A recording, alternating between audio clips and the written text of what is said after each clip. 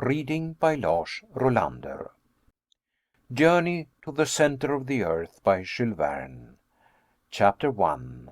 My Uncle Makes a Great Discovery. Looking back to all that has occurred to me since that eventful day, I am scarcely able to believe in the reality of my adventures.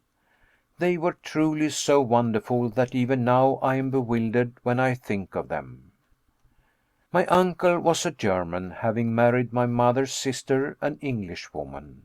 Being very much attached to his fatherless nephew, he invited me to study under him in his home in the fatherland.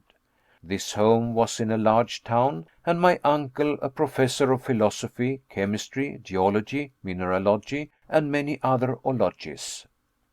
One day, after passing some hours in the laboratory, my uncle being absent at the time, I suddenly felt the necessity of renovating the tissues, that is, I was hungry, and was about to rouse up our old French cook, when my uncle, Professor von Hardwigg, suddenly opened the street door, and came rushing upstairs.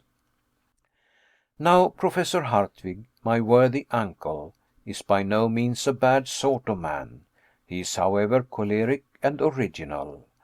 To bear with him means to obey, and scarcely had his heavy feet resounded within our joint domicile than he shouted for me to attend upon him.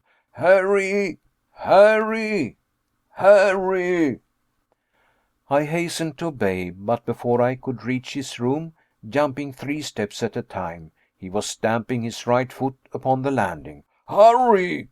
he cried in a frantic tone, "are you coming up?"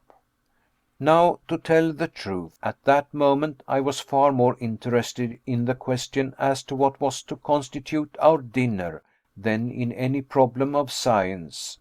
To me, soup was more interesting than soda, an omelette more tempting than arithmetic, and an artichoke of 10 times more value than any amount of asbestos. But my uncle was not a man to be kept waiting. So, adjourning therefore all minor questions, I presented myself before him. He was a very learned man. Now, most persons in this category supply themselves with information, as peddlers do with goods, for the benefit of others, and lay up stores in order to diffuse them abroad for the benefit of society in general. Not so my excellent uncle, Professor Hardwigg.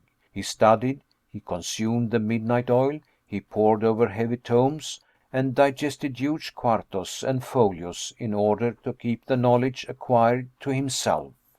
There was a reason, and it may be regarded as a good one, why my uncle objected to display his learning more than was absolutely necessary. He stammered, and when intent upon explaining the phenomena of the heavens, was apt to find himself at fault, and allude in such a vague way to sun, moon, and stars, that few were able to comprehend his meaning. To tell the honest truth, when the right word would not come, it was generally replaced by a very powerful adjective. In connection with the sciences there are many almost unpronounceable names, names very much resembling those of Welsh villages, and my uncle being very fond of using them, his habit of stammering was not thereby improved. In fact, there were periods in his discourse when he would finally give up and swallow his discomfiture in a glass of water. As I said, my uncle, Professor Hardwigg, was a very learned man, and I now add, a most kind relative. I was bound to him by the double ties of affection and interest. I took deep interest in all his doings, and hoped some day to be almost as learned myself. It was a rare thing for me to be absent from his lectures. Like him, I preferred mineralogy to all the other sciences. My anxiety was to gain real knowledge of the earth.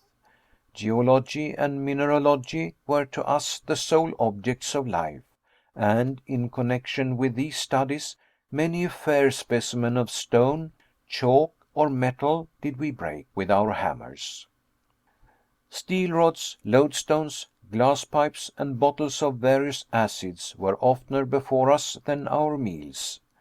My uncle Hardwigg was once known to classify 600 different geological specimens by their weight, hardness, fusibility, sound, taste, and smell.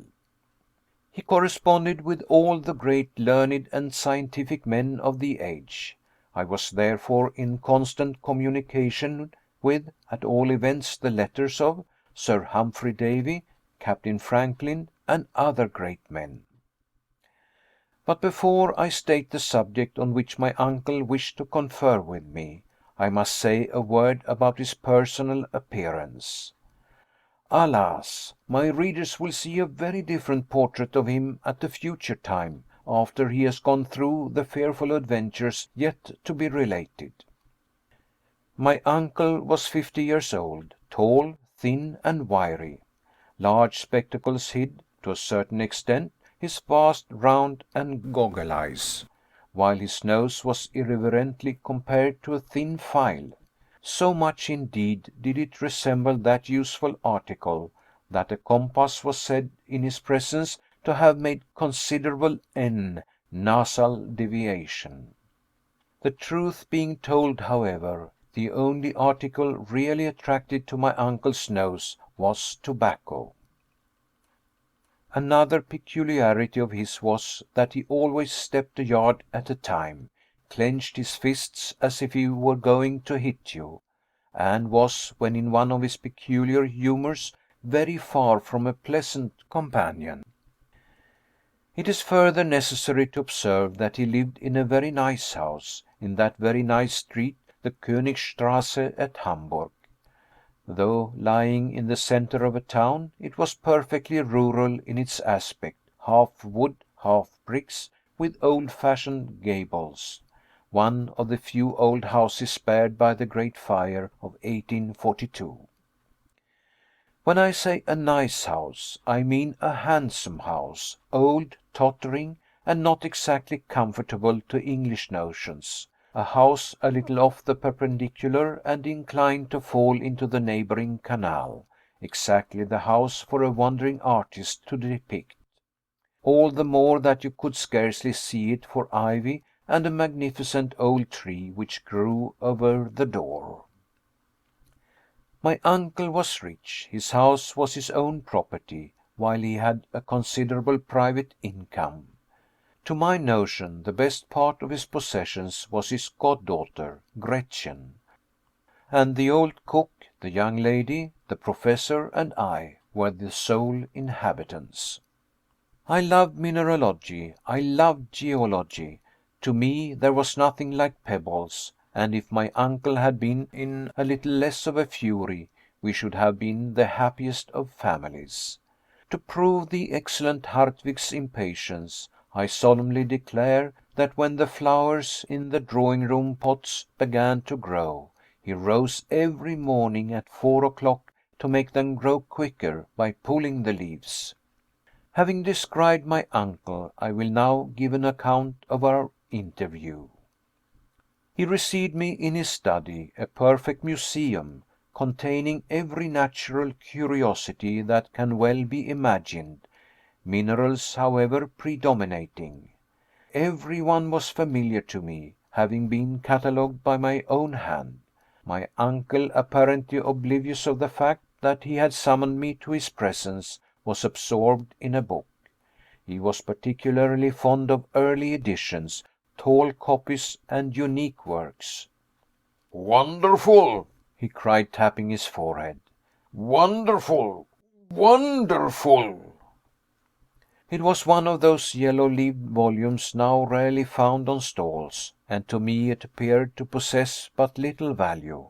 My uncle, however, was in raptures.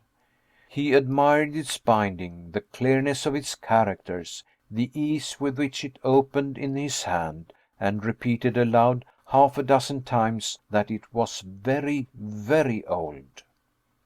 To my fancy he was making a great fuss about nothing, but it was not my province to say so. On the contrary, I professed considerable interest in the subject, and asked him what it was about. It is the Heimskringla of Snorre Tarleson, he said, the celebrated Icelandic author of the 12th century. It is a true and correct account of the Norwegian princes who reigned in Iceland. My next question related to the language in which it was written. I hoped at all events it was translated into German. My uncle was indignant at the very thought, and declared he wouldn't give a penny for a translation. His delight was to have found the original work in the Icelandic tongue, which he declared to be one of the most magnificent and yet simple idioms in the world, while at the same time its grammatical combinations were the most varied known to students. "About as easy as German?" was my insidious remark. My uncle shrugged his shoulders. "The letters, at all events," I said, "are rather difficult of comprehension." It is a runic manuscript, the language of the original population of Iceland, invented by Odin himself," cried my uncle, angry at my ignorance. I was about to venture upon some misplaced joke on the subject, when a small scrap of parchment fell out of the leaves. Like a hungry man snatching at a morsel of bread, the Professor seized it. It was about 5 inches by 3, and was scrawled over in the most extraordinary fashion. The lines shown here are an exact facsimile of what was written on the venerable piece of parchment, and have wonderful importance, as they induced my uncle to undertake the most wonderful series of adventures which ever fell to the lot of human beings. My uncle looked keenly at the document for some moments, and then declared that it was runic. The letters were similar to those in the book, but then what did they mean? This was exactly what I wanted to know. Now, as I had a strong conviction that the runic alphabet and dialect were simply an invention to mystify poor human nature, I was delighted to find that my uncle knew as much about the matter as I did, which was nothing. At all events, the tremulous motion of his fingers made me think so. "And yet," he muttered to himself, "it is old Icelandic. I am sure of it." And my uncle ought to have known, for he was a perfect polyglot dictionary in himself. He did not pretend, like a certain learned pundit, to speak the 2,000 languages and 4,000 idioms made use of in different parts of the globe, but he did know all the more important ones. It is a matter of great doubt to me now, to what violent measures my uncle's impetuosity might have led him, had not the clock struck 2, and our old French cook called out to let us know that dinner was on the table. "Bother the dinner!" cried my uncle. But as I was hungry, I sallied forth to the dining room, where I took up my usual quarters. Out of politeness I waited 3 minutes, but no sign of my uncle the Professor. I was surprised. He was not usually so blind to the pleasure of a good dinner. It was the acme of German luxury: parsley soup, a ham omelette with sorrel trimmings, an oyster of veal stewed with prunes, delicious fruit, and sparkling Moselle. For the sake of poring over this musty old piece of parchment, my uncle forbore to share our meal. To satisfy my conscience, I ate for both. The old cook and housekeeper was nearly out of her mind. After taking so much trouble, to find her master not appear at dinner was to her a sad disappointment, which, as she occasionally watched the havoc I was making on the viands, became also alarm. If my uncle were to come to table after all. Suddenly, just as I had consumed the last apple and drunk the last glass of wine, a terrible voice was heard at no great distance. It was my uncle roaring for me to come to him. I made very nearly one leap of it, so loud, so fierce was his tone. Chapter 2. the mysterious parchment. "I declare," cried my uncle, striking the table fiercely with his fist, "I declare to you it is runic, and contains some wonderful secret which I must get at any price." I was about to reply when he stopped me. "Sit down," he said quite fiercely, "and write to my dictation." I obeyed. "I will substitute," he said, "a letter of our alphabet for that of the runic. We will then see what that will produce. Now begin, and make no mistakes." The dictation commenced, with the following incomprehensible result: mm.rnlls sruel seecijde sgtssmf unteief needrke kt, samn atrates saodrrn emtnaei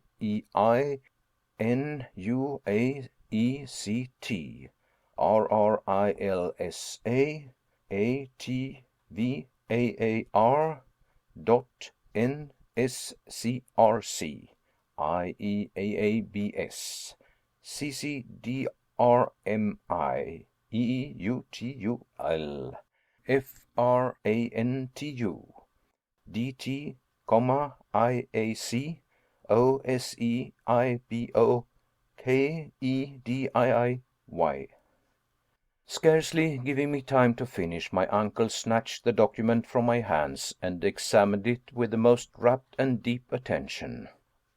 "I should like to know what it means," he said after a long period. I certainly could not tell him, nor did he expect me to, his conversation being uniformly answered by himself. "I declare it puts me in mind of a cryptograph," he cried. "Unless, indeed, the letters have been written without any real meaning, and yet why take so much trouble? Who knows but I may be on the verge of some great discovery?" My candid opinion was that it was all rubbish. But this opinion I kept carefully to myself, as my uncle's choler was not pleasant to bear. All this time he was comparing the book with the parchment. "The manuscript volume and the smaller document are written in different hands," he said. "The cryptograph is of much later date than the book. There is an undoubted proof of the correctness of my surmise." An irrefragable proof I took it to be. "The first letter is a double M, which was only added to the Icelandic language in the 12th century. This makes the parchment 200 years posterior to the volume." The circumstances appeared very probable and very logical, but it was all surmise to me. "To me it appears probable that this sentence was written by some owner of the book. Now, who was the owner is the next important question. Perhaps by great good luck it may be written somewhere in the volume." With these words Professor Hardwigg took off his spectacles, and taking a powerful magnifying glass, examined the book carefully. On the flyleaf was what appeared to be a blot of ink, but on examination proved to be a line of writing almost effaced by time. This was what he sought, and after some considerable time he made out these letters: "Arne Saknussemm," he cried in a joyous and triumphant tone. "That is not only an Icelandic name, but of a learned professor of the 16th century, a celebrated alchemist." I bowed as a sign of respect. "These alchemists," he continued, "Avicenna, Bacon, Lully, Paracelsus, were the only learned men of the day. They made surprising discoveries. May not this Saknussemm, nephew mine, have hidden on this bit of parchment some astounding invention? I believe the cryptograph to have a profound meaning, which I must make out." My uncle walked about the room in a state of excitement almost impossible to describe. "It may be so, sir," I timidly observed, But why conceal it from posterity, if it be a useful, a worthy discovery? Why, how should I know? Did not Galileo make a secret of his discoveries in connection with Saturn? But we shall see. Until I discover the meaning of this sentence, I will neither eat nor sleep. My dear uncle, I began. Nor you neither, he added. I was lucky. I had taken double allowance that day. In the first place, he continued, there must be a clue to the meaning. If we could find that, the rest would be easy enough. I began seriously to reflect. The prospect of going without food and sleep was not a promising one, so I determined to do my best to solve the mystery. My uncle meanwhile went on with his soliloquy.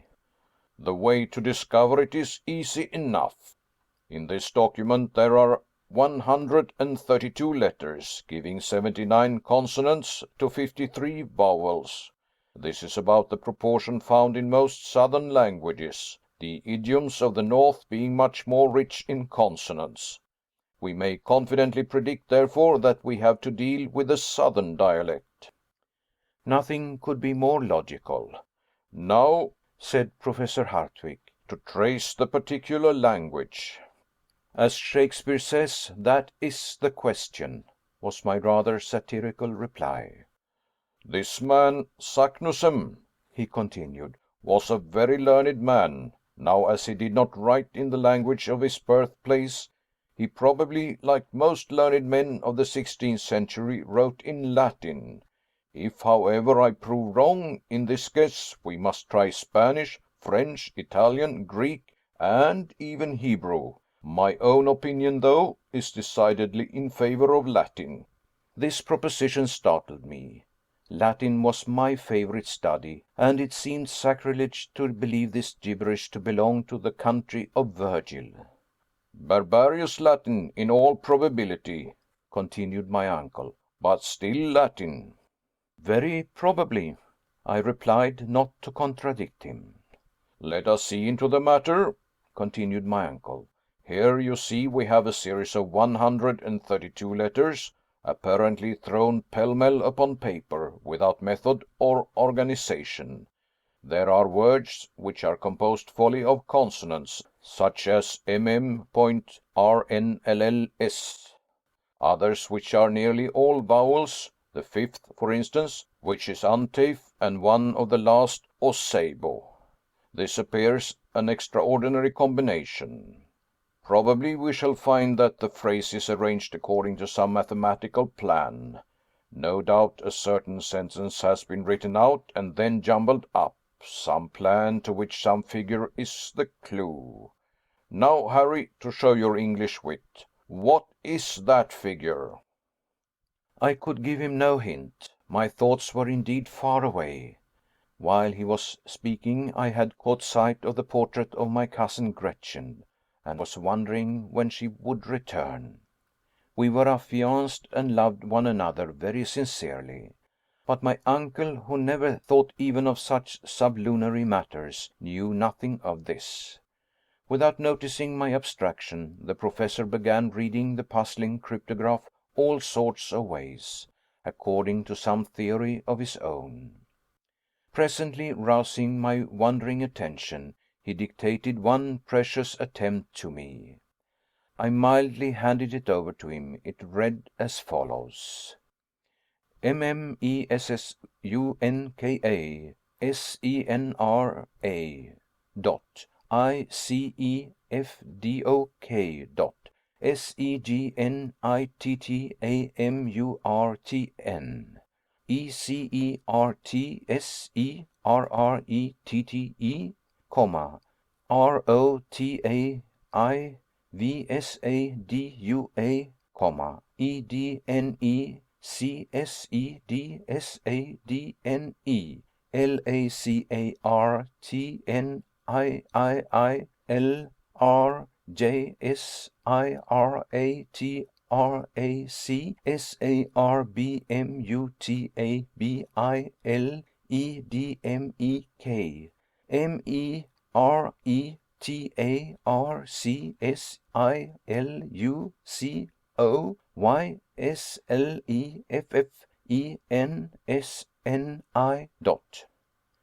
I could scarcely keep from laughing, while my uncle, on the contrary, got in a towering passion, struck the table with his fist, darted out of the room, out of the house, and then, taking to his heels, was presently lost to sight. Chapter 3. An Astounding Discovery. "What is the matter?" cried the cook, entering the room. "When will master have his dinner?" "Never." "And his supper?" "I don't know. He says he will eat no more, neither shall I.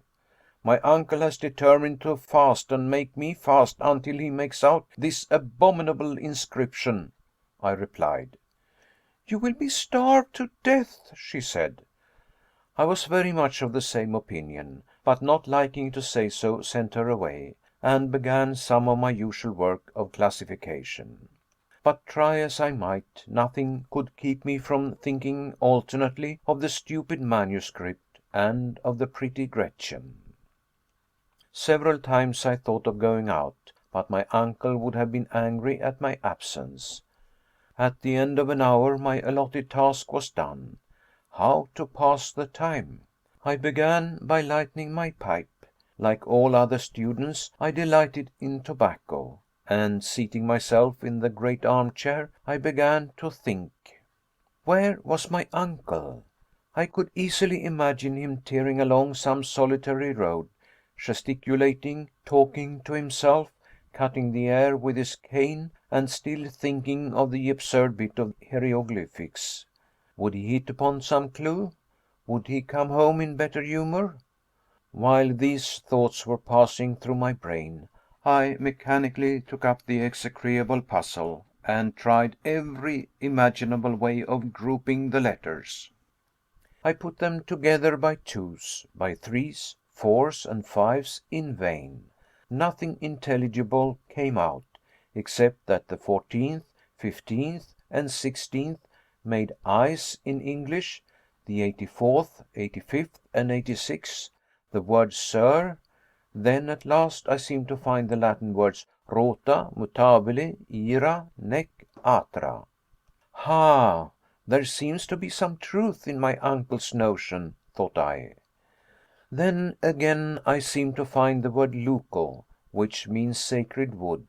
Then in the third line I appeared to make out labiled, a perfect Hebrew word, and at the last the syllables mer, ar, mer, which were French.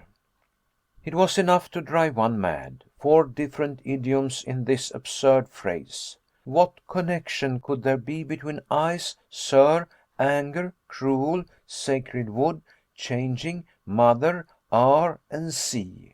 The first and the last might, in a sentence connected with Iceland, mean sea of ice. But what of the rest of this monstrous cryptograph? I was, in fact, fighting against an insurmountable difficulty. My brain was almost on fire. My eyes were strained with staring at the parchment. The whole absurd collection of letters appeared to dance before my vision in a number of black little groups.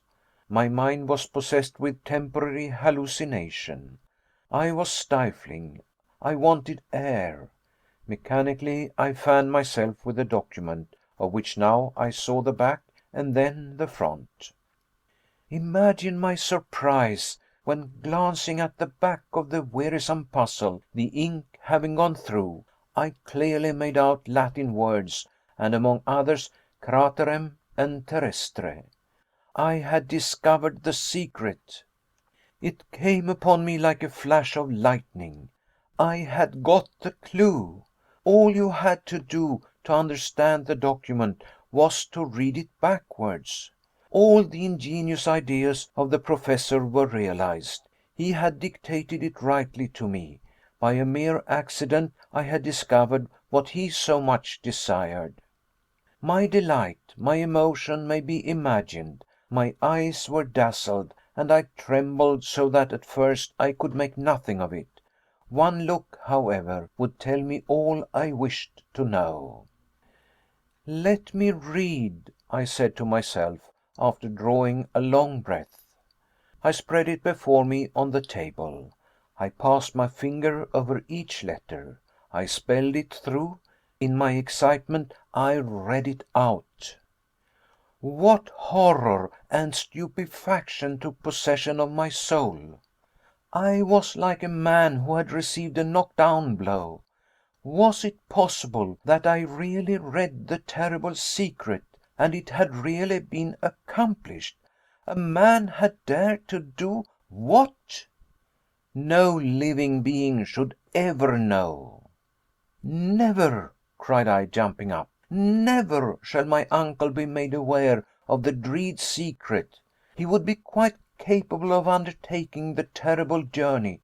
Nothing would check him, nothing stop him.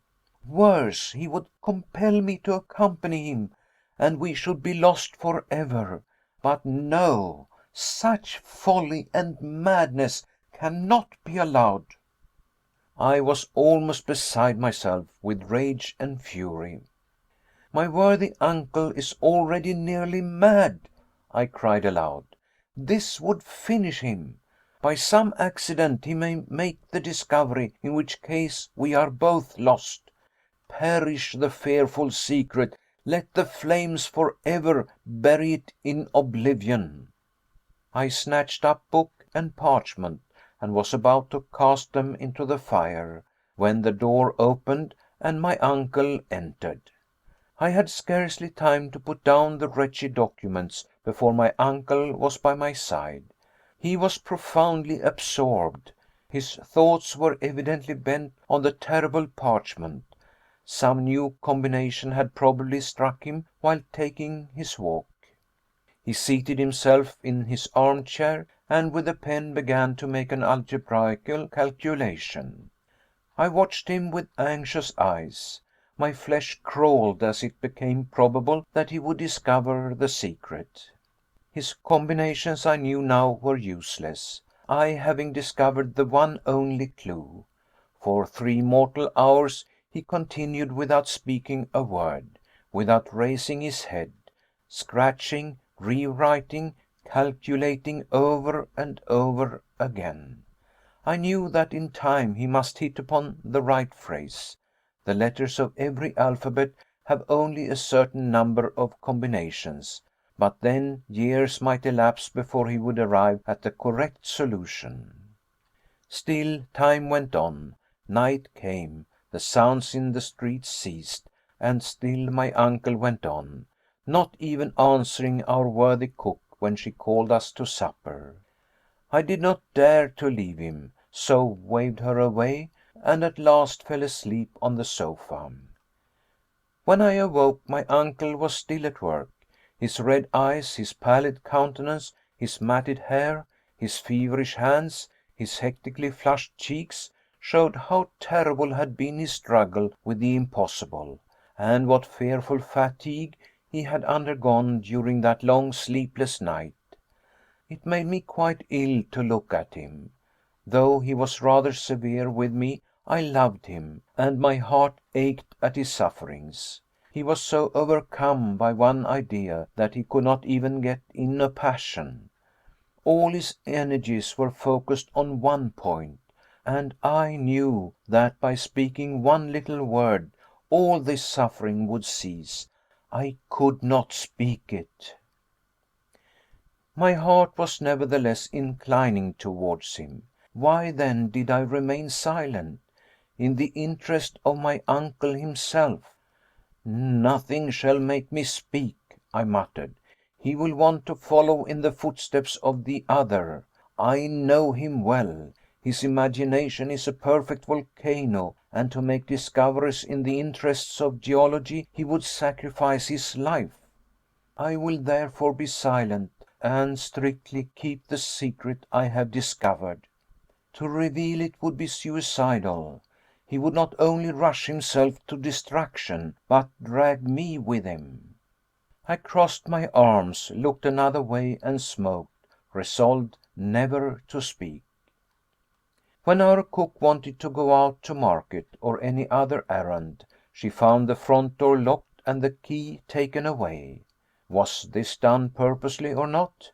Surely Professor Hardwigg did not intend the old woman and myself to become martyrs to his obstinate will.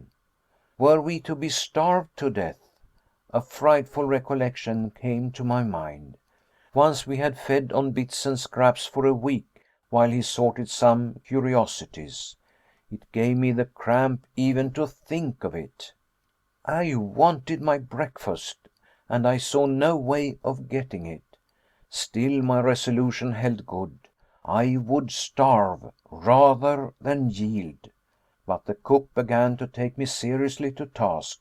What was to be done? She could not go out, and I dared not. My uncle continued counting and writing. His imagination seemed to have translated him to the skies. He neither thought of eating nor drinking. In this way 12 o'clock came round. I was hungry, and there was nothing in the house. The cook had eaten the last bit of bread. This could not go on.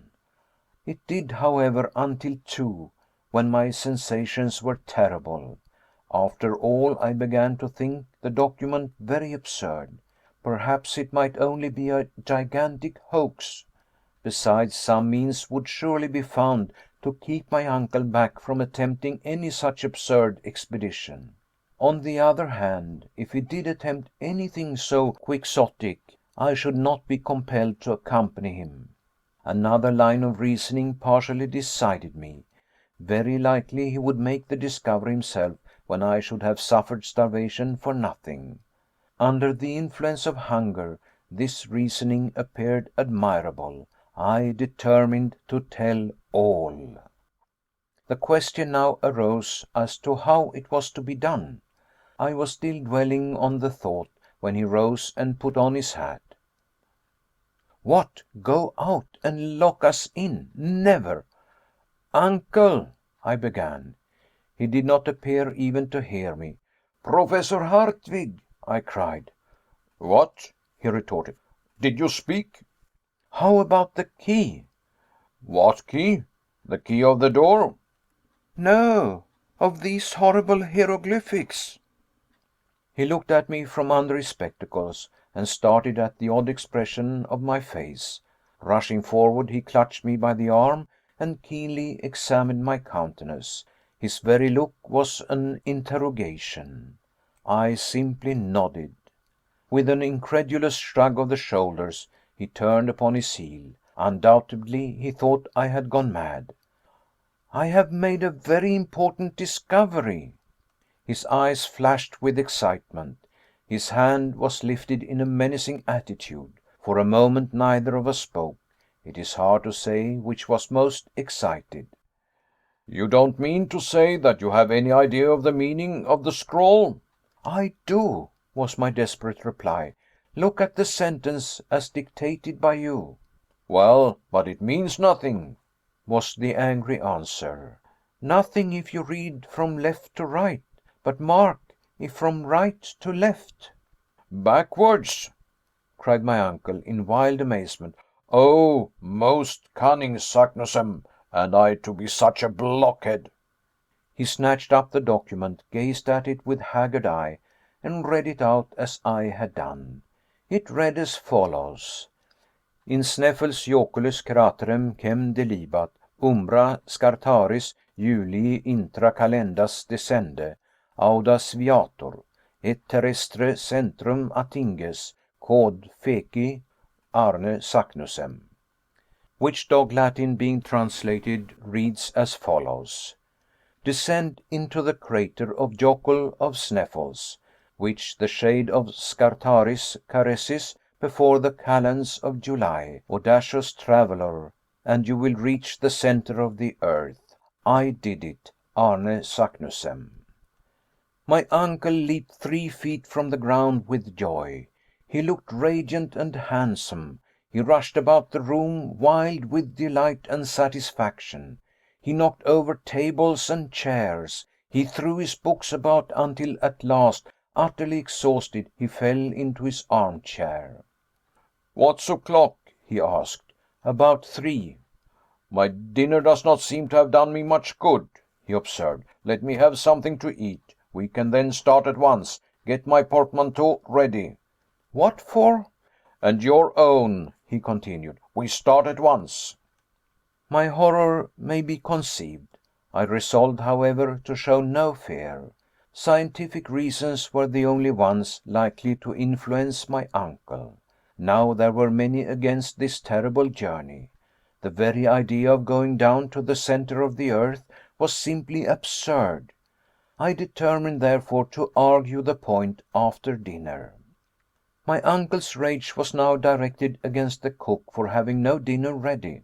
My explanation, however, satisfied him, and having gotten the key, she soon contrived to get sufficient to satisfy our voracious appetites. During the repast my uncle was rather gay than otherwise. He made some of those peculiar jokes which belong exclusively to the learned. As soon, however, as dessert was over, he called me to his study. We each took a chair on opposite sides of the table. "Henry," he said in a soft and winning voice, "I have always believed you ingenious, and you have rendered me a service never to be forgotten. Without you, this great, this wondrous discovery would never have been made. It is my duty, therefore, to insist on your sharing the glory." He is in a good humor, thought I. I'll soon let him know my opinion of glory. "In the first place," he continued, "you must keep the whole affair a profound secret. There is no more envious race of men than scientific discoverers. Many would start on the same journey. At all events, we will be the first in the field." "I doubt your having many competitors," was my reply. "A man of real scientific acquirements would be delighted at the chance. We should find a perfect stream of pilgrims on the traces of Arne Saknussemm, if this document were once made public." "But, my dear sir, is not this paper very likely to be a hoax?" I urged. "The book in which we find it is sufficient proof of its authenticity," he replied. "I thoroughly allow that the celebrated professor wrote the lines, but only, I believe, as a kind of mystification," was my answer. Scarcely were the words out of my mouth when I was sorry I had uttered them. My uncle looked at me with a dark and gloomy scowl, and I began to be alarmed for the results of our conversation. His mood soon changed, however, and a smile took the place of a frown. "We shall see," he remarked with decisive emphasis. "But see, what is all this about Jokull and Sneffels and this Scartaris? I have never heard anything about them." "The very point to which I am coming.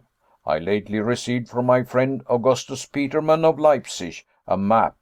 Take down the third atlas from the second shelf, series set, plate 4. I rose, went to the shelf, and presently returned with the volume indicated. "This," said my uncle, "is one of the best maps of Iceland. I believe it will settle all your doubts, difficulties, and objections." With a grim hope to the contrary, I stooped over the map. Chapter 4. We start on the journey. "You see, the whole island is composed of volcanoes," said the Professor, "and remark carefully that they all bear the name of Jokull. The word is Icelandic, and means a glacier.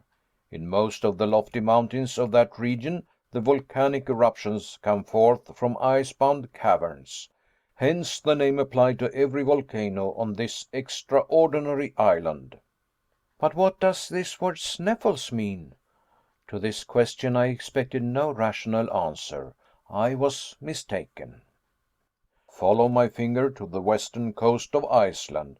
There you see Reykjavik, its capital. Follow the direction of one of its innumerable fjords or arms of the sea, and what do you see below the 65th degree of latitude?"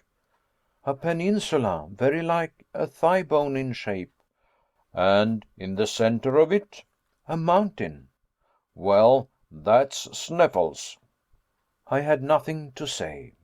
That is Sneffels, a mountain about 5,000 feet in height, one of the most remarkable in the whole island, and certainly doomed to be the most celebrated in the world, for through its crater we shall reach the center of the earth. Impossible! cried I, startled and shocked at the thought. Why impossible? said Professor Hardwigg in his severest tones. Because its crater is choked with lava, by burning rocks, by infinite dangers. But if it be extinct? That would make a difference. Of course it would. There are about 300 volcanoes on the whole surface of the globe, but the greater number are extinct. Of these Sneffels is one. No eruption has occurred since 1219. In fact, it has ceased to be a volcano at all. After this, what more could I say? Yes, I thought of another objection. But what is all this about Scartaris and the calends of July? My uncle reflected deeply. Presently he gave forth the result of his reflections in a sententious tone. What appears obscure to you, to me is light. This very phrase shows how particular Saknussemm is in his directions. The Sneffels mountain has many craters. He is careful, therefore, to point the exact one, which is the highway into the interior of the earth. He lets us know for this purpose that about the end of the month of June the shadow of Mount Scartaris falls upon the one crater. There can be no doubt about the matter. My uncle had an answer for everything. I accept all your explanations, I said, and Saknussemm is right. He found out the entrance to the bowels of the earth. He has indicated correctly, but that he or anyone else ever followed up the discovery is madness to suppose. Why so, young man? All scientific teaching, theoretical and practical, shows it to be impossible. I care nothing for theories, retorted my uncle. But is it not well known that heat increases 1 degree for every 70 feet you descend into the earth, which gives a fine idea of the central heat? All the matters which compose the globe are in a state of incandescence. Even gold, platinum, and the hardest rocks are in a state of fusion. What would become of us? Don't be alarmed at the heat, my boy. How so? Neither you nor anybody else know anything about the real state of the earth's interior. All modern experiments tend to explode the older theories. Were any such heat to exist, the upper crust of the earth would be shattered to atoms, and the world would be at an end. A long, learned, and not uninteresting discussion followed, which ended in this wise. I do not believe in the dangers and difficulties which you, Henry, seem to multiply, and the only way to learn is, like Arne Saknussemm, to go and see. Well, cried I, overcome at last, let us go and see, though how we can do that in the dark is another mystery. Fear nothing. We shall overcome these and many other difficulties. Besides, as we approach the center, I expect to find it luminous. Nothing is impossible. And now that we have come to a thorough understanding, not a word to any living soul. Our success depends on secrecy and dispatch. Thus ended our memorable conference, which roused a perfect fever in me. Leaving my uncle, I went forth like one possessed. Reaching the banks of the Elbe, I began to think. Was all I had heard really and truly possible? Was my uncle in his sober senses, and could the interior of the earth be reached? Was I the victim of a madman, or was he a discoverer of rare courage and grandeur of conception? To a certain extent I was anxious to be off. I was afraid my enthusiasm would cool. I determined to pack up at once. At the end of an hour, however, on my way home, I found that my feelings had very much changed. "I'm all abroad," I cried. "'Tis a nightmare. I must have dreamt it." At this moment I came face to face with Gretchen, whom I warmly embraced. "So you have come to meet me?" she said. "How good of you! But what is the matter?" Well, it was no use mincing the matter. I told her all. She listened with awe, and for some minutes she could not speak. "Well," I at last said, rather anxiously. "What a magnificent journey! If I were only a man! A journey worthy of the nephew of Professor Hardwigg. I should look upon it as an honor to accompany him." "My dear Gretchen, I thought you would be the first to cry out against this mad enterprise." "No, on the contrary, I glory in it. It is magnificent, splendid, an idea worthy of my father, Henry Lawson. I envy you." This was, as it were, conclusive, the final blow of all. When we entered the house, we found my uncle surrounded by workmen and porters, who were packing up. He was pulling and hauling at a bell. "Where have you been wasting your time? Your portmanteau is not packed, my papers are not in order, the precious tailor has not brought my clothes, nor my gaiters, the key of my carpet bag is gone." I looked at him stupefied, and still he tugged away at the bell. "We are really off, then?" I said. "Yes, of course, and yet you go out for a stroll, unfortunate boy." "And when do we go?" "The day after tomorrow at daybreak." I heard no more, but darted off to my little bedchamber, and locked myself in. There was no doubt about it now. My uncle had been hard at work all the afternoon. The garden was full of ropes, rope ladders, torches, gourds, iron clamps, crowbars, alpenstocks, and pickaxes, enough to load 10 men. I passed a terrible night. I was called early the next day, to learn that the resolution of my uncle was unchanged and irrevocable. I also found my cousin and affianced wife as warm on the subject as was her father. Next day, at 5 o'clock in the morning, the post chaise was at the door. Gretchen and the old cook received the keys of the house, and scarcely pausing to wish anyone good bye, we started on our adventurous journey into the center of the earth. Chapter 5. First Lessons in Climbing. At Altona, a suburb of Hamburg, is the chief station of the Kiel railway, which was to take us to the shores of the Belt. In 20 minutes from the moment of our departure we were in Holstein, and our carriage entered the station. Our heavy luggage was taken out, weighed, labeled, and placed in a huge van. We then took our tickets, and exactly at 7 o'clock were seated opposite each other in a first-class railway carriage. My uncle said nothing. He was too busy examining his papers, among which of course was the famous Parchment, and some letters of introduction from the Danish consul, which were to pave the way to an introduction to the governor of Iceland. My only amusement was looking out of the window.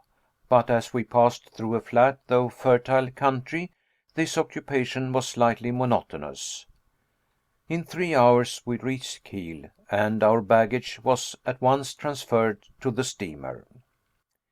We had now a day before us, a delay of about 10 hours, which fact put my uncle in a towering passion. We had nothing to do but to walk about the pretty town and bay. At length, however, we went on board, and at 10:30 were steaming down the Great Belt. It was a dark night with a strong breeze and a rough sea, nothing being visible but the occasional fires on shore, with here and there a lighthouse. At 7 in the morning we left Korsør, a little town on the western side of Sealand. Here we took another railway, which in 3 hours brought us to the capital, Copenhagen, where, scarcely taking time for refreshment, my uncle hurried out to present one of his letters of introduction. It was to the director of the Museum of Antiquities, who, having been informed that we were tourists bound for Iceland, did all he could to assist us. One wretched hope sustained me now. Perhaps no vessel was bound for such distant parts. Alas! A little Danish schooner, the Valkyrie, was to sail on the 2nd of June for Reykjavik. The captain, M. Bjarne, was on board, and was rather surprised at the energy and cordiality with which his future passenger shook him by the hand. To him a voyage to Iceland was merely a matter of course.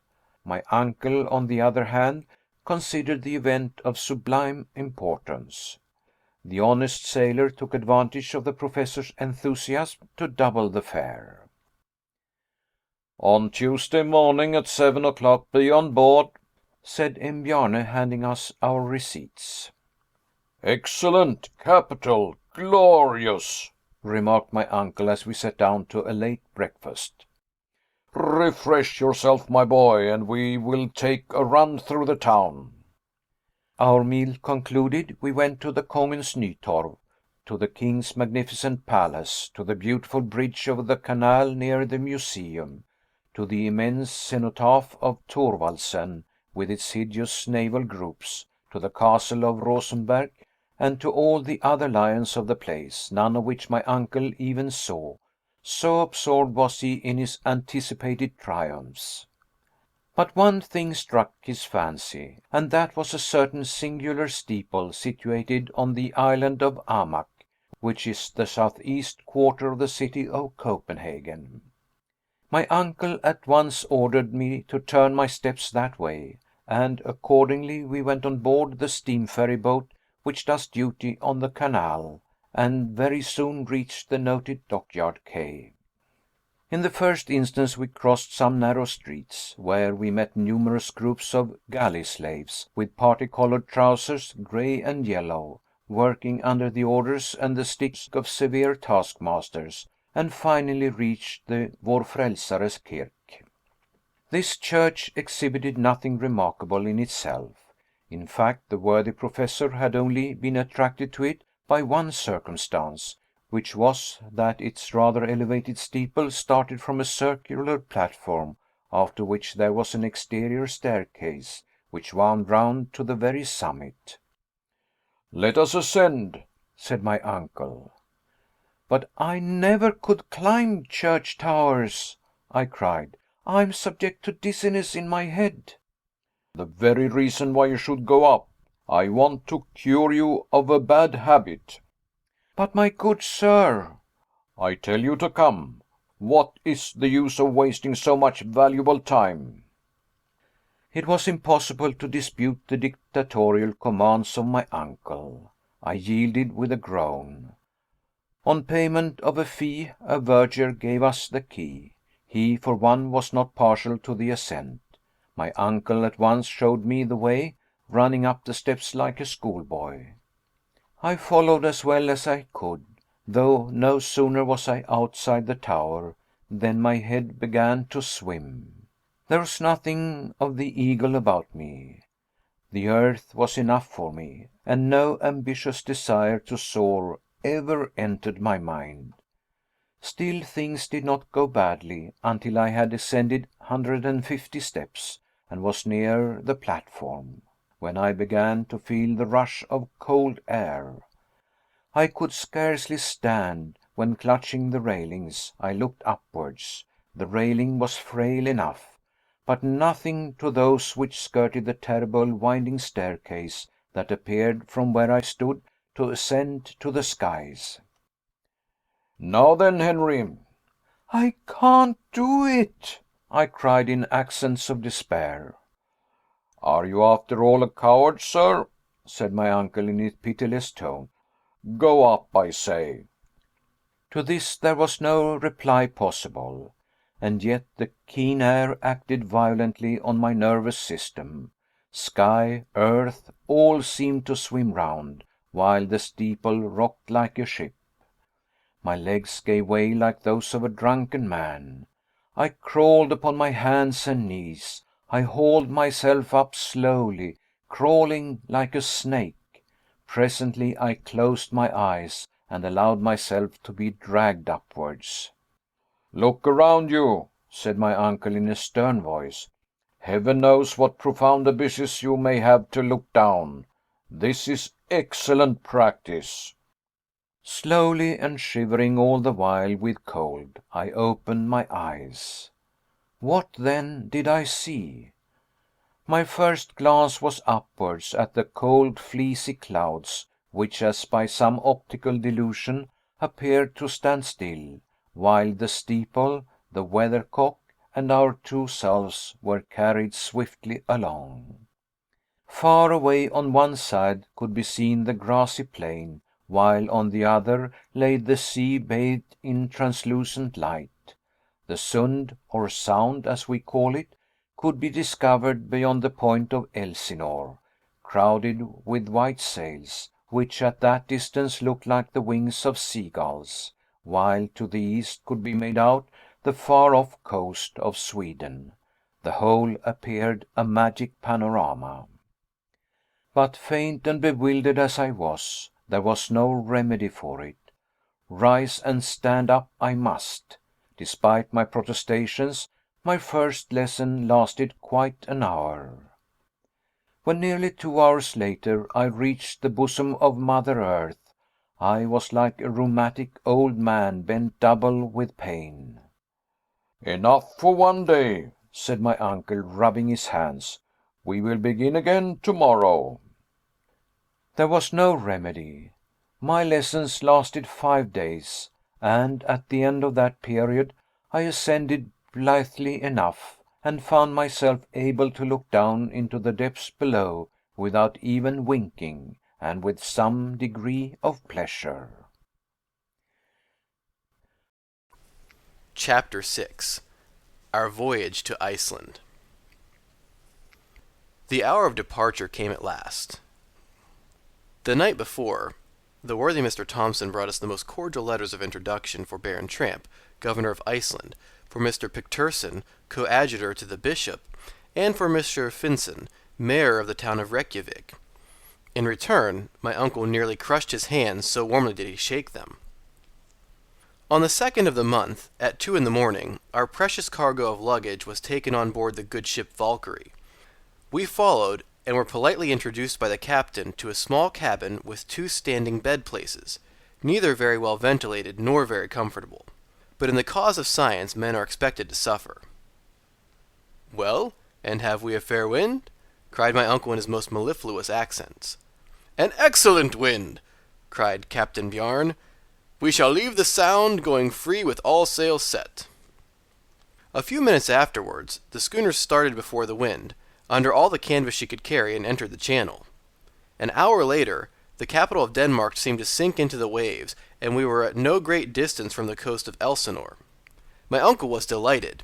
For myself, moody and dissatisfied, I appeared almost to expect a glimpse of the ghost of Hamlet. "Sublime madman," thought I, "you doubtless would approve our proceedings. You might perhaps even follow us to the center of the earth, there to resolve your eternal doubts." But no ghost or anything else appeared upon the ancient walls. The fact is, the castle is much later than the time of the heroic Prince of Denmark. It is now the residence of the keeper of the Strait of the Sound, and through that sound more than 15,000 vessels of all nations pass every year.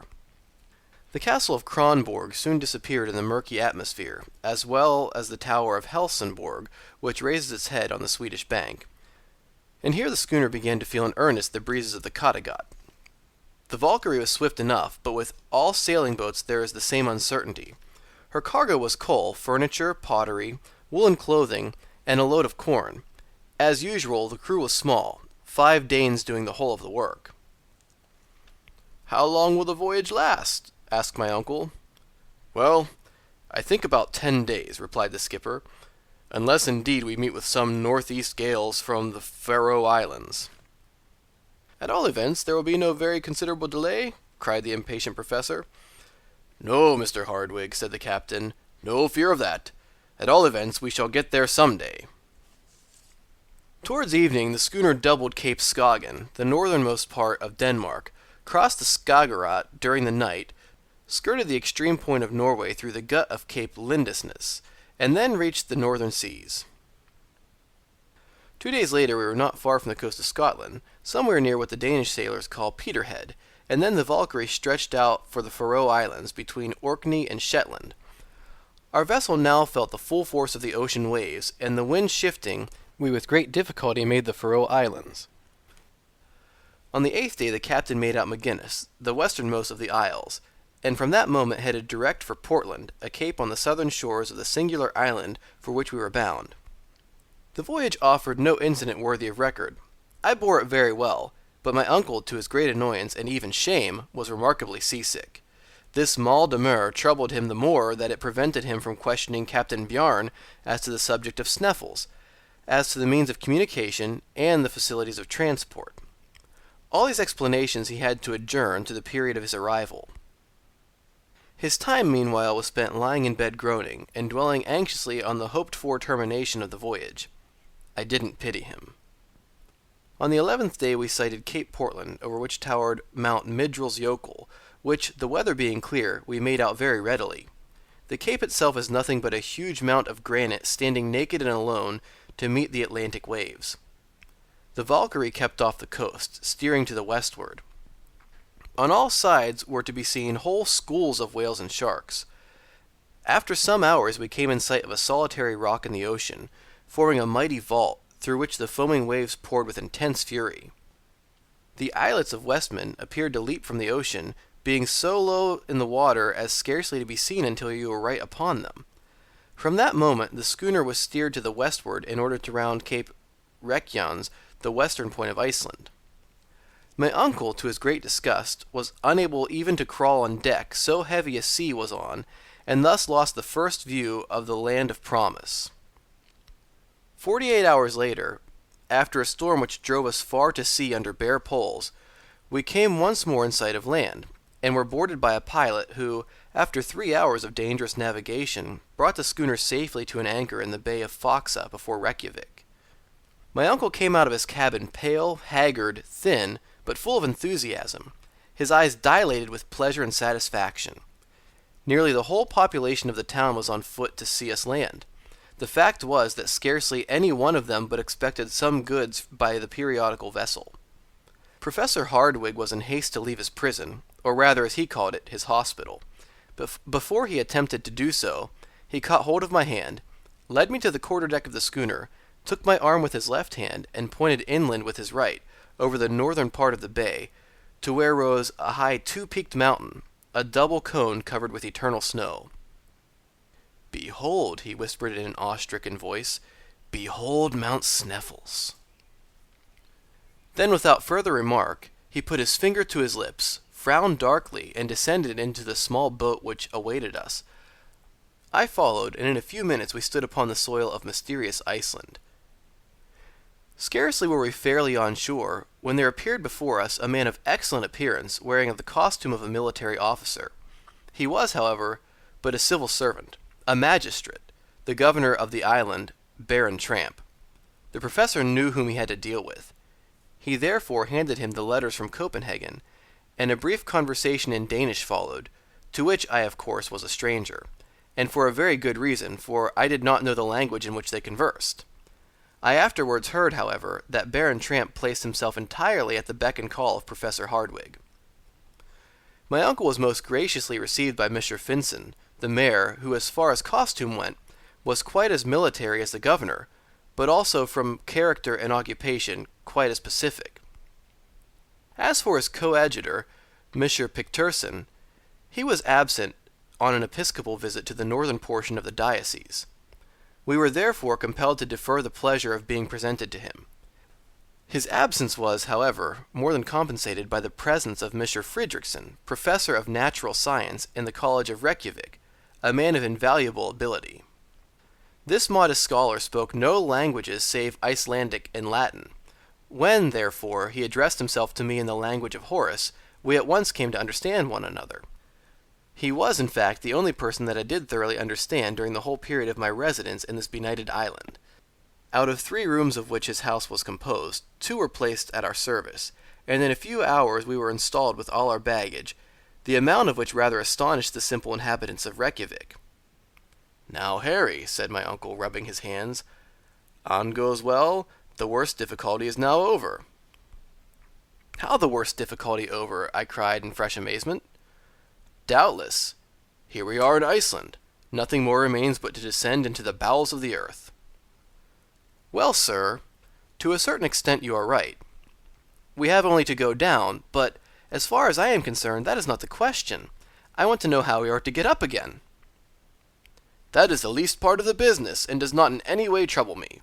In the meantime, there is not an hour to lose. I am about to visit the public library. Very likely I may find there some manuscripts from the hand of Saknussemm. I shall be glad to consult them." "In the meanwhile," I replied, "I will take a walk through the town. Will you not likewise do so?" "I feel no interest in the subject," said my uncle. "What for me is curious in this island is not what is above the surface, but what is below." I bowed by way of reply, put on my hat and furred cloak, and went out. It was not an easy matter to lose oneself in the 2 streets of Reykjavik. I had, therefore, no need to ask my way. The town lies on a flat and marshy plain between 2 hills. A vast field of lava skirts it on one side, falling away in terraces toward the sea. On the other hand is the large bay of Foxa, bordered on the north by the enormous glacier of Sneffels, and in which bay the Valkyrie was then the only vessel at anchor. Generally there was 1 or 2 English or French gunboats to watch and protect the fisheries in the offing. They were now, however, absent on duty. The longest of the streets of Reykjavik runs parallel to the shore. In this street the merchants and traders live in wooden huts made with beams of wood, painted red, mere log huts such as you would find in the wilds of America.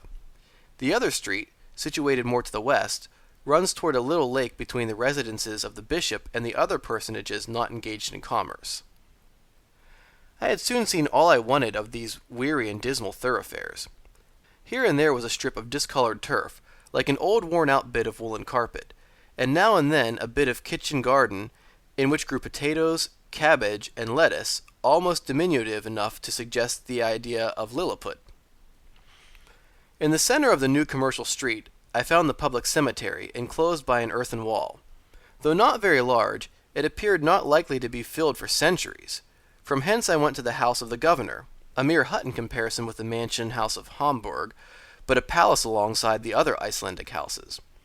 Between the little lake and the town was the church, built in simple Protestant style, and composed of calcined stones, thrown up by volcanic action.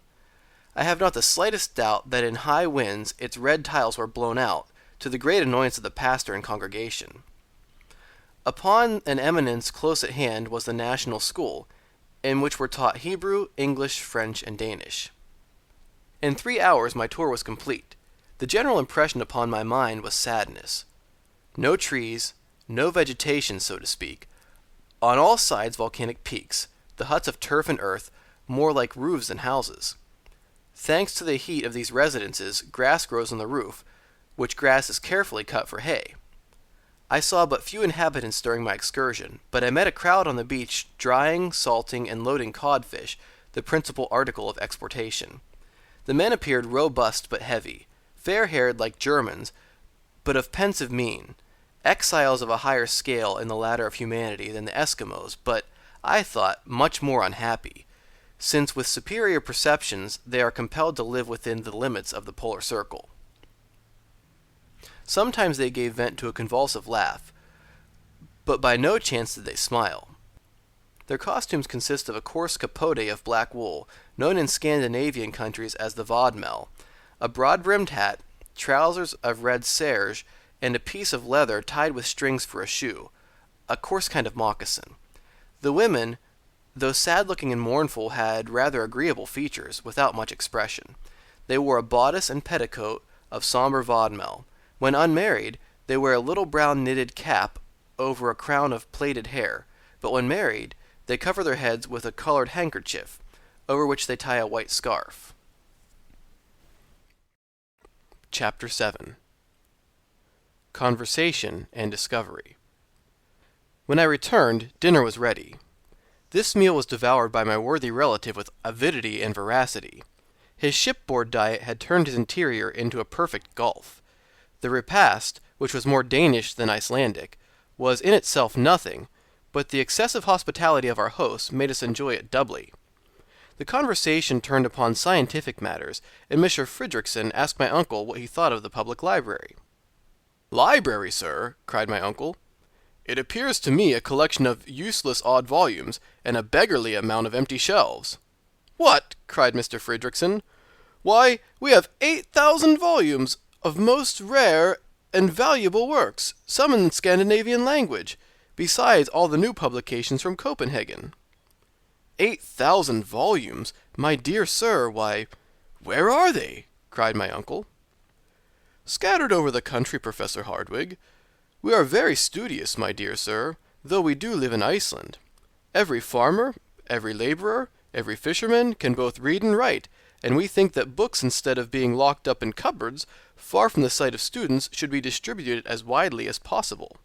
The books of our library are therefore passed from hand to hand without returning to the library shelves perhaps for years." "Then when foreigners visit you, there is nothing for them to see?" "Well, sir, foreigners have their own libraries, and our first consideration is that our humbler classes should be highly educated. Fortunately, the love of study is innate in the Icelandic people. In 1816 we founded a literary society and mechanics institute. Many foreign scholars of eminence are honorary members. We publish books destined to educate our people, and these books have rendered valuable services to our country. Allow me to have the honor, Professor Hardwigg, to enroll you as an honorary member."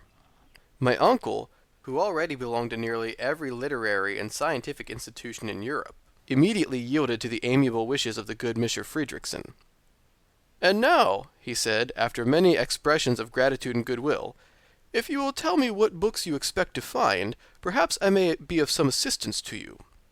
I watched my uncle keenly. For a minute or two he hesitated, as if unwilling to speak. To speak openly was, perhaps, to unveil his projects. Nevertheless, after some reflection, he made up his mind. "Well, Mr. Fridriksson," he said in an easy, unconcerned kind of way, "I was desirous of ascertaining if among other valuable works you had any of the learned Arne Saknussemm." "Arne Saknussemm!" cried the professor of Reykjavik. "You speak of one of the most distinguished scholars of the 16th century, of the great naturalist, the great alchemist, the great traveler." "Exactly so." "One of the most distinguished men connected with Icelandic science and literature." "As you say, sir." "A man illustrious above all." "Yes, sir, all this is true, but his works?" "We have none of them." "Not in Iceland?" "There are none in Iceland, or elsewhere," answered the other sadly. "Why so?" "Because Arne Saknussemm was persecuted for heresy, and in 1573 his works were publicly burnt at Copenhagen by the hands of the common hangman." "Very good, capital," murmured my uncle, to the great astonishment of the worthy Icelander. "You said, sir?" Yes, all is clear. I see the link in the chain. Everything is explained, and I now understand why Arne Saknussemm, put out of court, forced to hide his magnificent discoveries, was compelled to conceal beneath the veil of an incomprehensible cryptograph the secret." "What secret?" "A secret which—" stammered my uncle. "Have you discovered some wonderful manuscript?" cried Mr. Fridriksson. No, I was carried away by my enthusiasm. A mere supposition." "Very good, sir.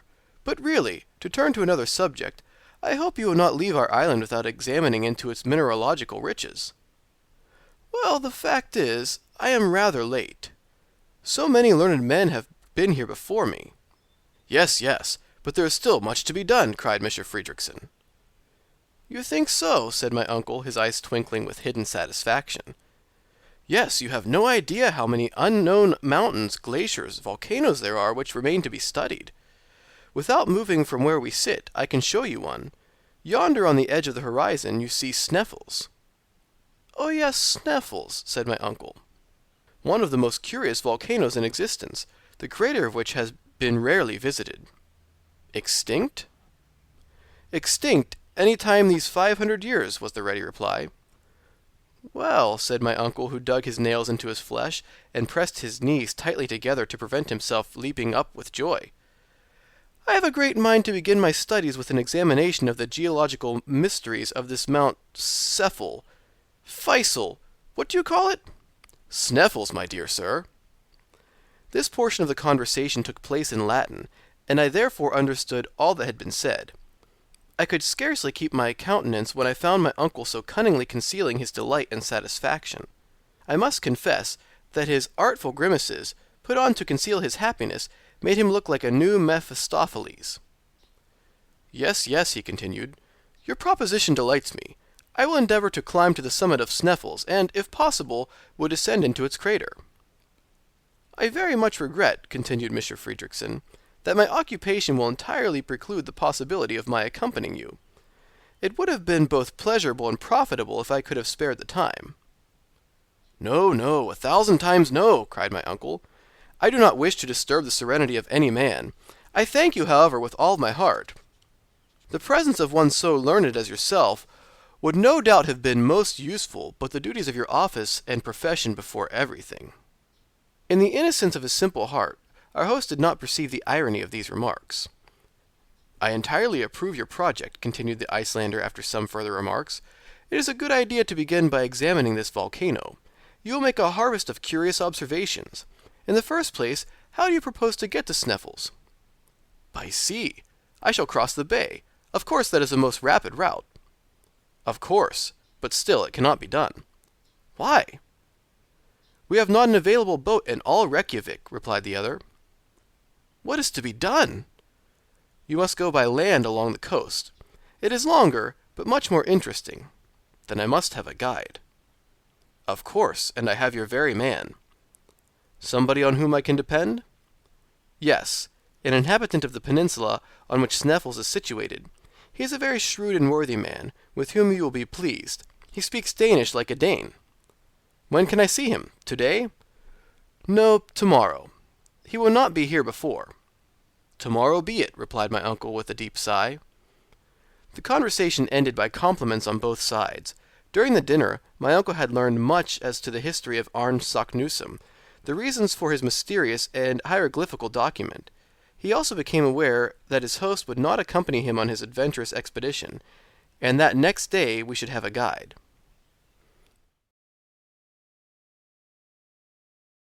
Chapter 8. The Eider-Down Hunter Off at Last. That evening I took a brief walk on the shore near Reykjavik, after which I returned to an early sleep on my bed of coarse planks, where I slept the sleep of the just. When I awoke, I heard my uncle speaking loudly in the next room. I rose hastily and joined him. He was talking in Danish with a man of tall stature and of perfectly Herculean build. This man appeared to be possessed of very great strength. His eyes, which started rather prominently from a very large head, the face belonging to which was simple and naive, appeared very quick and intelligent. Very long hair, which even in England would have been accounted exceedingly red, fell over his athletic shoulders. This native of Iceland was active and supple in appearance, though he scarcely moved his arms, being in fact one of those men who despises the habit of gesticulation common to southern people. Everything in this man's manner revealed a calm and phlegmatic temperament. There was nothing indolent about him, but his appearance spoke of tranquillity. He was one of those who never seemed to expect anything from anybody, who liked to work when he thought proper, and whose philosophy nothing could astonish or trouble. I began to comprehend his character simply from the way in which he listened to the wild and impassioned verbiage of my worthy uncle. While the excellent professor spoke sentence after sentence, he stood with folded arms, utterly still, motionless to all of my uncle's gesticulations. When he wanted to say no, he moved his head from left to right. When he acquiesced, he nodded, so slightly that you could have scarcely seen the undulation of his head. This economy of motion was carried to the length of avarice. Judging from his appearance, I should have been a long time before I had suspected him to be what he was, a mighty hunter. Certainly his manner was not likely to frighten the game. How, then, did he contrive to get at his prey? My surprise was slightly modified when I knew that this tranquil and solemn personage was only a hunter of the eider duck, the down of which is, after all, the greatest source of the Icelander's wealth. In the early days of summer, the female of the eider, a pretty sort of duck, builds its nest amid the rocks of the fjords, the name given to all narrow gulfs in Scandinavian countries, with which every part of the island is indented. No sooner has the eider duck made her nest than she lines the inside of it with the softest down from her breast. Then comes the hunter or trader, taking away the nest. The poor bereaved female begins her task over again, and this continues as long as any eider down is to be found. When she can find no more, the male bird sets to work to see what he can do. As, however, his down is not so soft, and therefore has no commercial value, the hunter does not take the trouble to rob him of his nest lining. The nest is accordingly finished, the eggs are laid, the little ones are born, and next year the harvest of eider-down is again collected. Now, as the eider duck never selects steep rocks or aspects to build its nest, but rather sloping and low cliffs near to the sea, the Icelandic hunter can carry on his trade operations without much difficulty. He is like a farmer who has neither to plow, to sow, nor to harrow, only to collect his harvest. This grave, sententious, silent person, as phlegmatic as an Englishman on the French stage, was named Hans Bjelke. He had called upon us in consequence of the recommendation of Mr. Fredrickson.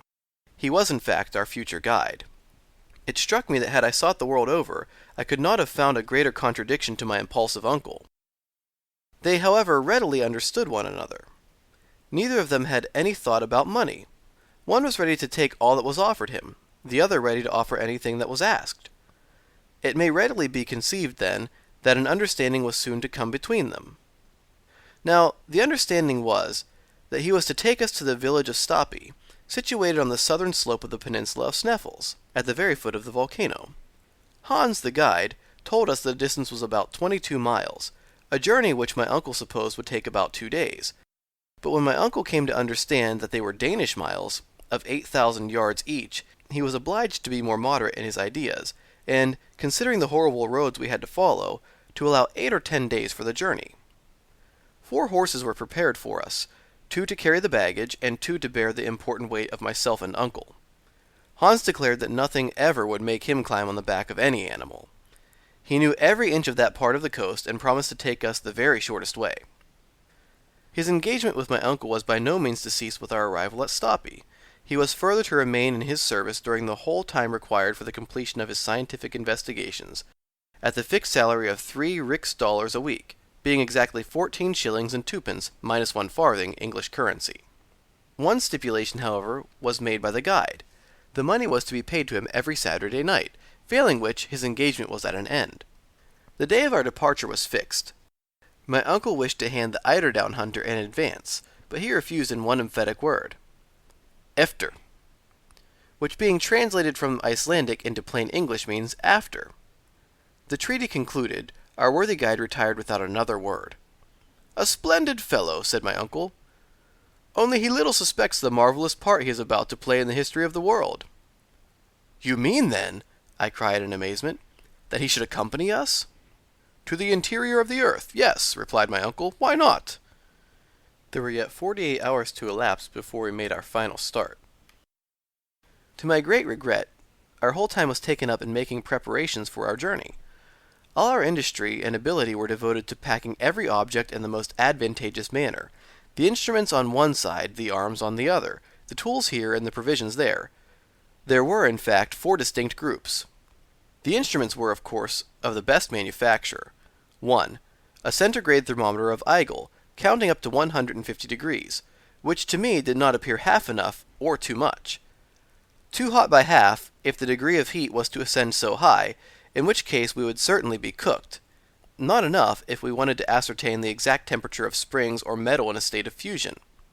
2. A manometer, which worked by compressed air, an instrument used to ascertain the upper atmospheric pressure on the level of the ocean. Perhaps a common barometer would not have done as well, the atmospheric pressure being likely to increase in proportion as we descended below the surface of the earth. 3. A first-class chronometer made by Boissonnas of Geneva, set at the meridian of Hamburg, from which Germans calculate, as the English do from Greenwich, and the French from Paris. 4. 2 compasses, one for horizontal guidance, the other to ascertain the dip. 5. A night glass. 6. 2 Ruhmkorff coils, which, by means of a current of electricity, would ensure us a very excellent, easily carried, and certain means of obtaining light. 7. A voltaic battery on the newest principle. Footnote. Thermometer. Thermos and metron. Measure. An instrument for measuring the temperature of the air. Manometer. Monos and metron. Measure. An instrument to show the density or rarity of gases. Chronometer. Chronos, time, and metros, measure. A time measurer, or superior watch. Ruhmkorff's coil. An instrument for producing currents of induced electricity of great intensity. It consists of a coil of copper wire, insulated by being covered with silk, surrounded by another coil of fine wire, also insulated, in which a momentary current is induced when a current is passed through the inner coil from a voltaic battery. When the apparatus is in action, the gas becomes luminous and produces a white and continued light. The battery and wire are carried in a leather bag, which the traveler fastens by a strap to his shoulders. The lantern is in front, and enables the benighted wanderer to see in the most profound obscurity. He may venture without fear of explosion into the midst of the most inflammable gases, and the lantern will burn beneath the deepest waters. H. D. Ruhmkorff, an able and learned chemist, discovered the induction coil. In 1864 he won the quinquennial French prize of £2,000 for this ingenious application of electricity. A voltaic battery, so called from Volta, its designer, is an apparatus consisting of a series of metal plates arranged in pairs and subjected to the action of saline solutions for producing currents of electricity. End footnote. Our arms consisted of 2 rifles, with 2 revolving 6-shooters. Why these arms were provided it was impossible for me to say. I had every reason to believe that we had neither wild beasts nor savage natives to fear. My uncle, on the other hand, was quite devoted to his arsenal and to his collection of instruments, and above all was very careful with his provision of fulminating or gun cotton, warranted to keep in any climate, and of which the expansive force was known to be greater than that of ordinary gunpowder. Our tools consisted of 2 pickaxes, 2 crowbars, a silken ladder, 3 iron-shod alpine poles, a hatchet, a hammer, a dozen wedges, some pointed pieces of iron, and a quantity of strong rope. You may conceive that the whole made a tolerable parcel, especially when I mentioned that the ladder itself was 300 feet long. Then there came the important question of provisions. The hamper was not very large, but tolerably satisfactory, for I knew that in concentrated essence of meat and biscuit there was enough to last 6 months. The only liquid provided by my uncle was scheidam. Of water, not a drop. We had, however, an ample supply of gourds, and my uncle counted on finding water, and enough to fill them, as soon as we commenced our downward journey. My remarks as to the temperature, the quality, and even the possibility of none being found, remained wholly without effect. To make up the exact list of our traveling gear for the guidance of future travelers, add that we carried a medicine and surgical chest, with all apparatus necessary for wounds, fractures, and blows, lint, scissors, lancets, in fact a perfect collection of horrible-looking instruments, a number of vials containing ammonia, alcohol, ether, gallard water, aromatic vinegar, in fact, every possible and impossible drug. Finally, all the materials for working the Ruhmkorff coil. My uncle had also been careful to lay in a goodly supply of tobacco, several flasks of very fine gunpowder, boxes of tinder, besides a large belt crammed full of notes and gold. Good boots rendered watertight were to be found to the number of 6 in the toolbox. "My boy, with such clothing, with such boots, and such general equipment," said my uncle, in a state of rapturous delight, "we may hope to travel far." It took a whole day to put these matters in order.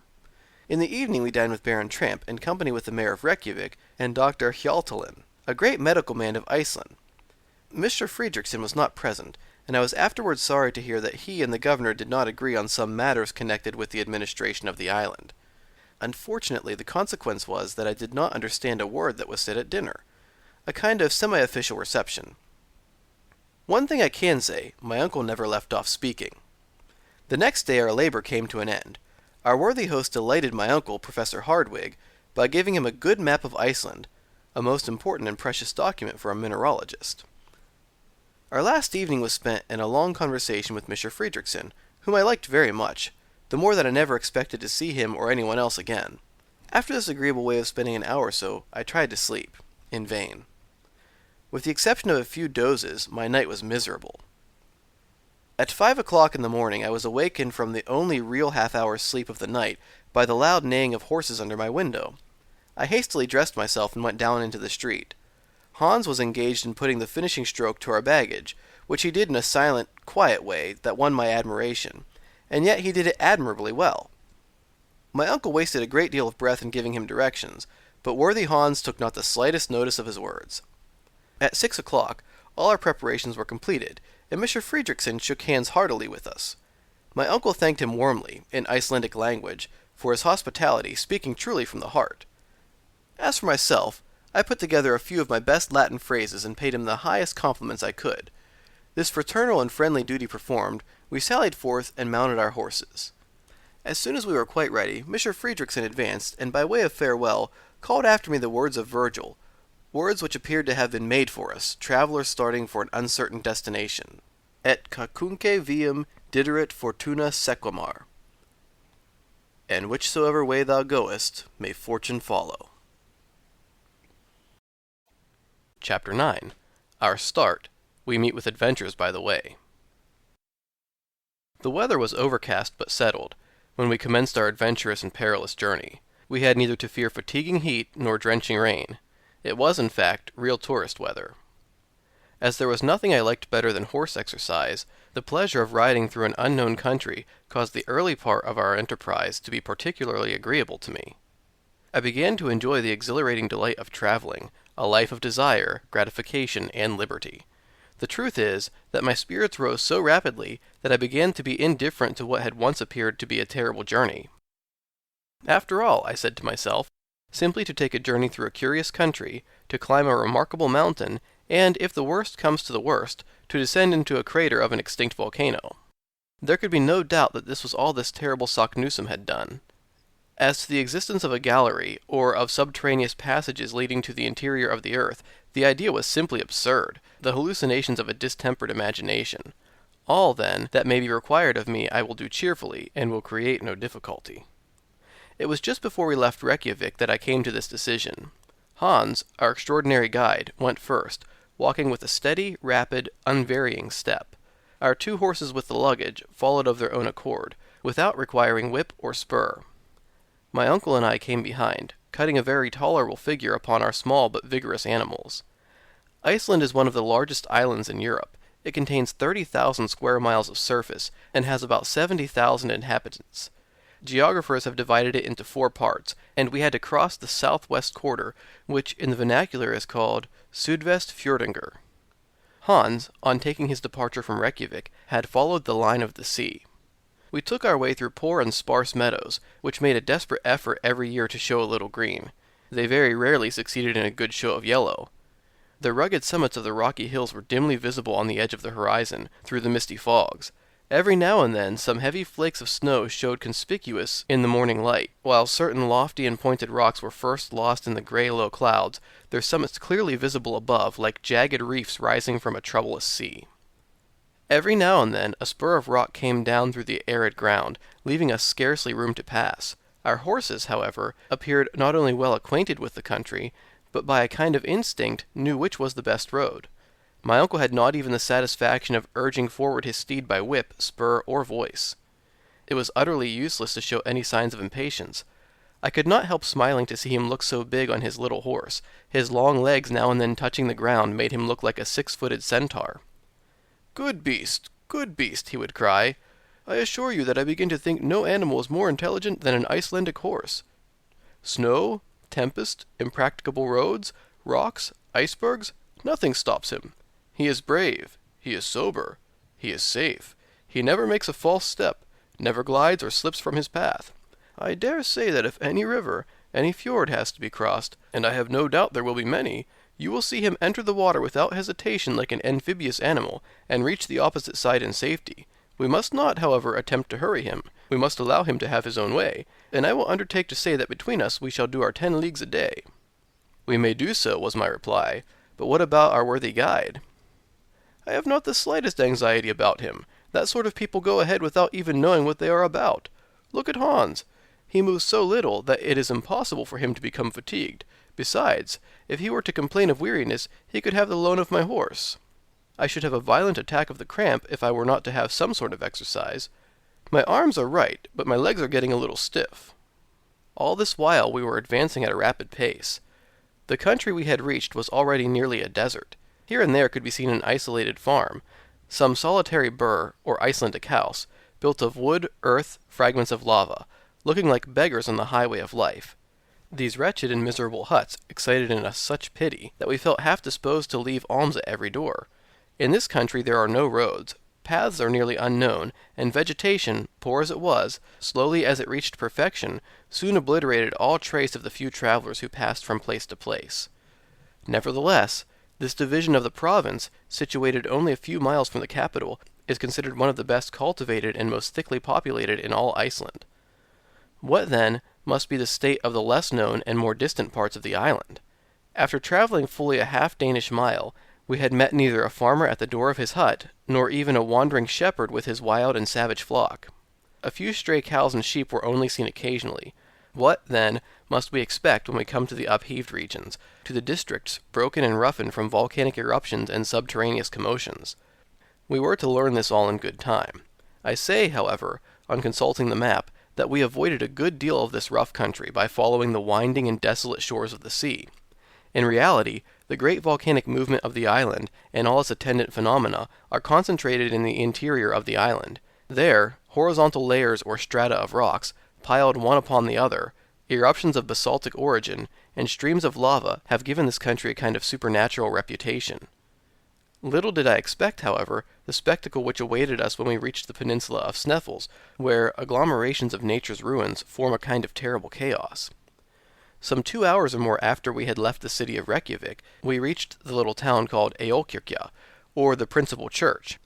It consists simply of a few houses, not what in England or Germany we should call a hamlet. Hans stopped here 1/2 hour. He shared our frugal breakfast, answered yes and no to my uncle's questions as to the nature of the road, and at last, when asked where we were to pass the night, was as laconic as usual. Gardar was his one-worded reply. I took occasion to consult the map, to see where Gardar was to be found. After looking keenly, I found a small town of that name on the borders of the Hjallfjord, about 4 miles from Reykjavik. I pointed this out to my uncle, who made a very energetic grimace. "Only 4 miles out of 22? Why, it is only a little walk." He was about to make some energetic observation to the guide, but Hans, without taking the slightest notice of him, went in front of the horses, and walked ahead with the same imperturbable phlegm he had always exhibited. 3 hours later, still traveling over those apparently interminable and sandy prairies, we were compelled to go around the Kallafjord, an easier and shorter cut than crossing the gulfs.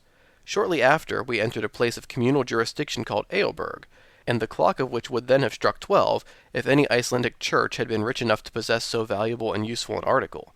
These sacred edifices are, however, very much like these people, who do without watches, and never miss them. Here, the horses were allowed to take some rest and refreshment. Then, following a narrow strip of shore, between high rocks and the sea, they took us without further halt to the Eolkirkja of Brantar, and after another mile, to Sarbur Annexia, a chapel of ease, situated on the southern bank of the Hjallfjord. It was about 4 o'clock in the evening, and we had traveled 4 Danish miles, about equal to 20 English. The fjord was in this place about half a mile in width. The sweeping and broken waves came rolling in upon the pointed rocks. The gulf was surrounded by rocky walls, a mighty cliff, 3,000 feet in height, remarkable for its brown strata, separated here and there by beds of tufa of a reddish hue. Now, whatever may have been the intelligence of our horses, I had not the slightest reliance upon them as a means of crossing a stormy arm of the sea. To ride over salt water upon the back of a little horse seemed to me absurd. If they are really intelligent, I said to myself, they will certainly not make the attempt. In any case, I shall trust rather to my own intelligence than theirs. But my uncle was in no humor to wait. He dug his heels into the sides of his steed, and made for the shore. His horse went to the very edge of the water, sniffed at the approaching wave, and retreated. My uncle, who was, sooth to say, quite as obstinate as the beast he bestrode, insisted on making the desired advance. This attempt was followed by a new refusal on the part of the horse, which quietly shook its head. This demonstration of rebellion was followed by a volley of words and stout applications of whipcord, also followed by kicks on the part of the horse, which threw its head and heels upward and tried to throw his rider. At length, the sturdy little pony, spreading out his legs in a stiff and ludicrous attitude, got from under the professor's legs and left him standing, with both feet on a separate stone, like the Colossus of Rhodes. "Wretched animal!" cried my uncle, suddenly transformed into a foot passenger, and as angry and ashamed as a dismounted cavalry officer on the field of battle. "Farja," said the guide, tapping him familiarly on the shoulder. "What, a ferry boat?" "Der," answered Hans, pointing to where lay the boat in question. "There." "Well," I cried, delighted with the information, "so it is." "Why did you not say so before?" cried my uncle. "Why not start at once?" "Tidvatten," said the guide. "What does he say?" I asked, considerably puzzled by the delay and the dialogue. "He says tide," replied my uncle, translating the Danish word for my information. "Of course, I understand. We must wait till the tide serves." "Forbida?" asked my uncle. "Ja," replied Hans. My uncle frowned, stamped his feet, and then followed the horses to where the boat lay. I thoroughly understood and appreciated the necessity for waiting before crossing the fjord for that moment when the sea at its highest point is in a state of slack water. As then neither ebb nor flow can then be felt, the ferry boat was in no danger of being carried out to sea or dashed upon the rocky coast. The favorable moment did not come until 6 o'clock in the evening. Then my uncle, myself, and guide, 2 boatmen, and the 4 horses got into a very awkward flat-bottomed boat. Accustomed as I had been to the steam ferry boats of the Elbe, I found the long oars of the boatmen but sorry means of locomotion. We were more than an hour in crossing the fjord, but at length the passage was concluded without accident. Half an hour later we reached Gardar. Chapter 10. Traveling in Iceland. It ought, one would have thought, to have been night, even in the 65th parallel of latitude. But still the nocturnal illumination did not surprise me, for in Iceland, during the months of June and July, the sun never sets. The temperature, however, was very much lower than I expected. I was cold, but even that did not affect me so much as ravenous hunger. Welcome indeed, therefore, was the hut which hospitably opened its doors to us. It was merely the house of a peasant, but in the matter of hospitality, it was worthy of being the palace of a king. As we alighted at the door, the master of the house came forward, held out his hand, and without any further ceremony, signaled us to follow him. We followed him, for to accompany him was impossible. A long, narrow, gloomy passage led to the interior of this habitation, made from beams roughly squared by the axe. This passage gave ingress to every room. The chambers were 4 in number: the kitchen, the workshop where the weaving was carried on, the general sleeping chamber of the family, and the best room, to which strangers were especially invited. My uncle, whose lofty stature had not been taken into consideration when the house was built, contrived to knock his head against the beams of the roof. We were introduced into our chamber, a kind of large room with a hard earthen floor, and lighted by a window, the panes of which were made of a sort of parchment from the intestines of sheep, very far from transparent. The bedding was composed of dry hay, thrown into 2 long red wooden boxes, ornamented with sentences painted in Icelandic. I really had no idea that we should be made so comfortable. There was one objection to the house, and that was the very powerful odor of dried fish, of macerated meat, and of sour milk, which 3 fragrances combined did not at all suit my olfactory nerves. As soon as we had freed ourselves from our heavy traveling costume, the voice of our host was heard calling to us to come into the kitchen, the only room in which the Icelanders ever make any fire, no matter how cold it may be. My uncle, nothing loath, hastened to obey this hospitable and friendly invitation. I followed. The kitchen chimney was made on an antique model. A large stone standing in the middle of the room was the fireplace. Above, in the roof, was a hole for the smoke to pass through. This apartment was kitchen, parlor, and dining room all in one. On our entrance, our worthy host, as if he had not seen us before, advanced ceremoniously, uttered a word which means, "Be happy," and then kissed both of us on the cheek. His wife followed, pronounced the same word, with the same ceremonial, then the husband and wife, placing their right hands upon their hearts, bowed profoundly. This excellent Icelandic woman was the mother of 19 children, who, little and big, rolled, crawled, and walked about in the midst of volumes of smoke arising from the angular fireplace in the middle of the room. Every now and then I could see a fresh white head and a slightly melancholy expression of countenance peering at me through the vapor.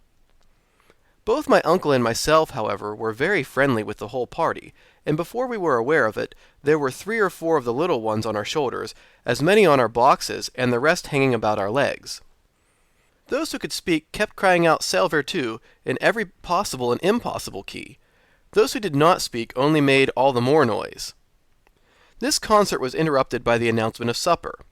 At this moment, our worthy guide, the Eider-Down Hunter, came in after seeing to the feeding and stabling of the horses, which consisted in letting them loose to browse in the stunted green of the Icelandic prairies.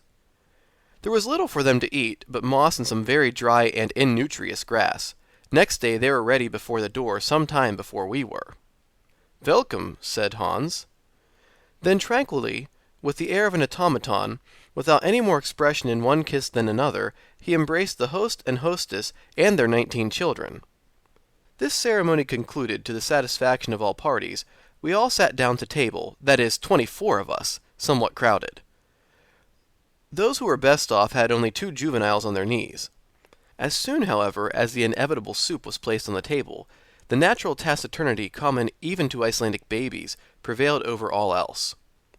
Our host filled our plates with a portion of lichened soup of Iceland moss, and by no means of disagreeable flavor, an enormous lump of fish floating in sour butter. After that there came some skyr, a kind of curds and whey, served with biscuits and juniper berry juice. To drink we had blanda, skimmed milk with water. I was hungry, so hungry that by way of dessert I finished up with a basin of thick oaten porridge. As soon as the meal was over, the children disappeared whilst the grown-up people sat around the fireplace, on which was placed turf, heather, cow dung, and dried fish bones. As soon as everybody was sufficiently warm, a general dispersion took place, all retiring to their respective couches. Our hostess offered to pull off our stockings and trousers, according to the custom of the country, but as we graciously declined to be so honored, she left us to our bed of dry fodder. Next day at 5 in the morning we took our leave of these hospitable peasants. My uncle had great difficulty in making them accept a sufficient and proper remuneration. Hans then gave the signal to start. We had scarcely got 100 yards from Gardar when the character of the country changed. The soil began to be marshy and boggy, and less favorable to progress. To the right, the range of mountains was prolonged indefinitely, like a great system of natural fortifications, of which we skirted the glacis. We met with numerous streams and rivulets which it was necessary to ford, and that without wetting our baggage. As we advanced, the deserted appearance increased, and yet now and then we could see human shadows flitting in the distance. When a turn of the track brought us within easy reach of one of these spectres, I felt a sudden impulse of disgust at the sight of a swollen head with shining skin, utterly without hair, and whose repulsive and revolting wounds could be seen through his rags. The unhappy wretches never came forward to beg; on the contrary, they ran away. Not so quick, however, but that Hans was able to salute them with the universal "Sail Vertu." "Spedalsk," he said. "A leper," explained my uncle. The very sound of such a word caused a feeling of repulsion. The horrible affliction known as leprosy, which has almost vanished before the effects of modern science, is common in Iceland. It is not contagious but hereditary, so that marriage is strictly prohibited to these unfortunate creatures. These poor lepers did not tend to enliven our journey, the scene of which was inexpressibly sad and lonely. The very last tufts of grassy vegetation appeared to die at our feet. Not a tree was to be seen except a few stunted willows about as big as blackberry bushes. Now and then we watched a falcon soaring in the gray and misty air, taking his flight toward warmer and sunnier regions. I could not help feeling a sense of melancholy come over me. I sighed for my own native land, and wished to be back with Gretchen. We were compelled to cross several little fjords, and at last came to a real gulf. The tide was at its height, and we were able to get over at once and reach the hamlet of Alftanes about a mile farther. That evening, after fording the Alfa and the Hetta, 2 rivers rich in trout and pike, we were compelled to pass the night in a deserted house, worthy of being haunted by all the fays of Scandinavian mythology. The King of Cold had taken up his residence there, and made us feel his presence all night. The following day was remarkable by its lack of any particular incidents. Always the same damp and swampy soil, the same dreary uniformity, the same sad and monotonous aspect of scenery. In the evening, having accomplished the half of our projected journey, we slept at the annexia of the Krosselt. For a whole mile we had under our feet nothing but lava. This disposition of the soil is called hraun. The crumbled lava on the surface was in some instances like ship cables stretched out horizontally, in others coiled up in heaps. An immense field of lava came from the neighboring mountains, all extinct volcanoes, but whose remains showed what they had once been. Here and there could be made out the steam from hot water springs.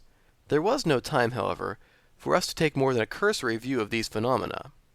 We had to go forward with what speed we might. Soon the soft and swampy soil again appeared under the feet of our horses, while at every 100 yards we came upon one or more small lakes. Our journey was now in a westerly direction.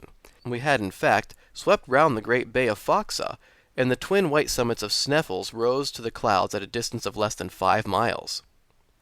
The horses now advanced rapidly. The accidents and difficulties of the soil no longer checked them. I confess that fatigue began to tell severely upon me, but my uncle was as firm and as hard as he had been on the first day. I could not help admiring both the excellent professor and the worthy guide, for they both appeared to regard this rugged expedition as a mere walk. On Saturday, the 20th June, at 6 o'clock in the evening, we reached Budir, a small town picturesquely situated on the shore of the ocean, and here the guide asked for his money. My uncle settled with him immediately. It was now the family of Hans himself, that is to say, his uncles, his cousins, German, who offered us hospitality. We were exceedingly well received, and without taking too much advantage of the goodness of these worthy people, I should have liked very much to have rested with them after the fatigues of the journey. But my uncle, who did not require rest, had no idea of anything of the kind, and despite the fact that the next day was Sunday, I was compelled once more to mount my steed. The soil was again affected by the neighborhood of the mountains, whose granite peered out of the ground like tops of an old oak. We were skirting the enormous base of the mighty volcano. My uncle never took his eyes from off it. He could not keep from gesticulating and looking at it with a kind of sullen defiance, as much to say, "That is the giant I have made up my mind to conquer." After 4 hours' steady traveling, the horses stopped of themselves before the door of the presbytery of Stapi. Chapter 11. Stapi is a town consisting of 30 huts, built on a large plain of lava, exposed to the rays of the sun, reflected from the volcano. It stretches its humble tenements along the end of a little fjord, surrounded by a basaltic wall of the most singular character. Basalt is a brown rock of igneous origin.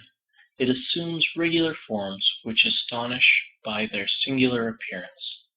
Here we found nature proceeding geometrically and working quite after a human fashion, as if she had employed the plummet line, the compass, and the rule. If elsewhere she produces grand artistic effects by piling up huge masses without order or connection, if elsewhere we see truncated cones, imperfect pyramids with an odd succession of lines, here, as if wishing to give a lesson in regularity, and preceding the architects of the early ages, she has erected a severe order of architecture which neither the splendors of Babylon nor the marvels of Greece ever surpassed. I had often heard of the Giant's Causeway in Ireland and of Fingal's Cave in one of the Hebrides, but the grand spectacle of a real basaltic formation had never yet come before my eyes. This Stapi gave us an idea of one in all its wonderful beauty and grace.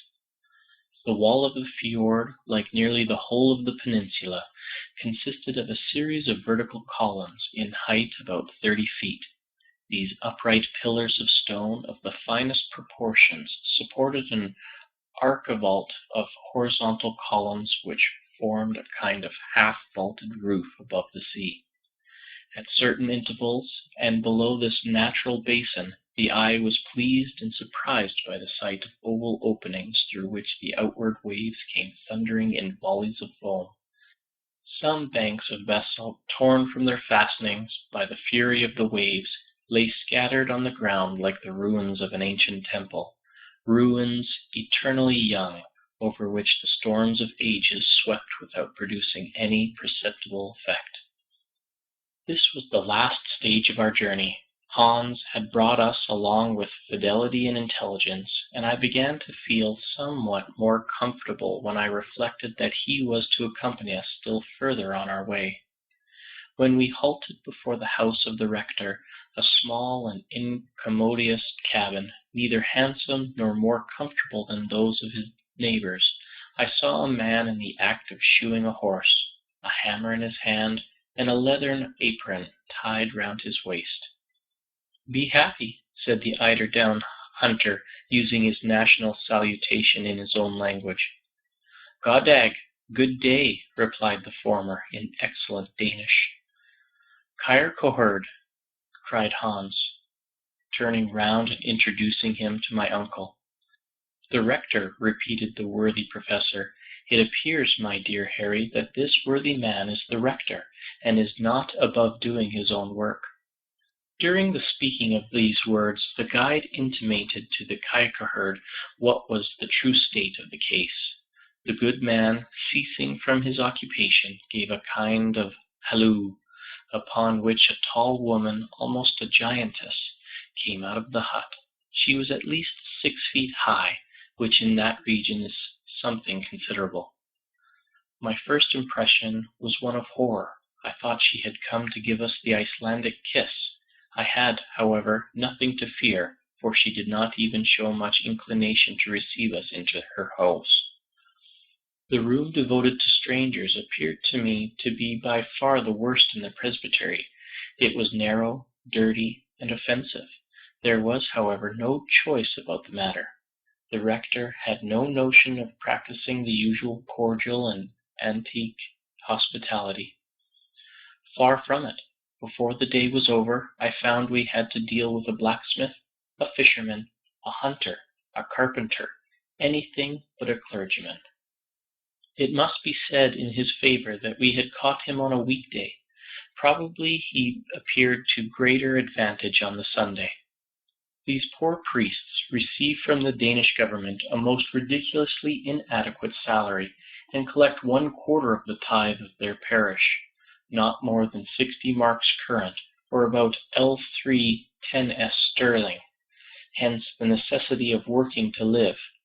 In truth, we soon found that our host did not count civility among the cardinal virtues.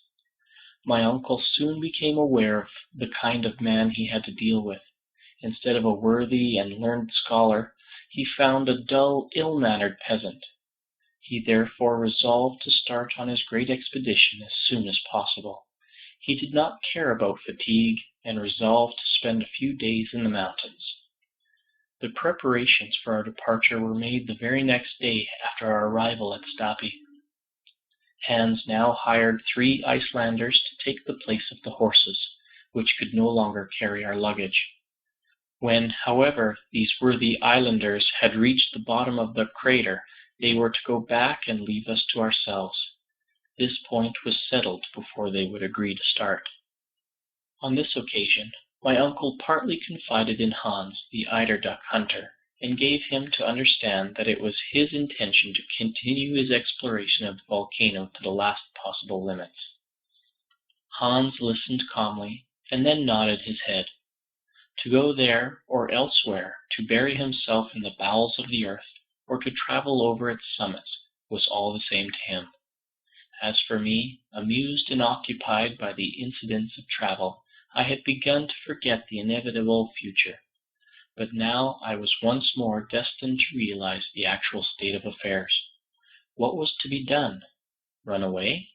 But if I really had intended to leave Professor Hardwigg to his fate, it should have been at Hamburg, and not at the foot of Sneffels. One idea, above all others, began to trouble me, a very terrible idea, and one calculated to shake the nerves of a man even less sensitive than myself. Let us consider the matter, I said to myself. We are going to ascend the Sneffels mountain. Well and good. We are about to pay a visit to the very bottom of the crater. Good still. Others have done it, and did not perish from that course. That, however, is not the whole matter to be considered. If a road does really present itself by which to descend into the dark and subterraneous bowels of Mother Earth, if this thrice unhappy Saknussemm was really told the truth, we shall be most certainly lost in the midst of the labyrinth of subterraneous galleries of the volcano. Now, we have no evidence to prove that Sneffels is really extinct, What proof have we that an eruption is not shortly about to take place? Because the monster has slept soundly since 1219, does it follow that he is never to wake? If he does wake, what is to become of us? These were questions worth thinking about, and upon them I reflected long and deeply. I could not lie down in search of sleep without dreaming of eruptions. The more I thought, the more I objected to be reduced to the state of dross and ashes. I could stand it no longer, so I determined at last to submit the whole case to my uncle in the most adroit manner possible, and under the form of some totally irreconcilable hypothesis. I sought him. I laid before him my fears, and then drew back in order to let him get his passion over at his ease. "I have been thinking about the matter," he said in the quietest tone in the world. What did he mean? Was he at last about to listen to the voice of reason? Did he think of suspending his projects? It was almost too much happiness to be true. I, however, made no remark. In fact, I was only too anxious not to interrupt him, and allowed him to reflect at his leisure. After some moments he spoke out. "I have been thinking about the matter," he resumed. "Ever since we have been at Stapi, my mind has been almost solely occupied with the grave question which has been submitted to me by yourself, for nothing would be unwiser and more inconsistent than to act with imprudence." "I heartily agree with you, my dear uncle," was my somewhat hopeful rejoinder. "It is now 600 years since Sneffels has spoken, but though now reduced to a state of utter silence, he may speak again. New volcanic eruptions are always preceded by perfectly well-known phenomena. I have closely examined the inhabitants of this region. I have carefully studied the soil, and I beg to tell you emphatically, my dear Harry, there will be no eruption at present." As I listened to his positive affirmations, I was stupefied and could say nothing. "I see you doubt my word," said my uncle. "Follow me." I obeyed mechanically. Leaving the presbytery, the professor took a road through an opening in the basaltic rock which led far away from the sea. We were soon in open country. If we could give such a name to a place all covered with volcanic deposits, the whole land seemed crushed under the weight of enormous stones, of trap, of basalt, of granite, of lava, and of all other volcanic substances. I could see many spouts of steam rising in the air. These white vapors, called in the Icelandic language Reykir, come from hot water fountains, and indicate by their violence the volcanic activity of the soil. Now the sight of these appeared to justify my apprehension. I was, therefore, all the more surprised and mortified when my uncle thus addressed me. "You see all this smoke, Harry, my boy?" "Yes, sir." "Well, as long as you see them thus, you have nothing to fear from the volcano." "How can that be?" "Be careful to remember this," continued the professor. "At the approach of an eruption, these spouts of vapor redouble their activity, to disappear altogether during the period of volcanic eruption, for the elastic fluids, no longer having the necessary tension, seek refuge in the interior of the crater, instead of escaping through the fissures of the earth. If, then, the steam remains in its normal and habitual state, if their energy does not increase, and if you add to this the remark that the wind is not replaced by heavy atmospheric pressure and dead calm, you may be quite sure that there is no fear of any immediate eruption. Enough, my boy. When science has sent forth her fiat, it is only to hear and obey." I came back to the house quite downcast and disappointed. My uncle had completely defeated me with his scientific arguments. Nevertheless, I had still one hope, and that was, when once we were at the bottom of the crater, that it would be impossible, in default of a gallery or tunnel, to descend any deeper, and this despite all the learned Saknussemms in the world.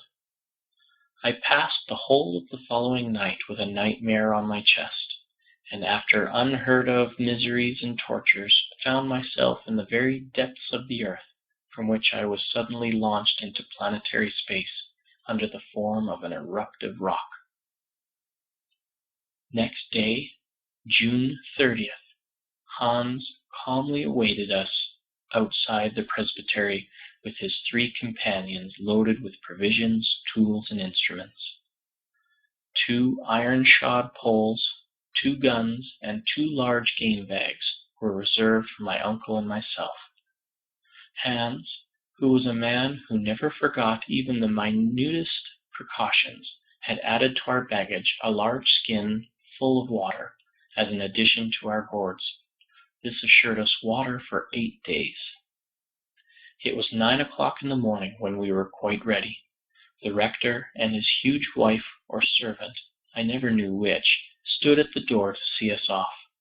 They appeared to be about to inflict on us the usual final kiss of the Icelanders. To our supreme astonishment, their adieu took the shape of a formidable bill, in which they even counted the use of the pastoral house. Really and truly the most abominable and dirty place I ever was in. The worthy couple cheated and robbed us like a Swiss innkeeper, and made us feel by the sum we had to pay the splendors of their hospitality. My uncle, however, paid without bargaining. A man who had made up his mind to undertake a voyage into the interior of the earth is not the man to haggle over a few miserable riksdollars. This important matter settled, Hans gave the signal for departure, and some few moments later we had left Stapi. Chapter 12. The huge volcano, which was the first stage of our daring experiment, is above 5,000 feet high. Sneffels is the termination of a long range of volcanic mountains, of a different character to the system of the island itself. One of its peculiarities is its 2 huge pointed summits. From whence we started, it was impossible to make out the real outlines of the peak against the grey field of sky. All we could distinguish was a vast dome of white, which fell downwards from the head of the giant. The commencement of the great undertaking filled me with awe. Now that we had actually started, I began to believe in the reality of the undertaking. Our party formed quite a procession. We walked in single file, preceded by Hans, the imperturbable Eider-Down Hunter. He calmly led us by narrow paths where 2 persons could by no possibility walk abreast. Conversation was wholly impossible. We had all the more opportunity to reflect and admire the awful grandeur of the scene around. Beyond the extraordinary basaltic wall of the fjord of Stapi, we found ourselves making our way through fibrous turf, over which grew a scanty vegetation of grass, the residuum of the ancient vegetation of the swampy peninsula. The vast mass of this combustible, the field of which as yet is utterly unexplored, would suffice to warm Iceland for a whole century. This mighty turf pit, measured from the bottom of certain ravines, is often not less than 70 feet deep, and presents to the eye the view of successive layers of black, burned-up, rocky detritus, separated by thin streaks of porous sandstone. The grandeur of the spectacle was undoubted, as well as its arid and deserted air. As a true nephew of the great Professor Hardwigg, and despite my preoccupation and doleful fears of what was to come, I observed with great interest the vast collection of mineralogical curiosities spread out before me in this vast museum of natural history. Looking back to my recent studies, I went over in thought the whole geological history of Iceland. This extraordinary and curious island must have made its appearance from out of the great world of waters at a comparatively recent date. Like the coral islands of the Pacific, it may, for aught we know, be still rising by slow and imperceptible degrees.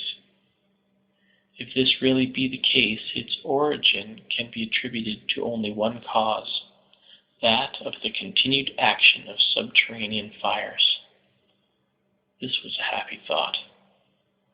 If so, if this were true, away with theories of Sir Humphrey Davy, away with the authority of the Parchment of Arne Saknussemm, the wonderful pretenses to discover on the part of my uncle, and to our journey. All must end in smoke. Charmed with the idea, I began more carefully to look about me. A serious study of the soil was necessary to negative or confirm my hypothesis. I took in every item of what I saw, and I began to comprehend the succession of phenomena which had preceded its formation. Iceland, being absolutely without sedimentary soil, is composed exclusively of volcanic tufa, that is to say, of an agglomeration of stones and of rocks of a porous texture. Long before the existence of volcanoes, it was composed of a solid body of massive trap rock lifted bodily and slowly out of the sea by the action of the centrifugal force at work in the earth. The internal fires, however, had not as yet burst their bounds and flooded the exterior cake of Mother Earth with hot and raging lava. My readers must excuse this brief and somewhat pedantic geological lecture, but it is necessary to the complete understanding of what follows. At a later period in the world's history, a huge and mighty fissure must, reasoning by analogy, have been dug diagonally from the southwest to the northeast of the island, through which by degrees flowed the volcanic crust. The great and wondrous phenomenon then went on without violence. The outpouring was enormous, and the seething, fused matter ejected from the bowels of the earth spread slowly and peacefully in the form of vast level plains, or what are called mamelons or mounds.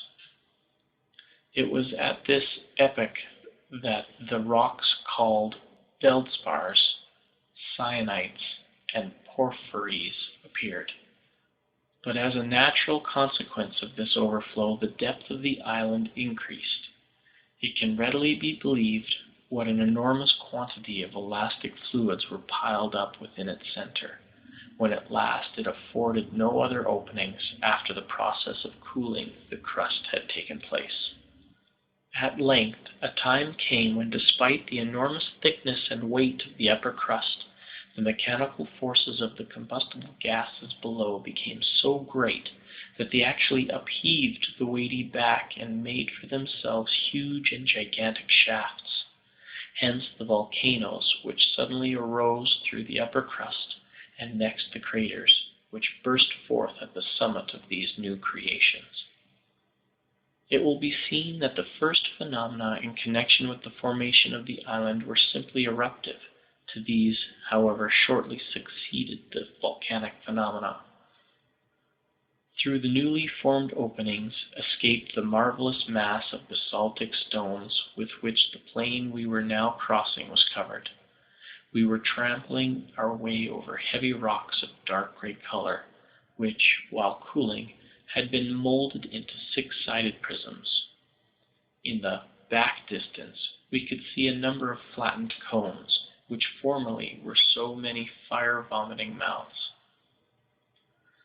After the basaltic eruption was appeased and set at rest, the volcano, the force of which increased with that of the extinct craters, gave free passage to the fiery overflow of lava and to the mass of cinders and pumice stone now scattered over the sides of the mountain, like disheveled hair on the shoulders of a bacchante. Here, in a nutshell, I had the whole history of the phenomena from which Iceland arose. All take their rise in the fierce action of interior fires, and to believe that the central mass did not remain in a state of liquid fire, white hot, was simply and purely madness. This being satisfactorily proved, QED, what insensate folly to pretend to penetrate into the interior of the mighty earth. This mental lecture, delivered to myself while proceeding on a journey, did me good. I was quite reassured as to the fate of our enterprise, and therefore went, like a brave soldier mounting a bristling battery, to the assault of old Sneffels. As we advanced, the road became every moment more difficult. The soil was broken and dangerous, the rocks broke and gave way under our feet, and we had to be scrupulously careful in order to avoid dangerous and constant falls. Hans advanced as calmly as if he had been walking over Salisbury Plain. Sometimes he would disappear behind huge blocks of stone, and we momentarily lost sight of him. There was a little period of anxiety, and then there was a shrill whistle just to tell us where to look for him. Occasionally he would take it into his head to stop to pick up lumps of rock and silently pile them up into small heaps, in order that we might not lose our way on our return. He had no idea of the journey we were about to undertake. At all events, the precaution was a good one, though how utterly useless and unnecessary, that I must not anticipate. 3 hours of terrible fatigue, walking incessantly, had only brought us to the foot of the great mountain. This will give some notion of what we had still to undergo. Suddenly, however, Hans cried a halt. That is, he made signs to that effect, and a summary kind of breakfast was laid out on the lava before us. My uncle, who now was simply Professor Hardwigg, was so eager to advance that he bolted his food like a greedy clown. This halt for refreshment was also a halt for repose. The professor was therefore compelled to wait the good pleasure of his imperturbable guide, who did not give the signal for departure for a good hour. The 3 Icelanders, who were as taciturn as their comrade, did not say a word, but went on eating and drinking very quietly and soberly. From this, our first real stage, we began to ascend the slopes of the Sneffels volcano. Its magnificent snowy nightcap, as we began to call it by an optical delusion very common in mountains, appeared to me to be close at hand, and yet how many long weary hours must elapse before we reached its summit. What unheard-of fatigue must we endure! The stones on the mountainside, held together by no cement of soil, bound together by no roots or creeping herbs, gave way continually under our feet and went rushing below into the plains like a series of small avalanches. In certain places, the sides of this stupendous mountain were at an angle so steep that it was impossible to climb upwards, and we were compelled to get around these obstacles as best we might. Those who understand alpine climbing will comprehend our difficulties. Often we were obliged to help each other along by means of our climbing poles.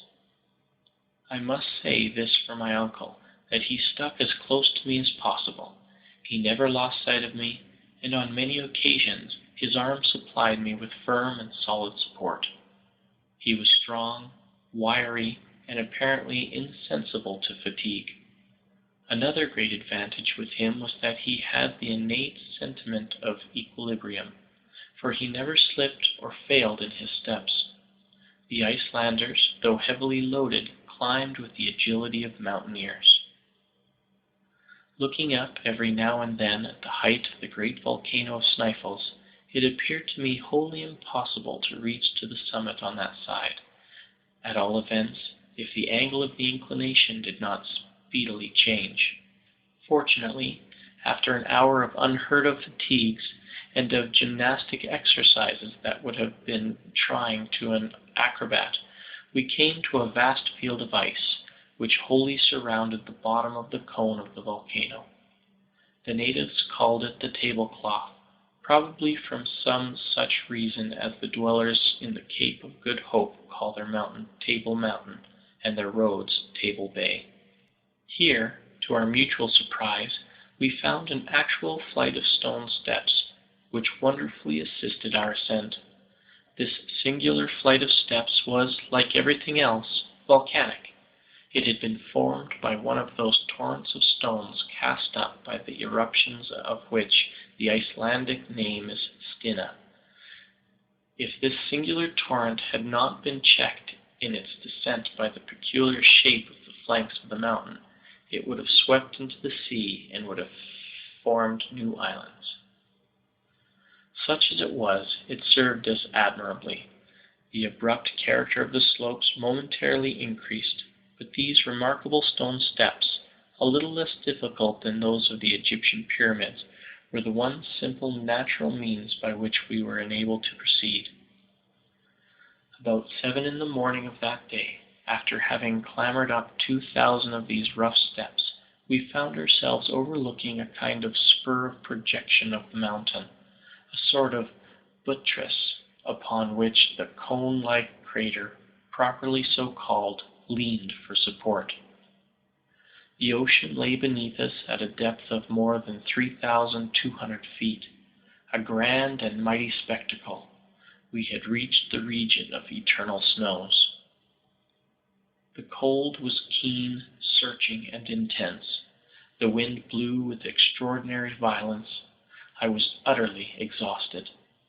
My worthy uncle, the professor, saw clearly that my legs refused further service, and that, in fact, I was utterly exhausted. Despite his hot and feverish impatience, he decided with a sigh upon a halt. He called the Eider-Down Hunter to his side. That worthy, however, shook his head. "Ofenfor," was his sole-spoken reply. "It appears," says my uncle with a woe-begone look, "that we must go higher." He then turned to Hans and asked him to give him some reason for this decisive response. "Mistour," replied the guide. "Ja, mistour. Yes, the mistour," cried one of the Icelandic guides in a terrified tone. It was the first time he had spoken. "What does this mysterious word signify?" I anxiously inquired. "Look," said my uncle. I looked down upon the plain below, and I saw a vast, prodigious volume of pulverized pumice stone, of sand, of dust rising to the heavens in the form of a mighty waterspout. It resembled the fearful phenomenon of a similar character known to the travelers in the desert of the Great Sahara. The wind was driving it directly upwards that side of Sneffels of which we were perched. This opaque veil standing up between us and the sun projected a deep shadow on the flanks of the mountain. If this sand spout broke over us, we must all be infallibly destroyed, crushed in its fearful embraces. This extraordinary phenomenon, very common when the wind shakes the glaciers and sweeps over the arid plains, is in the Icelandic tongue called mistour. "Hastigt! Hastigt!" cried our guide. Now I certainly knew nothing of Danish, but I thoroughly understood that his gestures were meant to quicken us. The guide turned rapidly in a direction which would take us to the back of the crater, all the while ascending slightly. We followed rapidly, despite our excessive fatigue. A quarter of an hour later, Hans paused to enable us to look back. The mighty whirlwind of sand was spreading up the slope of the mountain to the very spot where we had proposed to halt. Huge stones were caught up, cast into the air, and thrown about as during an eruption. We were happily a little out of the direction of the wind, and therefore out of reach of danger. But for the precaution and knowledge of our guide, our dislocated bodies, our crushed and broken limbs, would have been cast to the wind like dust from some unknown meteor. Hans, however, did not think it prudent to pass the night on the bare side of the cone. We therefore continued our journey in a zigzag direction. The 1,500 feet which remained to be accompanied took us at least 5 hours. The turnings and windings, the no thoroughfares, the marches and marches, turned that insignificant distance into at least 3 leagues. I never felt such misery, fatigue, and exhaustion in my life. I was ready to faint from hunger and cold. The rarefied air at the same time painfully acted upon my lungs. At last, when I thought myself at my last gasp, about 11 at night, it being in that region quite dark, we reached the summit of Mount Sneffels.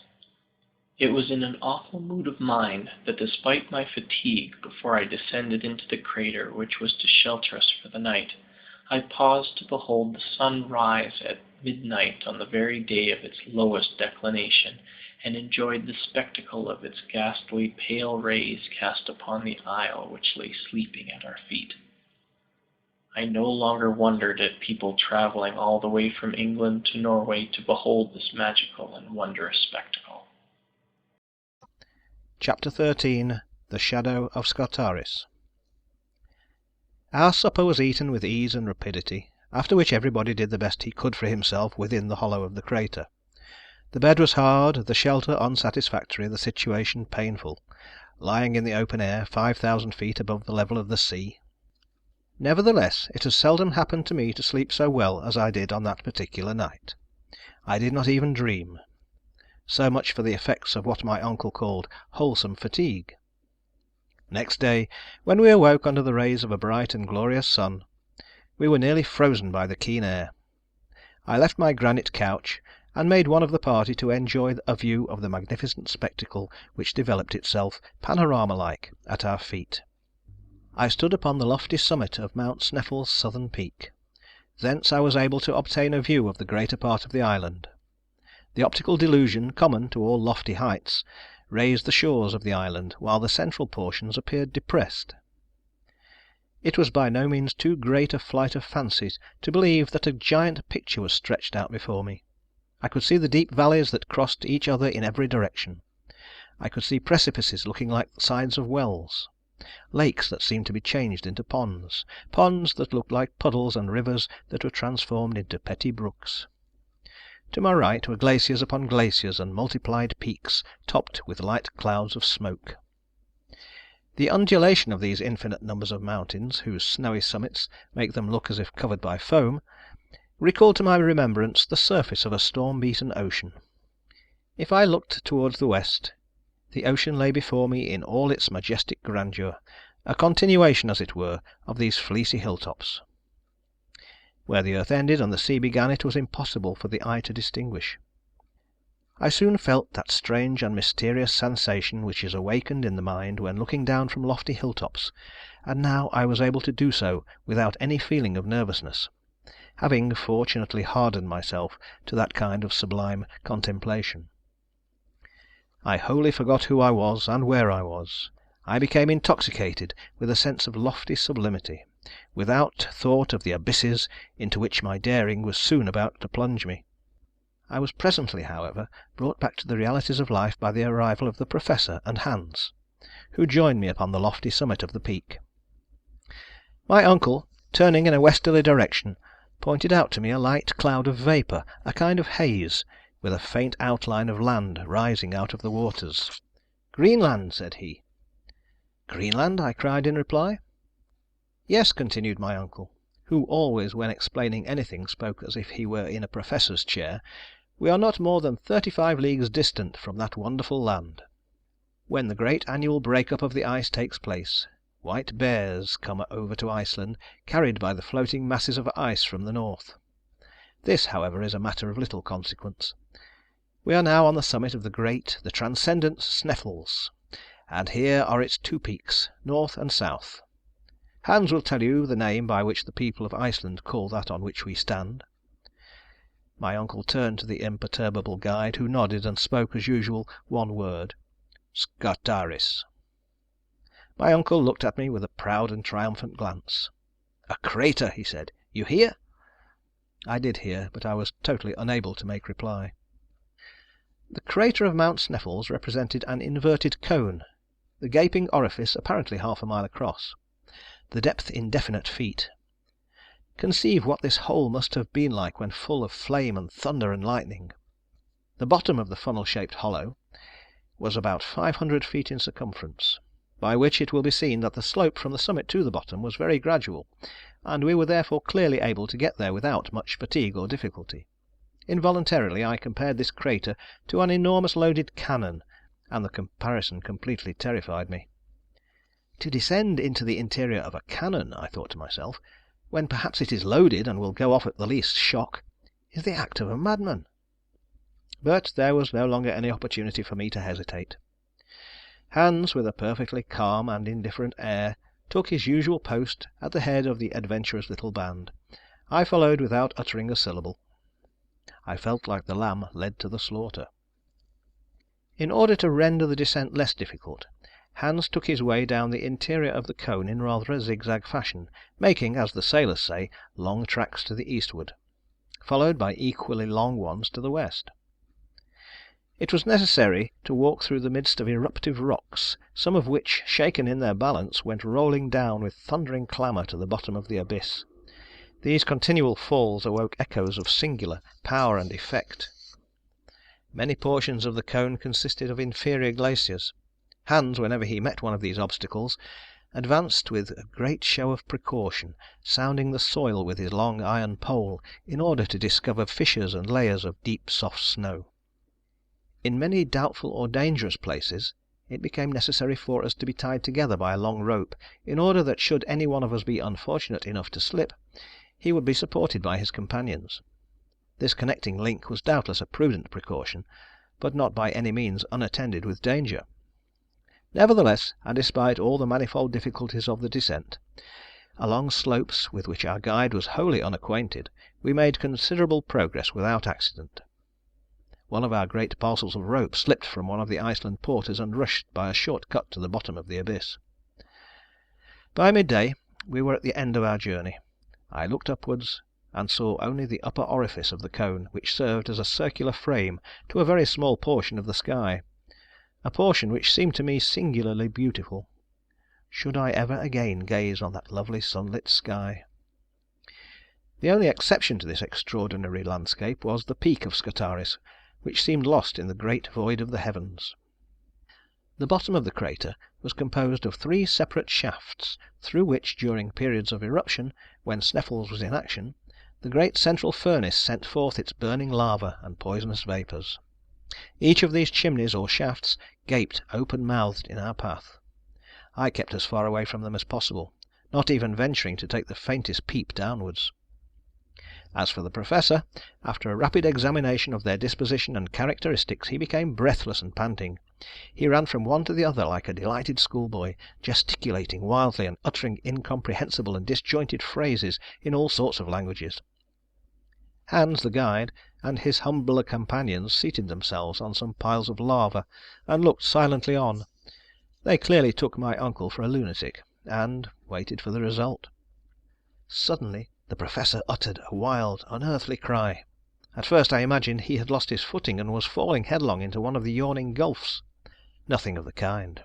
I saw him, his arms spread out to their widest extent, his legs stretched apart, standing upright before an enormous pedestal, high enough and black enough to bear a gigantic statue of Pluto. His attitude and mien were that of a man utterly stupefied. But his stupefaction was speedily changed to the wildest joy. "Harry, Harry, come here!" he cried. "Make haste! Wonderful! Wonderful!" Unable to understand what he meant, I turned to obey his commands. Neither Hans nor the Icelanders moved a step. "Look!" said the Professor in something of the manner of the French general, pointing out the pyramids to his army, and fully partaking his stupefaction, if not his joy, I read on the eastern side of the huge block of stone the same characters, half eaten away by the corrosive action of time, the name to me 1,000 times accursed. "On Saknussemm!" cried my uncle. "Now, unbeliever, do you begin to have faith?" It was totally impossible for me to answer a single word. I went back to my pile of lava in a state of silent awe. The evidence was unanswerable, overwhelming. In a few moments, however, my thoughts were far away, back in my German home with Gretchen and the old cook. What would I have given for one of my cousin's smiles, for one of the ancient domestic's omelettes, and for my own feather bed. How long I remained in this state I know not. All I can say is, that when at last I raised my head from between my hands, there remained at the bottom of the crater only myself, my uncle, and Hans. The Icelandic porters had been dismissed, and were now descending the exterior slopes of Mount Sneffels on their way to Stapi. How heartily did I wish myself with them! Hans slept tranquilly at the foot of a rock in a kind of rill of lava, where he had made himself a rough and ready bed. My uncle was walking about the bottom of the crater like a wild beast in a cage. I had no desire, neither had I the strength to move from my recumbent position. Taking example by the guide, I gave way to a kind of painful somnolency, during which I seemed both to hear and feel continued heavings and shudderings in the mountain. In this way we passed our first night in the interior of the crater. Next morning a grey, cloudy, heavy sky hung like a funereal pall over the summit of the volcanic cone. I did not notice it so much from the obscurity that reigned about us, as from the rage from which my uncle was devoured. I fully understood the reason, and again a glimpse of hope made my heart leap with joy. I will briefly explain the cause. Of the 3 openings which yawned beneath our steps, only one could have been followed by the adventurous Saknussemm. According to the words of the learned Icelander, it was only to be known by that one particular mentioned in the cryptograph, that the shadow of Scartaris fell upon it, just touching its mouth in the last days of the month of June. We were in fact to consider the pointed peak as the stylus of an immense sundial, the shadow of which pointed on one given day like the inexorable finger of fate to the yawning chasm which led into the interior of the earth. Now, as often happens in these regions, should the sun fail to burst through the clouds, no shadow, consequently no chance of discovering the right aperture. We had already reached the 25th of June. If the kindly heavens would only remain densely clouded for 6 more days, we should have to put off our voyage of discovery for another year, when certainly there would be 1 person fewer in the party. I already had sufficient of the mad and monstrous enterprise. It would be utterly impossible to depict the impotent rage of Professor Hardwigg. The day passed away, and not the faintest outline of a shadow could be seen at the bottom of the crater. Hans the guide never moved from his place. He must have been curious to know what we were about, if indeed he could believe we were about anything. As for my uncle, he never addressed a word to me. He was nursing his wrath to keep it warm, his eyes fixed on the black and foggy atmosphere, his complexion hideous with suppressed passion. Never had his eyes appeared so fierce, his nose so aquiline, his mouth so hard and firm. On the 26th no change for the better. A mixture of rain and snow fell during the whole day. Hans very quietly built himself a hut of lava, into which he retired like Diogenes into his tub. I took malicious delight in watching the 1,000 little cascades that flowed down the side of the cone, carrying with them at times a stream of stones into the vasty deep below. My uncle was almost frantic. To be sure, it was enough to make even a patient man angry. He had reached to a certain extent the goal of his desires, and yet he was likely to be wrecked in port. But if the heavens and the elements are capable of causing us much pain and sorrow, there are 2 sides to a medal, and there was reserved for Professor Hardwigg a brilliant and sudden surprise which was to compensate him for all his sufferings. Next day the sky was still overcast, but on Sunday the 28th, the last day but 2 of the month, with a sudden change of wind and a new moon, there came a change of weather. The sun poured its beaming rays to the very bottom of the crater. Each hillock, every rock, every stone, every asperity of the soil had its share of the luminous effulgence, and its shadow fell heavily on the soil. Among others, to his insane delight, the shadow of Scartaris was marked and clear, and moved slowly with the radiant start of day. My uncle moved with it in a state of mental ecstasy. At 12 o'clock exactly, when the sun had attained its highest altitude for the day, the shadow fell upon the edge of the central pit. "Here it is!" gasped the Professor in an agony of joy. "Here it is! We have found it! Forward, my friends, into the interior of the earth!" I looked curiously at Hans to see what reply he would make to this terrific announcement. "For it," said the guide tranquilly. "Forward it is," answered my uncle. who was now in the 7th heaven of delight. When we were quite ready, our watches indicated 13 minutes past 1. Chapter 14. The Real Journey Commences. Our real journey had now commenced. Hitherto our courage and determination had overcome all difficulties. We were fatigued at times, and that was all. Now we were about to encounter unknown and fearful dangers. I had not as yet ventured to take a glimpse down the horrible abyss into which, in a few minutes more, I was about to plunge. The fatal moment had, however, at last arrived. I had still the option of refusing or accepting a share in this foolish and audacious enterprise, but I was ashamed to show more fear than the Eider-Down Hunter. Hans seemed to accept the difficulties of the journey so tranquilly, with such calm indifference, with such perfect recklessness of all danger, that I actually blushed to appear less of a man than he. Had I been alone with my uncle, I should certainly have sat down and argued the point fully, but in the presence of the guide I held my tongue. I gave one moment to the thought of my charming cousin, and then I advanced into the mouth of the central shaft. It measured about 100 feet in diameter, which made about 300 in circumference. I leaned over a rock which stood on its edge and looked down. My hair stood on end, my teeth chattered, my limbs trembled. I seemed utterly to lose my centre of gravity, while my head was in a sort of whirl, like that of a drunken man. There is nothing more powerful than this attraction towards an abyss. I was about to fall headlong into the gaping well, when I was drawn back by a firm and powerful hand. It was that of Hans. I had not taken lessons enough at Frelse Kirks of Copenhagen in the art of looking down from lofty eminences without blinking. However, few as the minutes were during which I gazed down this tremendous and even wondrous shaft, I had a sufficient glimpse of it to give me some idea of its physical conformation. Its sides, which were almost as perpendicular as those of a well, presented numerous projections which doubtless would assist our descent. It was a sort of wild and savage staircase, without banister or fence. A rope fastened above near the surface would certainly support our weight and enable us to reach the bottom. But how, when we had arrived at its utmost depth, were we to loosen it above? This was, I thought, a question of some importance.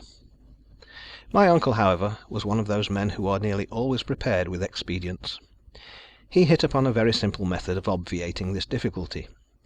He unrolled a cord about as thick as my thumb, and at least 400 feet in length. He allowed about half of it to go down the pit and catch in a hitch over a great block of lava which stood on the edge of the precipice. This done, he threw the second half after the first. Each of us could now descend by catching the 2 cords in one hand. When about 200 feet below, all the explorer had to do was to let go one end and pull away at the other, when the cord would come falling at his feet. In order to go down farther, all that was necessary was to continue the same operation. This was a very excellent proposition, and no doubt a correct one. Going down appeared to me easy enough. It was the coming up again that now occupied my thoughts. "Now," said my uncle, as soon as he had completed this important preparation, "let us see about the baggage. It must be divided into 3 separate parcels, and each of us must carry one on his back. I allude to the more important and fragile articles." My worthy and ingenious uncle did not appear to consider that we came under the denomination. "Hans," he continued, "you will take charge of the tools and some provisions. Harry, you must take possession of another third of the provisions and of the arms. I will load myself with the rest of the eatables, and with the more delicate instruments." "But," I exclaimed, "our clothes, this mass of cord and ladders, who will undertake to carry them down?" "They will go down of themselves." "And how so?" I asked. "You shall see." My uncle was not fond of half measures, nor did he like anything in the way of hesitation. Giving his orders to Hans, he had the whole of the non-fragile articles made up into one bundle, and the packet, firmly and solidly fastened, was simply pitched over the edge of the gulf. I heard the moaning of the suddenly displaced air, and the noise of falling stones. My uncle, leaning over the abyss, followed the descent of his luggage with a perfectly self-satisfied air, and did not rise until it had completely disappeared from sight. "Now then," he cried, "it is our turn." I put it in good faith to any man of common sense. Was it possible to hear this energetic cry without a shudder? The Professor fastened his case of instruments on his back. Hans took charge of the tools, I of the arms. The descent then commenced in the following order. Hans went first, my uncle followed, and I went last. Our progress was made in profound silence, a silence only troubled by the fall of pieces of rock which, breaking from the jagged sides, fell with a roar into the depths below.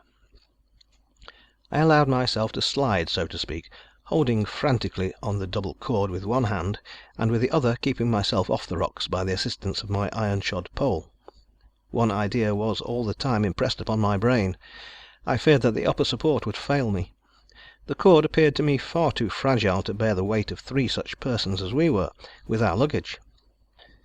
I made as little use of it as possible, trusting to my own agility, and doing miracles in the way of feats of dexterity and strength upon the projecting shelves and spurs of lava, which my feet seemed to clutch as strongly as my hands. The guide went first, I have said, and when one of the slippery and frail supports broke from under his feet, he had recourse to his usual monosyllabic way of speaking. "Gif act." "Attention, look out," repeated my uncle. In about half an hour we reached a kind of small terrace formed by a fragment of rock, projecting some distance from the sides of the shaft. Hans now began to haul upon the cord on one side only, the other going as quietly upwards as the other came down. It fell at last, bringing with it a shower of small stones, lava, and dust, a disagreeable kind of rain or hail. While we were seated on this extraordinary bench, I ventured once more to look downwards. With a sigh I discovered that the bottom was still wholly invisible. Were we then going direct to the interior of the earth? The performance with the cord recommenced, and a quarter of an hour later we had reached to the depth of another 200 feet.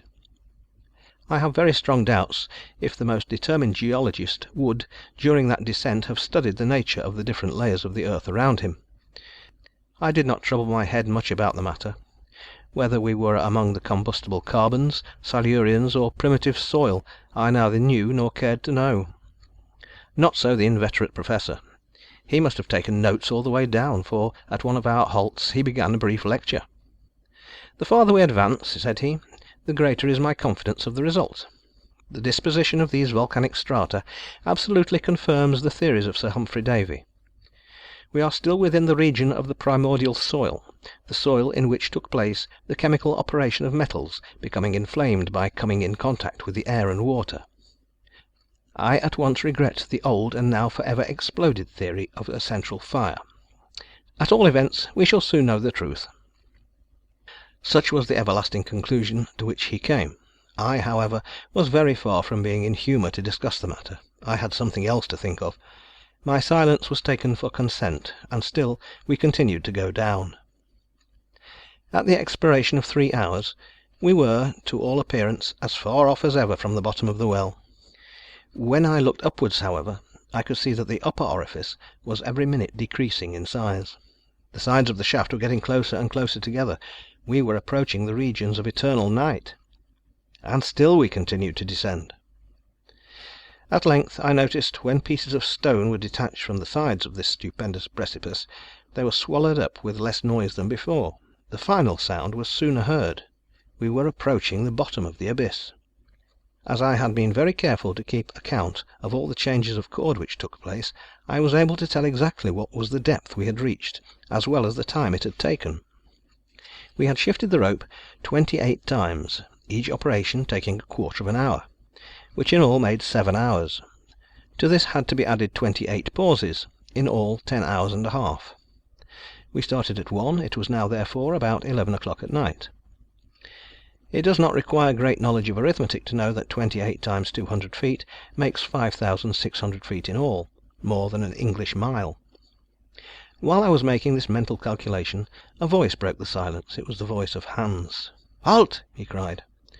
I checked myself very suddenly, just at the moment when I was about to kick my uncle on the head. "We have reached the end of our journey," said the worthy professor in a satisfied tone. "What, the interior of the earth?" I said, slipping down to his side. "No, you stupid fellow, but we have reached the bottom of the well." "And I suppose there is no farther progress to be made?" I hopefully exclaimed. "Oh yes, I can dimly see a sort of tunnel which turns off obliquely to the right. At all events, we must see about that tomorrow. Let us sup now, and seek slumber as best we may." I thought it time, but made no observations on that point. I was fairly launched on a desperate course, and all I had to do was to go forward hopefully and trustingly. It was not even now quite dark, the light filtering down in a most extraordinary manner. We opened the provision bag, ate a frugal supper, and each did his best to find a bed amid the pile of stones, dirt, and lava which had accumulated for ages at the bottom of the shaft. I happened to grope out the pile of ropes, ladders, and clothes which we had thrown down, and upon them I stretched myself. After such a day's labour, my rough bed seemed as soft as down. For a while I lay in a sort of pleasant trance. Presently, after lying quietly for some minutes, I opened my eyes and looked upwards. As I did so, I made out a brilliant little dot at the extremity of this long gigantic telescope. It was a star without scintillating rays. According to my calculation, it must be Beta, in the constellation of the Little Bear. After this little bit of astronomical recreation, I dropped into a sound sleep. Chapter 15. We continue our descent. At 8 o'clock the next morning, a faint kind of dawn of day awoke us. The 1,001 prisms of the lava collected the light as it passed and brought it to us like a shower of sparks. We were able with ease to see objects around us. "Well, Harry, my boy," cried the delighted Professor, rubbing his hands together, "what say you now? Did you ever pass a more tranquil night in our house in the Königstrasse? No deafening sounds of cartwheels, no cries of hawkers, no bad language from boatmen or watermen?" "Well, uncle, we are quite at the bottom of this well, but to me there is something terrible in this calm." "Why?" said the Professor hotly. "One would say you were already beginning to be afraid. How will you get on presently? Do you know that as yet we have not penetrated 1 inch into the bowels of the earth?" "What can you mean, sir?" was my bewildered and astonished reply. "I mean to say that we have only just reached the soil of the island itself. This long vertical tube which ends at the bottom of the crater of Sneffels ceases here just about on a level with the sea." "Are you sure, sir?" "Quite sure. Consult the barometer." It was quite true that the mercury, after rising gradually in the instrument as long as our descent was taking place, had stopped precisely at 29 degrees. "You perceive," said the Professor, "we have as yet only to endure the pressure of air. I am curious to replace the barometer by the manometer." The barometer, in fact, was about to become useless, as soon as the weight of the air was greater than what was calculated as above the level of the ocean. "But," said I, "is it not very much to be feared that this ever-increasing pressure may not in the end turn out very painful and inconvenient?" "No," said he. "We shall descend very slowly, and our lungs will be gradually accustomed to breathe compressed air. It is well known that aeronauts have gone so high as to be nearly without air at all. Why, then, should we not accustom ourselves to breathe when we have, say, a little too much of it? For myself, I am certain I shall prefer it. Let us not lose a moment. Where is the packet which preceded us in our descent?" I smilingly pointed it out to my uncle. Hans had not seen it, and believed it caught somewhere above us. "Hup," as he phrased it. "Now," said my uncle, "let us breakfast, and break fast like people who have a long day's work before them." Biscuit and dried meat, washed down by some mouthfuls of water flavoured with Schiedam, was the material of our luxurious meal. As soon as it was finished, my uncle took from his pocket a notebook destined to be filled by memoranda of our travels. He had already placed his instruments in order, and this is what he wrote: "Monday, June 29th. Chronometer, 8 hours 17 minutes, morning. Barometer, 29.6 inches. Thermometer, 6 degrees (43 degrees Fahrenheit). Direction, east-southeast." This last observation referred to the obscure gallery, and was indicated to us by the compass. "Now, Harry," cried the Professor in an enthusiastic tone of voice, "we are truly about to take our first step into the interior of the earth, never before visited by man since the first creation of the world. You may consider, therefore, that at this precise moment our travels really commence." As my uncle made this remark, he took in one hand the Ruhmkorff coil apparatus, which hung around his neck, and with the other he put the electric current into communication with the worm of the lantern, and a bright light at once illumined that dark and gloomy tunnel. The effect was magical. Hans, who carried the second apparatus, had it also put into operation. This ingenious application of electricity to practical purposes enabled us to move along by the light of an artificial day, amid even the flow of the most inflammable and combustible gases. "Forward!" cried my uncle. Each took up his burden. Hans went first, my uncle followed, and I going third, we entered the sombre gallery. Just as we were about to engulf ourselves in this dismal passage, I lifted up my head, and through the tube-like shaft saw that Iceland sky I was never to see again. Was it the last I should ever see of any sky? The stream of lava flowing from the bowels of the earth in 1219 had forced itself a passage through the tunnel. It lined the whole of the inside with its thick and brilliant coating. The electric light added very greatly to the brilliancy of the effect. The great difficulty of our journey now began. How were we to prevent ourselves from slipping down the steeply inclined plane? Happily some cracks, abrasures of the soil, and other irregularities served the place of steps, and we descended slowly, allowing our heavy luggage to slip on before at the end of a long cord. But that which served as steps under our feet became in other places stalactites. The lava, very porous in certain places, took the form of little round blisters. Crystals of opaque quartz, adorned with limpid drops of natural glass suspended to the roof like lustres, seemed to take fire as we passed beneath them. One would have fancied that the genii of romance were illuminating their underground palaces to receive the sons of men. "Magnificent! Glorious!" I cried in a moment of involuntary enthusiasm. "What a spectacle, uncle! Do you not admire these variegated shades of lava, which run through a whole series of colours from reddish brown to pale yellow, by the most insensible degrees? And these crystals, they appear like luminous globes." "You are beginning to see the charms of travel, Master Harry," cried my uncle. "Wait a bit, until we advance farther. What we have as yet discovered is nothing. Onwards, my boy, onwards!"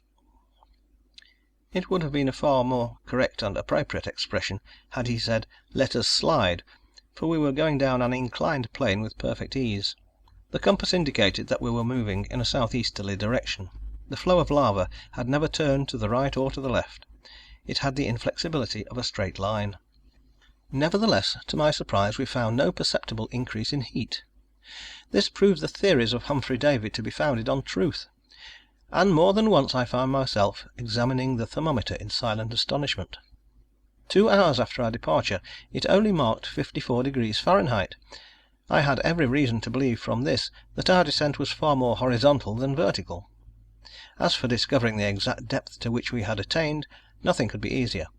The Professor, as he advanced, measured the angles of deviation and inclination, but he kept the result of his observations to himself.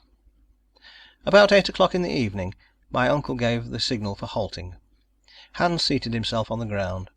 The lamps were hung to fissures in the lava rock. We were now in a large cavern where air was not wanting. On the contrary, it abounded. What could be the cause of this? To what atmospheric agitation could be ascribed this draught? But this was a question which I did not care to discuss just then. Fatigue and hunger made me incapable of reasoning. An unceasing march of 7 hours had not been kept up without great exhaustion. I was really and truly worn out, and delighted enough I was to hear the word "halt." Hans laid out some provisions on a lump of lava, and we each supped with keen relish. One thing, however, caused us great uneasiness. Our water reserve was already half exhausted. My uncle had full confidence in finding subterranean resources, but hitherto we had completely failed in so doing. I could not help calling my uncle's attention to the circumstance. "And you are surprised at this total absence of springs?" he said. "Doubtless. I am very uneasy on the point. We have certainly not enough water to last us 5 days." "Be quite easy on that matter," continued my uncle. "I answer for it we shall find plenty of water, in fact, far more than we shall want." "But when?" "When we once get through this crust of lava. How can you expect springs to force their way through these solid stone walls?" "But what is there to prove that this concrete mass of lava does not extend to the centre of the earth? I don't think we have as yet done much in a vertical way." "What puts that into your head, my boy?" asked my uncle mildly. "Well, it appears to me that if we had descended very far below the level of the sea, we should find it rather hotter than we have." "According to your system," said my uncle. "But what does the thermometer say?" "Scarcely 15 degrees by Reaumur, which is only an increase of 9 since our departure." "Well, and what conclusion does that bring you to?" inquired the Professor. "The deduction I draw from this is very simple. According to the most exact observations, the augmentation of the temperature of the interior of the earth is 1 degree for every 100 feet. But certain local causes may considerably modify this figure. Thus, at Yakutsk in Siberia, it has been remarked that the heat increases a degree every 36 feet. The difference evidently depends on the conductibility of certain rocks. In the neighbourhood of an extinct volcano, it has been remarked that the elevation of temperature was only 1 degree in every 25 feet. Let us then go upon this calculation, which is the most favourable, and calculate." "Calculate away, my boy." "Nothing easier," said I, pulling out my notebook and pencil. 9 times 125 feet makes a depth of 1125 feet. Archimedes could not have spoken more geometrically. "Well?" "Well, according to my observations, we are at least 10,000 feet below the level of the sea." "Can it be possible?" "Either my calculation is correct, or there is no truth in figures." The calculations of the Professor were perfectly correct. We were already 6,000 feet deeper down in the bowels of the earth than anyone had ever been before. The lowest known depth to which man had hitherto penetrated was in the mines of Kitzbühel in the Tyrol, and those of Württemberg. The temperature, which should have been 81, was in this place only 15. This was a matter for serious consideration. Chapter 16. The Eastern Tunnel. The next day was Tuesday, the 30th of June, and at 6 o'clock in the morning we resumed our journey. We still continued to follow the gallery of lava, a perfect natural pathway, as easy of descent as some of those inclined planes which, in very old German houses, serve the purpose of staircases. This went on until 17 minutes past 12, the precise instant at which we rejoined Hans, who, having been somewhat in advance, had suddenly stopped. "At last," cried my uncle, "we have reached the end of the shaft." I looked wonderingly about me. We were in the centre of Forecroft Pass, sombre and narrow tunnels. The question now arose as to which it was wise to take, and this of itself was no small difficulty. My uncle, who did not wish to appear to have any hesitation about the matter before myself or the guide, at once made up his mind. He pointed quietly to the eastern tunnel, and without delay we entered within its gloomy recesses. Besides, had he entertained any feeling of hesitation, it might have been prolonged indefinitely, for there was no indication by which to determine on a choice. It was absolutely necessary to trust to chance and good fortune. The descent of this obscure and narrow gallery was very gradual and winding. Sometimes we gazed through a succession of arches, its course very like the aisles of a Gothic cathedral. The great artistic sculptors and builders of the Middle Ages might have here completed their studies with advantage. Many most beautiful and suggestive ideas of architectural beauty would have been discovered by them. After passing through this phase of the cavernous way, we suddenly came about a mile farther on upon a square system of arch, adopted by the early Romans, projecting from the solid rock, and keeping up the weight of the roof. Suddenly we would come upon a series of low subterranean tunnels, which looked like beaver holes, or the work of foxes, through whose narrow and winding ways we had literally to crawl. The heat still remained at quite a supportable degree. With an involuntary shudder, I reflected on what the heat must have been when the volcano of Sneffels was pouring its smoke, flames, and streams of boiling lava, all of which must have come up by the road we were now following. I could imagine the torrents of hot seething stone darting on, bubbling up with accompaniments of smoke, steam, and sulphurous stench. Only to think of the consequences, I mused, if the old volcano were once more to set to work.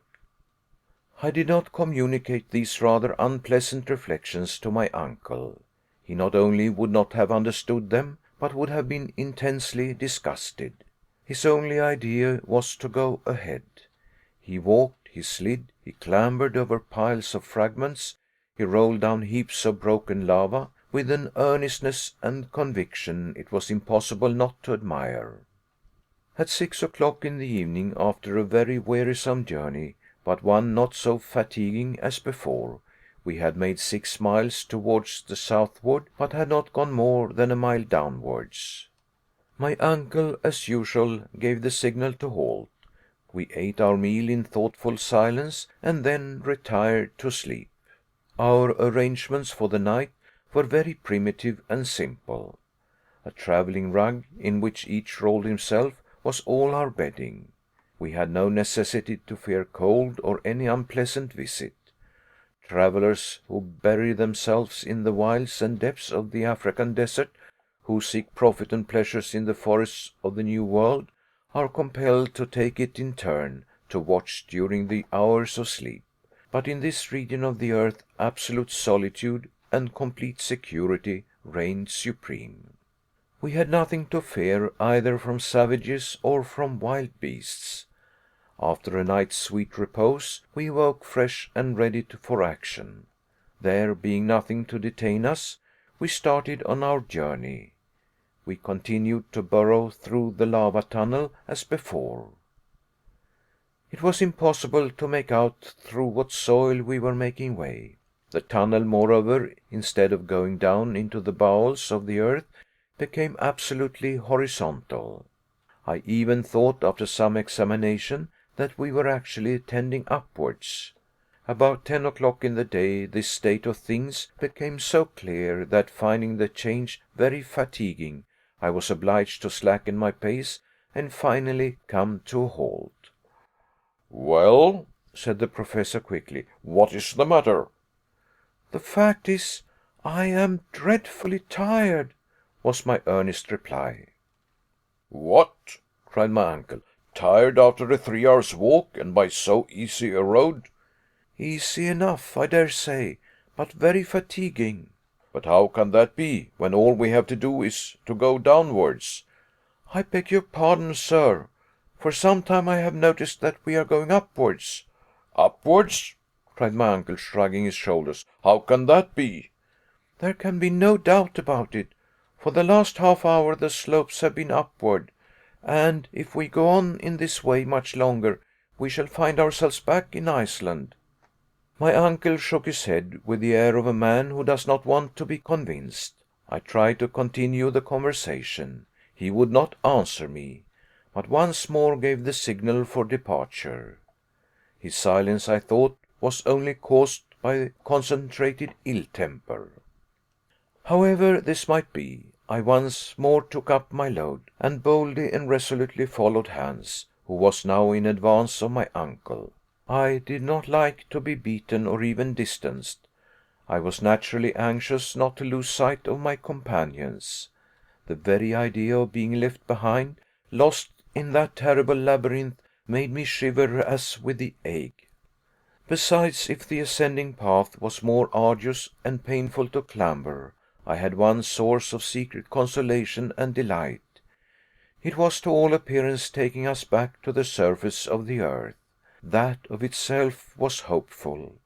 Every step I took confirmed me in my belief, and I began already to build castles in the air in relation to my marriage with my pretty little cousin. About 12 o'clock there was a great and sudden change in the aspect of the rocky sides of the gallery.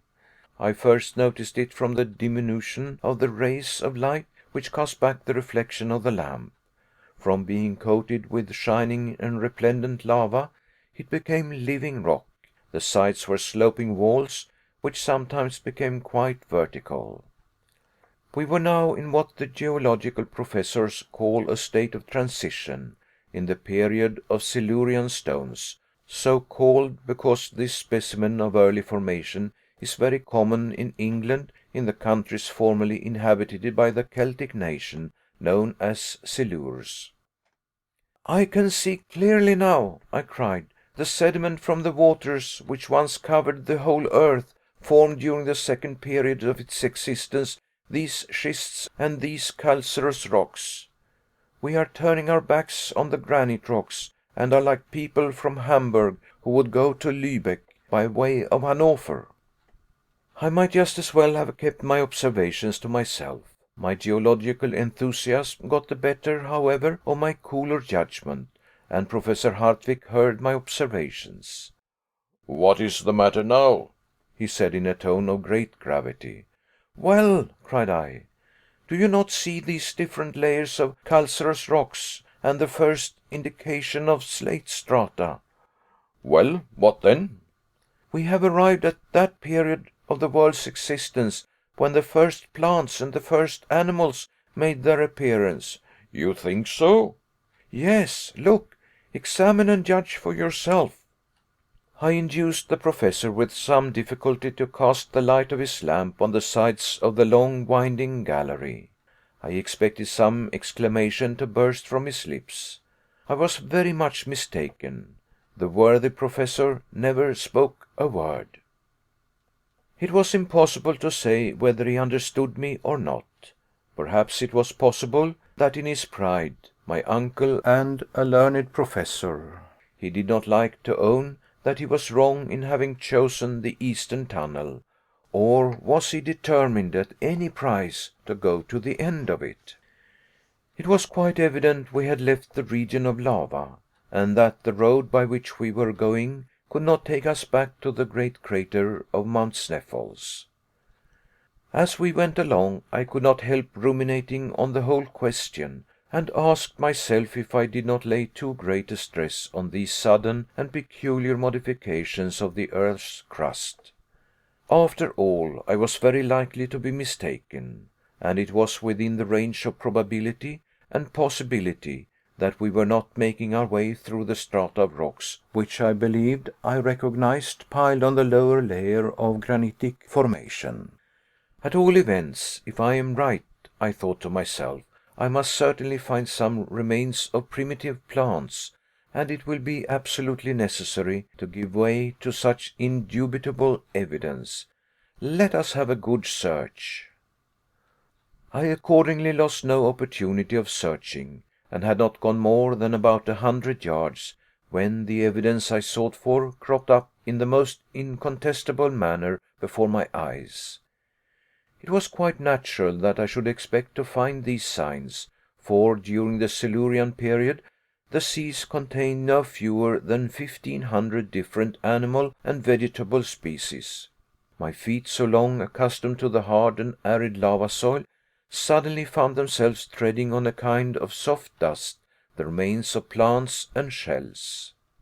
Upon the walls themselves I could clearly make out the outline, as plain as a sun picture, of the fucus and the lycopods. The worthy and excellent Professor Hardwigg could not, of course, make any mistake about the matter, but I believe he deliberately closed his eyes, and continued on his way with a firm and unalterable step. I began to think that he was carrying his obstinacy a great deal too far. I could no longer act with prudence or composure. I stooped on a sudden and picked up an almost perfect shell, which had undoubtedly belonged to some animal very much resembling some of the present day. Having secured the prize, I followed in the wake of my uncle. "Do you see this?" I said. "Well," said the Professor with the most imperturbable tranquillity, "it is the shell of a crustaceous animal of the extinct order of the trilobites, nothing more, I assure you." "But," cried I, much troubled at his coolness, "do you not draw any conclusion from it?" "Well, if I may ask, what conclusion do you draw from it yourself?" "Well, I thought—" "I know, my boy, what you would say, and you are right, perfectly and incontestably right. We have finally abandoned the crust of lava, and the road by which the lava ascended. It is quite possible that I may have been mistaken, but I shall be unable to discover my error until I get to the end of this gallery." "You are quite right as far as that is concerned," I replied, "and I should highly approve of your decision if we had not to fear the greatest of all dangers." "And what is that?" "Want of water." "Well, my dear Henry, it can't be helped. We must put ourselves on rations." And on he went. Chapter 17. Deeper and Deeper, the Coal Mine. In truth, we were compelled to put ourselves upon rations. Our supply would certainly last no more than 3 days. I found this out about supper time. The worst part of the matter was, that in what is called the transition rocks, it was hardly to be expected we should meet with water. I had read of the horrors of thirst, and I knew that where we were, a brief trial of its sufferings would put an end to our adventures and our lives. But it was utterly useless to discuss the matter with my uncle. He would have answered by some axiom from Plato. During the whole of next day we proceeded on our journey through this interminable gallery, arch after arch, tunnel after tunnel. We journeyed without exchanging a word. We had become as mute and reticent as Hans, our guide. The road had no longer an upward tendency.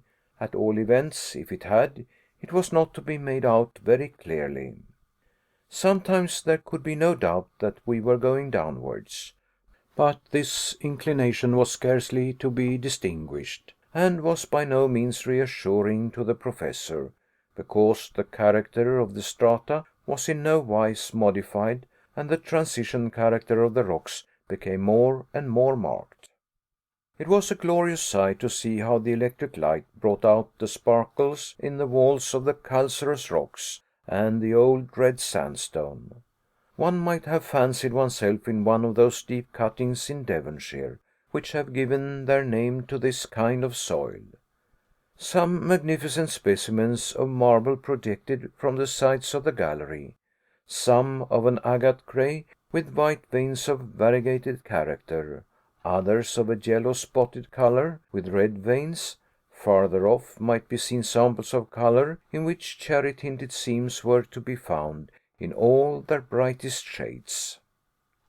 The greater number of these marbles were stamped with the marks of primitive animals.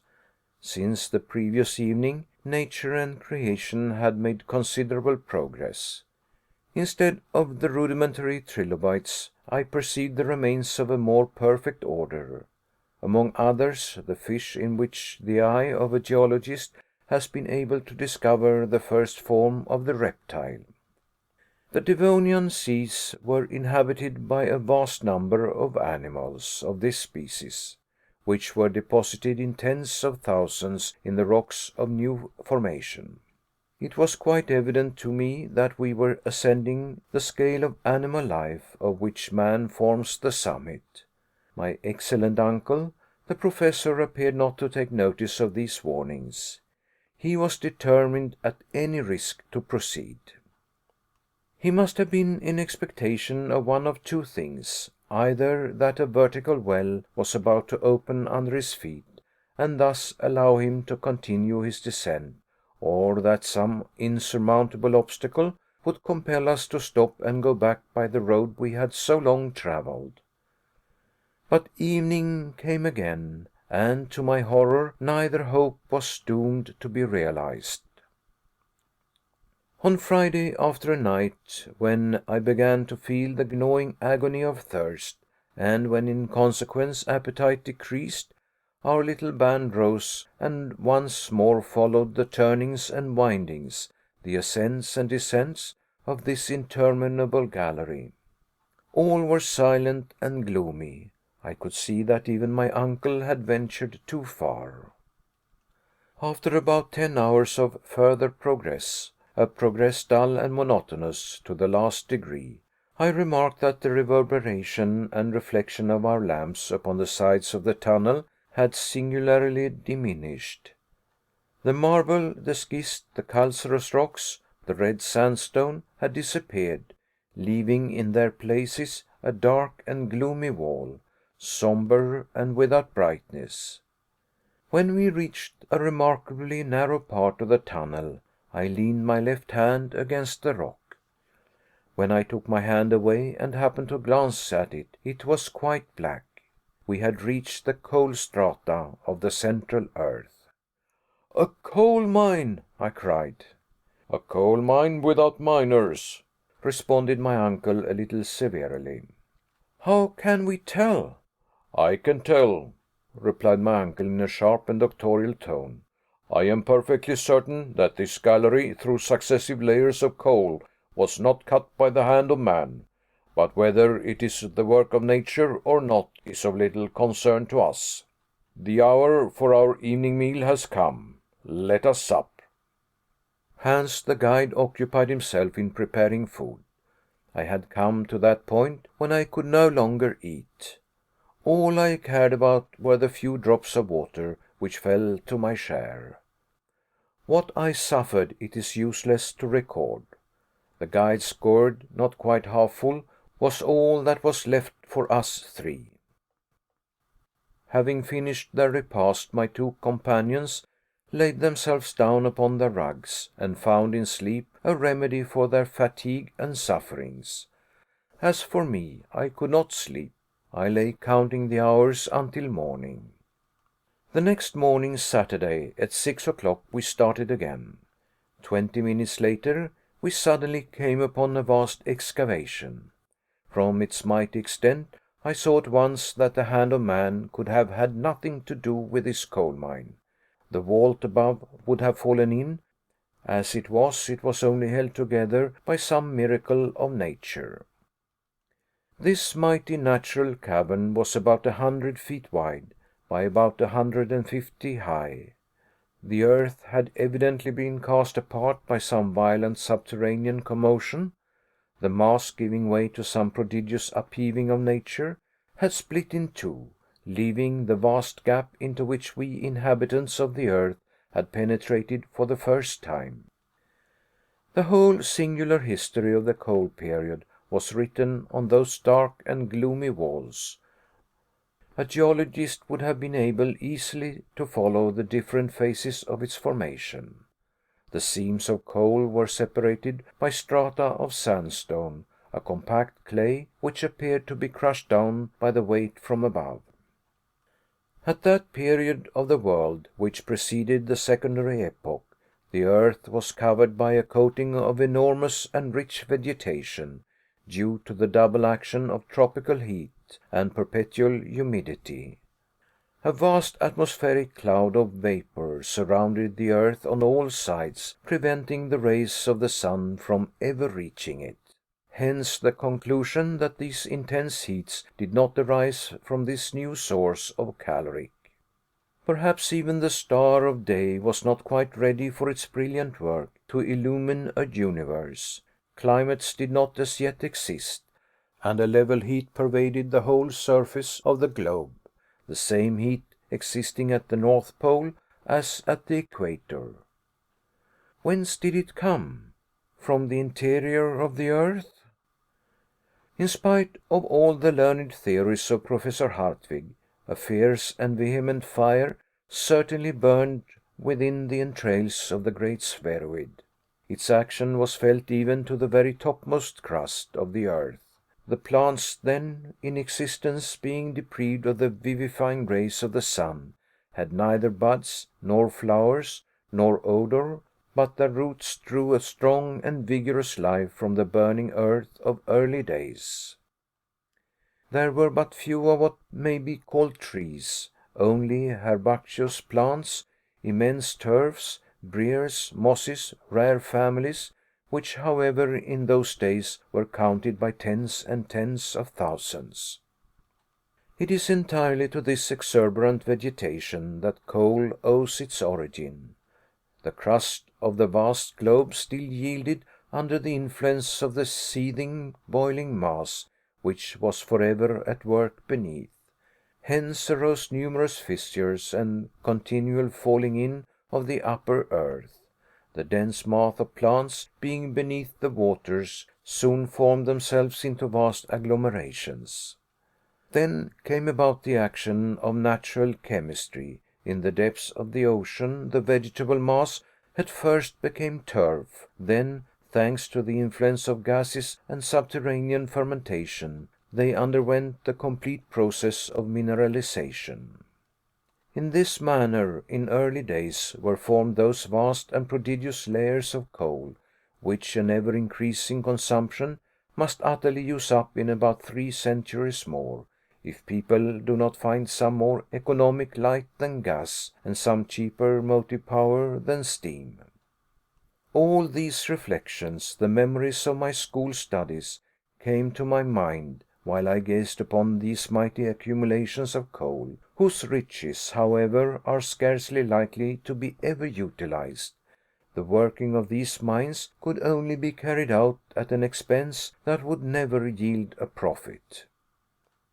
The matter, however, is scarcely worthy consideration, when coal is scattered over the whole surface of the globe, within a few yards of the upper crust. As I looked at these untouched strata, therefore, I knew they would remain as long as the world lasts. While we still continued our journey, I alone forgot the length of the road, by giving myself up wholly to these geological considerations.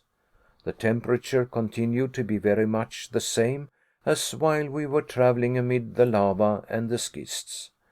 On the other hand, my sense of smell was much affected by a very powerful odor.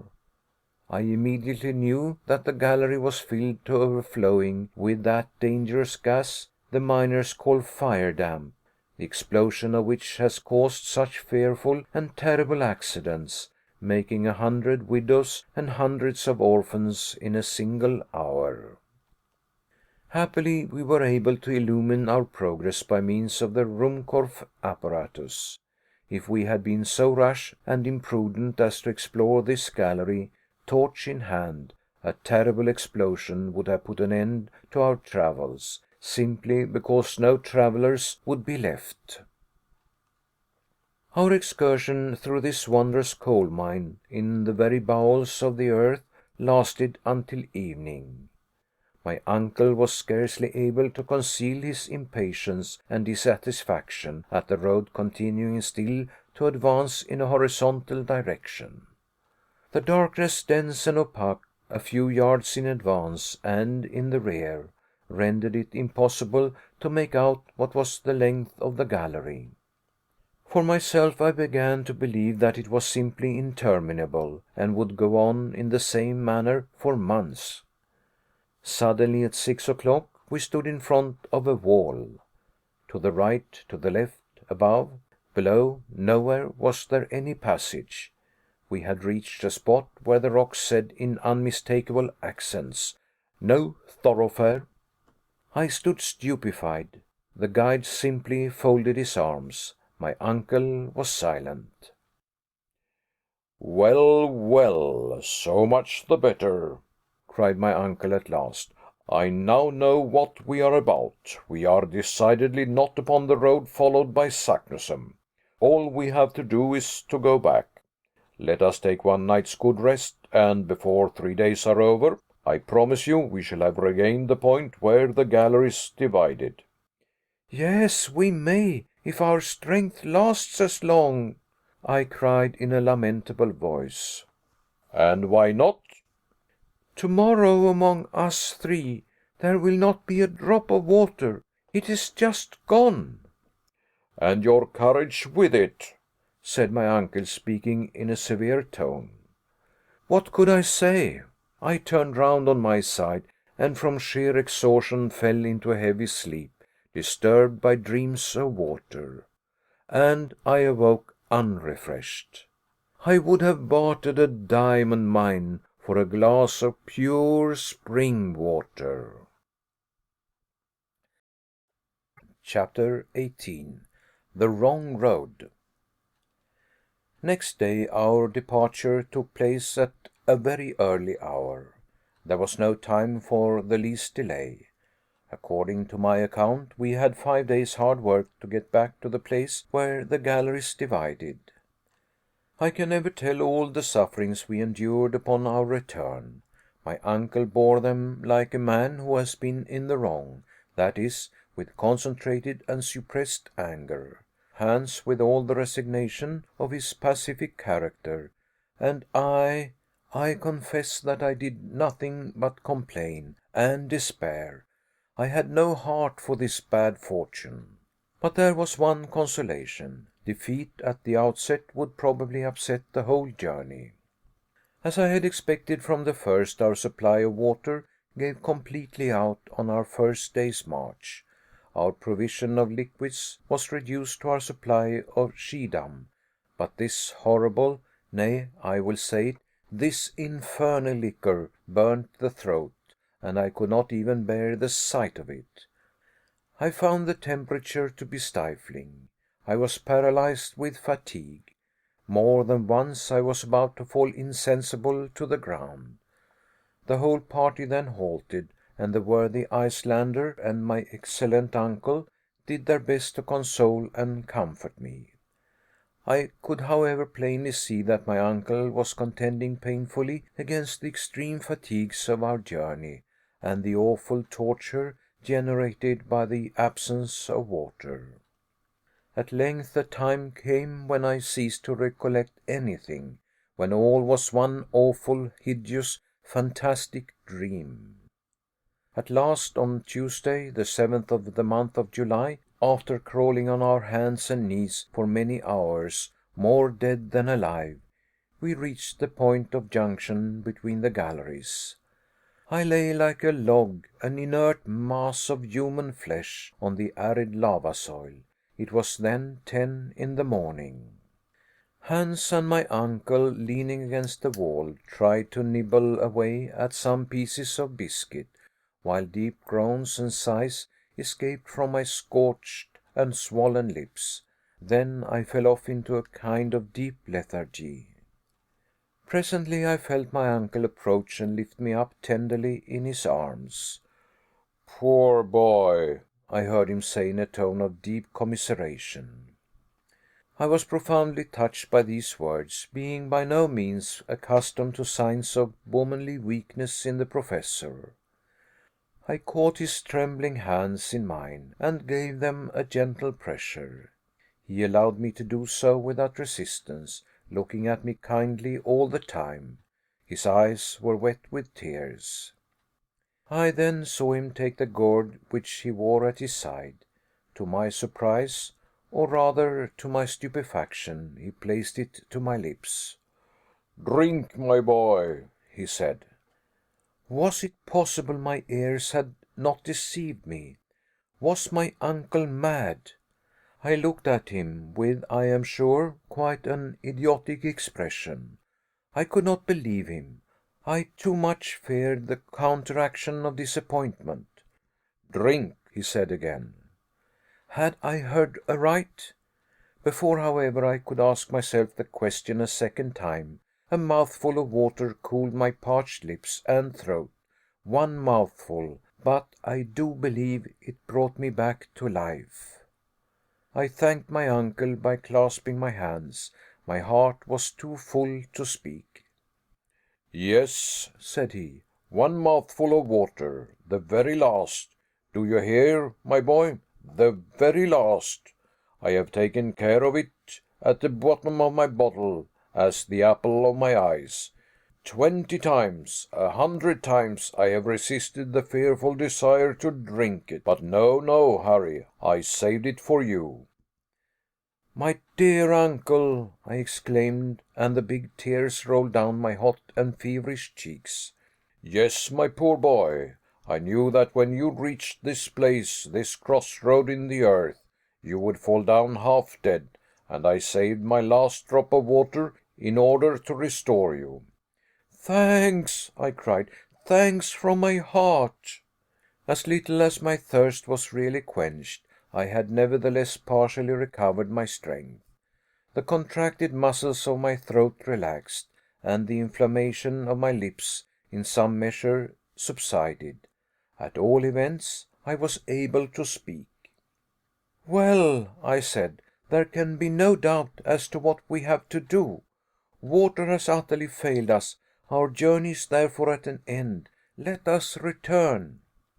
While I spoke thus, my uncle evidently avoided my face. He held down his head, his eyes were turned in every possible direction but the right one. Yes, I continued, getting excited by my own words, we must go back to Sneffels. May heaven give us strength to enable us once more to revisit the light of day. Would that we now stood on the summit of the crater. Go back, said my uncle, speaking to himself, and must it be so? Go back, yes, and without losing a single moment, I vehemently cried. For some moment there was silence under that dark and gloomy vault. So, my dear Harry, said the Professor in a very singular tone of voice, those few drops of water have not sufficed to restore your energy and courage. Courage! I cried. I see that you are quite as downcast as before, and still give way to discouragement and despair. What then was the man made of, and what other projects were entering his fertile and audacious brain? You are not discouraged, sir? What? Give up just as we are on the verge of success? He cried. Never, never shall it be said that Professor Hardwigg retreated. Then we must make up our minds to perish, I cried with a helpless sigh. No, Harry, my boy, certainly not. Go, leave me. I am very far from desiring your death. Take Hans with you. I will go on alone. You ask us to leave you? Leave me, I say. I have undertaken this dangerous and perilous adventure. I will carry it to the end, or I will never return to the surface of Mother Earth. Go, Harry. Once more I say to you, go. My uncle, as he spoke, was terribly excited. His voice, which before had been tender, almost womanly, became harsh and menacing. He appeared to be struggling with desperate energy against the impossible. I did not wish to abandon him at the bottom of that abyss, while, on the other hand, the instinct of preservation told me to fly. Meanwhile, our guide was looking on with profound calmness and indifference. He appeared to be an unconcerned party, and yet he perfectly well knew what was going on between us. Our gestures sufficiently indicated the different roads each wished to follow, and which each tried to influence the other to undertake. But Hans appeared not to take the slightest interest in what was really a question of life and death for us all, but waited quite ready to obey the signal which should say go aloft, or to resume his desperate journey into the interior of the earth. How then I wished with all my heart and soul that I could make him understand my words. My representations, my sighs and groans, the earnest accents in which I should have spoken, would have convinced that cold, hard nature. Those fearful dangers and perils of which the stolid guide had no idea. I would have pointed them out to him. I would have, as it were, made him see and feel. Between us we might have convinced the obstinate professor. If the worst had come to the worst, we could have compelled him to return to the summit of Sneffels. I quietly approached Hans. I caught his hand in mine. He never moved a muscle. I indicated to him the road to the top of the crater. He remained motionless. My panting form, my haggard countenance, must have indicated the extent of my sufferings. The Icelander gently shook his head and pointed to my uncle. "Master," he said. The word is Icelandic as well as English. "The master!" I cried beside myself with fury. "Madman! No, I tell you, he is not the master of our lives. We must fly. We must drag him with us. Do you hear me? Do you understand me? I say." I have already explained that I held Hans by the arm. I tried to make him rise from his seat. I struggled with him and tried to force him away. My uncle now interposed. "My good Henry, be calm," he said. "You will obtain nothing from my devoted follower, therefore listen to what I have to say." I folded my arms as well as I could, and looked at my uncle full in the face. "This wretched want of water," he said, "is the sole obstacle to the success of my project. In the entire gallery, made of lava, schist, and coal, it is true we found not one liquid molecule. It is quite possible that we may be more fortunate in the western tunnel." My sole reply was to shake my head with an air of deep incredulity. "Listen to me to the end," said the Professor in his well-known lecturing voice. "While you lay yonder without life or motion, I undertook a reconnoitring journey into the conformation of this other gallery. I have discovered that it goes directly downwards into the bowels of the earth, and in a few hours will take us to the old granitic formation. In this we shall undoubtedly find innumerable springs. The nature of the rock makes this a mathematical certainty, and instinct agrees with logic to say that it is so. Now this is the serious proposition which I have to make to you. When Christopher Columbus asked of his men 3 days to discover the land of promise, his men, ill, terrified, and hopeless, yet gave him 3 days, and the New World was discovered. Now I, the Christopher Columbus of this subterranean region, only ask of you 1 more day. If, when that time is expired, I have not found the water of which we are in search, I swear to you, I will give up my mighty enterprise and return to the earth's surface." Despite my irritation and despair, I knew how much it cost my uncle to make this proposition, and to hold such conciliatory language. Under the circumstances, what could I do but yield? "Well," I cried, "let it be as you wish, and may Heaven reward your superhuman energy.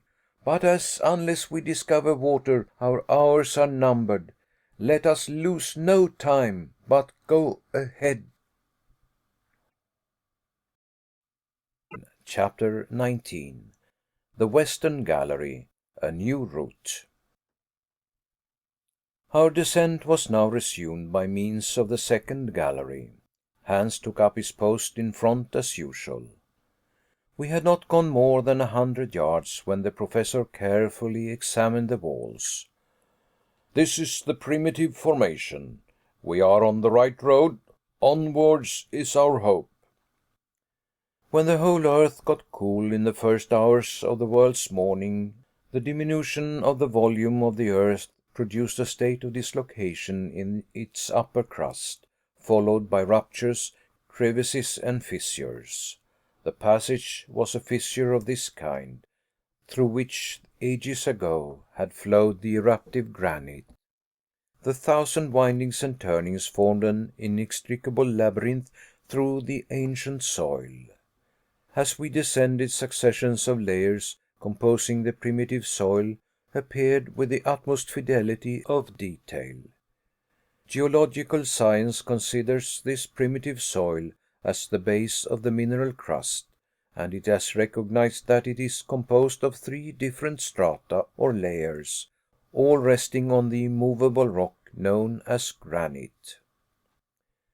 No mineralogists had even found themselves placed in such a marvelous position to study nature in all her real and naked beauty. The sounding rod, a mere machine, could not bring to the surface of the earth the objects of value for the study of its internal structure, which we were about to see with our own eyes, to touch with our own hands. Remember that I am writing this after the journey. Across the streak of the rocks, colored by beautiful green tints, wound metallic threads of copper, of manganese, with traces of platinum and gold. I could not help gazing at these riches buried in the entrails of Mother Earth, and of which no man would have the enjoyment to the end of time. These treasures, mighty and inexhaustible, were buried in the morning of the earth's history at such awful depths that no crowbar or pickaxe will ever drag them from their tomb.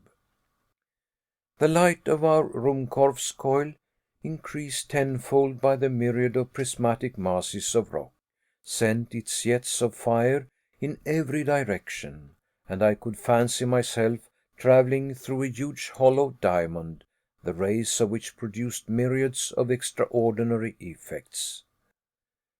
Towards 6 o'clock this festival of light began sensibly and visibly to decrease, and soon almost ceased. The sides of the gallery assumed a crystallized tint with a sombre hue. White mica began to commingle more freely with feldspar and quartz, to form what may be called the true rock, the stone which is hard above all, that supports without being crushed the 4 stories of the earth's soil. We were walled by an immense prison of granite. It was now 8 o'clock, and still there was no sign of water. The sufferings I endured were horrible. My uncle now kept at the head of our little column. Nothing could induce him to stop. I, meanwhile, had but one real thought. My ear was keenly on the watch to catch the sound of a spring. But no pleasant sound of falling water fell upon my listening ear. But at last the time came when my limbs refused to carry me longer. I contended heroically against the terrible tortures I endured, because I did not wish to compel my uncle to halt. To him I knew this would be the last fatal stroke. Suddenly I felt a deadly faintness come over me. My eyes could no longer see. My knees shook. I gave one despairing cry and fell. "Help! Help! I am dying!" My uncle turned and slowly retraced his steps. He looked at me with folded arms, and then allowed one sentence to escape in hollow accents from his lips. "All is over." The last thing I saw was a face fearfully distorted with pain and sorrow, and then my eyes closed. When I again opened them, I saw my companions lying near me, motionless, wrapped in their huge traveling rugs. Were they asleep or dead? For myself, sleep was wholly out of the question. My fainting fit over, I was wakeful as the lark. I suffered too much for sleep to visit my eyelids, the more that I thought myself sick unto death, dying. The last words spoken by my uncle seemed to be buzzing in my ears. All is over. And it was probable that he was right. In the state of prostration to which I was reduced, it was madness to think of ever again seeing the light of day. Above were miles upon miles of the earth's crust. As I thought of it, I could fancy the whole weight resting on my shoulders. I was crushed, annihilated, and exhausted myself in vain attempts to turn in my granite bed. Hours upon hours passed away. A profound and terrible silence reigned around us, a silence of the tomb.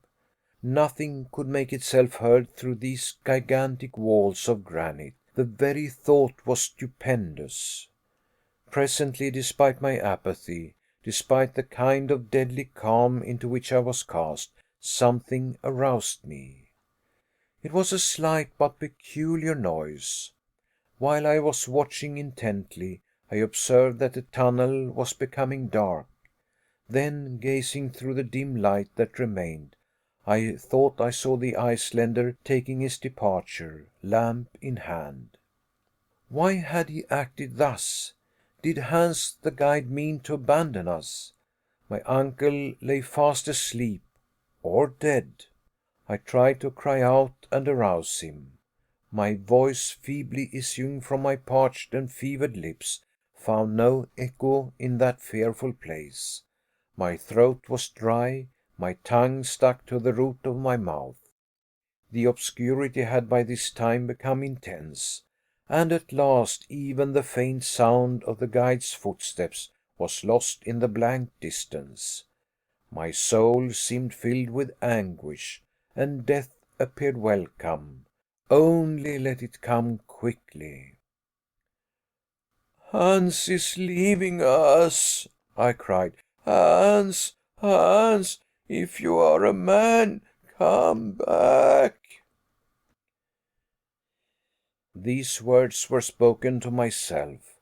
They could not be heard aloud.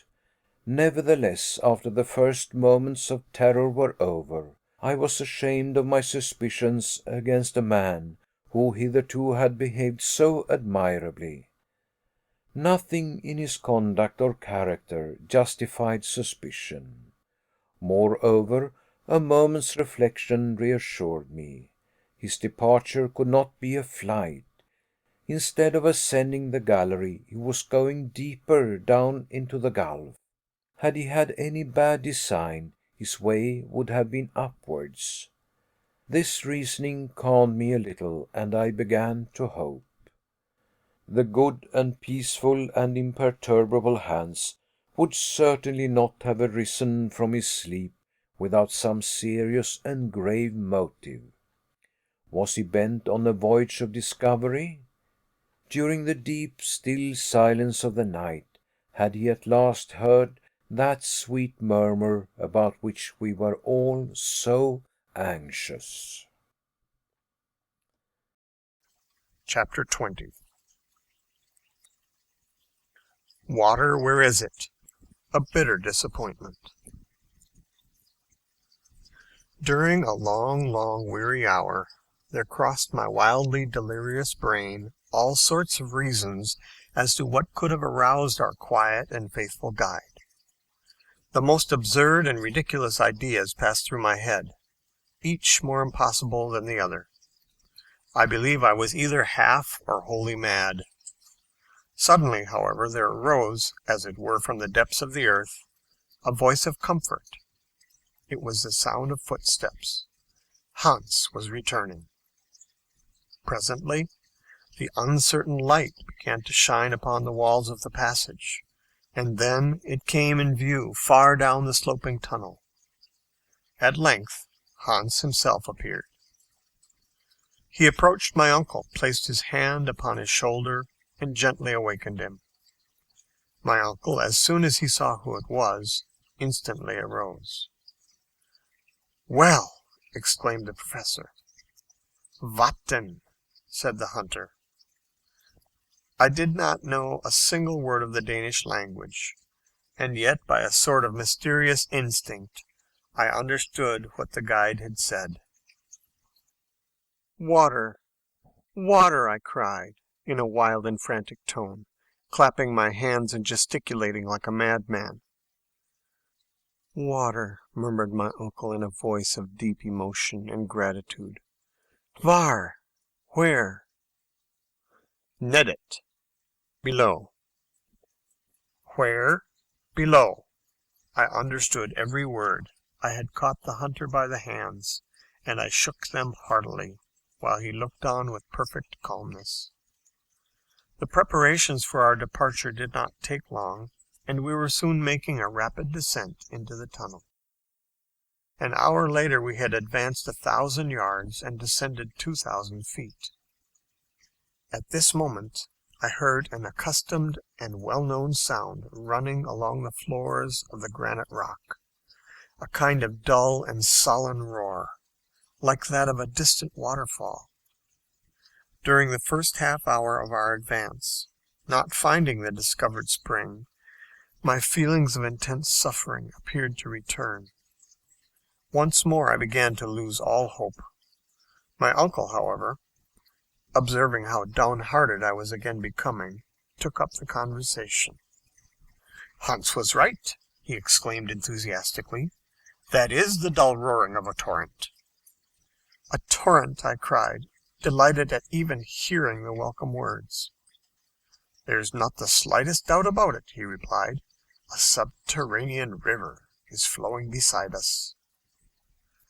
I made no reply, but hastened on, once more animated by hope. I began not even to feel the deep fatigue which hitherto had overpowered me. The very sound of this glorious murmuring water already refreshed me. We could hear it increasing in volume every moment. The torrent, which for a long time could be heard flowing over our heads, now ran distinctly along the left wall, roaring, rushing, spluttering, and still falling. Several times I passed my hand across the rock, hoping to find some trace of humidity, of the slightest percolation. Alas, in vain. Again a half-hour passed in the same weary toil.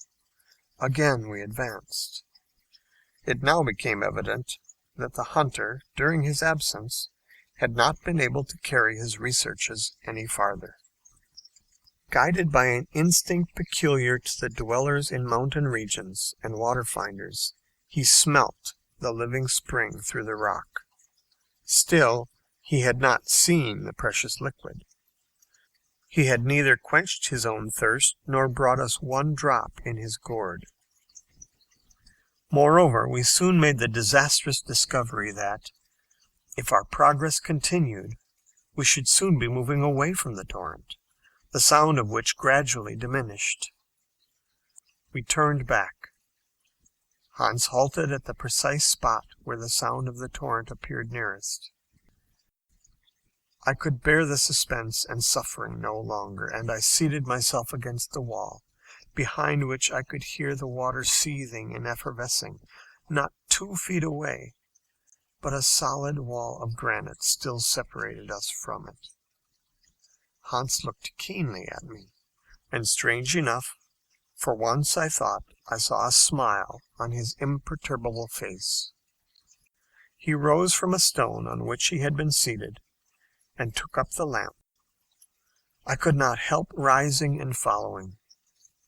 He moved slowly along the firm and solid granite wall.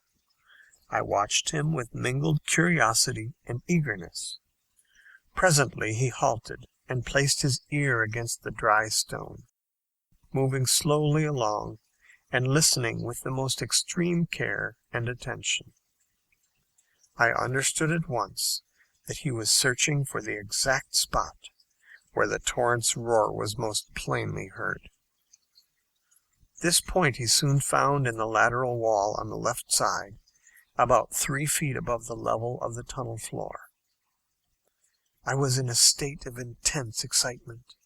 I scarcely dared believe what the eider-duck hunter was about to do.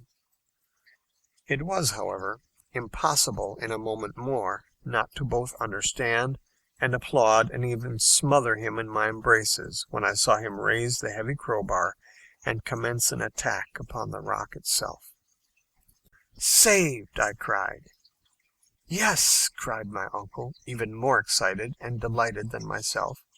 "Hans is quite right. Oh, the worthy, excellent man! We should never have thought of such an idea." And nobody else, I think, would have done so. Such a process, simple as it seemed, would most certainly not have entered our heads. Nothing could be more dangerous than to begin to work with pickaxes in that particular part of the globe. Supposing, while he was at work, a break-up were to take place, and supposing the torrent, once having gained an inch, were to take an ell, and come pouring bodily through the broken rock. Not one of these dangers was chimerical. They were only too real. But at that moment, no fear of falling in of the roof, or even of inundation, was capable of stopping us. Our thirst was so intense that to quench it we would have dug below the bed of the old ocean itself. Hans went quietly to work, a work which neither my uncle nor I would have undertaken at any price. Our impatience was so great that if we had once begun with pickaxe and crowbar, the rock would have soon split into 100 fragments.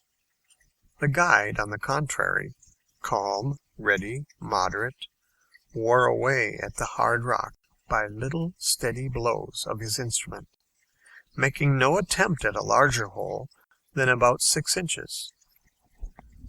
As I stood, I heard, or I thought I heard, the roar of the torrent momentarily increasing in loudness, and at times I almost felt the pleasant sensation of water upon my parched lips.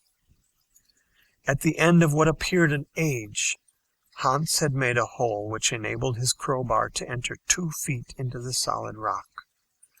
He had been at work exactly an hour. It appeared a dozen.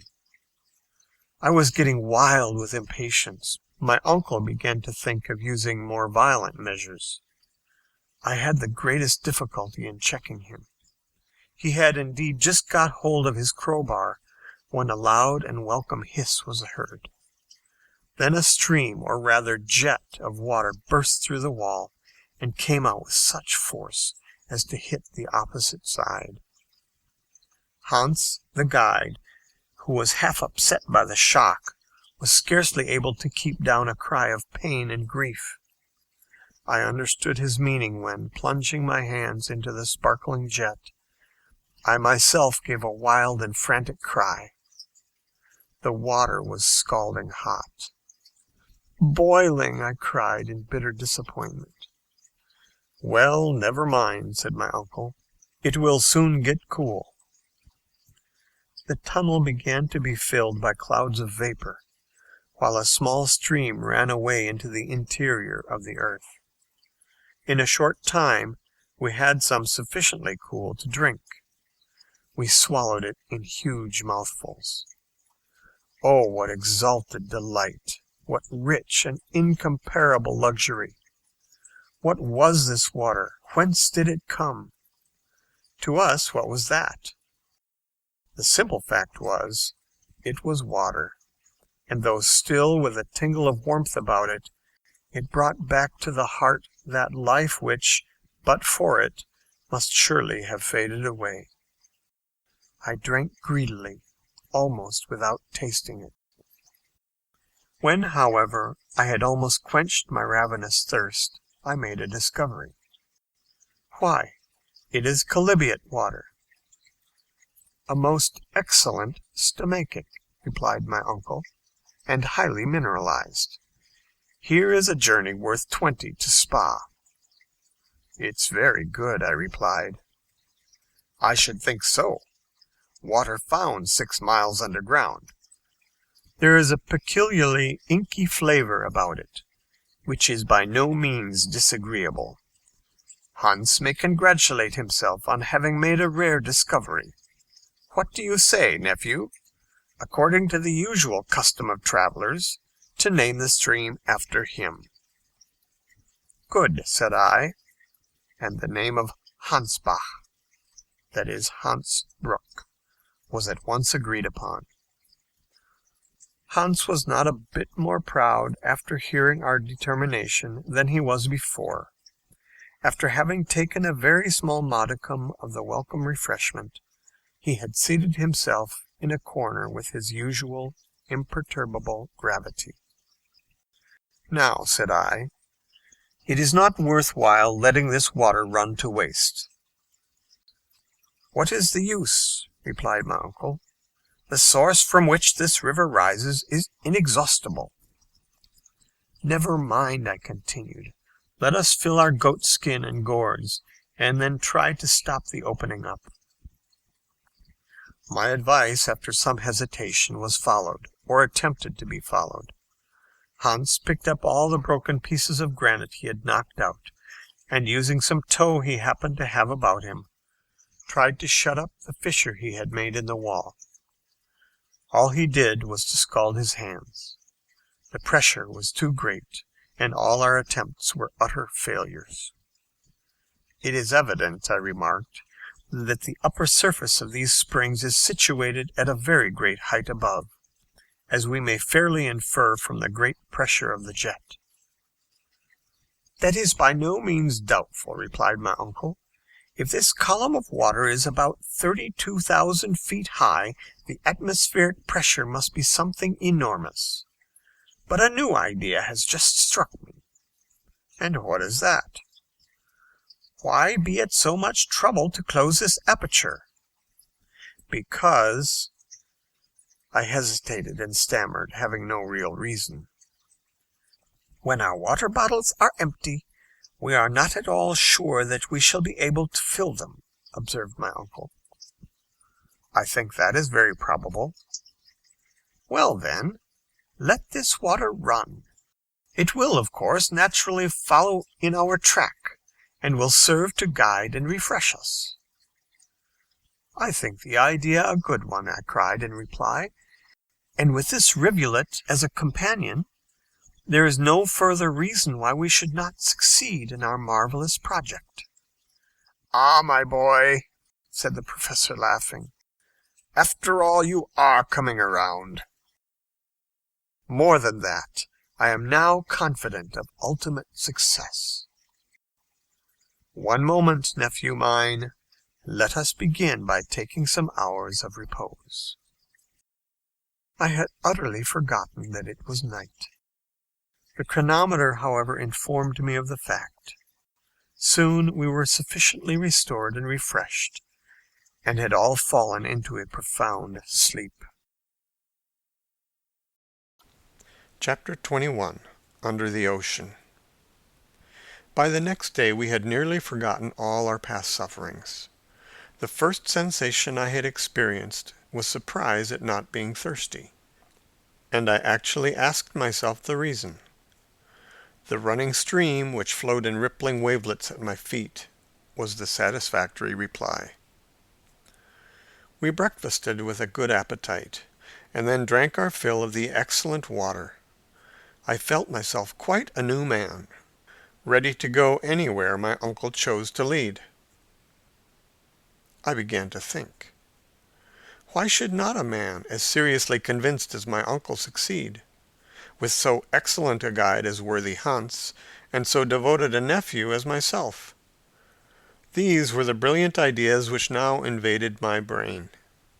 Had the proposition now been made to go back to the summit of Mount Sneffels, I should have declined the offer in a most indignant manner. But fortunately there was no question of going up. We are about to descend farther into the interior of the earth. Let us be moving, I cried, awakening the echoes of the old world. We resumed our march on Thursday at 8 o'clock in the morning. The great granite tunnel, as it went round by sinuous and winding ways, presented every now and then sharp turns, and in fact all the appearance of a labyrinth. Its direction, however, was in general toward the southwest. My uncle made several pauses in order to consult his compass. The gallery now began to trend downwards in a horizontal direction, with about 2 inches of fall in every furlong. The murmuring stream flowed quietly at our feet. I could not but compare it to some familiar spirit guiding us through the earth, and I dabbled my fingers in its tepid water, which sang like a naiad as we progressed. My good humor began to assume a mythological character. As for my uncle, he began to complain of the horizontal character of the road. His route, he found, began to be indefinitely prolonged, instead of sliding down the celestial ray, according to his expression. But we had no choice, and as long as our road led toward the center, however little progress we made, there was no reason to complain. Moreover, from time to time the slopes were much greater. The naiad sang more loudly, and we began to dip downward in earnest. As yet, however, I felt no painful sensation. I had not got over the excitement of the discovery of water. That day and the next we did a considerable amount of horizontal, and relatively little vertical, traveling. On Friday evening, the 10th of July, according to our estimation, we ought to have been 30 leagues to the southeast of Reykjavik, and about 2 leagues and a half deep. We now received a rather startling surprise. Under our feet there opened a horrible well. My uncle was so delighted that he actually clapped his hands as he saw how steep and sharp was the descent. "Ah, ah!" he cried in rapturous delight. "This takes us a long way. Look at the projections of the rock. Ha!" he exclaimed. "It's a fearful staircase." Hans, however, who in all our troubles had never given up the ropes, took care so to dispose of them as to prevent any accidents. Our descent then began. I dare not call it a perilous descent, for I was already too familiar with that sort of work to look upon it as anything but a very ordinary affair. This well was a kind of narrow opening in the massive granite of the kind known as a fissure. The contraction of the terrestrial scaffolding, when it suddenly cooled, had been evidently the cause. If it had ever served in former times as a kind of funnel through which passed the eruptive masses vomited by Sneffels, I was at a loss to explain how it had left no mark. We were, in fact, descending in a spiral, something like those winding staircases in use in modern homes. We were compelled every quarter of an hour, or thereabouts, to sit down in order to rest our legs. Our calves ached. We then seated ourselves on some projecting rock with our legs hanging over, and gossiped while we ate a mouthful, drinking still from the pleasantly warm running stream which had not deserted us. It is scarcely necessary to say that in this curiously shaped fissure the Hansbach had become a cascade, to the detriment of its size. It was still, however, sufficient and more for our wants. Besides, we knew that, as soon as the declivity ceased to be so abrupt, the stream must resume its peaceful course. At this moment it reminded me of my uncle, his impatience and rage, while when it flowed more peacefully I pictured to myself the placidity of the Icelandic guide. During the whole of 2 days, the 6th and 7th of July, we followed the extraordinary spiral staircase of the fissure, penetrating 2 leagues farther into the crust of the earth, which put us 5 leagues below the level of the sea. On the 8th, however, at 12 o'clock in the day, the fissure suddenly assumed a much more gentle slope, still trending in a southeast direction. The road now became comparatively easy, and at the same time dreadfully monotonous. It would have been difficult for matters to have turned out otherwise. Our peculiar journey had no chance of being diversified by landscape and scenery. At all events, such was my idea. At length, on Wednesday the 15th, we were actually 7 leagues, 21 miles, below the surface of the earth, and 50 leagues distant from the mountain of Sneffels, though, if the truth be told, we were very tired. Our health had resisted all suffering, and was in a most satisfactory state. Our traveller's box of medicaments had not even been opened. My uncle was careful to note every hour the indications of the compass, of the manometer, and of the thermometer, all of which he afterwards published in his elaborate, philosophical, and scientific account of our remarkable voyage. He was therefore able to give an exact relation of the situation. When, therefore, he informed me that we were 50 leagues in a horizontal direction distant from our starting point, I could not suppress a loud exclamation. "What is the matter now?" cried my uncle. "Nothing very important. Only an idea has entered my head," was my reply. "Well, out with it, my boy." "It is my opinion that if your calculations are correct, we are no longer under Iceland." "Do you think so?" "We can very easily find out," I replied, pulling out a map and compasses. "You see," I said, after careful measurement, "that I am not mistaken. We are far beyond Cape Portland, and those 50 leagues to the southeast will take us into the open sea." "Under the open sea!" cried my uncle, rubbing his hands with a delighted air. "Yes," I cried, "no doubt old ocean flows over our heads." "Well, my dear boy, what can be more natural? Do you not know that in the neighborhood of Newcastle there are coal mines which have been worked far out under the sea? Now my worthy uncle, the professor, no doubt regarded this discovery as a very simple fact, but to me the idea was by no means a pleasant one. And yet, when one came to think the matter over seriously, what mattered it whether the plains and mountains of Iceland were suspended over our devoted heads, or the mighty billows of the Atlantic Ocean? The whole question rested on the solidity of the granite roof above us.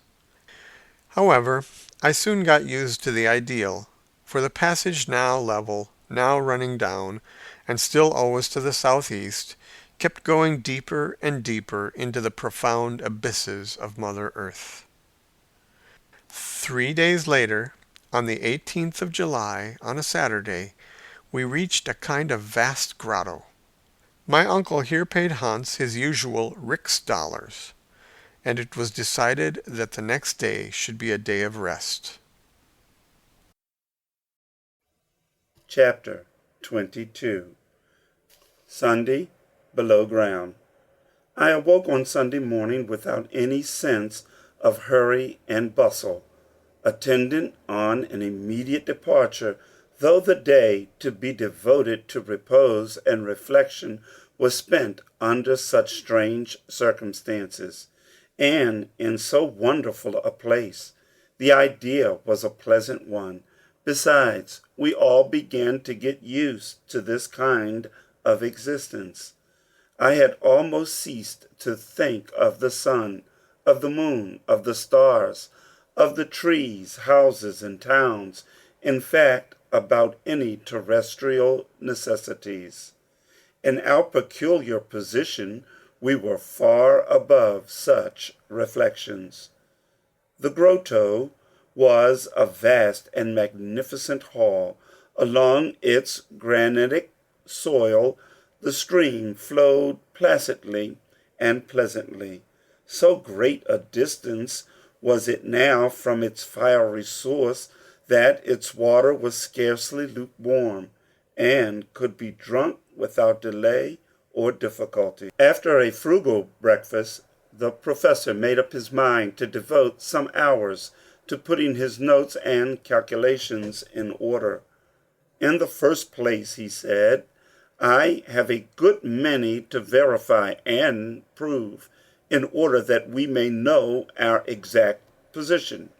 I wish to be able, on our return to the upper regions, to make a map of our journey, a kind of vertical section of the globe, which will be, as it were, the profile of the expedition. That would indeed be a curious work, uncle, but can you make your observations with anything like certainty and precision? I can. I have never on any occasion failed to note with great care the angles and slopes. I am certain as to have made no mistake. Take the compass and examine how she points. I looked at the instrument with care.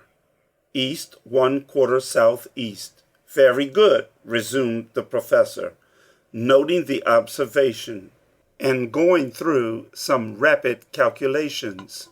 I make out that we have journeyed 250 miles from the point of our departure. Then the mighty waves of the Atlantic are rolling over our heads, certainly, and at this very moment it is possible that fierce tempests are raging above, and that men and ships are battling against the angry blast just over our heads. It is quite within the range of possibility, rejoined my uncle, smiling, and that whales are playing in shoals, thrashing the bottom of the sea, the roof of our adamantine prison. Be quite at rest at that point. There is no danger of their breaking through.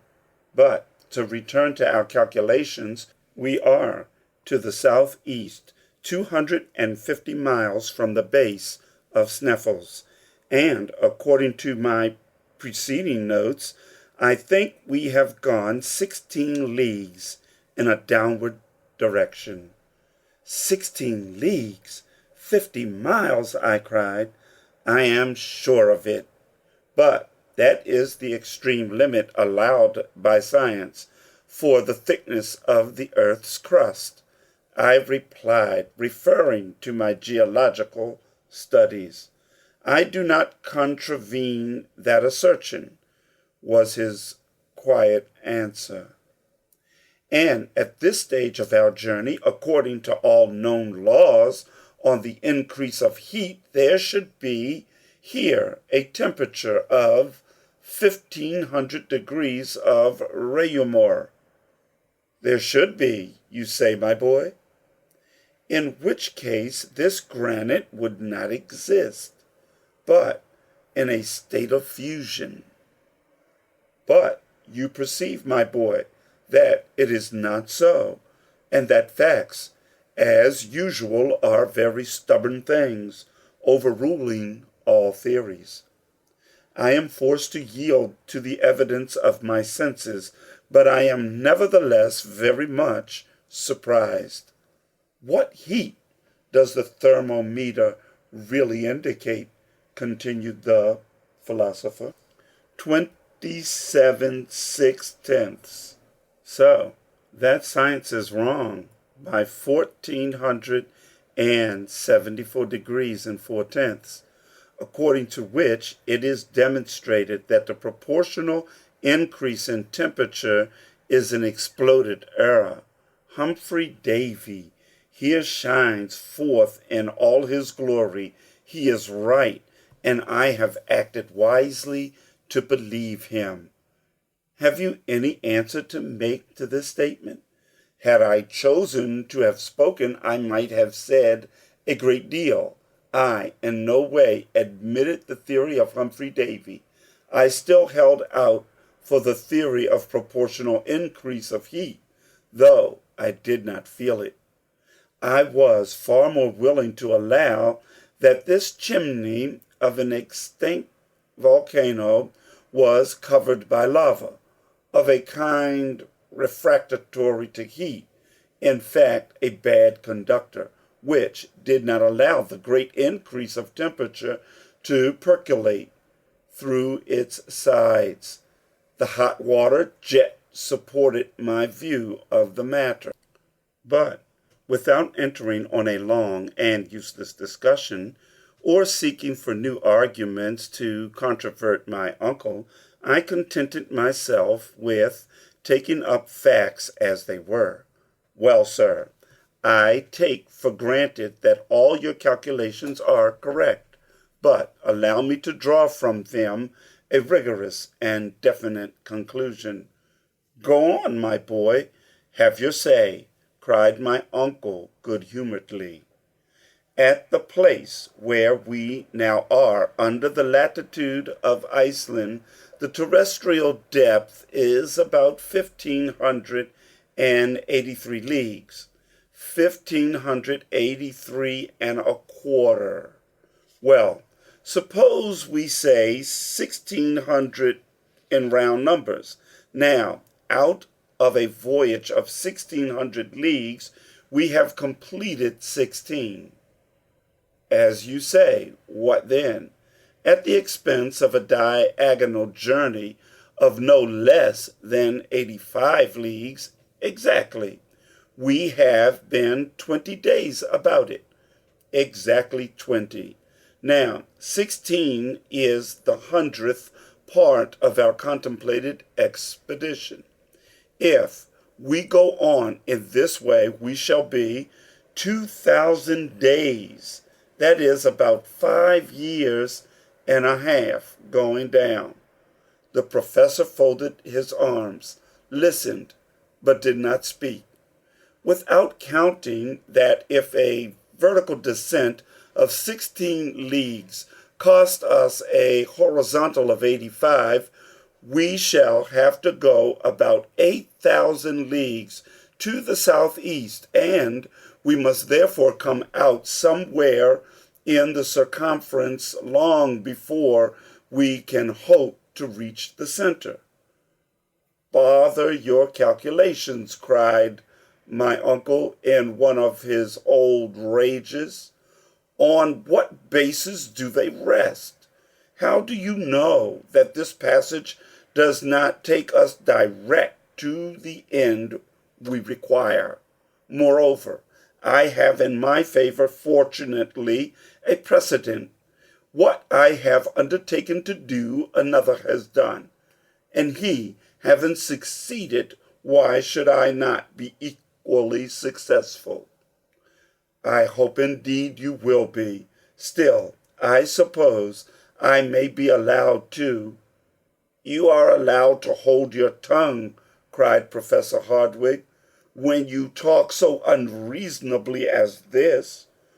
I saw at once that the old doctorial professor was still alive in my uncle, and fearful to rouse his angry passions, I dropped the unpleasant subject. "Now then," he explained, "consult the manometer. What does that indicate?" "A considerable amount of pressure." "Very good. You see, then, that by descending slowly and by gradually accustoming ourselves to the density of this lower atmosphere, we shall not suffer." "Well, I suppose not, except it may be a certain amount of pain in the ears," was my rather grim reply. "That, my dear boy, is nothing, and you will easily get rid of that source of discomfort by bringing the exterior air to communication with the air contained in your lungs." "Perfectly," said I, for I had quite made up my mind in no wise to contradict my uncle. I should fancy almost that I should experience a certain amount of satisfaction in making a plunge into this dense atmosphere. Have you taken note of how wonderfully sound is propagated? Of course I have. There can be no doubt that a journey into the interior of the earth would be an excellent cure for deafness. "But then, uncle," I ventured mildly to observe, "this density will continue to increase." "Yes, according to a law which, however, is scarcely defined. It is true that the intensity of weight will diminish just in proportion to the depth to which we go. You know very well that it is on the surface of the earth that its action is most powerfully felt, while, on the contrary, in the very center of the earth, bodies cease to have any weight at all." "I know that is the case, but as we progress, will not the atmosphere finally assume the density of water?" "I know it. When placed under the pressure of 710 atmospheres," cried my uncle, "with imperturbable gravity. And when we are still lower down, I ask with natural anxiety, well, lower down, the density will become even greater. Then how shall we be able to make our way through this atmospheric fog?" "Well, my worthy nephew, we must ballast ourselves by filling our pockets with stones," said Professor Hardwigg. "Faith, uncle, you have an answer for everything," was my only reply. I began to feel that it was unwise of me to go any farther into the wide field of hypotheses, for I should certainly have reviewed some difficulty, or rather impossibility, that would have enraged the professor. It was evident, nevertheless, that the air, under a pressure which might be multiplied by thousands of atmospheres, would end by becoming perfectly solid, and that then, admitting our bodies resisted the pressure we should have to stop in spite of all the reasonings in the world. Facts overcome all arguments. But I thought it best not to urge this argument. My uncle would simply have quoted the example of Saknussemm. Supposing the learned Icelander's journey ever really to have taken place, there was one simple answer to be made. In the 16th century, neither the barometer nor the manometer had been invented. How then could Saknussemm have been able to discover when he did reach the center of the earth? This unanswerable and learned objection I, however, kept to myself, and bracing up my courage, awaited the course of events, little aware of how adventurous yet were to be the incidents of our remarkable journey. The rest of this day of leisure and repose was spent in calculation and conversation. I made it a point to agree with the professor in everything, but I envied the perfect indifference of Hans, who, without taking any such trouble about the cause and effect, went blindly onwards wherever destiny chose to lead him. Chapter 23. Alone.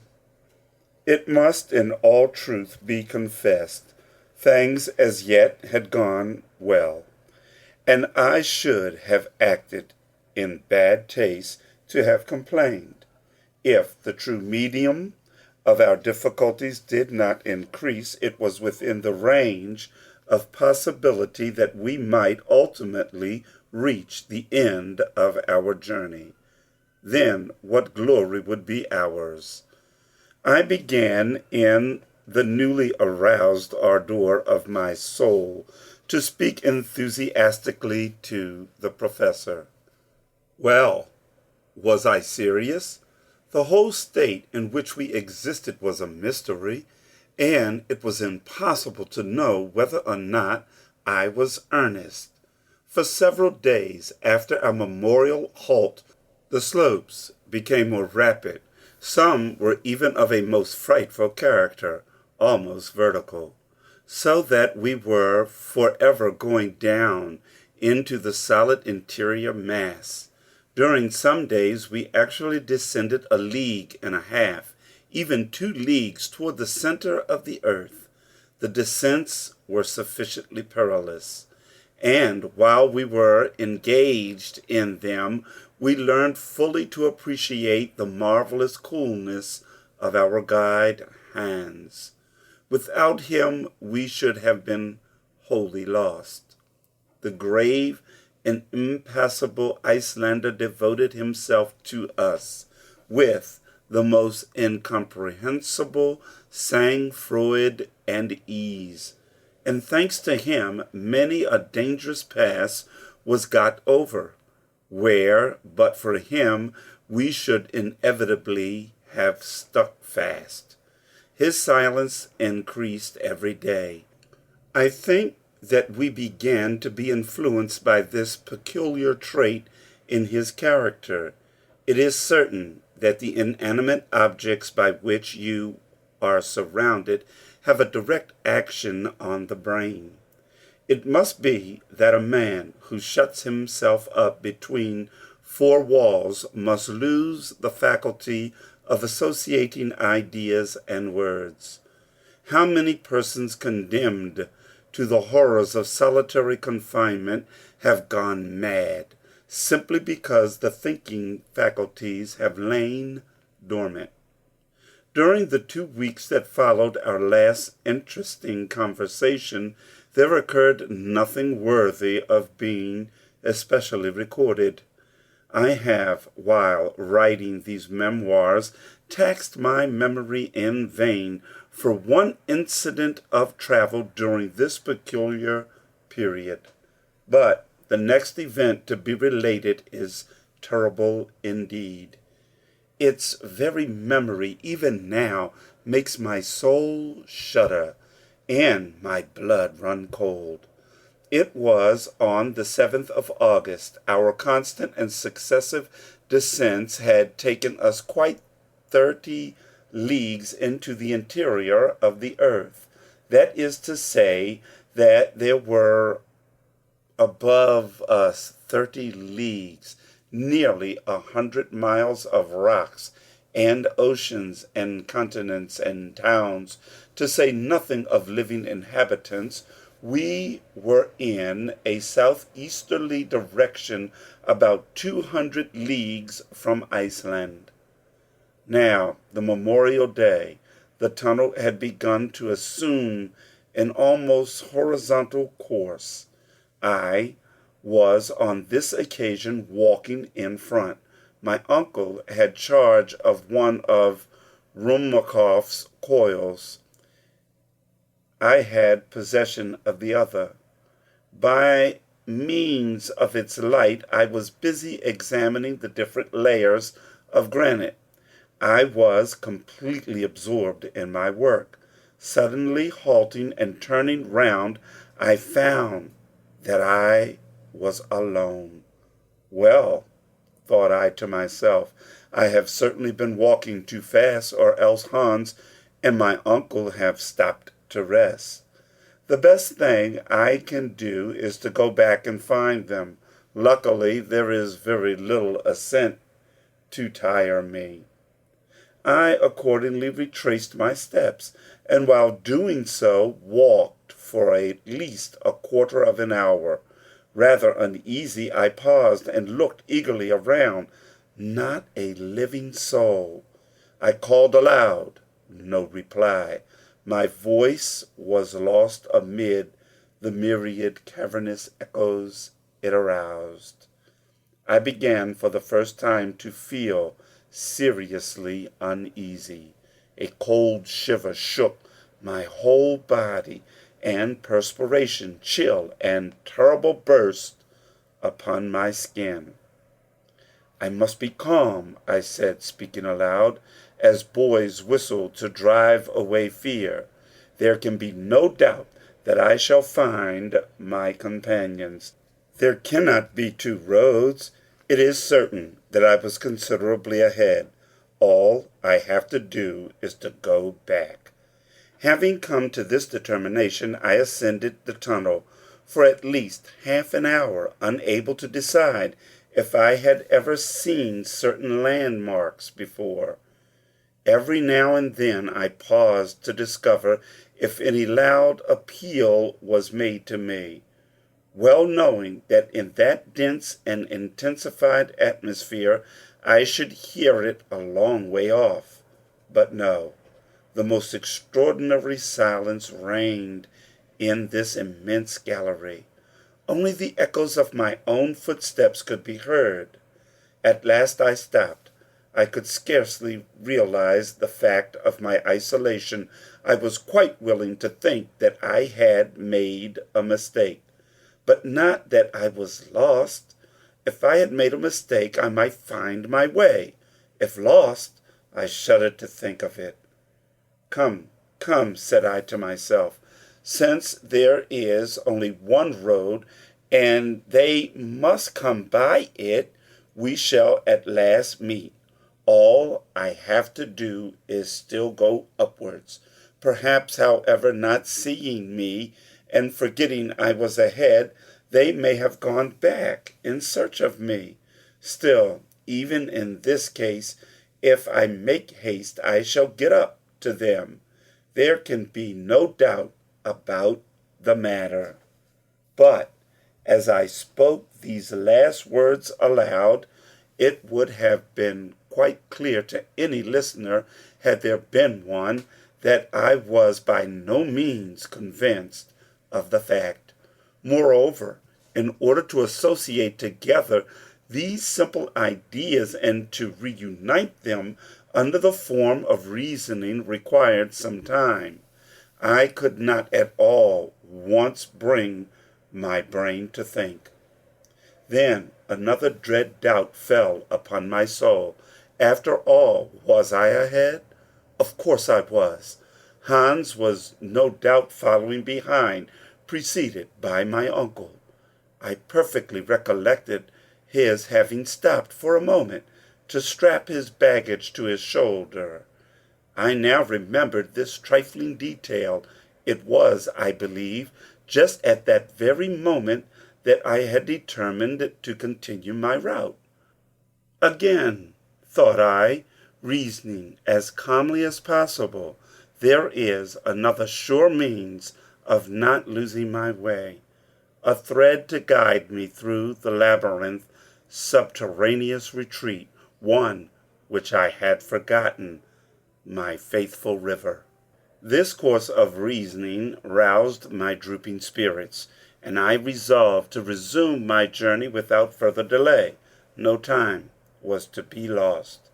It was at this moment that I had reason to bless the thoughtfulness of my uncle when he refused to allow the Eider hunter to close the orifices of the hot spring, that small fissure in the great mass of granite. This beneficent spring, after having saved us from thirst during so many days, would now enable me to regain the right road. Having come to this mental decision, I made up my mind before I started upwards that ablution would certainly do me a great deal of good. I stopped to plunge my hands and forehead in the pleasant water of the Hansbach stream, blessing its presence as a certain consolation. Conceive my horror and stupefaction. I was treading a hard, dusty, shingly road of granite. The stream on which I reckoned had wholly disappeared. Chapter 24. Lost. No words in any human language can depict my utter despair. I was literally buried alive, with no other expectation before me but to live in all the slow, horrible torture of hunger and thirst. Mechanically I crawled about, feeling the dry, arid rock. Never to my fancy had I ever felt anything so dry. But I frantically asked myself, how had I lost the course of the flowing stream? There could be no doubt it had ceased to flow in the gallery in which I now was. Now I began to understand the cause of the strange silence which prevailed when last I tried, if any appeal from my companions might perchance reach my ear. It so happened that when I first took an imprudent step in the wrong direction, I did not perceive the absence of the all-important stream. It was now quite evident that when we halted, another tunnel must have received the waters of the little torrent, and that I had unconsciously entered a different gallery. To what unknown depths had my companions gone? Where was I? How to get back? Clue or landmark? There was absolutely none. My feet left no signs on the granite and shingle. My brain throbbed with agony as I tried to discover the solution of this terrible problem. My situation, after all sophistry and reflection, had finally to be summed up in three awful words: lost, lost, lost. Lost at a depth which, to my finite understanding, appeared to be immeasurable. These 30 leagues of the crust of the earth weighed upon my shoulders like the globe of the shoulders of Atlas, I felt myself crushed by the awful weight. It was indeed a position to drive the sanest man to madness. I tried to bring my thoughts back to the things of the world so long forgotten. It was with the greatest difficulty that I succeeded in doing so. Hamburg, the house on the Konigstrasse, my dear cousin Gretchen, all that world which had before vanished like a shadow floated before my now vivid imagination. There they were before me, but how unreal! Under the influence of a terrible hallucination, I saw all the incidents of our journey pass before me like the scenes of a panorama. The ship and its inmates, Iceland, M. Fredriksson, and the great summit of Mount Sneffels. I said to myself that if in my position I retain the most faint and shadowy outline of a hope, it would be a sure sign of approaching delirium. It were better to give way wholly to despair. In fact, did I but reason with calmness and philosophy, what human power was there in existence able to take me back to the surface of the earth, and ready too to split asunder, to rend in twain those huge and mighty vaults which stand above my head? Who could enable me to find my road and regain my companions? Insensate folly and madness to entertain even a shadow of hope. "Oh, uncle!" was my despairing cry. This was the only word of reproach which came to my lips, for I thoroughly understood how deeply and sorrowfully the worthy professor would regret my loss, and how in his turn he would patiently seek for me. When I at last began to resign myself to the fact that no further aid was to be expected from man, and knowing that I was utterly powerless to do anything for my own salvation, I kneeled with earnest fervor and asked assistance from heaven. The remembrance of my innocent childhood, the memory of my mother, known only in my infancy, came welling forth from my heart. I had no recourse to prayer, and little as I had a right to be remembered by him whom I had forgotten in the hour of prosperity, and whom I so tardily invoked. I prayed earnestly and sincerely. This renewal of my youthful faith brought about a much greater amount of calm, and I was enabled to concentrate all my strength and intelligence on the terrible realities of my unprecedented situation. I had about me that which I had at first wholly forgotten, 3 days' provisions. Moreover, my water bottle was quite full. Nevertheless, the one thing which it was impossible to do was to remain alone. Try to find my companions I must, at any price. But which course should I take? Should I go upwards or again descend?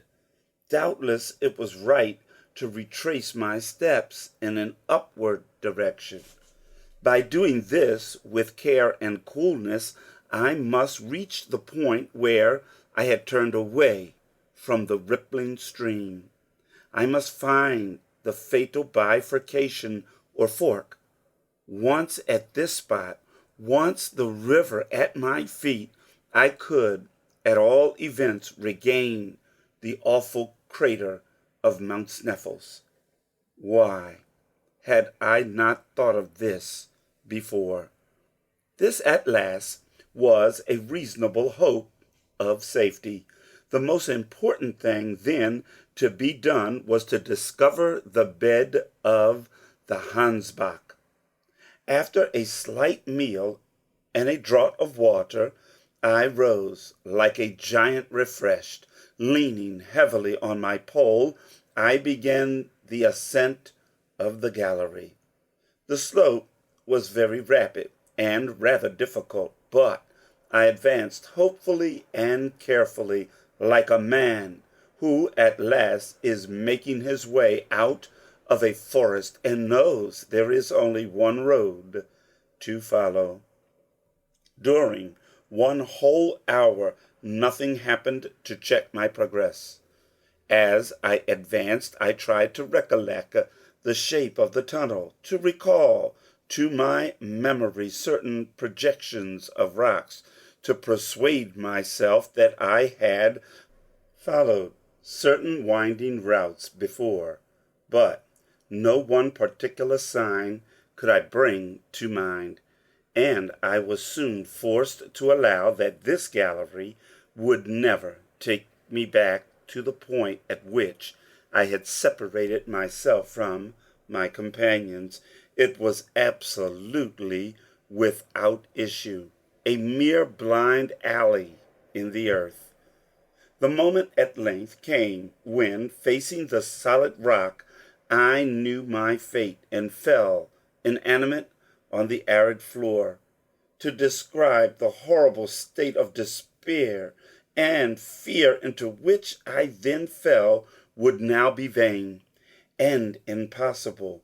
My last hope, the courage which had sustained me, drooped before the sight of this pitiless granite rock. Lost in a vast labyrinth, the sinuosities of which spread in every direction without guide, clue, or compass, I knew it was a vain and useless task to attempt flight. All that remained to me was to lie down and die, to lie down and die, the most cruel and horrible of deaths. In my state of mind, the idea came into my head that one day, perhaps, when my fossil bones were found, their discovery so far below the level of the earth might give rise to solemn and interesting scientific discussions. I tried to cry aloud, but hoarse, hollow, and inarticulate sounds alone could make themselves heard through my parched lips. I literally panted for breath.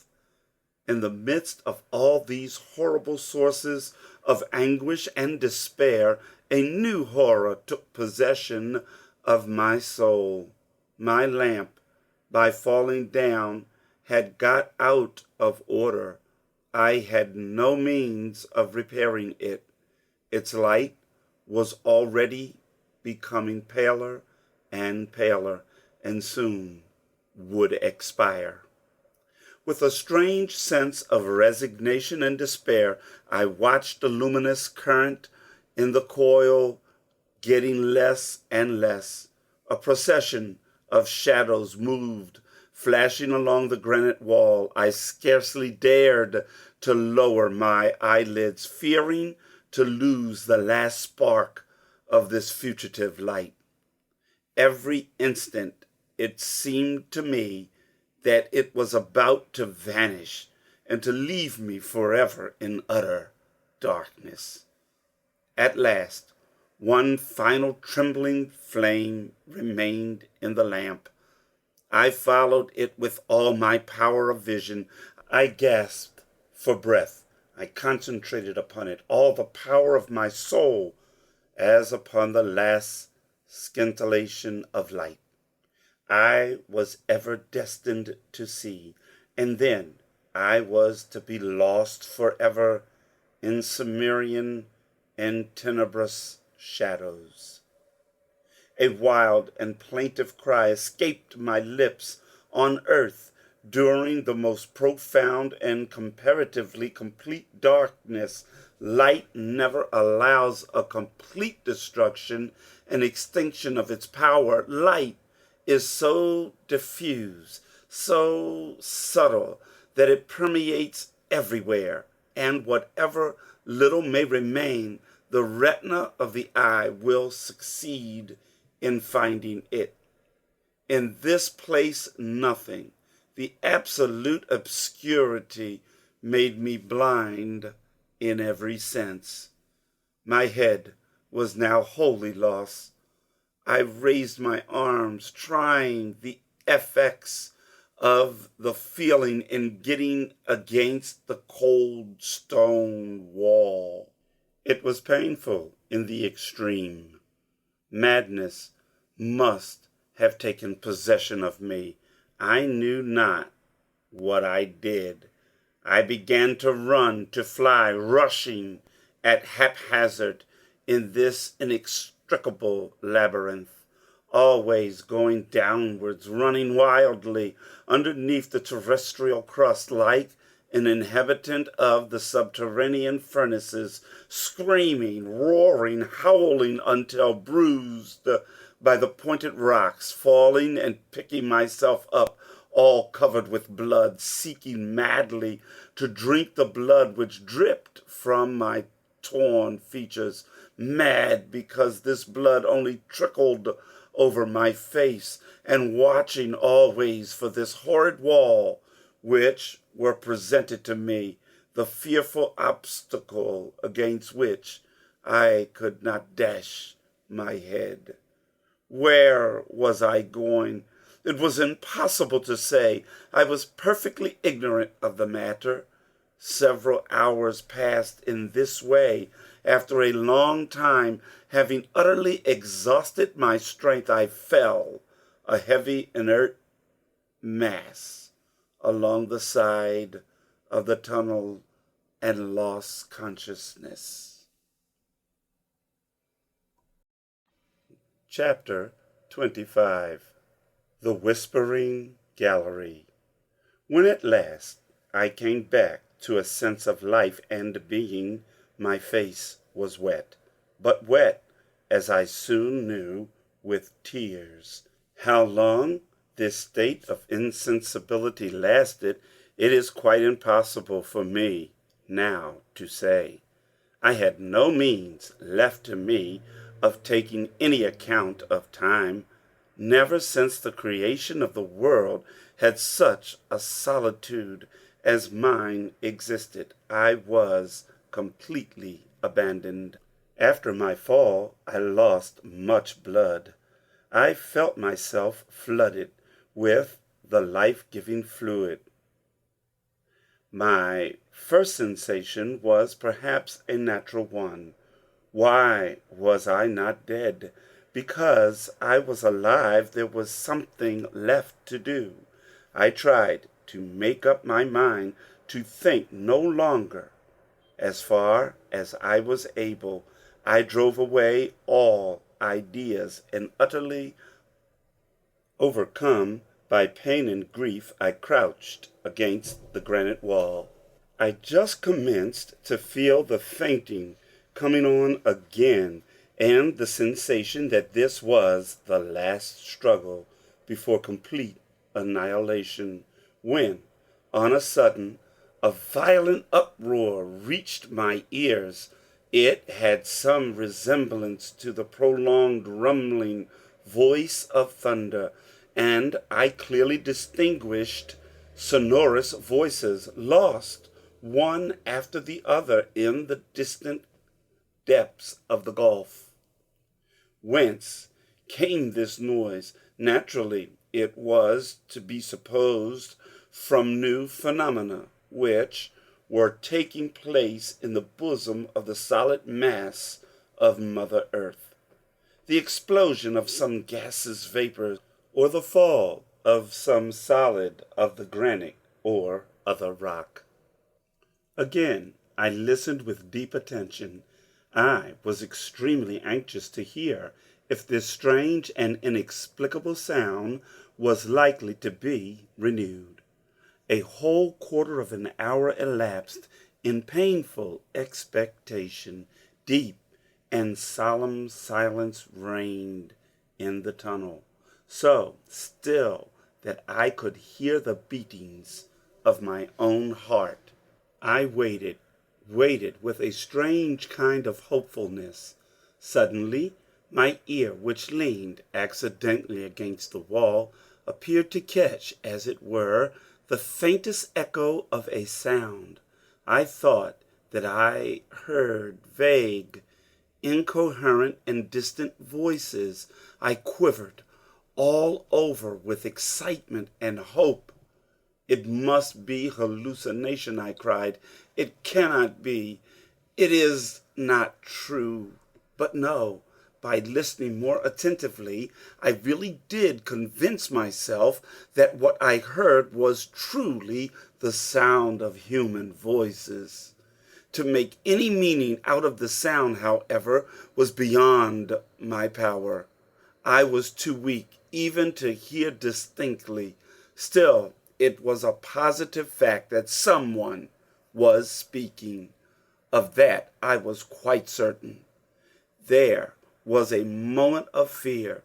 A dread fell upon my soul that it might be my own words brought back to me by a distant echo. Perhaps, without knowing it, I might have been crying aloud. I resolutely closed my lips and once more placed my ear to the huge granite wall. Yes, for certain it was in truth the sound of human voices. I now, by the exercise of great determination, dragged myself along the sides of the cavern until I reached a point where I could hear more distinctly. But though I could detect the sound, I could only make out uncertain, strange, and incomprehensible words. They reached my ear as if they had been spoken in a low tone, murmured as if it were afar off. At last I made out the word "forlorad," repeated several times in a tone betokening great mental anguish and sorrow. What could this word mean, and who was speaking it? It must be either my uncle or the guide, Hans. If, therefore, I could hear them, they must surely be able to hear me. "Help!" I cried at the top of my voice. "Help! I am dying!" I then listened with scarcely a breath. I panted with the slightest sound in the darkness, a cry, a sigh, a question, but silence reigned supreme. No answer came. In this way some minutes passed. A whole flood of ideas flashed through my mind. I began to fear that my voice, weakened by sickness and suffering, could not reach my companions who were in search for me. "It must be," they said. I cried, "Who else could by any possibility be buried 100 miles below the level of the earth?" The mere supposition was preposterous. I began, therefore, to listen again with the most breathless attention. As I moved my ears along the side of the place I was in, I found a mathematical point, as it were, where the voices appeared to attain their maximum of intensity. The word "forlorad" again distinctly reached my ear. Then came again that rolling noise like thunder which had awakened me out of my torpor. "I begin to understand," I said to myself after some little time devoted to reflection. "It is not through the solid mass that the sound reaches my ears. The walls of my cavernous retreat are of solid granite, and the most fearful explosion would not make uproar enough to penetrate them. The sound must come along the gallery itself. The place I was in must possess some peculiar acoustic properties of its own. Again I listened, and this time, yes, this time, I heard my name distinctly pronounced, cast as it were into space. It was my uncle, the professor, who was speaking. He was in conversation with the guide, and the word which had so often reached my ear for Lorad was a Danish word. Then I understood it all. In order to make myself heard, I too must speak, as it were, along the side of the gallery, which would carry the sound of my voice just as the wire carries the electric fluid from point to point. But there was no time to lose. If my companions were only to remove a few feet from where they stood, the acoustic effect would be over. My whispering gallery would be destroyed. I again, therefore, crawled towards the wall and said, as clearly and distinctly as I could, "Uncle Hardwigg." I then awaited a reply. Sound does not possess the property of traveling with such extreme rapidity. Besides, the density of the air at that depth from light and motion was very far from adding to the rapidity of circulation. Several seconds elapsed, which, to my excited imagination, appeared ages, and these words reached my eager ears and moved my wildly beating heart. "Harry, my boy, is that you?" A short delay between question and answer. "Yes, yes. Where are you?" "Lost." "And your lamp?" "Out." "But the guiding stream?" "Is lost." "Keep your courage, Harry. We will do our best." "One moment, my uncle," I cried. "I have no longer strength to answer your questions, but for heaven's sake, do you continue to speak to me. Absolute silence, I felt, would be annihilation." "Keep up your courage," said my uncle.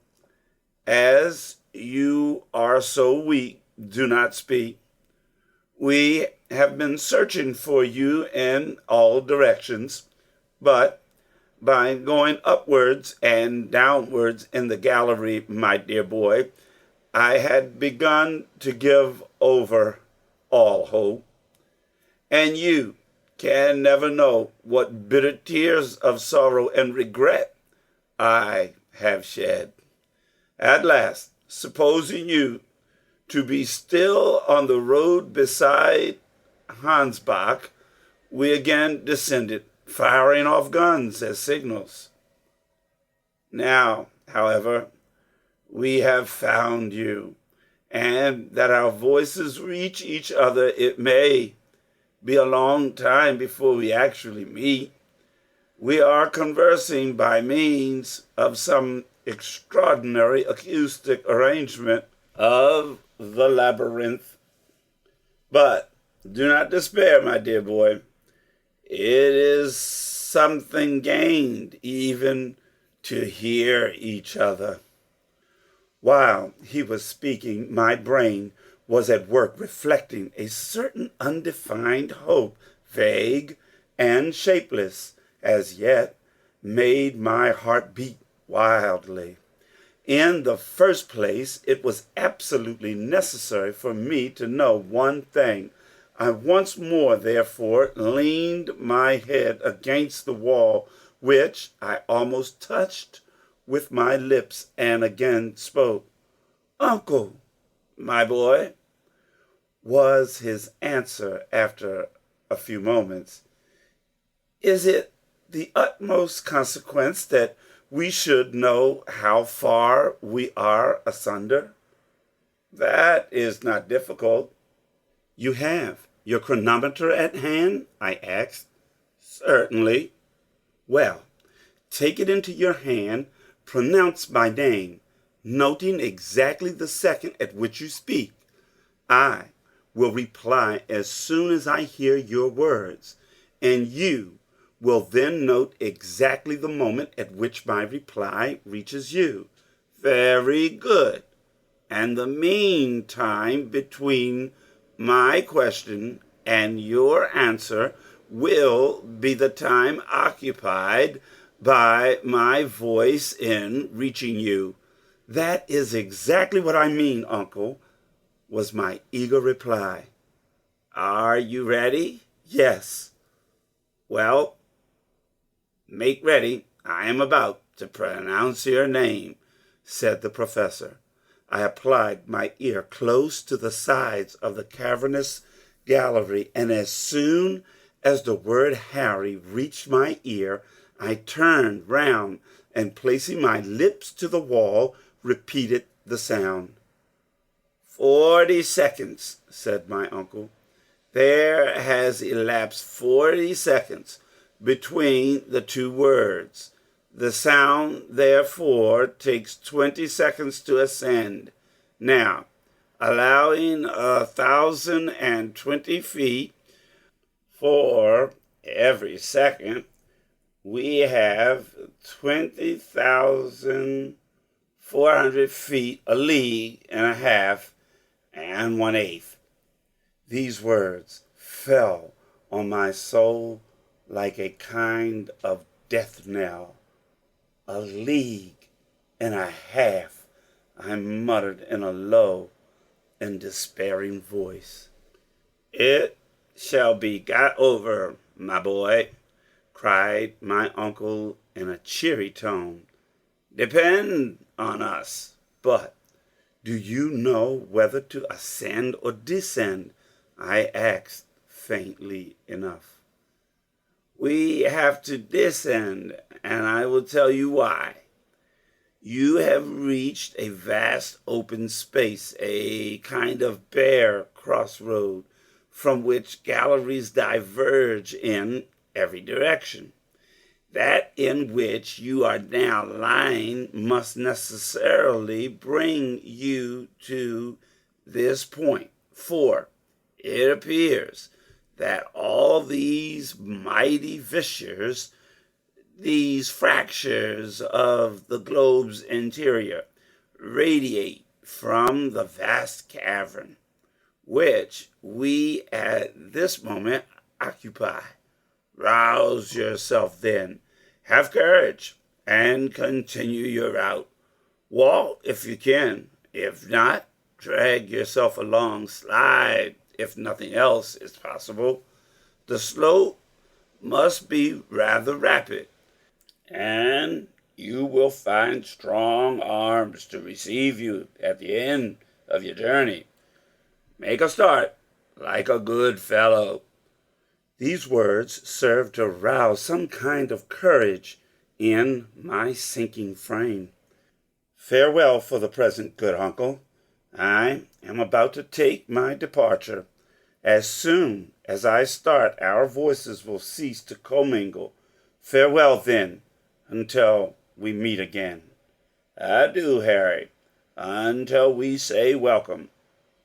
Sure were the last words which reached my anxious ears before I commenced my weary and almost hopeless journey. This wonderful and surprising conversation which took place through the vast mass of the earth's labyrinth, these words exchanged, the speakers being about 5 miles apart, ended with hopeful and pleasant expressions. I breathed one more prayer to heaven. I sent up words of thanksgiving, believing in my inmost heart that he had led me to the only place where the voices of my friends could reach my ears. This apparently astounding acoustic mystery is easily explainable by simple natural laws. It aroused from the conductibility of the rock. There are many instances of this singular propagation of sound, which are not perceptible in its less mediate positions. In the interior gallery of St. Paul's and amid the curious caverns in Sicily, these phenomena are observable. The most marvelous of them all is known as the ear of Dionysus. These memories of the past, of my early reading and studies, came fresh to my thoughts. Moreover, I began to reason that if my uncle and I could communicate at such great a distance, no serious obstacle could exist between us. All I had to do was to follow the direction whence the sound had reached me, and, logically putting it, I must reach him if my strength did not fail.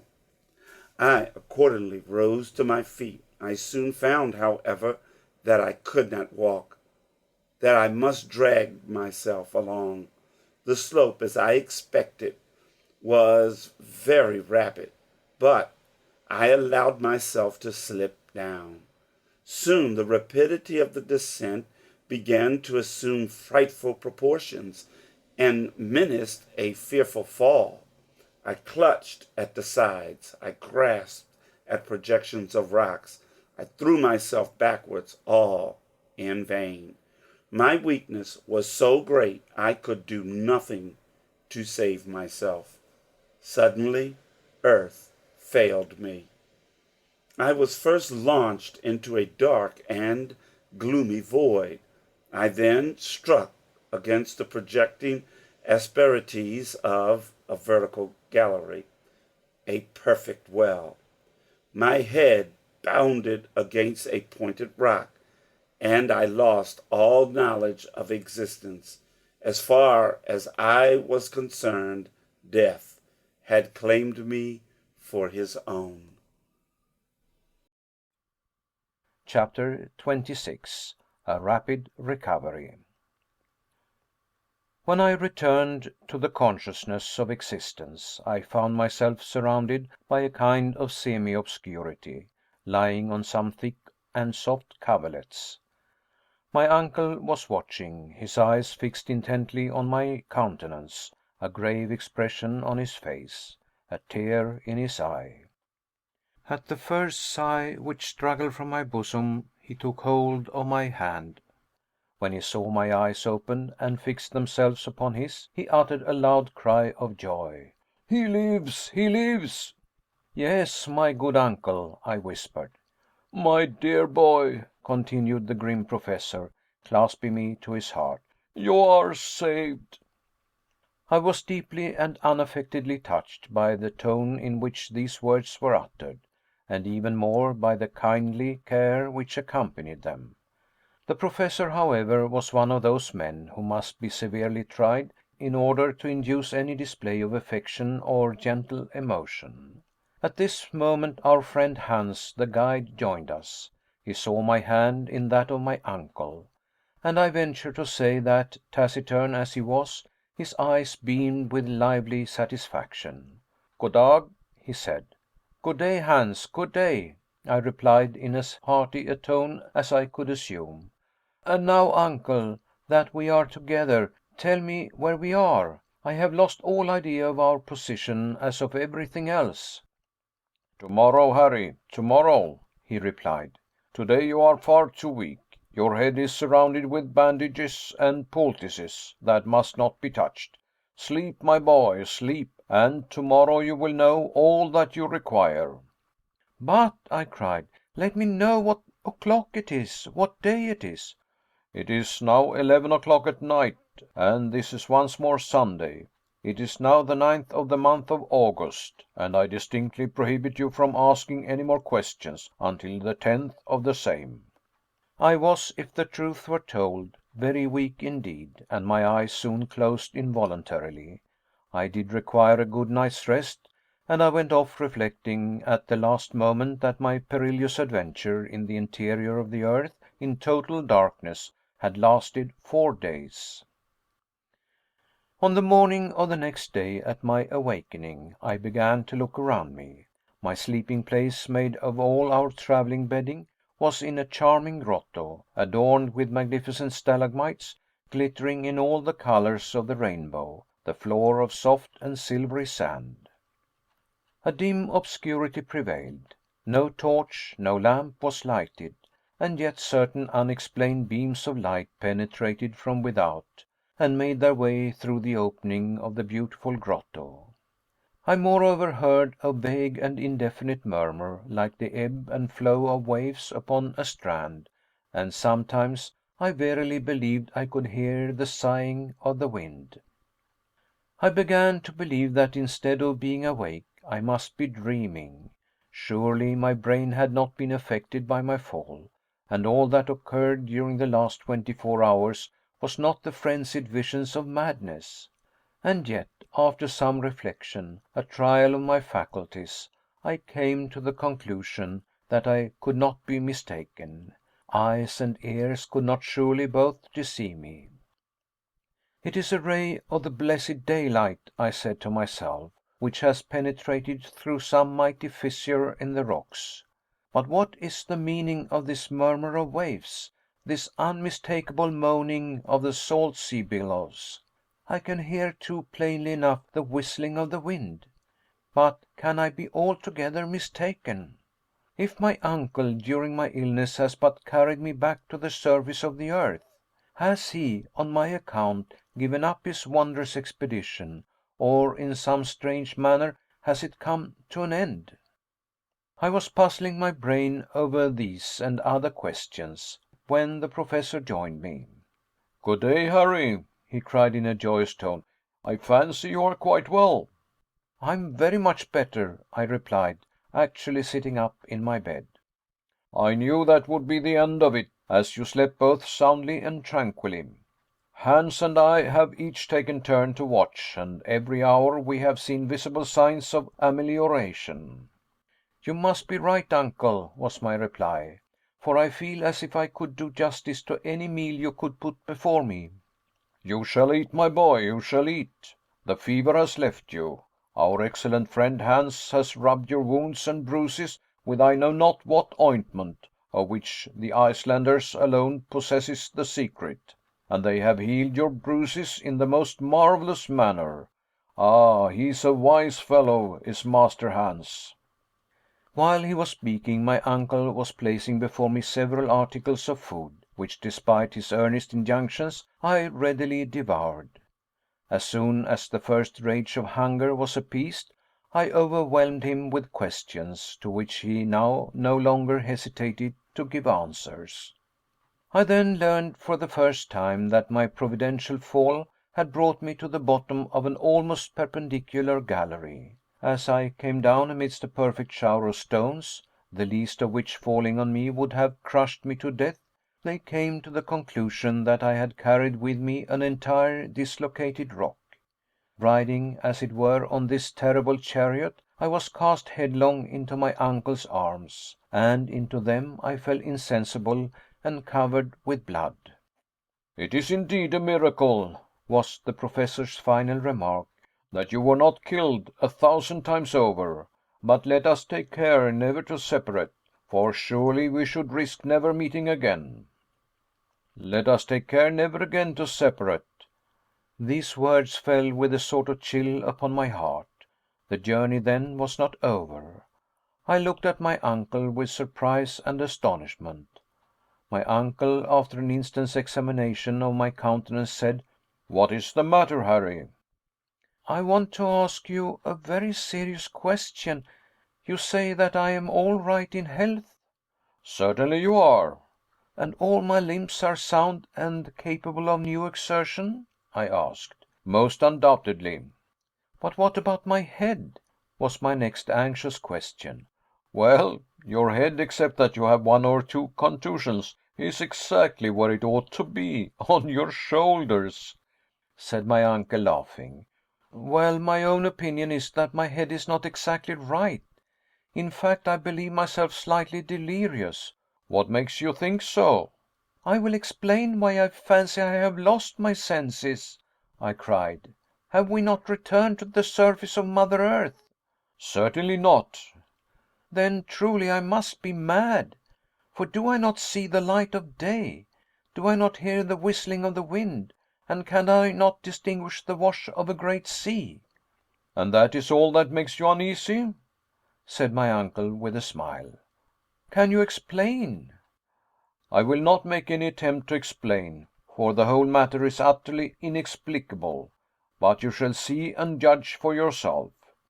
You will then find that geological science is as yet in its infancy, and that we are doomed to enlighten the world. Let us advance, then, I cried eagerly, no longer able to restrain my curiosity. Wait a moment, my dear Harry, he responded. You must take precautions after your illness before going into the open air. The open air? Yes, my boy. I have to warn you that the wind is rather violent, and I have no wish for you to expose yourself without necessary precautions. But I beg to assure you that I am perfectly recovered from my illness. Have just a little patience, my boy. A relapse would be inconvenient to all parties. We have no time to lose, as our approaching sea voyage may be of long duration. Sea voyage? I cried, more bewildered than ever. Yes, you must take another day's rest, and we shall be ready to go on board by tomorrow, replied my uncle with a peculiar smile. Go on board? The words utterly astonished me. Go on board, and what and how? Had we come upon a river, a lake? Had we discovered some inland sea? Was a vessel lying at anchor in some part of the interior of the earth? My curiosity was worked up to the very highest pitch. My uncle made vain attempts to restrain me. When at last, however, he discovered that my feverish impatience would do more harm than good, and that the satisfaction of my wishes could alone restore me to a calm state of mind, he gave way. I dressed myself rapidly, and then, taking the precaution to please my uncle of wrapping myself in one of the coverlets, I rushed out of the grotto. Chapter 27. The Central Sea. At first I saw absolutely nothing. My eyes, wholly unused to the effulgence of light, could not bear the sudden brightness, and I was compelled to close them. When I was able to reopen them, I stood still, far more stupefied than astonished. Not all the wildest effects of imagination could have conjured up such a scene. The sea! The sea! I cried. Yes, replied my uncle in a tone of pardonable pride, the Central Sea. No future navigator will deny the fact of my having discovered it, and hence of acquiring a right of giving it a name. It was quite true. A vast, limitless expanse of water, the end of a lake, if not of an ocean, spread before us, until it was lost in the distance. The shore, which was very much indented, consisted of a beautiful soft golden sand, mixed with small shells, the long deserted home of some of the creatures of a past age. The waves broke incessantly, and with a peculiarly sonorous murmur to be found in underground localities. A slight frothy flake arose as the wind blew along the pellucid waters, and many a dash of spray was blown into my face. The mighty superstructure of rock, which rose above to an inconceivable height, left only a narrow opening, but where we stood there was a large margin of strand. On all sides were capes of promontories and enormous cliffs, partially worn by the eternal breaking of the waves through countless ages. And as I gazed from side to side, the mighty rocks faded away like a fleecy film of cloud. It was in reality an ocean with the usual characteristics of an inland sea, only horribly wild, so rigid, cold, and savage. One thing startled and puzzled me greatly. How was it that I was able to look upon that vast sheet of water instead of being plunged into utter darkness?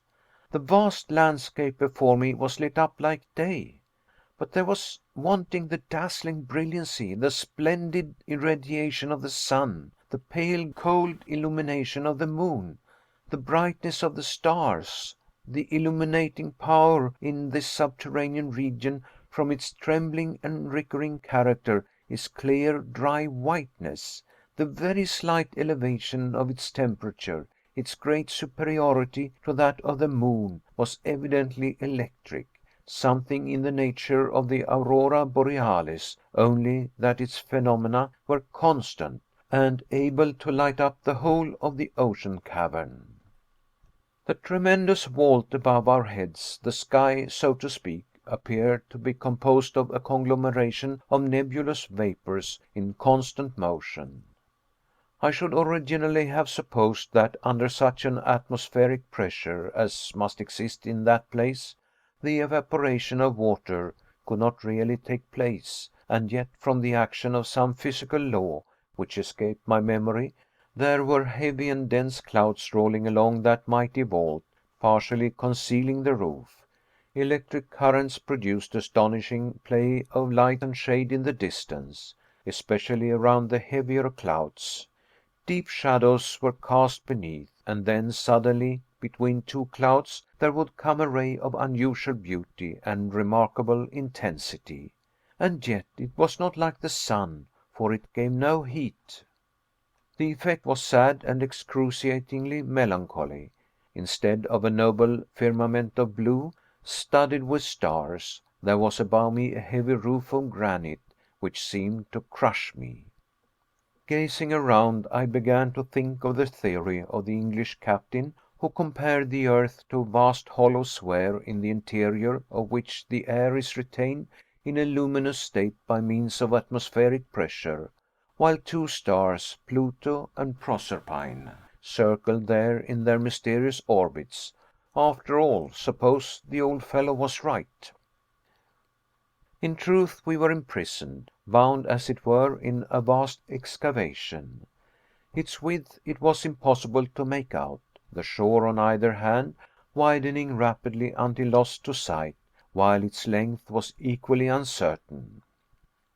A haze on the distant horizon bounded our view. As to its height, we could see that it must be many miles to the roof. Looking upward, it was impossible to discover where the stupendous roof began. The lowest of the clouds must have been floating at an elevation of 2,000 yards, a height greater than that of terrestrial vapors, which circumstance was doubtless owing to the extreme density of the air. I use the word cavern in order to give an idea of the place. I cannot describe its awful grandeur. Human language fails to convey an idea of its savage sublimity. Whether this singular vacuum had or had not been caused by the sudden cooling of the earth when in a state of fusion, I could not say. I had read of most wonderful and gigantic caverns, but none in any way like this.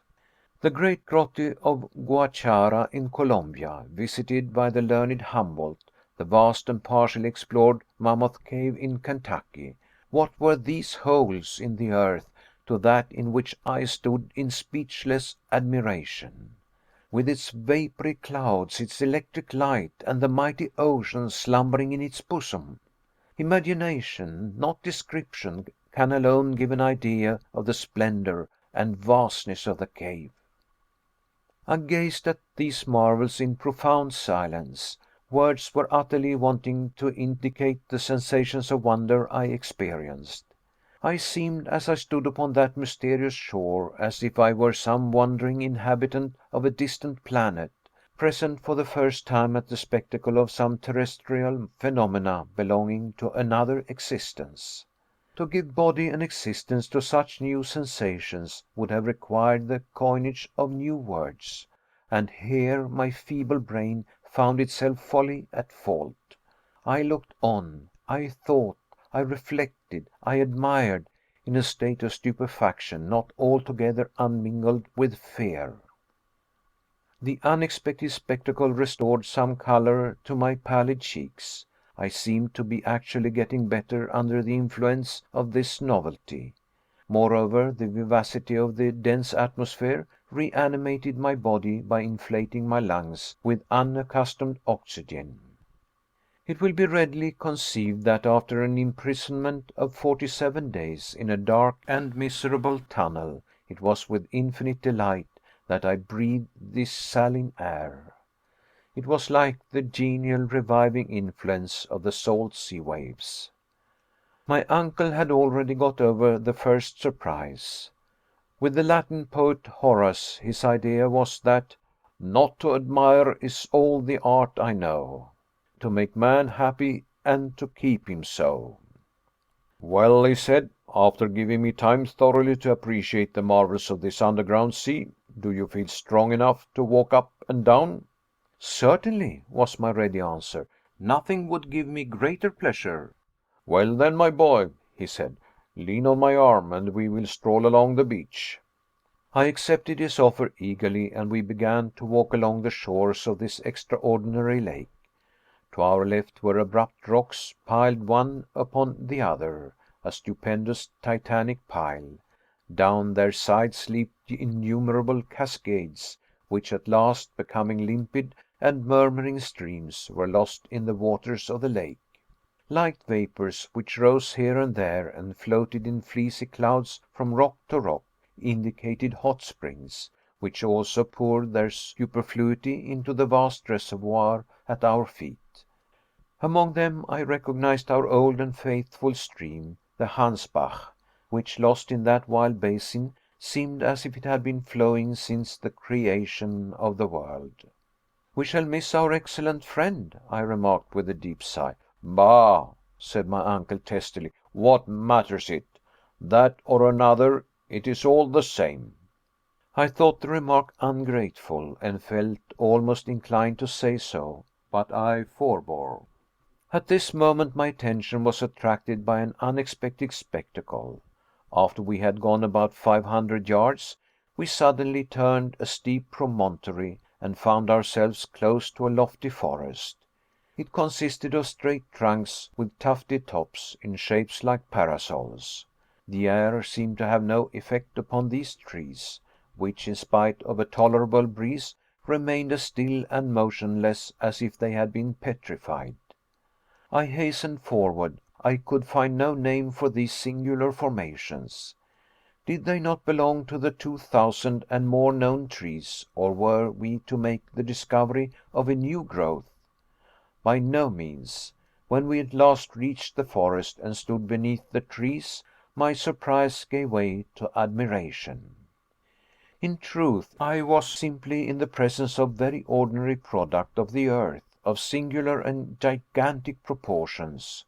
My uncle unhesitatingly called them by their real names.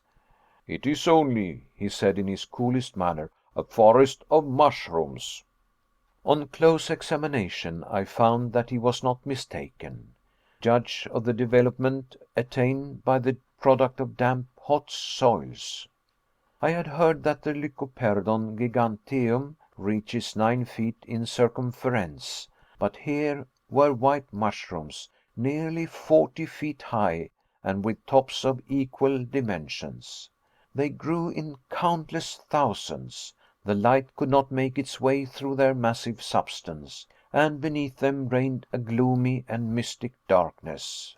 Still I wished to go forward. The cold in the shades of this singular forest was intense. For nearly an hour we wandered about in this visible darkness.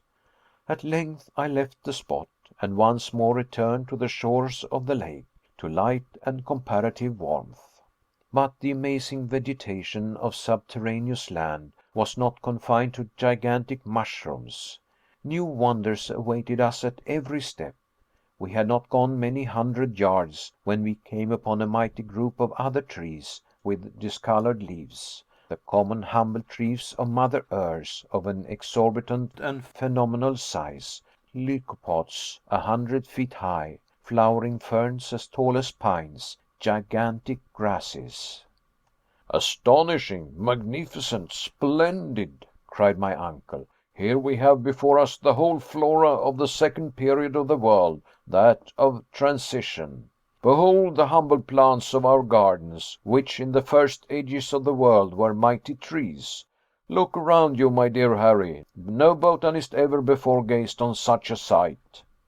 My uncle's enthusiasm, always a little more than was required, was now excusable.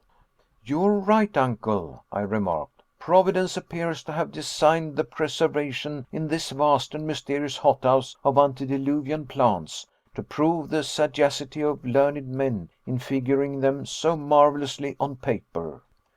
"Well said, my boy, very well said. It is indeed a mighty hothouse. But you would also be within the bounds of reason and common sense if you added that it is also a vast menagerie." I looked rather anxiously around. If the animals were as exaggerated as the plants, the matter would certainly be serious. "A menagerie?"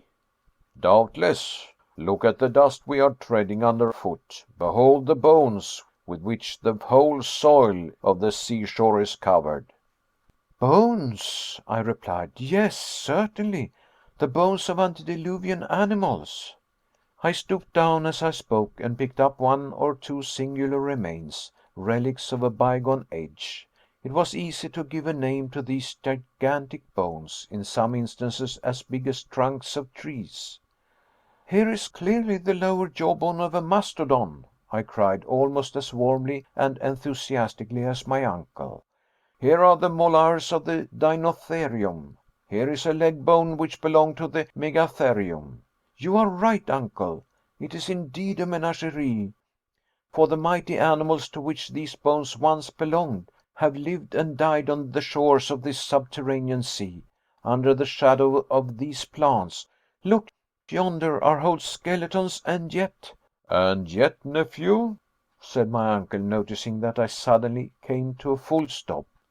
"I do not understand the presence of such beasts in granite caverns, however vast and prodigious," was my reply.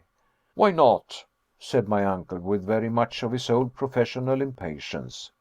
"Because it is well known that animal life only existed on earth during the secondary period, when the sedimentary soil was formed by the alluviums, and thus replaced the hot and burning rocks of the primitive age."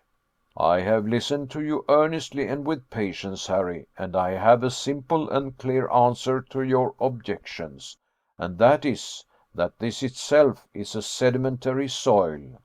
"How can that be, at such enormous depth from the surface of the earth?" "The fact can be explained both simply and geologically. At a certain period the earth consisted only of an elastic crust, liable to alternative upward and downward movements in virtue of the law of attraction. It is very probable that many a landslip took place in those days, and that large portions of sedimentary soil were cast into huge and mighty chasms." "Quite possible," I dryly remarked. "But, uncle, if these antediluvian animals formerly lived in these subterranean regions, what more likely than that one of these monsters may at this moment be concealed behind one of yonder mighty rocks?" As I spoke, I looked keenly around, examining with care every point of the horizon, but nothing alive appeared to exist on these deserted shores. I now felt rather fatigued, and told my uncle so. The walk and excitement were too much for me in my weak state. I therefore seated myself at the end of a promontory, at the foot of which the waves broke in incessant rolls. I looked round a bay, formed by projections of vast granitic rocks. At the extreme end was a little port, protected by huge pyramids of stones. A brig or 3 or 4 schooners might have lain there with perfect ease. So natural did it seem, that every minute my imagination induced me to expect a vessel coming out under all sail, and making for the open sea under the influence of a warm southerly breeze. But the fantastic illusion never lasted more than a minute. We were the only living creatures in this subterranean world. During certain periods there was an utter cessation of wind, when a silence deeper, more terrible than the silence of the desert, fell upon these solitary and arid rocks, and seemed to hang like a leaden weight upon the waters of this singular ocean. I sought, amid the awful stillness, to penetrate through the distant fog, to tear down the veil which concealed the mysterious distance. What unspoken words were murmured by my trembling lips? What questions did I wish to ask, and did not? Where did this sea end? To what did it lead? Should we ever be able to examine its distant shores? But my uncle had no doubts about the matter. He was convinced that our enterprise would in the end be successful. For my part, I was in a state of painful indecision. I desired to embark on the journey and to succeed, and still I feared the result. After we had passed an hour or more in silent contemplation of the wondrous spectacle, we rose and went down towards the bank on our way to the grotto, which I was not sorry to gain. After a slight repast, I sought refuge in slumber, and at length, after many and tedious struggles, sleep came over my weary eyes. Chapter 28. Launching the Raft. On the morning of the next day, to my great surprise, I awoke completely restored. I thought a bath would be delightful after my long illness and sufferings, so soon after rising I went and plunged into the waters of this new Mediterranean. The bath was cool, fresh, and invigorating. I came back to breakfast with an excellent appetite. Hans, our worthy guide, thoroughly understood how to cook such eatables as we were able to provide. He had both fire and water at discretion, so that he was enabled slightly to weary monotony of our ordinary repast. Our morning meal was like a capital English breakfast, with coffee by way of a wind up, and never had this delicious beverage been so welcome and refreshing. My uncle had sufficient regard for my state of health not to interrupt me in the enjoyment of the meal, but he was evidently delighted when I had finished. "Now then," said he, "come with me. It is the height of the tide, and I am anxious to study its curious phenomena." "What!" I cried, rising in astonishment. "Did you say the tide, uncle?" "Certainly I did." "You do not mean to say," I replied in a tone of respectful doubt, "that the influence of the sun and moon is felt here below?" "And pray, why not? Are not all bodies influenced by the law of universal attraction? Why should this vast underground sea be exempt from the general law, the rule of the universe?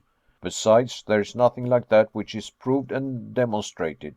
Despite the great atmospheric pressure down here, you will notice that this inland sea rises and falls with as much regularity as the Atlantic itself." As my uncle spoke, we reached the sandy shore, and saw and heard the waves breaking monotonously on the beach. They were evidently rising. "This is truly the flood," I cried, looking at the water at my feet. "Yes, my excellent nephew," replied my uncle, rubbing his hands with the gusto of a philosopher, "and you see by these several streaks of foam that the tide rises at least 10 or 12 feet." "It is indeed marvelous." "By no means," he responded. "On the contrary, it is quite natural." "It may appear so in your eyes, my dear uncle," was my reply, "but all the phenomena of the place appear to me to partake of the marvelous. It is almost impossible to believe that which I see. Who in his wildest dreams could have imagined that beneath the crust of our earth there could exist a real ocean, with ebbing and flowing tides, with its changes of winds, and even its storms? I, for one, should have laughed the suggestion to scorn." "But, Harry, my boy, why not?" inquired my uncle with a pitying smile. "Is there any physical reason in opposition to it?" "Well, if we give up the great theory of the central heat of the earth, I certainly can offer no reasons why anything should be looked upon as impossible." "Then you will own," he added, that the system of Sir Humphry Davy is fully justified by what we have seen?" "I allow that it is, and that point once granted, I certainly can see no reason for doubting the existence of seas and other wonders, even countries, in the interior of the globe." "That is so, but of course these varied countries are uninhabited?" "Well, I grant that it is more likely than not. Still, I do not see why this sea should not have given shelter to some species of unknown fish." "Hitherto we have not discovered any, and the probabilities are rather against our ever doing so," observed the Professor.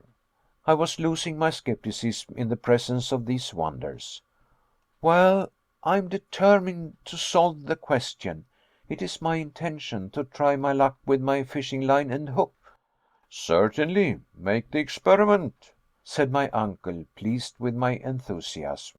"While we are about it, it will certainly be only proper to discover all the secrets of this extraordinary region." "But after all, where are we now?" I asked. "All this time I have quite forgotten to ask you a question which doubtless your philosophical instruments have long since answered." "Well," replied the Professor, "examining the situation from only one point of view, we are now distant 350 leagues from Iceland." "So much?" was my exclamation. "I have gone over the matter several times, and am sure not to have made a mistake of 500 yards," replied my uncle positively. "And as to the direction, are we still going to the southeast?" "Yes, with a western declination of 19 degrees 42 minutes, just as it is above." The declination is the variation of the needle from the true meridian of a place. "As for the inclination, I have discovered a very curious fact." Inclination is the dip of the magnetic needle with a tendency to incline towards the earth. "What may that be, uncle? Your information interests me." "Why, that the needle, instead of dipping towards the pole as it doth on earth in the northern hemisphere, has an upward tendency." "This proves," I cried, "that the great point of magnetic attraction lies somewhere between the surface of the earth and the spot we have succeeded in reaching." "Exactly, my observant nephew," exclaimed my uncle, elated and delighted. "And it is quite probable that if we succeed in getting toward the polar regions, somewhere near the 73rd degree of latitude, where Sir James Ross discovered the magnetic pole, we shall behold the needle point directly upward. We have therefore discovered by analogy that this great center of attraction is not situated at a very great depth." "Well," said I, rather surprised, "this discovery will astonish experimental philosophers. It was never suspected." "Science, great, mighty, and in the end unerring," replied my uncle dogmatically, "science has fallen into many errors, errors which have been fortunate and useful rather than otherwise, for they have been the stepping stones to truth." After some further discussion, I turned to another matter. "Have you any idea of the depth we have reached?" "We are now," continued the Professor, "exactly 35 leagues above 100 miles down into the interior of the earth." "So," said I, after measuring the distance on the map, "we are now beneath the Scottish Highlands, and have over our heads the lofty Grampian Hills." "You are quite right," said the Professor, laughing. "It sounds very alarming, the weight being heavy, but the vault which supports this vast mass of earth and rock is solid and safe. The mighty architect of the universe has constructed it of solid materials. Man, even in his highest flights of vivid and poetic imagination, never thought of such things. What are the finest arches of our bridges, what the vaulted roofs of our cathedrals, to that mighty dome above us, and beneath which floats an ocean with its storms and calms and tides?"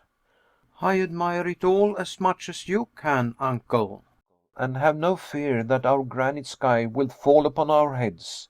But now that we have discussed matters of science and discovery, what are your future intentions? Are you not thinking of getting back to the surface of our beautiful earth?"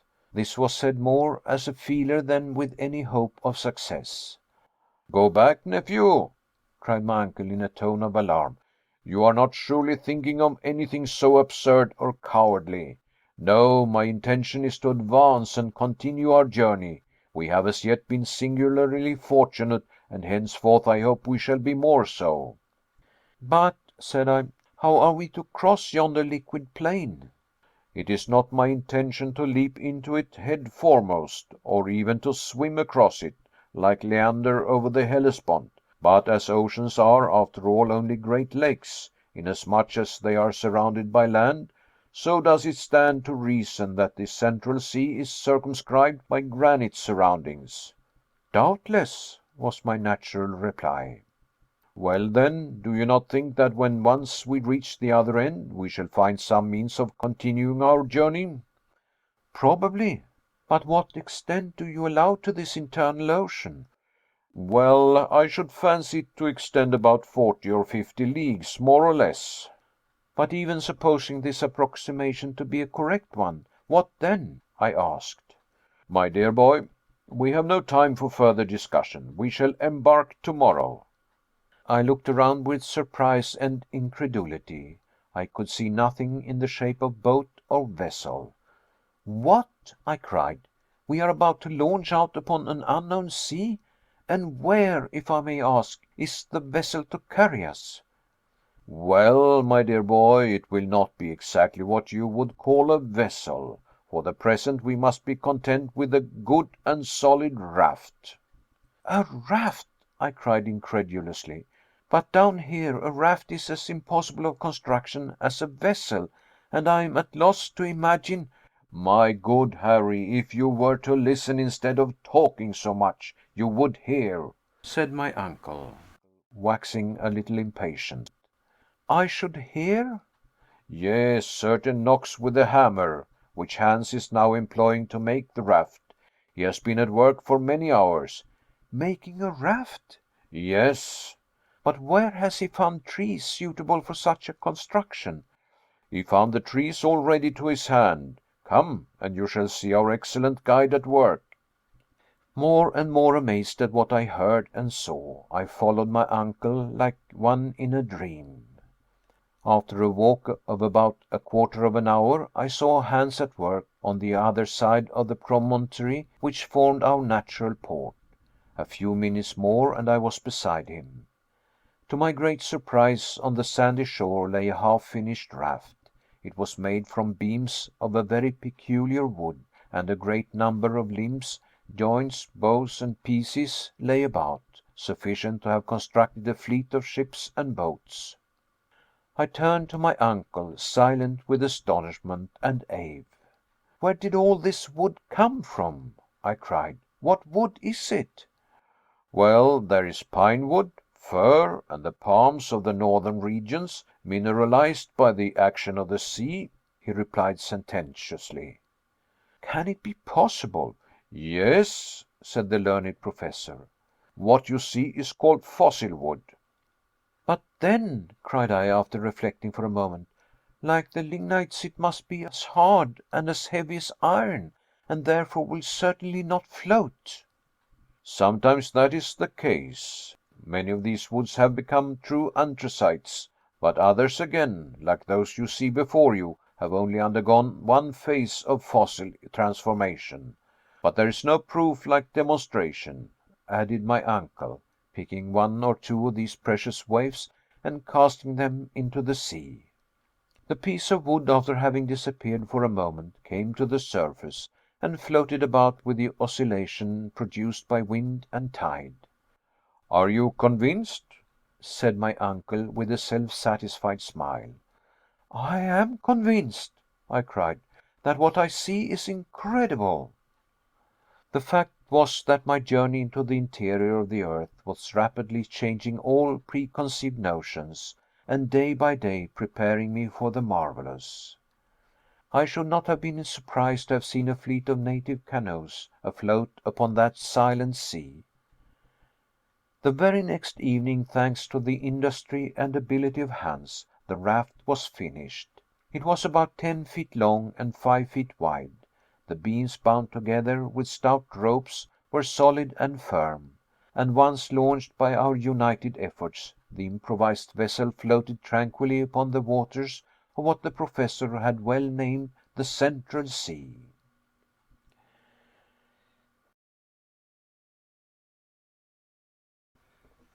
Chapter 29. On the Waters, a Raft Voyage. On the 13th of August we were up betimes. There was no time to be lost.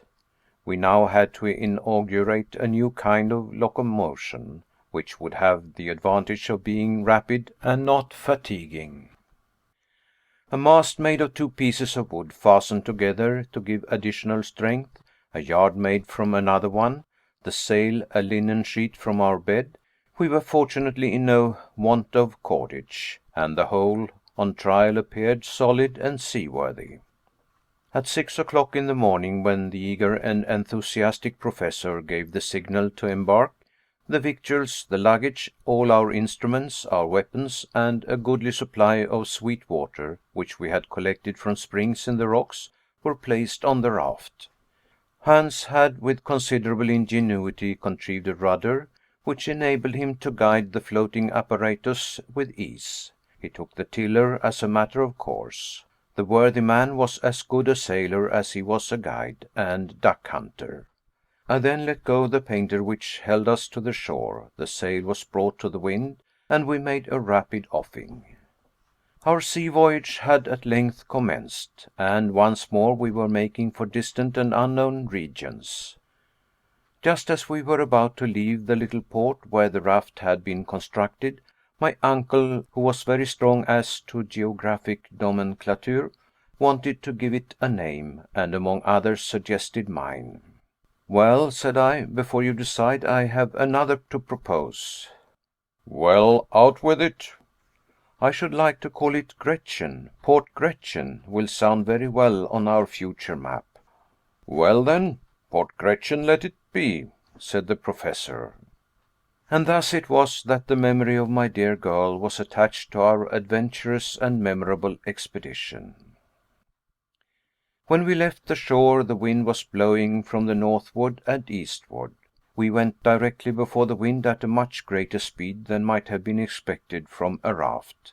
The dense layers of atmosphere at that depth had great propelling power, and acted upon the sail with considerable force. At the end of an hour, my uncle, who had been taking careful observations, was enabled to judge of the rapidity with which we moved. It was far beyond anything seen in the upper world. "If," he said, "we continue to advance at our present rate, we shall have traveled at least 30 leagues in 24 hours. With a mere raft, this is an almost incredible velocity." I certainly was surprised, and without making any reply went forward upon the raft. Already the northern shore was fading away on the edge of the horizon. The 2 shores appeared to separate more and more, leaving a wide and open space for our departure. Before me I could see nothing but the vast and apparently limitless sea upon which we floated, the only living objects in sight. Huge and dark clouds cast their gray shadows below, shadows which seemed to crush that colorless and sullen water by their weight. Anything more suggestive of gloom and of regions of nether darkness I never beheld. Silvery rays of electric light, reflected here and there upon some small spots of water, brought up luminous sparkles in the long wake of our cumbrous bark. Presently we were wholly out of sight of land. Not a vestige could be seen, nor any indication of where we were going. So still and motionless did we seem, without any distant point to fix our eyes on, that but for the phosphoric light at the wake of the raft, I should have fancied that we were still and motionless. But I knew that we were advancing at a very rapid rate. About 12 o'clock in the day, vast collections of seaweed were discovered surrounding us on all sides. I was aware of the extraordinary vegetative power of these plants, which have been known to creep along the bottom of the great ocean, and stop the advance of large ships. But never were seaweeds ever seen so gigantic and wonderful as those of the Central Sea. I could well imagine how, seen at a distance, tossing and heaving on the summit of the billows, the long lines of algae have been taken for living things, and thus have been fertile sources of the belief in sea serpents. Our raft swept past great specimens of fucus and sea wrack, from 3,000 to 4,000 feet in length, immense, incredibly long, looking like snakes that stretched out far beyond our horizon. It afforded me great amusement to gaze on their variegated ribbon-like endless lengths. Hour after hour passed without our coming to the termination of these floating weeds. If my astonishment increased, my patience was well nigh exhausted. What natural force could possibly have produced such abnormal and extraordinary plants? What must have been the aspect of the globe during the first centuries of its formation, when, under the combined action of heat and humidity, the vegetable kingdom occupied its vast surface to the exclusion of everything else? These were considerations of never-ending interest for the geologist and the philosopher. All this while we were advancing on our journey, and at length night came. But, as I had remarked the evening before, the luminous state of the atmosphere was in nothing diminished.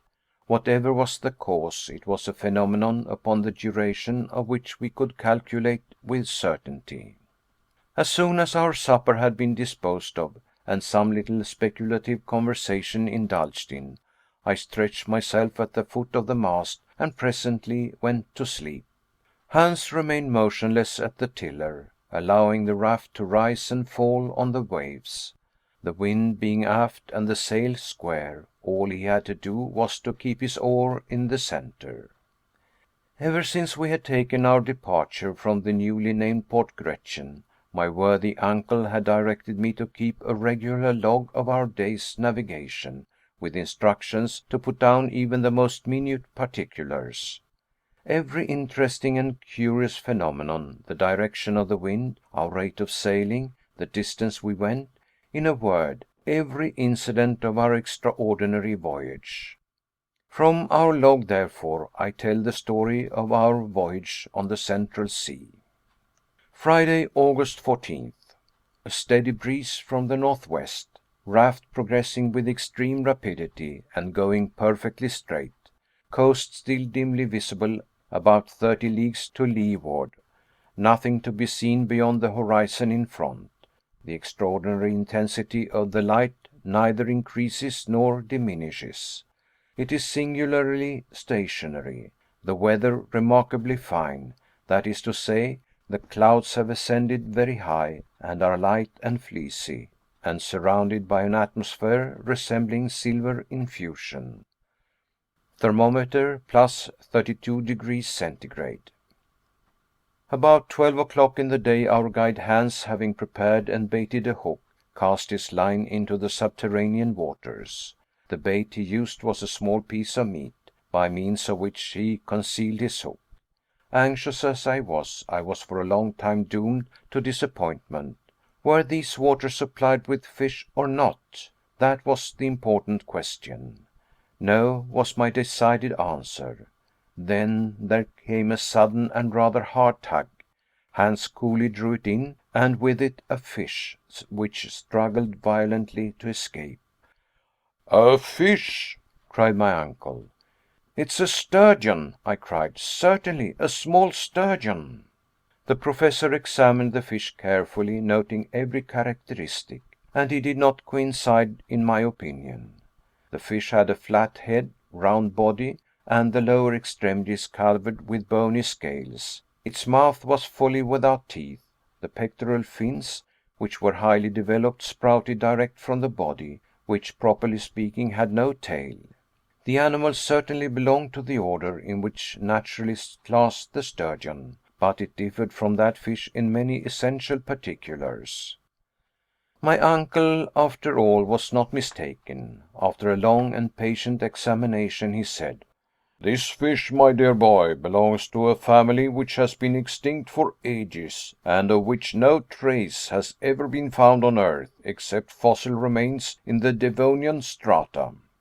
"You do not mean to say," I cried, that we have captured a live specimen of a fish belonging to the primitive stock that existed before the deluge?"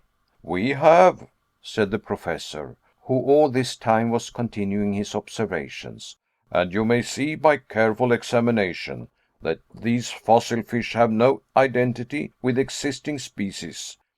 To hold in one's hand, therefore, a living specimen of the order is enough to make a naturalist happy for life." "But," cried I, "to what family does it belong?" "To the order of ganoids, an order of fish having angular scales, covered with bright enamel, forming one of the family of the Cephalaspides, of the genus "Well, sir?" I remarked, as I noticed my uncle hesitated to conclude. "To the genus Pteryctis. Yes, I'm certain of it. Still, though I'm confident of the correctness of my surmise, this fish offers to our notice a remarkable peculiarity never known to exist in any other fish but those which are the natives of subterranean waters, wells, lakes, in caverns, and such like hidden pools." "And what may that be?" "It is blind." "Blind!" I cried, much surprised. "Not only blind," continued the Professor, "but absolutely without organs of sight." I now examined our discovery for myself. It was singular, to be sure, but it was really a fact. This, however, might be a solitary instance, I suggested. The hook was baited again, and once more thrown into the water. This subterranean ocean must have been tolerably well supplied with fish, for in 2 hours we took a large number of Pteryctis, as well as other fish belonging to another supposed extinct family, the Dipterides, a genus of fish furnished with 2 fins only, whence the name, though my uncle could not class it exactly.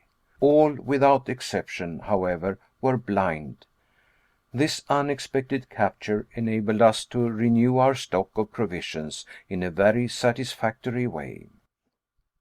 We were now convinced that this subterranean sea contained only fish known to us as fossil specimens, and fish and reptiles alike were all the more perfect the farther back they dated their origin. We began to hope that we should find some of those saurians which science has succeeded in reconstructing from bits of bone and cartilage. I took up the telescope and carefully examined the horizon, looked over the whole sea. It was utterly and entirely deserted. Doubtless we were still too near the coast. After an examination of the ocean, I looked upward towards the strange and mysterious sky. Why should not one of the birds reconstructed by the immortal Cuvier flap his stupendous wings aloft in the dull strata of subterranean air? It would, of course, find quite sufficient food from the fish in the sea. I gazed for some time upon the void above.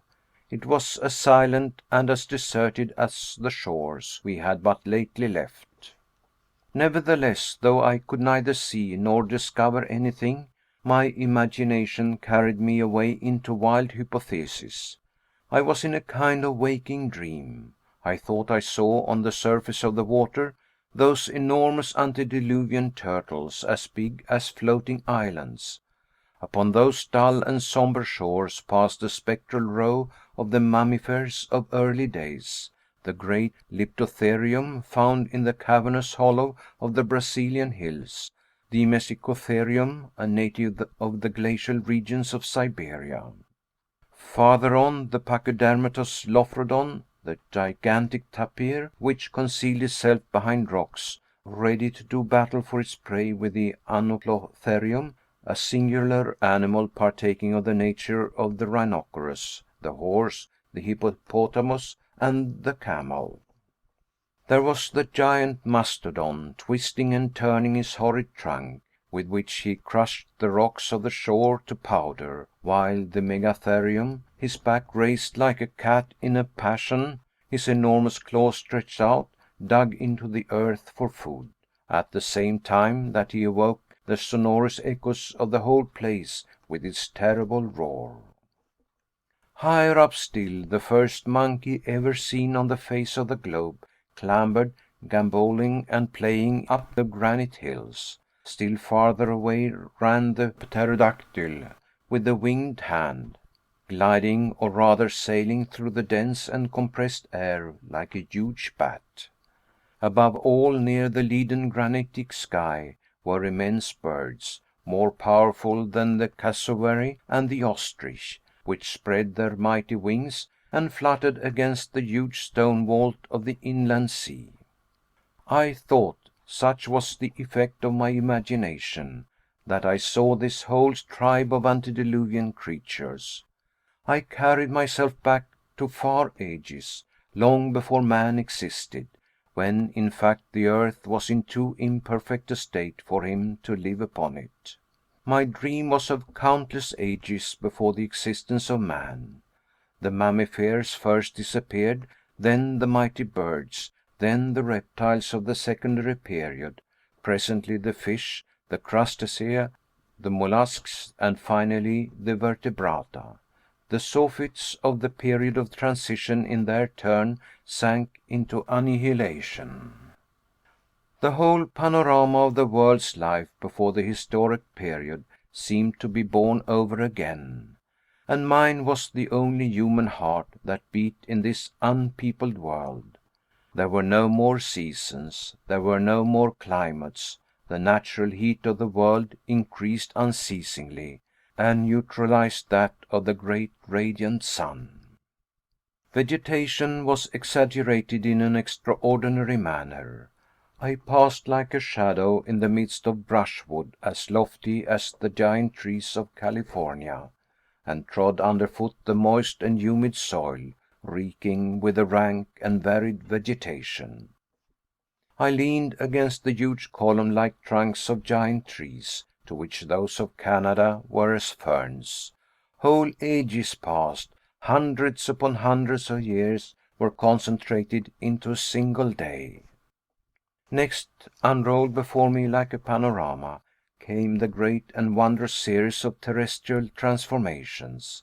Plants disappeared, the granitic rocks lost all trace of solidity, the liquid state was suddenly substituted for that which had before existed. This was caused by intense heat acting on the organic matter of the earth. The waters flowed over the whole surface of the globe. They boiled, they were volatilized or turned into vapor. A kind of steam cloud wrapped the whole earth, the globe itself becoming at last nothing but one huge sphere of gas, indescribable in color, between white heat and red, as big and as brilliant as the sun. In the very center of this prodigious mass, 1,400,000 times as large as our globe, I was whirled round in space and brought into close conjunction with the planets. My body was subtilized, or rather become volatile, and commingled in a state of atomic vapor with the prodigious clouds, which rushed forward like a mighty comet into infinite space. What an extraordinary dream! Where would it finally take me? My feverish hand began to write down the marvelous details, details more like the imaginings of a lunatic than anything sober and real. I had during this period of hallucination forgotten everything, the professor, the guide, and the raft on which we were floating. My mind was in a state of semi-oblivion. "What is the matter, Harry?" said my uncle suddenly.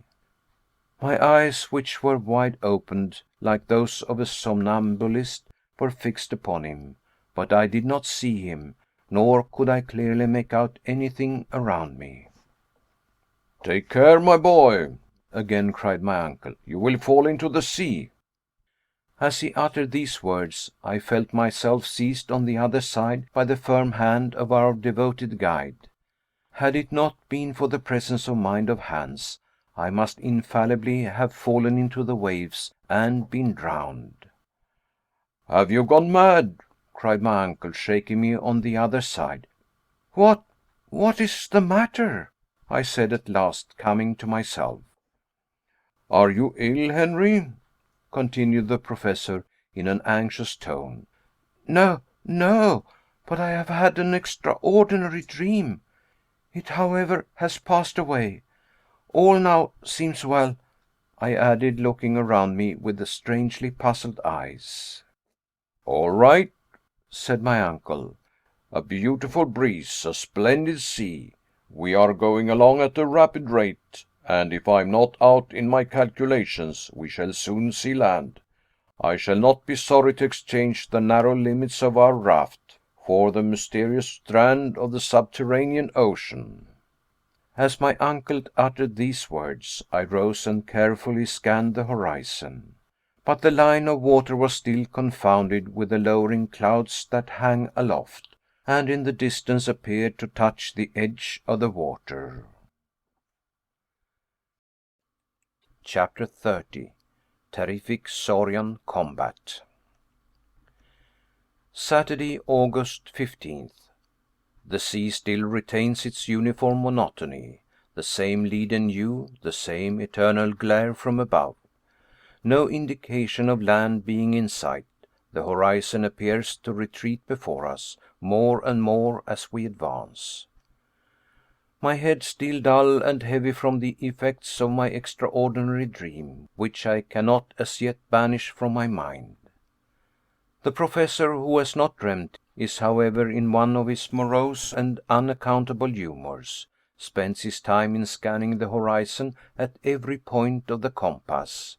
His telescope is raised every moment to his eyes, and when he finds nothing to give any clue to our whereabouts, he assumes a Napoleonic attitude and walks anxiously.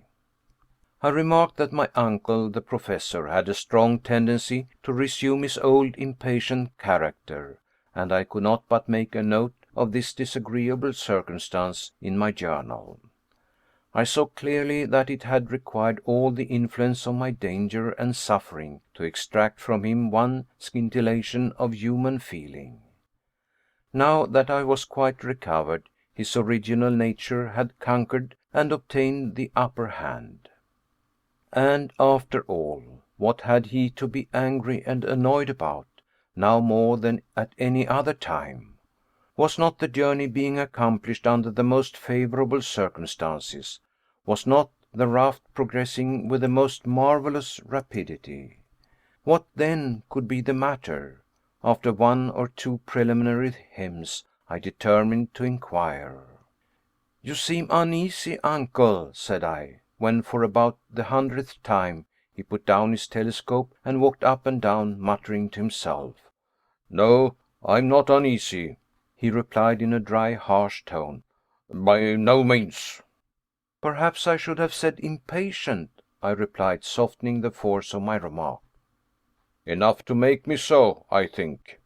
"And yet we are advancing at a rate seldom attained by raft," I remarked. "What matters that?" cried my uncle. "I'm not vexed at the rate we go at, but I am annoyed to find the sea so much vaster than I expected." I then recollected that the Professor before our departure had estimated the length of this subterranean ocean as at most about 30 leagues. Now we had traveled at least over thrice that distance without discovering any trace of the distant shore. I began to understand my uncle's anger. "We are not going down," suddenly exclaimed the Professor. "We are not progressing with our great discoveries. All this is utter loss of time. After all, I did not come from home to undertake a party of pleasure. This voyage on a raft over a pond annoys and wearies me." He called this adventurous journey a party of pleasure, and this great inland sea a pond. "But," argued I, "if we have followed the route indicated by the great Saknussemm, we cannot be in going far wrong." "That is the question, as the great immortal Shakespeare has it. Are we following the route indicated by that wondrous sage? Did Saknussemm ever fall in with this great sheet of water? If he did he cross it? I begin to fear that the rivulet we adopted for a guide has led us wrong." "In any case, we can never regret having come thus far," It is worth the whole journey to have enjoyed this magnificent spectacle. It is something to have seen." "I care nothing about seeing, nor about magnificent spectacles. I came down into the interior of the earth with an object, and that object I mean to attain. Don't talk to me about admiring scenery, or any other sentimental trash." After this I thought it well to hold my tongue, and allow the Professor to bite his lips until the blood came, without further remark.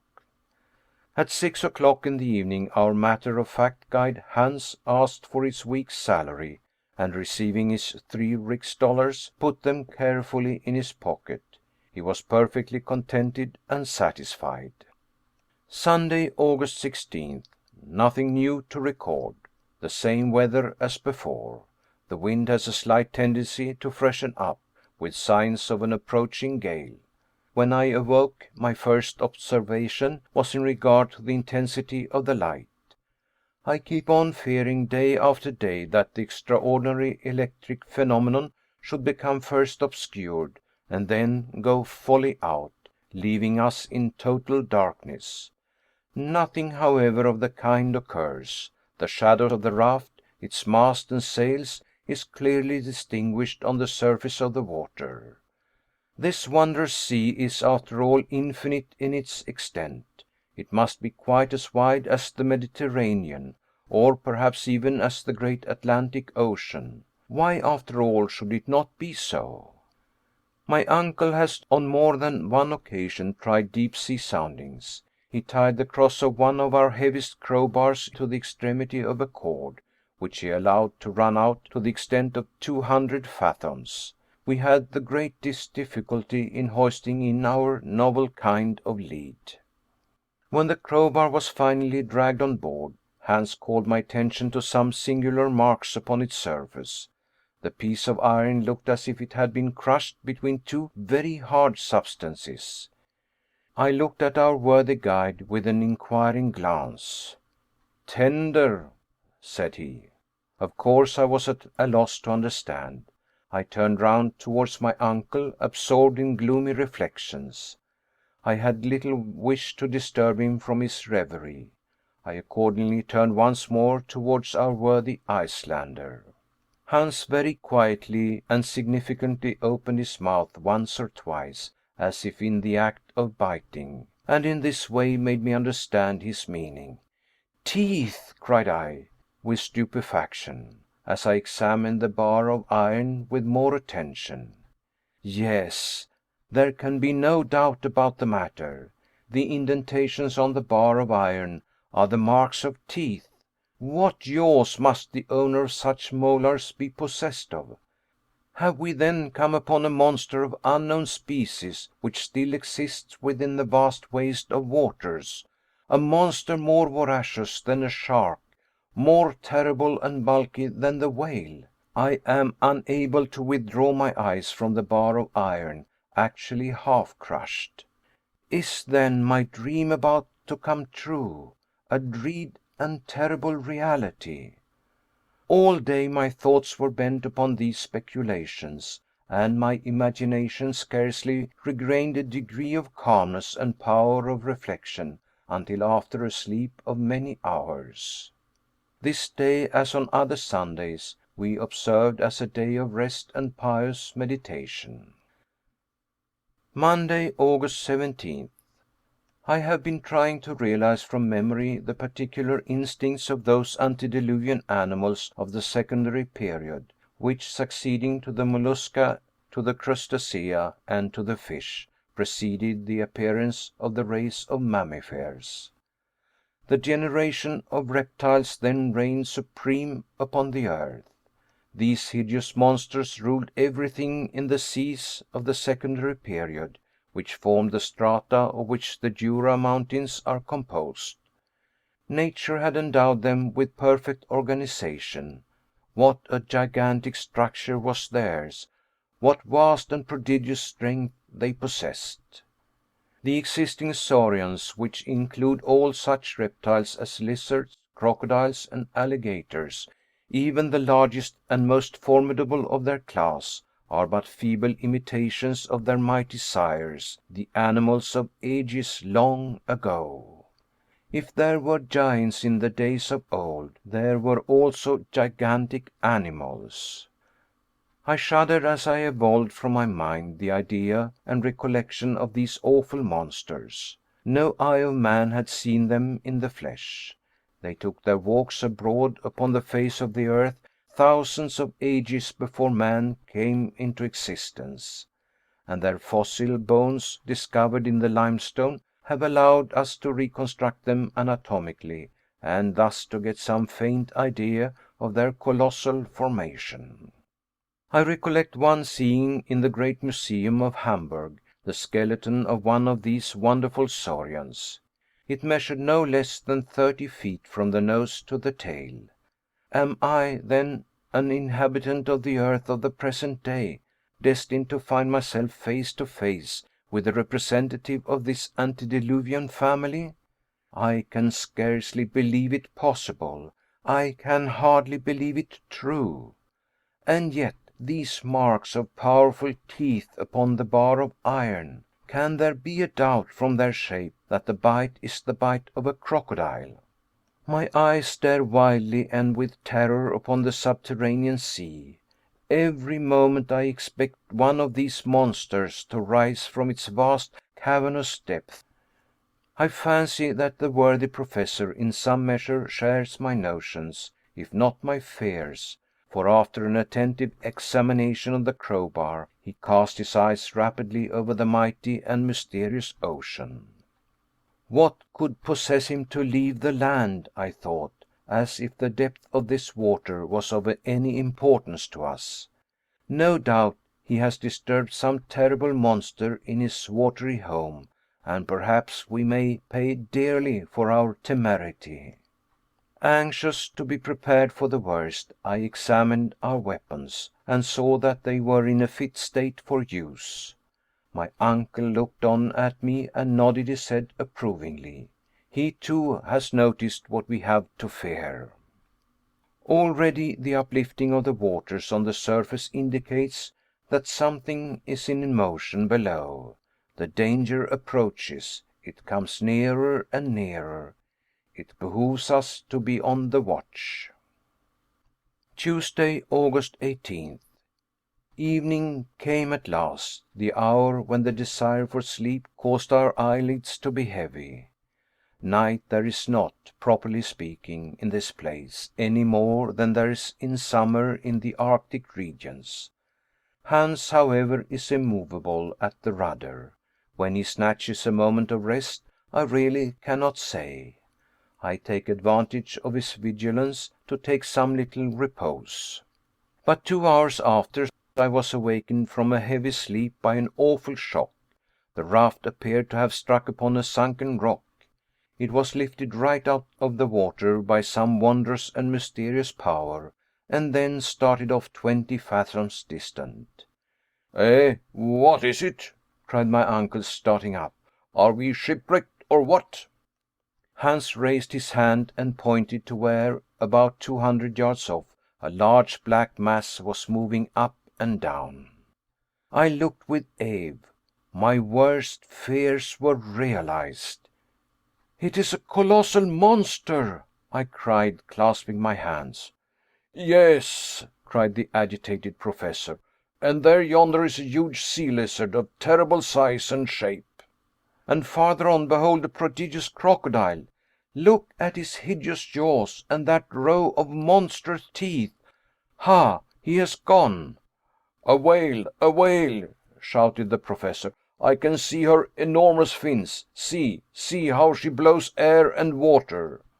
2 liquid columns rose to a vast height above the level of the sea, into which they fell with a terrific crash, waking up the echoes of that awful place.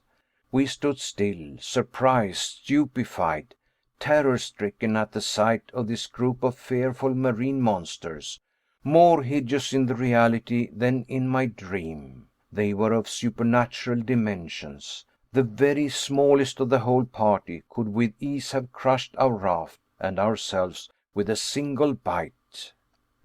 Hans, seizing the rudder, which had flown out of his hand, puts it hard aweather in order to escape from such dangerous vicinity. But no sooner does he do so than he finds he is flying from Scylla to Charybdis.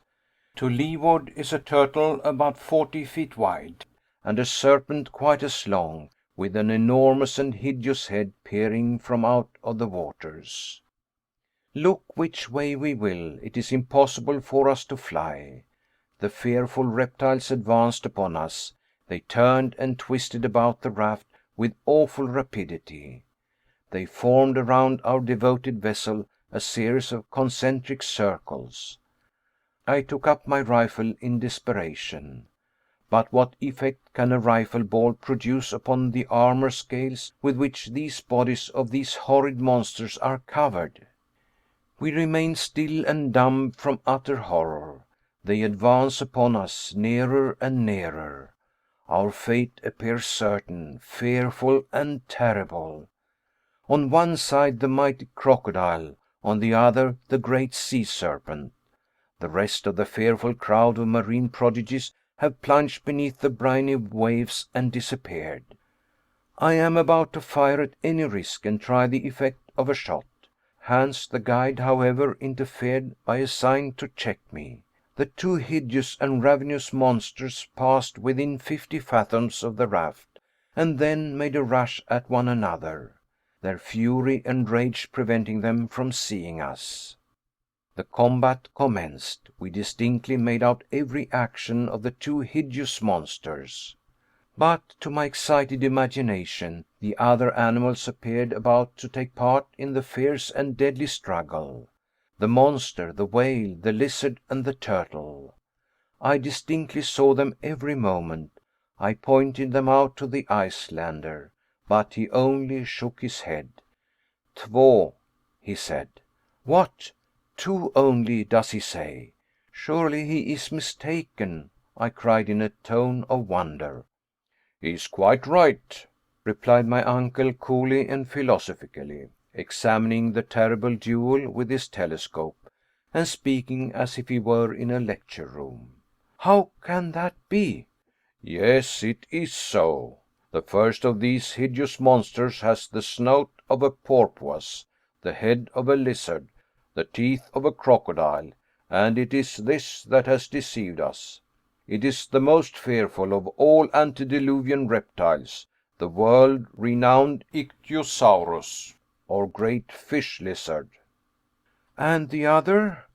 "The other is a monstrous serpent concealed under the hard vaulted shell of the turtle, the terrible enemy of its fearful rival, the Plesiosaurus, or sea crocodile." Hans was quite right. The two monsters only disturbed the surface of the sea. At last have mortal eyes gazed upon two reptiles of the great primitive ocean. I see the flaming red eyes of the Ichthyosaurus, each as big or bigger than a man's head. Nature, in its infinite wisdom, had gifted this wondrous marine animal with an optical apparatus of extreme power, capable of resisting the pressure of the heavy layers of water which rolled over him in the depths of the ocean where he usually fed. It has by some authors truly been called the whale of the Saurian race, for it is as big and quick in its motions as our king of the seas.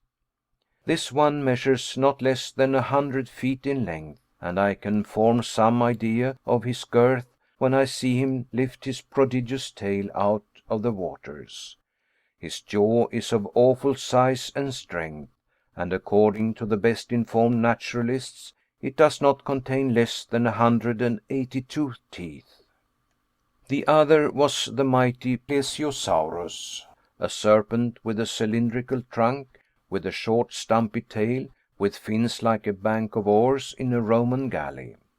Its whole body covered by a carapace or shell, and its neck, as flexible as that of a swan, rose more than 30 feet above the waves, a tower of animated flesh.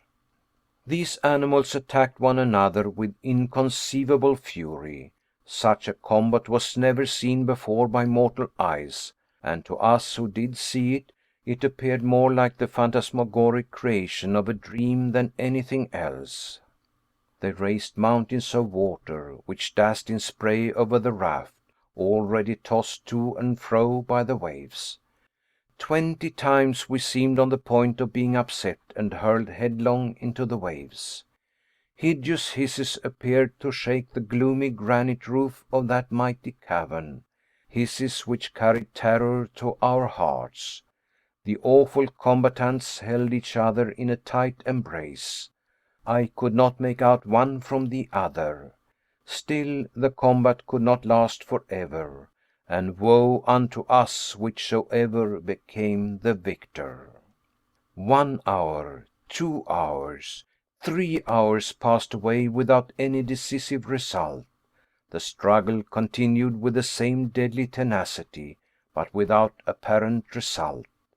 The deadly opponents now approached, now drew away from the raft. Once or twice we fancied they were about to leave us altogether, but instead of that they came nearer and nearer. We crouched on the raft, ready to fire at them at a moment's notice, poor as the prospect of hurting or terrifying them was. Still we were determined not to perish without a struggle. Suddenly the Ichthyosaurus and the Plesiosaurus disappeared beneath the waves, leaving behind them a maelstrom in the midst of the sea. We were nearly drawn down by the indraft of the water. Several minutes elapsed before anything was again seen. Was this wonderful combat to end in the depths of the ocean? Was the last act of this terrible drama to take place without spectators? It was impossible for us to say. Suddenly, at no great distance from us, an enormous mass rises out of the waters, the head of the great Plesiosaurus. The terrible monster is now wounded unto death. I can see nothing now of his enormous body. All that could be distinguished was his serpent-like neck, which he twisted and curled in all the agonies of death. Now he struck the waters with it as if it had been a gigantic whip, and then again wriggled like a worm cut in two. The water was spurted up to a great distance in all directions. A great portion of it swept over our raft and nearly blinded us. But soon the end of the beast approached nearer and nearer. His movements slackened visibly. His contortions almost ceased, and at last the body of the mighty snake lay an inert, dead mass on the surface of the now calm and placid waters. As for the Ichthyosaurus, had he gone down to his mighty cavern under the sea to rest, or will he reappear to destroy us? This question remained unanswered, and we had breathing time. Chapter 31. The Sea Monster. Wednesday, August 19th. Fortunately, the wind, which for the present blows with some violence, has allowed us to escape from the scene of the unparalleled and extraordinary struggle. Hans, with his usual imperturbable calm, remained at the helm. My uncle, who for a short time had been withdrawn from his absorbing reveries by the novel incidents of the sea fight, fell back again apparently into a brown study. His eyes were fixed impatiently on the widespread ocean. Our voyage now became monotonous and uniform. Dull as it has become, I have no desire to have it broken by any repetition of the perils and adventures of yesterday. Thursday, August the 20th. The wind is now north-northeast, and blows very irregularly. It has changed to fitful gusts. The temperature is exceedingly high. We are now progressing at the average rate of about 10 miles and a half per hour. About 12 o'clock a distant sound as of thunder fell upon our ears. I make a note of the fact without even venturing a suggestion as to its cause. It was one continued roar, as of a sea falling over mighty rocks. "Far off in the distance," said the Professor dogmatically, "there is some rock or some island against which the sea, lashed to fury by the wind, is breaking violently." Hans, without saying a word, clambered to the top of the mast, but could make out nothing. The ocean was level in every direction as far as the eye could reach. 3 hours passed away without any sign to indicate what might be before us. The sound began to assume that of a mighty cataract. I expressed my opinion on this point strongly to my uncle. He merely shook his head. I, however, am strongly impressed by a conviction that I am not wrong. Are we advancing towards some mighty waterfall which shall cast us into the abyss? Probably this mode of descending into the abyss may be agreeable to the Professor, because it would be something like the vertical descent he is so eager to make. I entertain a very different opinion. Whatever be the truth, it is certain that not many leagues distant there must be some very extraordinary phenomenon, for as we advance the roar becomes something mighty and stupendous. Is it in the water or in the air? I cast hasty glances aloft at the suspended vapors, and I seek to penetrate their mighty depths. But the vault above is tranquil. The clouds, which are now elevated to the very summit, appear utterly still and motionless, and completely lost in the irradiation of electric light. It is necessary, therefore, to seek for the cause of this phenomenon elsewhere. I examine the horizon, now perfectly calm, pure, and free from all haze. Its aspect still remains unchanged.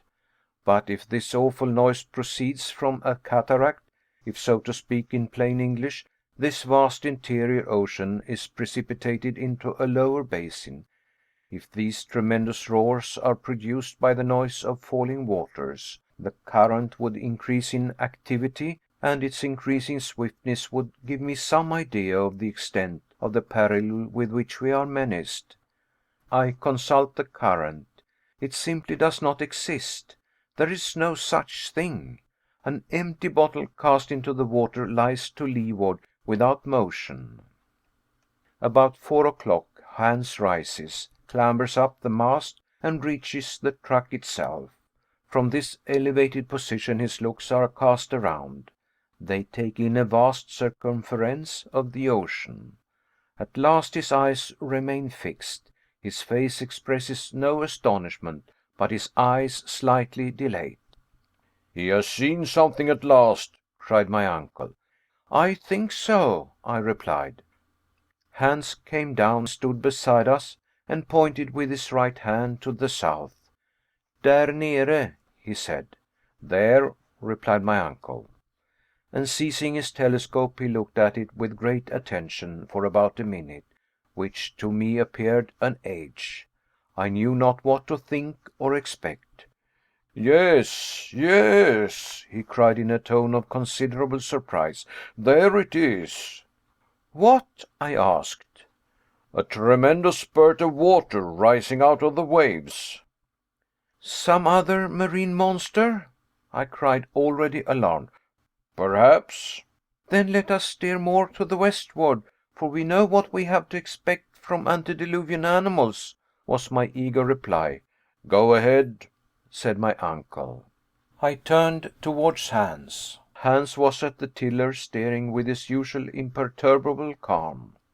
Nevertheless, from the distance which separated us from this creature, a distance which must be estimated at no less than a dozen leagues, one could see the column of water spurting from the blowhole of the great animal. His dimensions must be something preternatural. To fly is, therefore, the course to be suggested by ordinary prudence. But we have not come into that part of the world to be prudent. Such is my uncle's determination. We accordingly continued to advance. The nearer we come, the loftier is the spouting water. What monster can fill himself with such huge volumes of water, and then unceasingly spout them out in such lofty jets? At 8 o'clock in the evening, reckoning as above ground, where there is day and night, we are not more than 2 leagues from the mighty beast. Its long, black, enormous, mountainous body lies on the top of the water, like an island. But then sailors have been said to have gone ashore on sleeping whales, mistaking them for land. Is it illusion, or is it fear? Its length cannot be less than 1,000 fathoms. What, then, is this Cretaceous monster of which no Cuvier ever thought? It is quite motionless and presents the appearance of sleep. The sea seems unable to lift him upwards. It is rather the waves which break on his huge and gigantic frame. The waterspout, rising to a height of 500 feet, breaks in spray with a dull, sullen roar.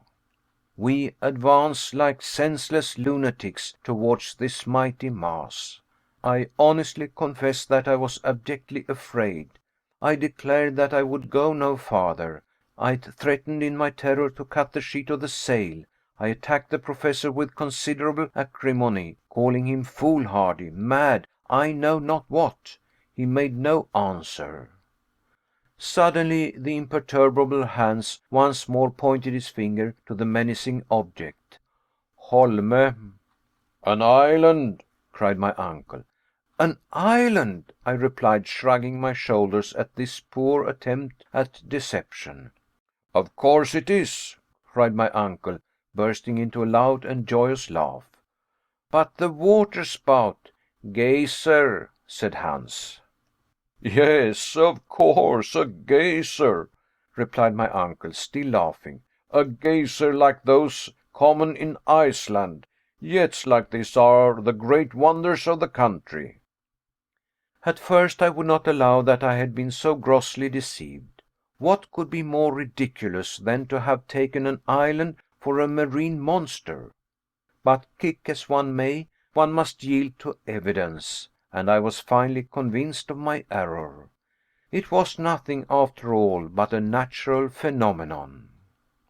As we approached nearer and nearer, the dimensions of the liquid sheaf of waters became truly grand and stupendous.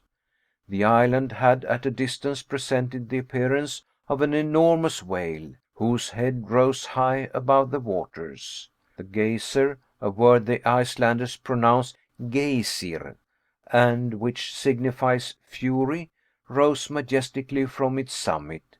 Dull detonations are heard every now and then, and the enormous jet, taken as it were with sudden fury, shakes its plume of vapor, and bounds into the first layer of the clouds. It is alone, neither spurts of vapor nor hot springs surround it, and the whole volcanic power of that region is concentrated in one sublime column. The rays of electric light mix with this dazzling sheaf, every drop as it falls assuming the prismatic colors of the rainbow. Let us go on shore, said the Professor after some minutes of silence. It is necessary, however, to take great precaution in order to avoid the weight of falling waters, which would cause the raft to founder in an instant. Hans, however, steers admirably, and brings us to the other extremity of the island. I was the first to leap on the rock. My uncle followed, while the Eider-Down Hunter remained still like a man above any childish sources of astonishment. We were now walking on granite mixed with silicious sandstone. The soil shivered under our feet like the sides of boilers in which overheated steam is forcibly confined. It is burning. We soon came in sight of the little central basin from which rose the geyser. I plunged a thermometer into the water, which ran bubbling from the center, and it marked a heat of 163 degrees. This water, therefore, came from some place where the heat was intense. This was singularly in contradiction with the theories of Professor Hardwigg. I could not help telling him my opinion on the subject. Well, said he sharply, and what does this prove against my doctrine? Nothing, replied I dryly, seeing that I was running my head against a foregone conclusion. Nevertheless, I am compelled to confess that until now we had been most remarkably fortunate, and that this voyage is being accomplished in most favorable conditions of temperature. But it appears evident, in fact certain, that we shall sooner or later arrive at one of those regions where the central heat will reach its utmost limits, and will go far beyond all the possible gradations of thermometers. Visions of the Hades of the ancients, believed to be in the center of the earth, floated through my imagination. We shall, however, see what we shall see. That is the Professor's favorite phrase now. Having christened the volcanic island by the name of his nephew, the leader of the expedition turned away and gave the signal for embarkation. I stood still, however, for some minutes gazing upon the magnificent geyser. I soon was able to perceive that the upward tendency of the water was irregular. Now it diminished in intensity, and then suddenly it regained new vigor, which I attributed to the variation of the pressure of the accumulated vapors in its reservoir. At last we took our departure, going carefully round the projecting and rather dangerous rocks of the southern side. Hans had taken advantage of this brief halt to repair the raft. Before we took our final departure from the island, however, I made some observations to calculate the distance we had gone over, and I put them down in my journal. Since we left Port Gretchen we had traveled 270 leagues, more than 800 miles, on this great inland sea. We were therefore 620 leagues from Iceland, and exactly under England. Chapter 32. The Battle of the Elements. Friday, August 21st. This morning the magnificent geyser had wholly disappeared. The wind had freshened up, and we were fast leaving the neighborhood of Henry's Island. Even the roaring sound of the mighty column was lost to the ear. The weather, if under the circumstances we may use such an expression, is about to change very suddenly. The atmosphere is being gradually loaded with vapors, which carry with them the electricity formed by the constant evaporation of the saline waters. The clouds are slowly but sensibly falling towards the sea, and are assuming a dark olive texture.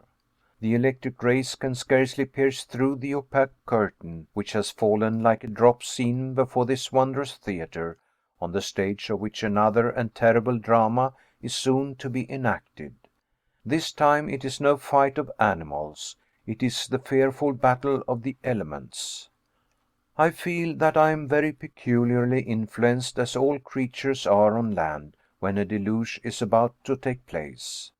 The cumuli, a perfectly oval kind of cloud, piled upon the south, presented a most awful and sinister appearance, with the pitiless aspect often seen before a storm. The air is extremely heavy, the sea is comparatively calm. In the distance the clouds have assumed the appearance of enormous balls of cotton, or rather pods, piled one above the other in picturesque confusion. By degrees they appear to swell out, break, and gain in number what they lose in grandeur. Their heaviness is so great that they are unable to lift themselves from the horizon. But under the influence of the upper currents of air, they are gradually broken up, become much darker, and then present the appearance of one single layer of a formidable character. Now and then a lighter cloud, still lit up from above, rebounds upon this gray carpet, and is lost in the opaque mass. There can be no doubt that the entire atmosphere is saturated with electric fluid. I myself fully impregnated. My hairs literally stand on end, as if under the influence of a galvanic battery. If one of my companions ventured to touch me, I think he would receive rather a violent and unpleasant shock. About 10 o'clock in the morning the symptoms of the storm became more thorough and decisive. The wind appeared to soften down as if to take breath for a renewed attack. The vast funeral pall above us looked like a huge bag, like the cave of Aeolus, in which the storm was collecting its forces for the attack. I tried all I could not to believe in the menacing signs of the sky, and yet I could not avoid saying, as it were involuntarily, "I believe we are going to have bad weather." The Professor made me no answer. He was in a horrible, in a detestable humor to see the ocean stretching interminably before his eyes. On hearing my words, he simply shrugged his shoulders. "We shall have a tremendous storm," I said again, pointing to the horizon. "These clouds are falling lower and lower upon the sea as if to crush it." A great silence prevailed. The wind wholly ceased. Nature assumed a dead calm, and ceased to breathe. Upon the mast, where I noticed a sort of slight ignis fatuus, the sail hangs in loose heavy folds. The raft is motionless in the midst of a dark heavy sea, without undulation, without motion. It is as still as glass. But as we are making no progress, what is the use of keeping up the sail, which may be the cause of our perdition, if the tempest should suddenly strike us without warning? "Let us lower the sail," I said. "It is only an act of common prudence." "No, no," cried my uncle in an exasperated tone. "100 times no. Let the wind strike us and do its worst. Let the storm sweep us away where it will. Only let me see the glimmer of some coast, of some rocky cliffs, even if they dash our raft into 1,000 pieces. No, keep up the sail, no matter what happens." These words were scarcely uttered when the southern horizon underwent a sudden and violent change. The long accumulated vapors were resolved into water, and the air required to fill up the void produced became a wild and raging tempest. It came from the most distant corners of the mighty cavern. It raged from every point of the compass. It roared, it yelled, it shrieked with glee as of demons let loose. The darkness increased and became indeed darkness visible. The raft rose and fell with the storm and bounded over the waves. My uncle was cast headlong upon the deck. I with great difficulty dragged myself towards him. He was holding on with might and main to the end of a cable, and appeared to gaze with pleasure and delight at the spectacle of the unchained elements. Hans never moved a muscle. His long hair, driven hither and thither by the tempest and scattered wildly over his motionless face, gave him a most extraordinary appearance, for every single hair was illuminated by little sparkling sprigs. His countenance presents the extraordinary appearance of an antediluvian man, a true contemporary of the megatherium. Still the mast holds good against the storm. The sail spreads out and feels like a soap bubble about to burst. The raft rushes on at a pace impossible to estimate, but still less swiftly than the body of water displaced beneath it, the rapidity of which may be seen by the lines which fly right and left in the wake. "The sail! The sail!" I cried, making a trumpet of my hands, and then endeavoring to lower it. "Let it alone," said my uncle, more exasperated than ever. "Nay," said Hans, gently shaking his head. Nevertheless, the rain formed a roaring cataract before this horizon of which we were in search, and to which we were rushing like madmen. But before this wilderness of waters reached us, the mighty veil of cloud was torn in twain. The sea began to foam wildly, and the electricity produced by some vast and extraordinary chemical action in the upper layer of cloud is brought into play. To the fearful claps of thunder are added dazzling flashes of lightning, such as I had never seen. The flashes crossed one another, hurled from every side, while the thunder came pealing like an echo. The mass of vapor becomes incandescent, The hailstones which strike the metal of our boots and our weapons are actually luminous. The waves as they rise appear to be fire-eating monsters, beneath which seethes an intense fire, their crests surmounted by combs of flame. My eyes are dazzled, blinded by the intensity of light. My ears are deafened by the awful roar of the elements. I am compelled to hold on to the mast, which bends like a reed beneath the violence of the storm, to which none ever before seen by mariners bore any resemblance. Here my traveling notes become very incomplete, loose, and vague. I have only been able to make out one or two fugitive observations, jotted down in a mere mechanical way. But even their brevity, even their obscurity show the emotions which overcame me. Sunday, August 23rd. Where have we got to? In what region are we wandering? We are still carried forward with inconceivable rapidity. The night has been fearful, something not to be described. The storm shows no signs of cessation. We exist in the midst of an uproar which has no name. The detonations as of artillery are incessant. Our ears literally bleed. We are unable to exchange a word or hear each other speak. The lightning never ceases to flash for a single instant. I can see the zigzags after a rapid dart strike the arched roof of this mightiest of mighty walls. If it were to give way and fall upon us! Other lightnings plunge their forked streaks in every direction, and take the form of globes of fire which explode like bombshells over a beleaguered city. The general crash and roar do not apparently increase. It has already gone far beyond what human ear can appreciate. If all the powder magazines in the world were to explode together, it would be impossible for us to hear worse noise. There is a constant emission of light from the storm clouds. The electric matter is incessantly released. Evidently, the gaseous principles of the air are out of order. Innumerable columns of water rush up like waterspouts and fall back upon the surface of the ocean in foam. Whither are we going? My uncle still lies at full length upon the raft, without speaking, without taking any note of time. The heat increases. I look at the thermometer. To my surprise, it indicates... The exact figure is here rubbed out in my manuscript. Monday, August 24th. This terrible storm will never end. Why should not this state of the atmosphere, so dense and murky, once modified, again remain definitive? We are utterly broken and harassed by fatigue. Hans remains just as usual.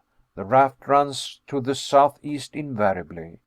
We have now already run 200 leagues from the newly discovered island. About 12 o'clock the storm became worse than ever. We are obliged now to fasten every bit of cargo tightly on the deck of the raft, or everything would be swept away. We make ourselves fast too, each man lashing the other. The waves drive over us, so that several times we are actually under water. We had been under the painful necessity of abstaining from speech for 3 days and 3 nights.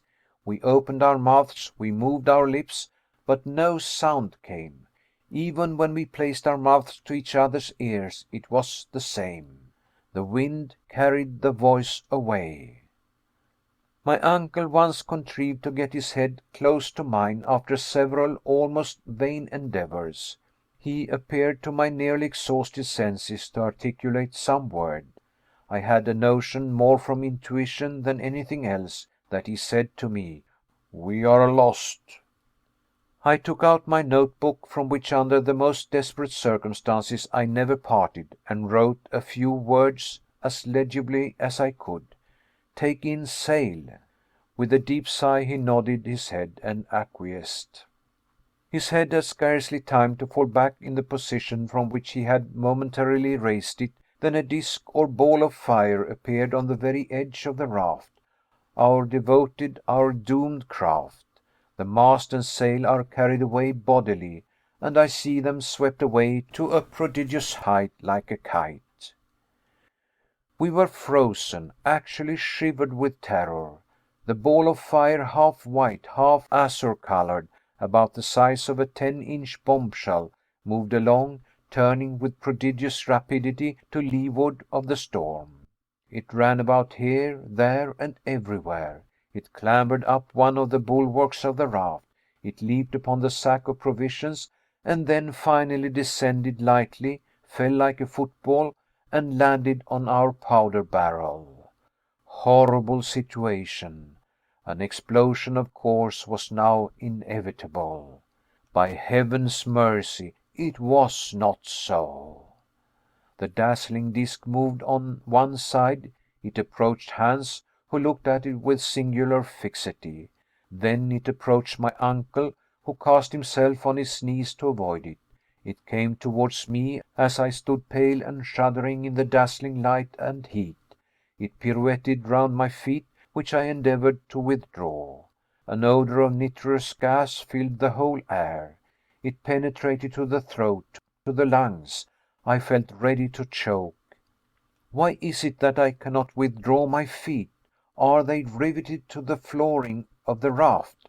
No. The fall of the electric globe has turned all the iron on board into loadstones.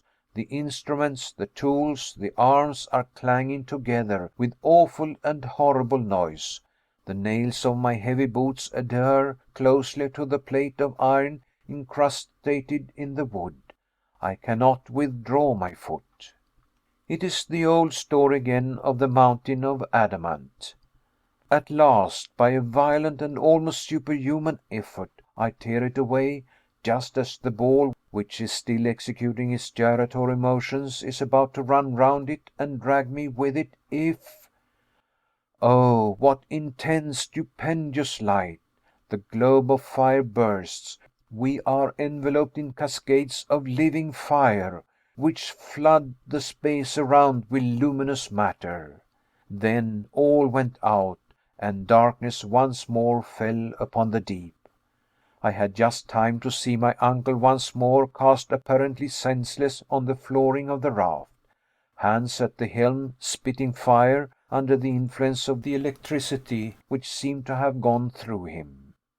Whither are we going? I ask, and echo answers, whither? Thursday, August 25th.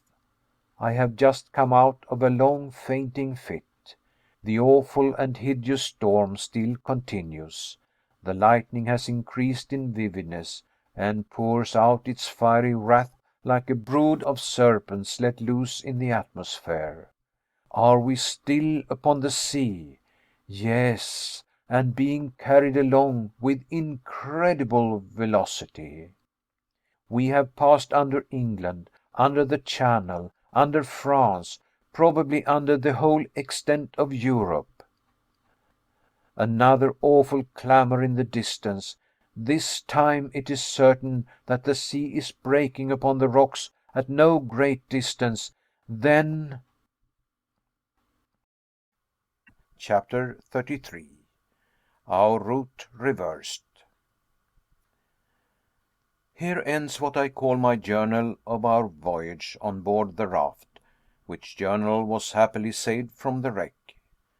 I proceed with my narrative as I did before I commenced my daily notes.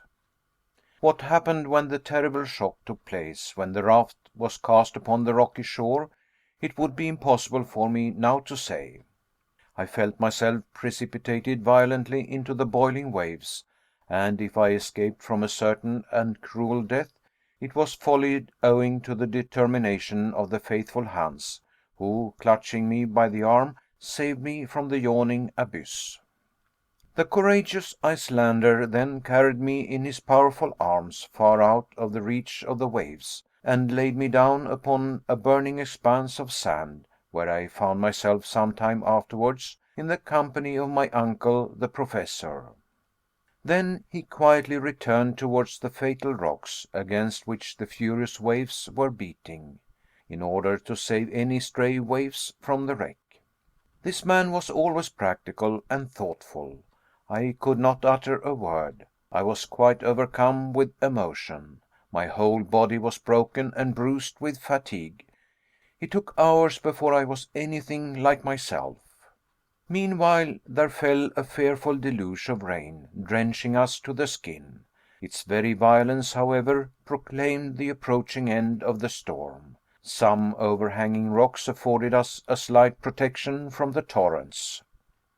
Under this shelter Hans prepared some food, which, however, I was unable to touch, and, exhausted by the 3 weary days and nights of watching, we fell into a deep and painful sleep. My dreams were fearful, but at last exhausted nature asserted her supremacy, and I slumbered. Next day, when I awoke, the change was magical. The weather was magnificent. Air and sea, as if by mutual consent, had regained their serenity. Every trace of the storm, even the faintest, had disappeared.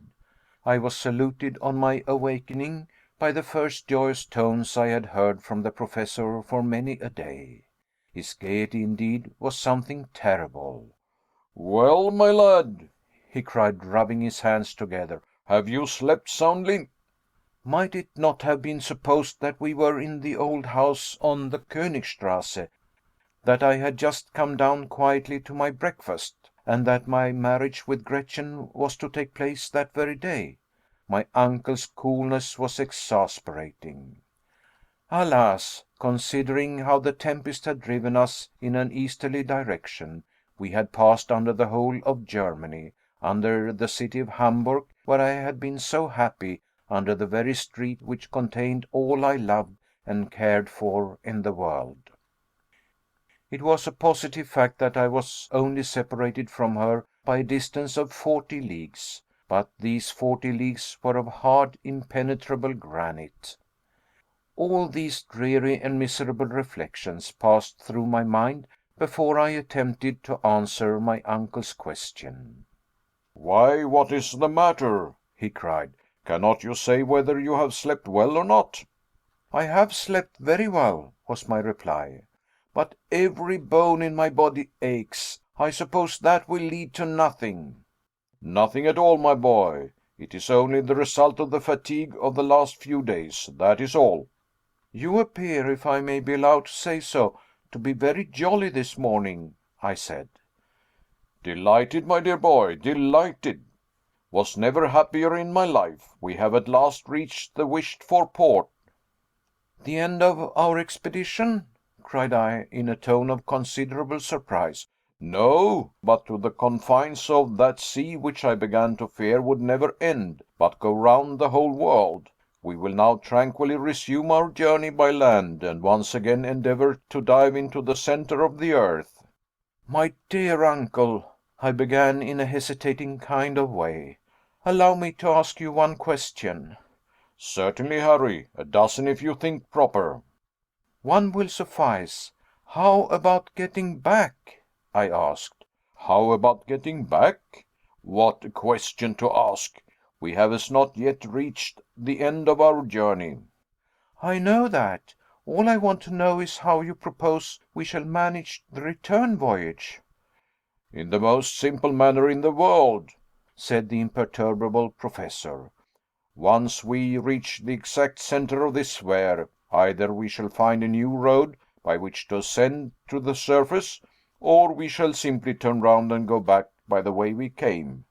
I have every reason to believe that while we are traveling forward, it will not close behind us." "Then one of the first matters to see to will be to repair the raft," was my rather melancholy response. "Of course, we must attend to that above all things," continued the Professor. "Then comes the all important question of provisions," I urged. "Have we anything like enough left to enable us to accomplish such great, such amazing designs as you contemplate carrying out?" "I have seen into the matter, and my answer is in the affirmative. Hans is a very clever fellow, and I have reason to believe that he has saved the greater part of the cargo. But the best way to satisfy your scruples is to come and judge for yourself." Saying which, he led the way out of the kind of open grotto in which we had taken shelter. I had almost begun to hope that which I should rather have feared, and this was the impossibility of such a shipwreck leaving even the slightest signs of what it had carried as freight. I was, however, thoroughly mistaken. As soon as I reached the shores of this inland sea, I found Hans standing gravely in the midst of a large number of things, laid out in complete order. My uncle wrung his hands with deep and silent gratitude. His heart was too full for speech.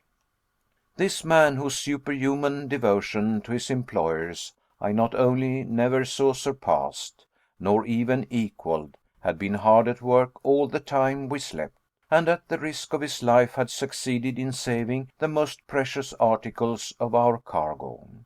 Of course, under the circumstances, we necessarily experienced several severe losses. Our weapons had wholly vanished, but experience had taught us to do without them. The provision of powder had, however, remained intact, after having narrowly escaped blowing us all to atoms in the storm. "Well," said the Professor, who was now ready to make the best of everything, "as we have no guns, all we have to do is to give up all idea of hunting." "Yes, my dear sir, we can do without them, but what about all our instruments?" "Here is the manometer, the most useful of all, and which I gladly accept in lieu of the rest. With it alone I can calculate the depth as we proceed. By its means alone I shall be able to decide when we have reached the center of the earth. Ha! But for this little instrument we might make a mistake, and run the risk of coming out at the antipodes." All this was said amid bursts of unnatural laughter. "But the compass!" I cried. "Without that, what can we do?" "Here it is, safe and sound," he cried with real joy. "Ah, ha, ha! And here we have the chronometer and the thermometers. Hans, the hunter, is indeed an invaluable man." It was impossible to deny this fact. As far as the nautical and other instruments were concerned, nothing was wanting. Then, on further examination, I found ladders, cords, pickaxes, crowbars, and shovels, all scattered about on the shore.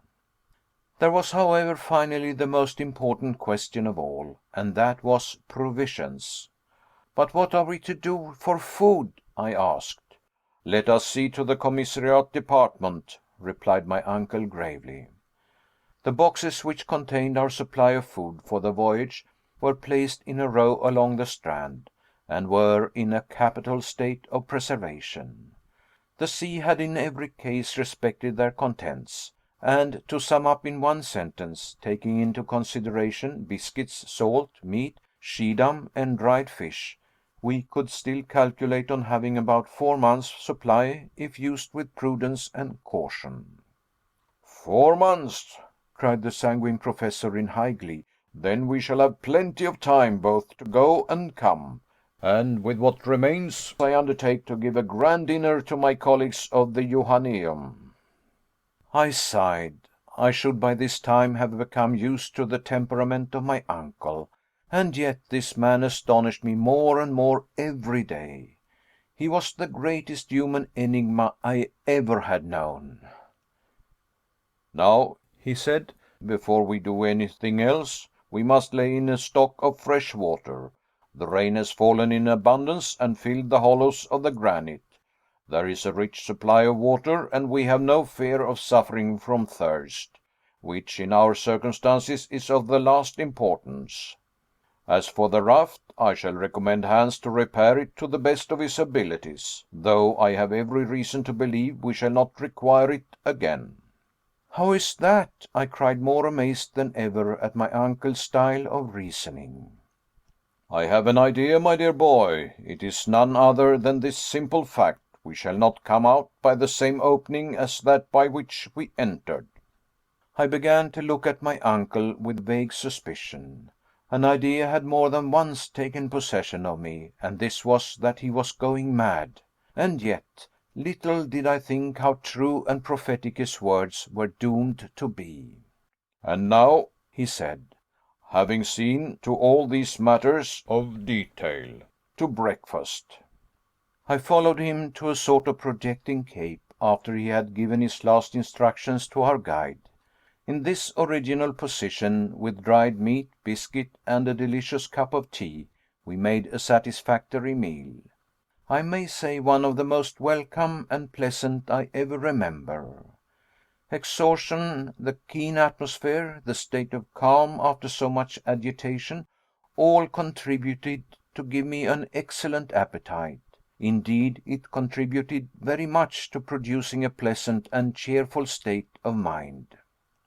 While breakfast was in hand, and between the sips of warm tea, I asked my uncle if he had any idea of how we now stood in relation to the world above. For my part, I added, I think it will be rather difficult to determine. "Well, if we were compelled to fix the exact spot," said my uncle, "it might be difficult, since during the 3 days of that awful tempest I could keep no account either of the quickness of our pace, or of the direction in which the raft was going. Still we will endeavour to approximate to the truth. We shall not, I believe, be so very far out." Well, if I recollect rightly, I replied, our last observation was made at the Geyser Island. "Harry's Island, my boy, Harry's Island. Do not decline the honour of having named it. Given your name to an island discovered by us, the first human beings who trod it since the creation of the world." Let it be so then. At Harry's Island we had already gone over 270 leagues of sea, and we were, I believe, about 600 leagues more or less from Iceland. "Good. I am glad to see that you remember so well. Let us start from that point, and let us count 4 days of storm, during which our rate of travelling must have been very great.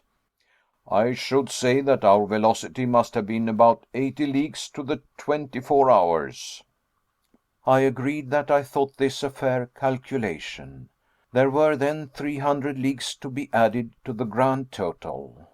Yes, and the Central Sea must extend at least 600 leagues from side to side.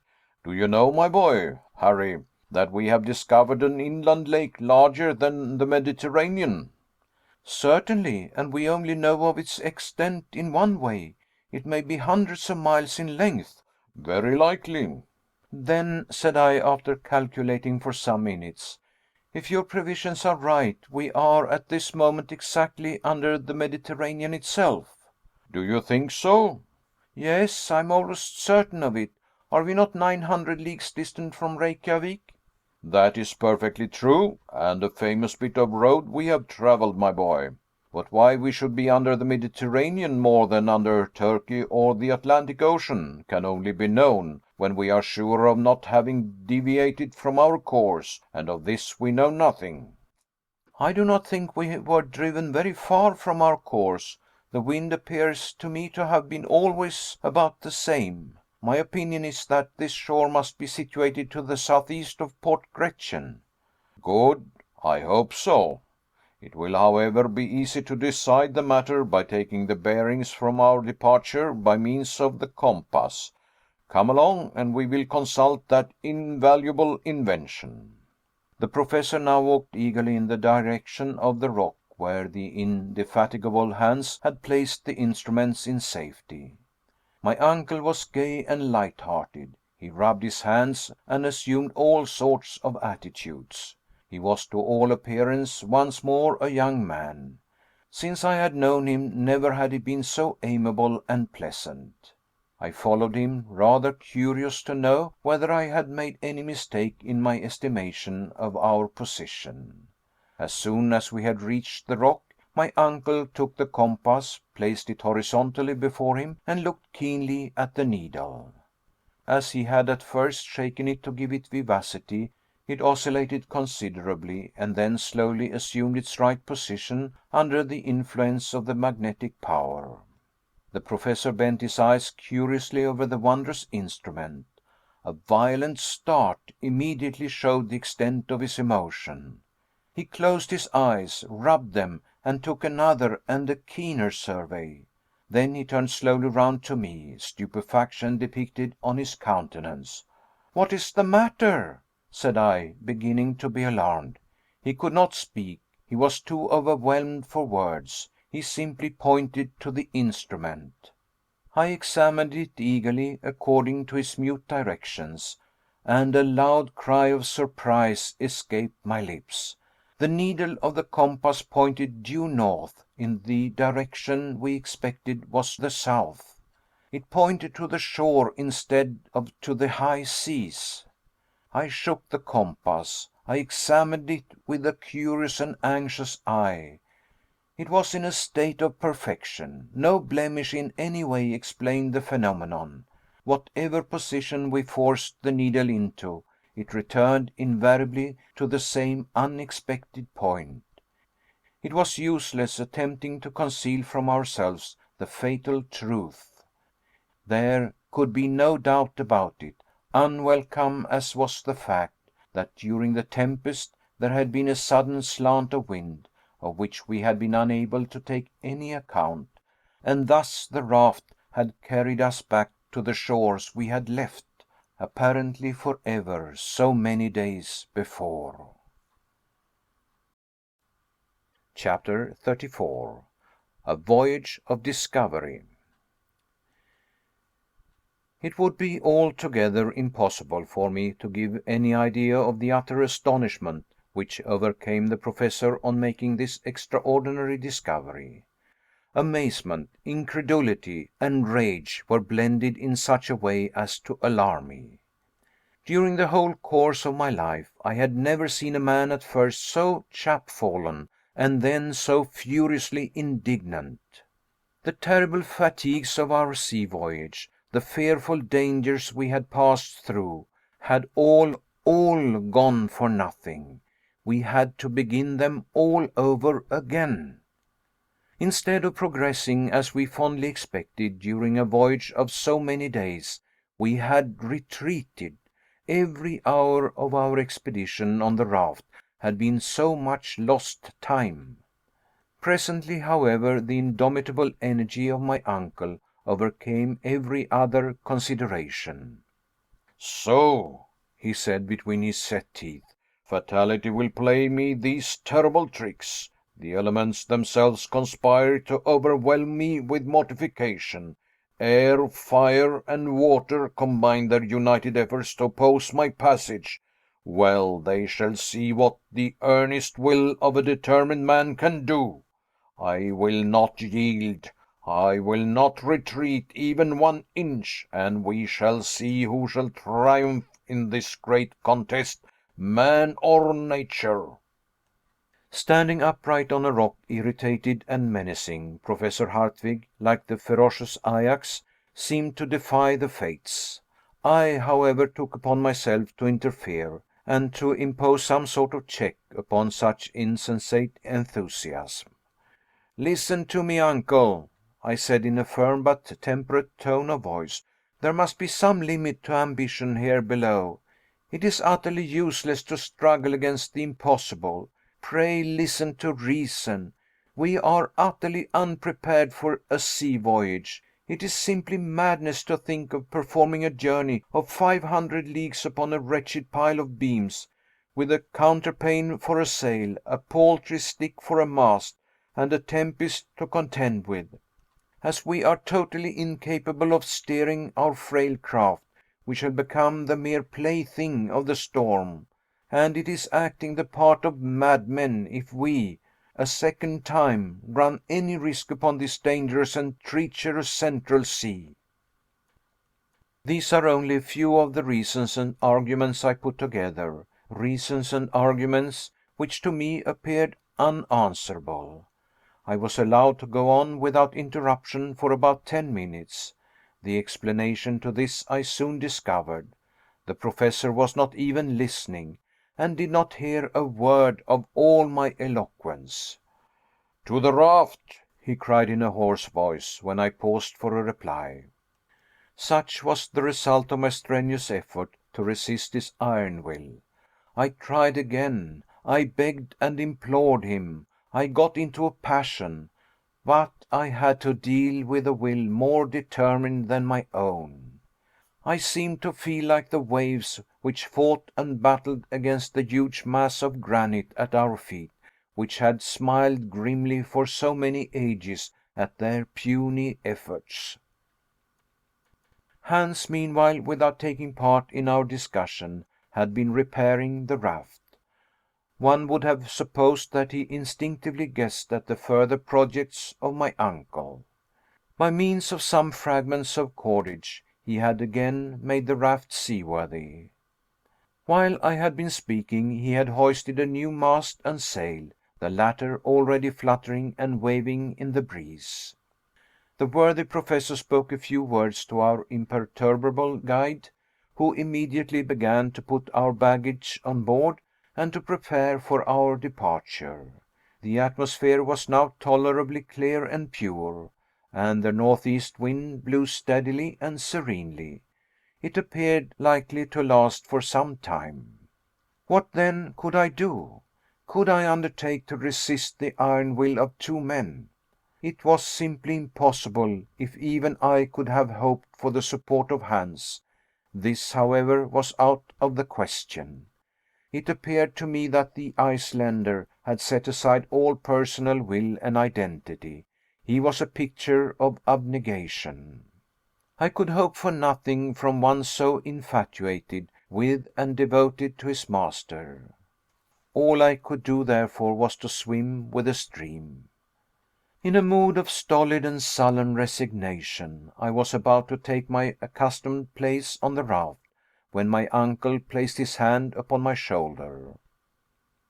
"There is no hurry, my boy," he said. "We shall not start until tomorrow." I looked a picture of resignation to the dire will of fate.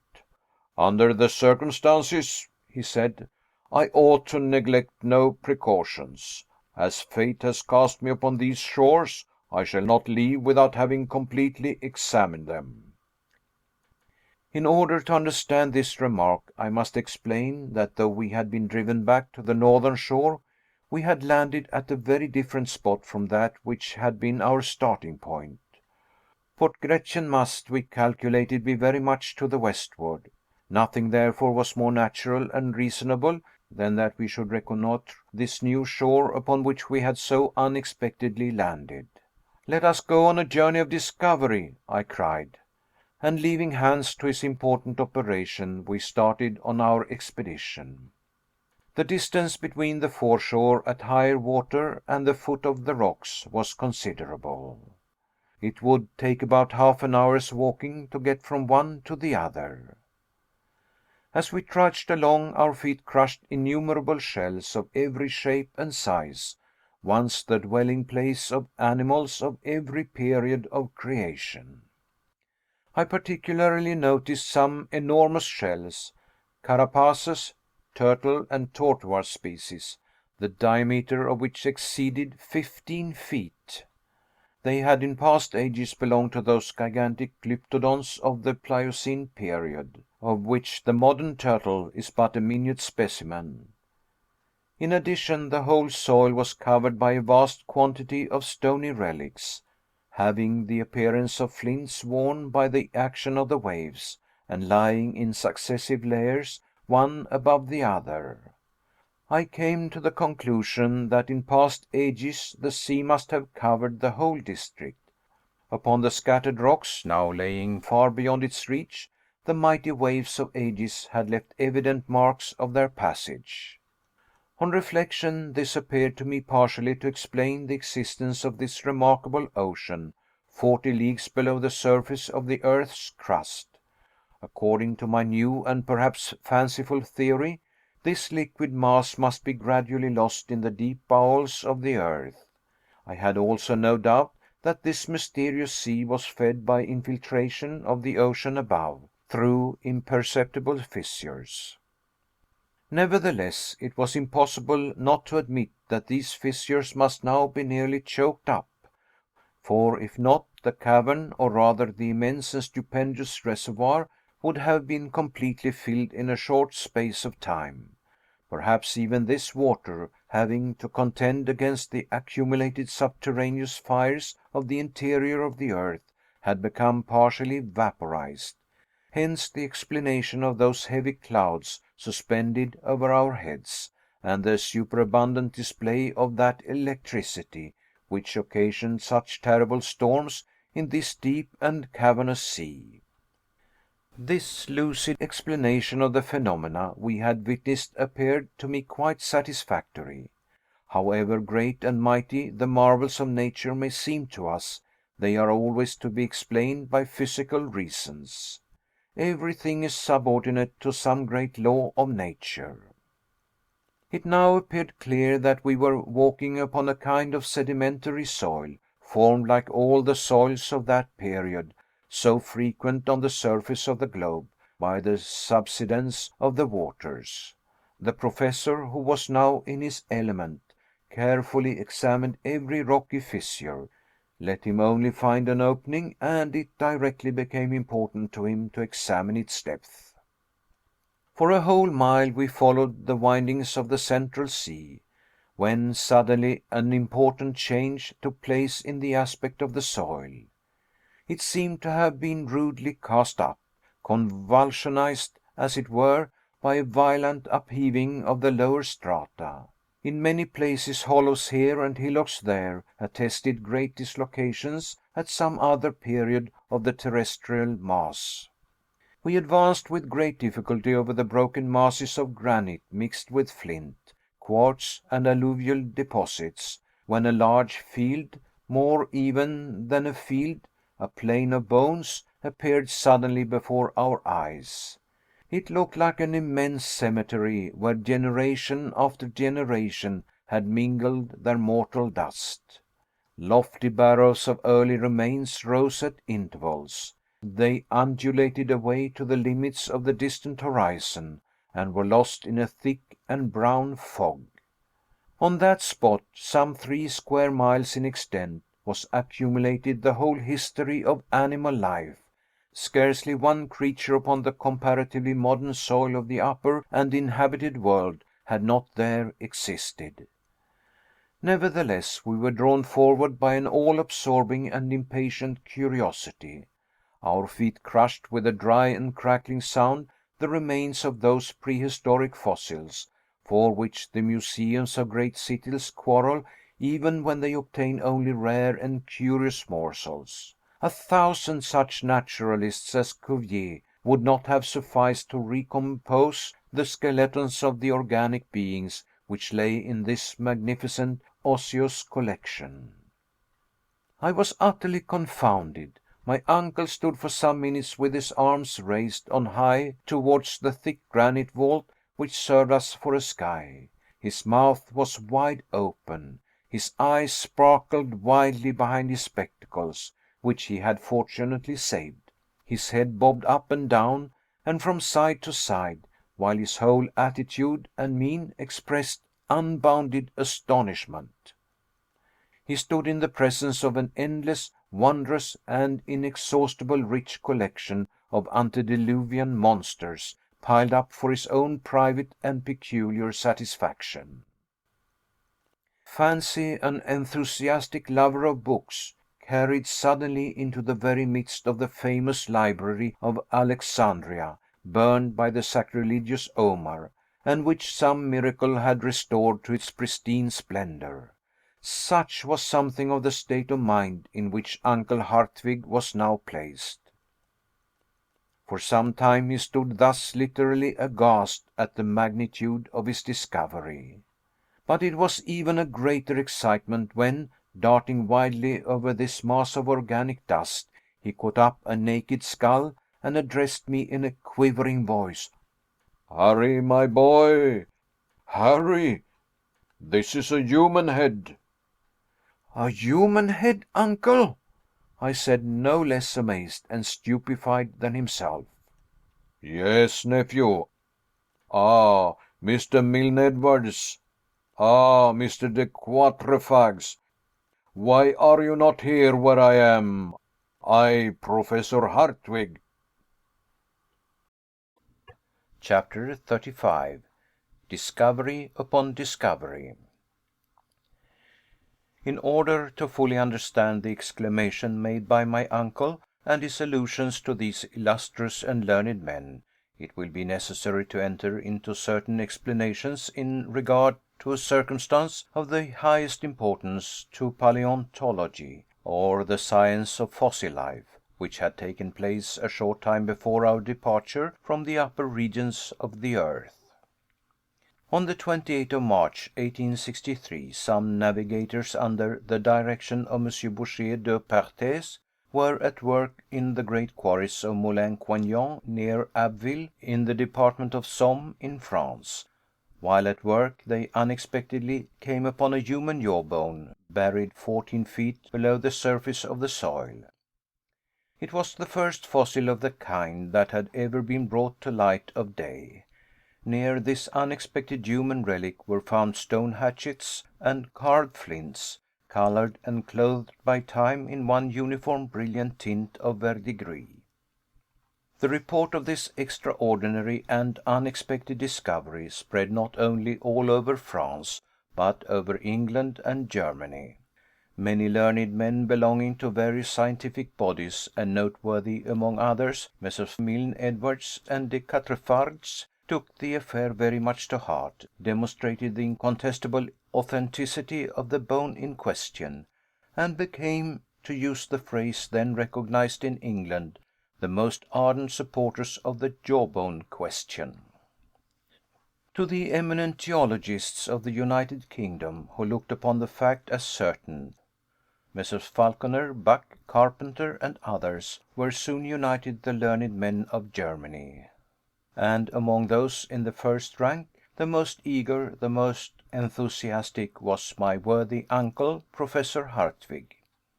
The authenticity of a human fossil of the Quaternary period seemed then to be incontestably demonstrated, and even to be admitted by the most sceptical.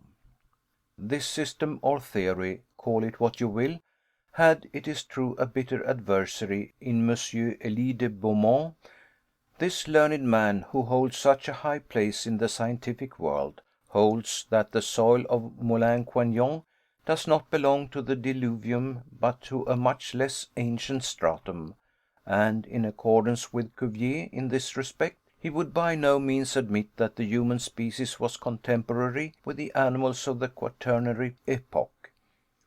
My worthy uncle, Professor Hardwigg, in concert with the great majority of geologists, had held firm, had disputed, discussed, and finally, after considerable talking and writing, Monsieur Elie de Beaumont had been pretty well left alone in his opinions. We were familiar with all the details of this discussion, but were far from being aware then that since our departure the matter had entered upon a new phase. Other similar jawbones, though belonging to individuals of varied types and very different natures, had been found in the movable grey sands of certain grottos in France, Switzerland, and Belgium, together with arms, utensils, tools, bones of children, of men in the prime of life, and of old men. The existence of men in the Quaternary period became, therefore, more positive every day. But this was far from being all. New remains dug up from the Pliocene or Tertiary deposits had enabled the more far-seeing or audacious among learned men to assign even a far greater degree of antiquity to the human race. These remains, it is true, were not those of men, that is, were not the bones of men, but objects decidedly having served the human race, shin bones, thigh bones of fossil animals, regularly scooped out, and in fact sculptured, bearing the unmistakable signs of human handiwork. By means of these wondrous and unexpected discoveries, man ascended endless centuries in the scale of time. He, in fact, preceded the mastodon, became the contemporary of the Elephas meridionalis, the southern elephant, acquired an antiquity of over 100,000 years, since that is the date given by the most eminent geologists to the Pliocene period of the earth. Such was then the state of paleontologic science, and what we moreover knew sufficed to explain our attitude before this great cemetery of the plains of the Hardwigg Ocean. It will now be easy to understand the Professor's mingled astonishment and joy when, on advancing about 20 yards, he found himself in the presence of, I may say, face to face with a specimen of the human race actually belonging to the Quaternary period. It was indeed a human skull, perfectly recognizable. Had a soil of very peculiar nature, like that of the cemetery of St. Michael at Bordeaux, preserved it during countless ages? This was the question I asked myself, but which I was wholly unable to answer. But this head with stretched and parchmenty skin, with the teeth whole, the hair abundant, was before our eyes as in life. I stood mute, almost paralyzed with wonder and awe before this dread apparition of another age. My uncle, who on almost every occasion was a great talker, remained for a time completely dumbfounded. He was too full of emotion for speech to be possible. After a while, however, we raised up the body to which the skull belonged. We stood it on end. It seemed to our excited imaginations to look at us with its terrible hollow eyes. After some minutes of silence, the man was vanquished by the Professor. Human instincts succumbed to scientific pride and exultation. Professor Hardwigg, carried away by his enthusiasm, forgot all the circumstances of our journey, the extraordinary position in which we were placed, the immense cavern which stretched far away over our heads. There can be no doubt that he thought himself at the institution, addressing his attentive pupils, for he put on his most doctorial style, waved his hand, and began: Gentlemen, I have the honor on this auspicious occasion to present to you a man of the Quaternary period of our globe. Many learned men have denied his very existence, while other able persons, perhaps of even higher authority, have affirmed their belief in the reality of his life. If the St. Thomases of paleontology were present, they would reverentially touch him with their fingers and believe in his existence, thus acknowledging their obstinate heresy. I know that science should be careful in relation to all discoveries of this nature. I am not without having heard of the many Barnums and other quacks who have made a trade of such like pretended discoveries. I have of course heard of the discovery of the knee bones of Ajax, or the pretended finding of the body of Orestes by the Spartiates, and of the body of Asterius, 10 spans long, 15 feet, of which we read in Pausanias. I have read everything in relation to the skeleton of Trapani, discovered in the 14th century, and which many persons chose to regard as that of Polyphemus, and the history of the giant dug up during the 16th century in the environs of Palmyra. You are well aware, as I am, gentlemen, of the existence of the celebrated analysis made near Lucerne in 1577, of the great bones which the celebrated Dr. Felix Plater declared belonged to a giant about 19 feet high. I have devoured all the treatises of Cassanion, and all those memoirs, pamphlets, speeches, and replies published in reference to the skeleton of Teutobochus, king of the Cimbri, the invader of Gaul, dug out of a gravel pit in Dauphin in 1613. In the 18th century I should have denied, with Peter Campet, the existence of the pre-Adamites of Scheuchzer. I have had in my hands the writing called Gigans. Here my uncle was afflicted by the natural infirmity which prevented him from pronouncing difficult words in public. It was not exactly stuttering, but a strange sort of constitutional hesitation. The writing named Gigans, he repeated. He, however, could get no further. Giganteo. Impossible. The unfortunate word would not come out. There would have been great laughter at the institution had the mistake happened there. Gigantos theologi! At last exclaimed Professor Hardwigg between two savage growls. Having got over our difficulty, and getting more and more excited. Yes, gentlemen, I am well acquainted with all these matters, and know also that Cuvier and Blumenbach fully recognized in these bones the undeniable remains of mammoths of the Quaternary period. But after what we now see, to allow a doubt is to insult scientific inquiry. There is the body, you can see it, you can touch it. It is not a skeleton, it is a complete and uninjured body, preserved with an anthropological object. I did not attempt to controvert this singular and astounding assertion.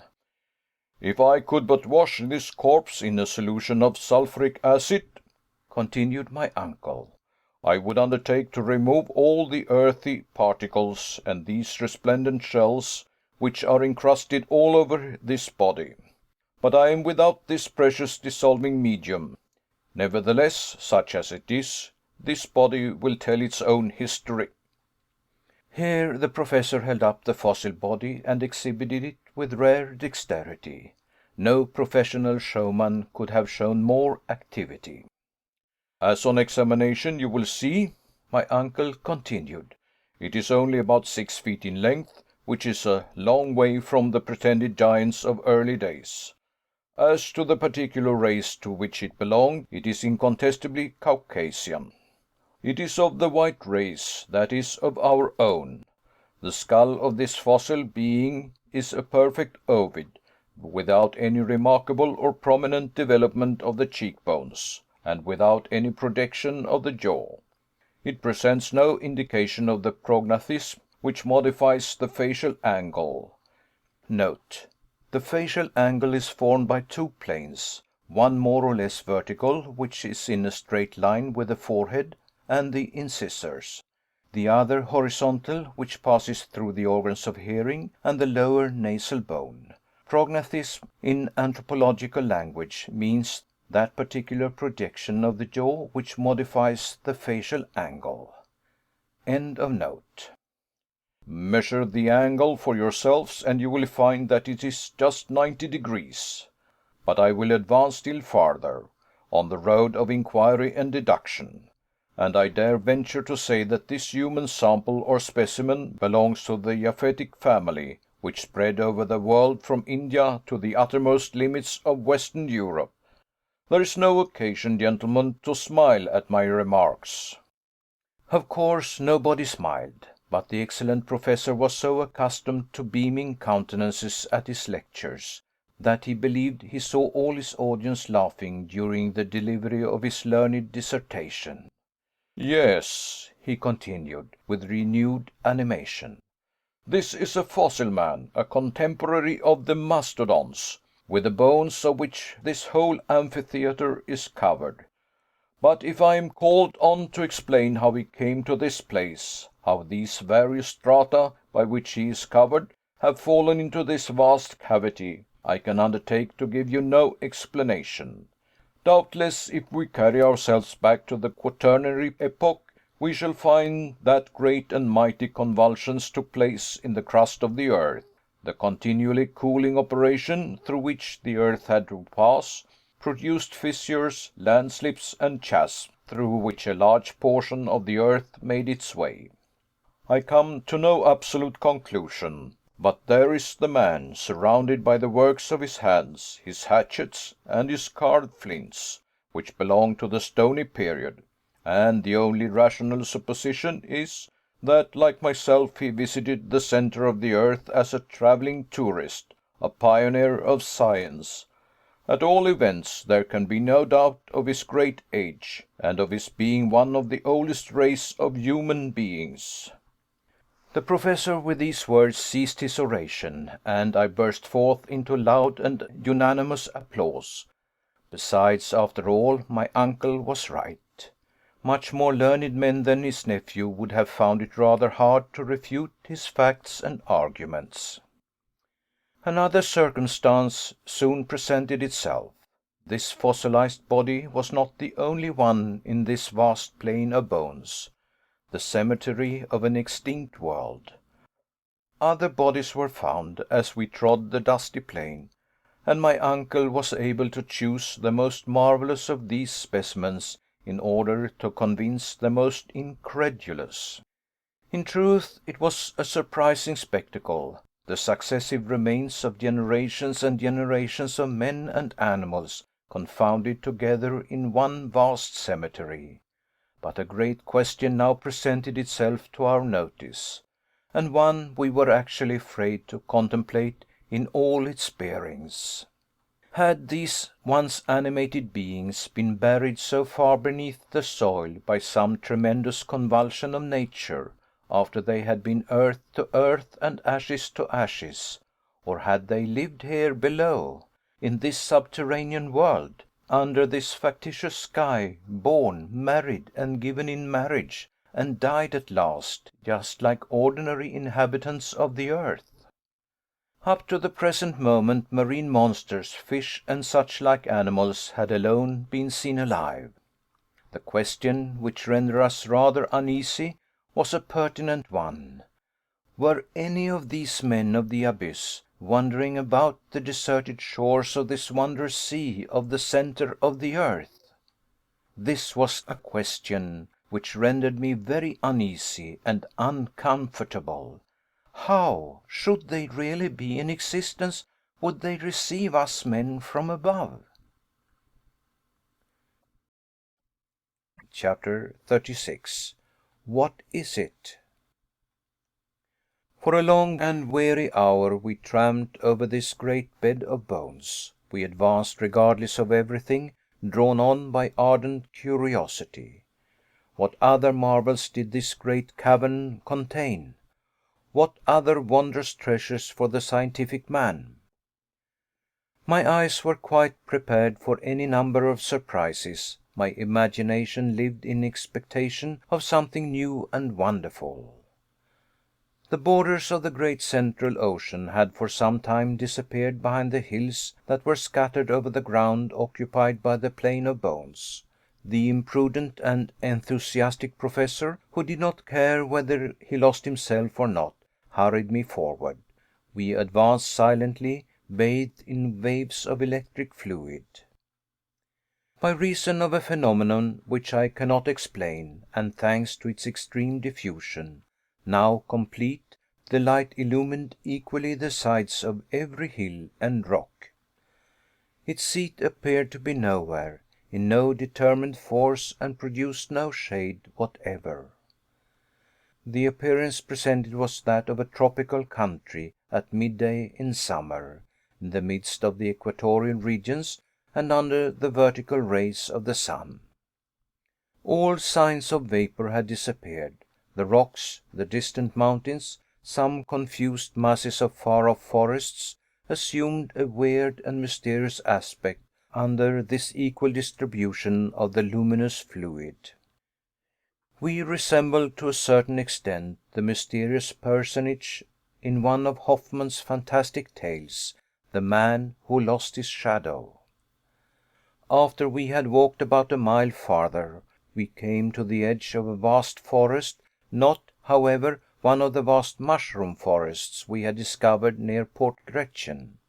It was the glorious and wild vegetation of the Tertiary period in all its superb magnificence. Huge palms of a species now unknown, superb palmacites, a genus of fossil palms from the coal formation, pines, yews, cypress, and conifers, or cone-bearing trees, the whole bound together by an inextricable and complicated mass of creeping plants. A beautiful carpet of mosses and ferns grew beneath the trees. Pleasant brooks murmured beneath umbrageous boughs, little worthy of this name, for no shade did they give. Upon their borders grew small tree-like shrubs, such as are seen in the hot countries on our own inhabited globe. The one thing wanting in these plants, these shrubs, these trees, was color. Forever deprived of the vivifying warmth of the sun, They were vapid and colorless. All shade was lost in one uniform tint of a brown and faded character. The leaves were wholly devoid of verdure, and the flowers, so numerous during the tertiary period which gave them birth, were without color and without perfume, something like paper discolored by long exposure to the atmosphere. My uncle ventured beneath the gigantic groves. I followed him, though not without a certain amount of apprehension, since nature had shown herself capable of producing such stupendous vegetable supplies. Why might we not meet with mammals just as large and therefore dangerous? I particularly remarked in the clearings left by trees that had fallen and been partially consumed by time, many leguminous bean-like shrubs, such as the maple and other eatable trees, dear to ruminating animals. Then there appeared, confounded together and intermixed, the trees of such varied lands, specimens of the vegetation of every part of the globe. There was the oak near the palm tree, the Australian eucalyptus, an interesting class of the order Myrtaceae, leaning against the tall Norwegian pine, the poplar of the north mixing its branches with those of the New Zealand kauris. It was enough to drive the most ingenious classifier of the upper regions out of his mind, and to upset all his received ideas about botany. Suddenly I stopped short and restrained my uncle. The extreme diffuseness of the light enabled me to see the smallest objects in the distant copses. I thought I saw. No, I really did see, with my own eyes, immense, gigantic animals moving about under the mighty trees. Yes, they were truly gigantic animals, a whole herd of mastodons, not fossils, but living, and exactly like those discovered in 1801 on the marshy banks of the great Ohio in North America. Yes, I could see these enormous elephants, whose trunks were tearing down large boughs, and working in and out the trees like a legion of serpents. I could hear the sounds of the mighty tusks uprooting huge trees. The boughs crackled, and the whole masses of leaves and green branches went down the capacious throats of these terrible monsters. That wondrous dream, when I saw the anti-historical times revivified, when the tertiary and quaternary periods passed before me, was now realized. And there we were alone, far down in the bowels of the earth, at the mercy of its ferocious inhabitants. My uncle paused, full of wonder and astonishment. "Come," he said at last, when his first surprise was over, "come along, my boy, and let us see them nearer." "No," replied I, restraining his efforts to drag me forward. "We are wholly without arms. What should we do in the midst of that flock of gigantic quadrupeds? Come away, uncle, I implore you. No human creature can with impunity brave the ferocious anger of these monsters." "No human creature," said my uncle, suddenly lowering his voice to a mysterious whisper. "You are mistaken, my dear Henry. Look, look yonder. It seems to me that I behold a human being, a being like ourselves, a man." I looked, shrugging my shoulders, decided to push incredulity to its very last limits. But whatever might have been my wish, I was compelled to yield to the weight of ocular demonstration. Yes, not more than a quarter of a mile off, leaning against the trunk of an enormous tree, was a human being, a Proteus of these subterranean regions, a new son of Neptune, keeping this innumerable herd of mastodons.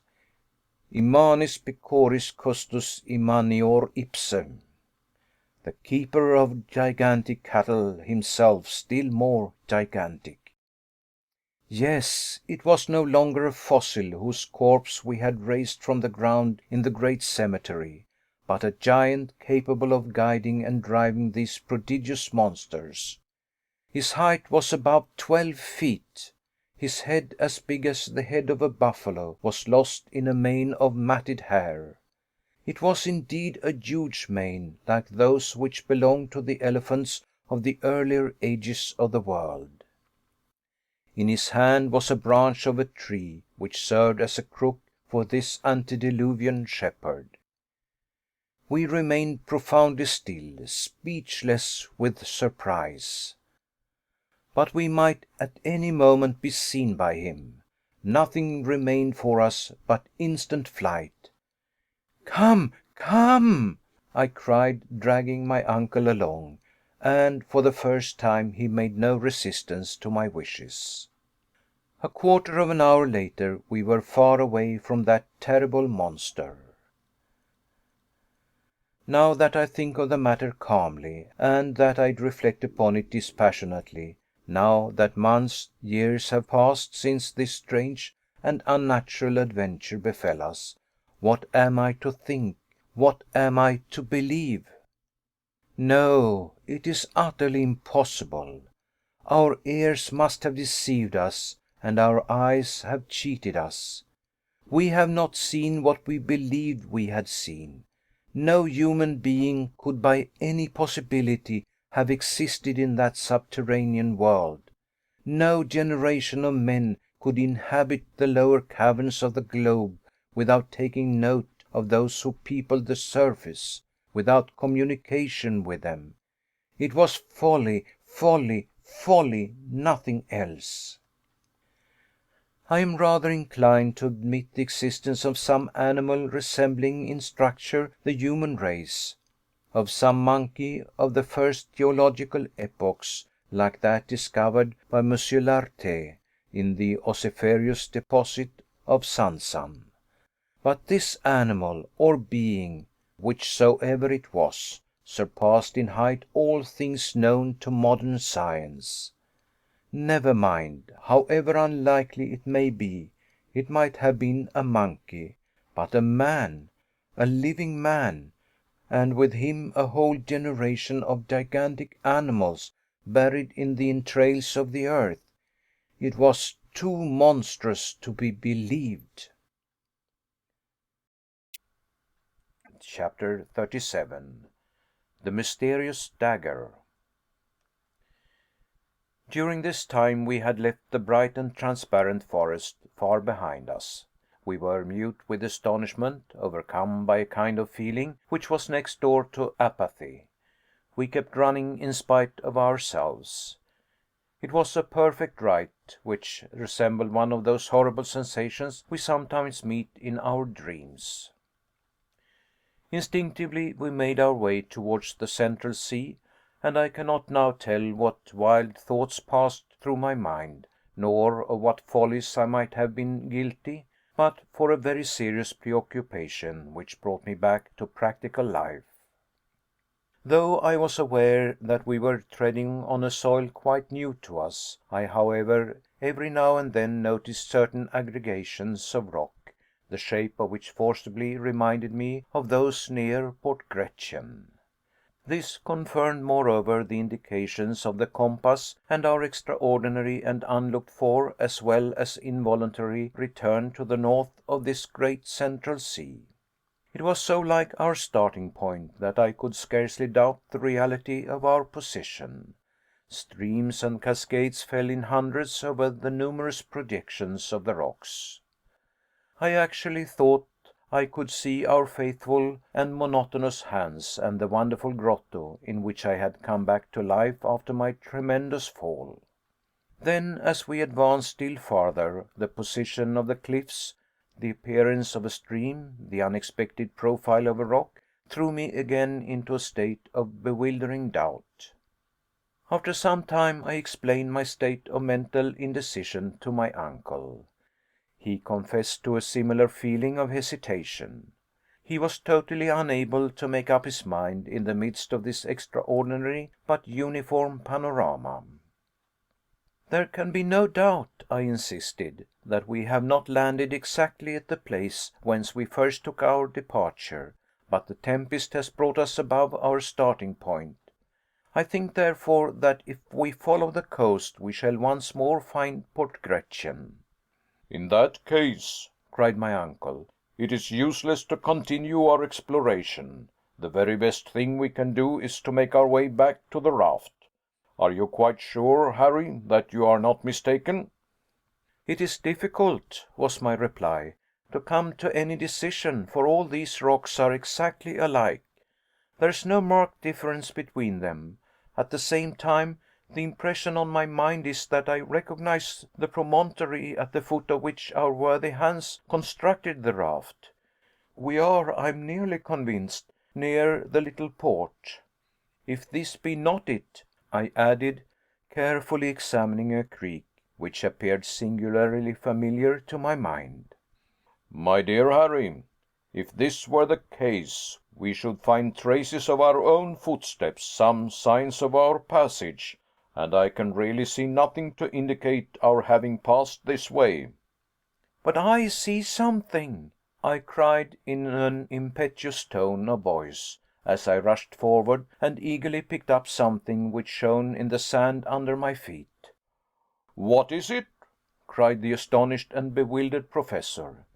"This," was my reply, and I handed to my startled relative a rusty dagger of singular shape. "What made you bring with you so useless a weapon?" he exclaimed. "It was needlessly hampering yourself." "I bring it? It is quite new to me. I never saw it before. Are you sure it's not out of your collection?" "Nor that I know of," said the Professor, puzzled. "I have no recollection of the circumstance. It was never my property." "This is very extraordinary," I said, musing over the novel and singular incident. "Not at all. There is a very simple explanation, Harry. The Icelanders are known to keep up the use of these antiquated weapons, and this must have belonged to Hans, who has let it fall without knowing it." I shook my head. That dagger had never been in the possession of the pacific and taciturn Hans. I knew him and his habits too well.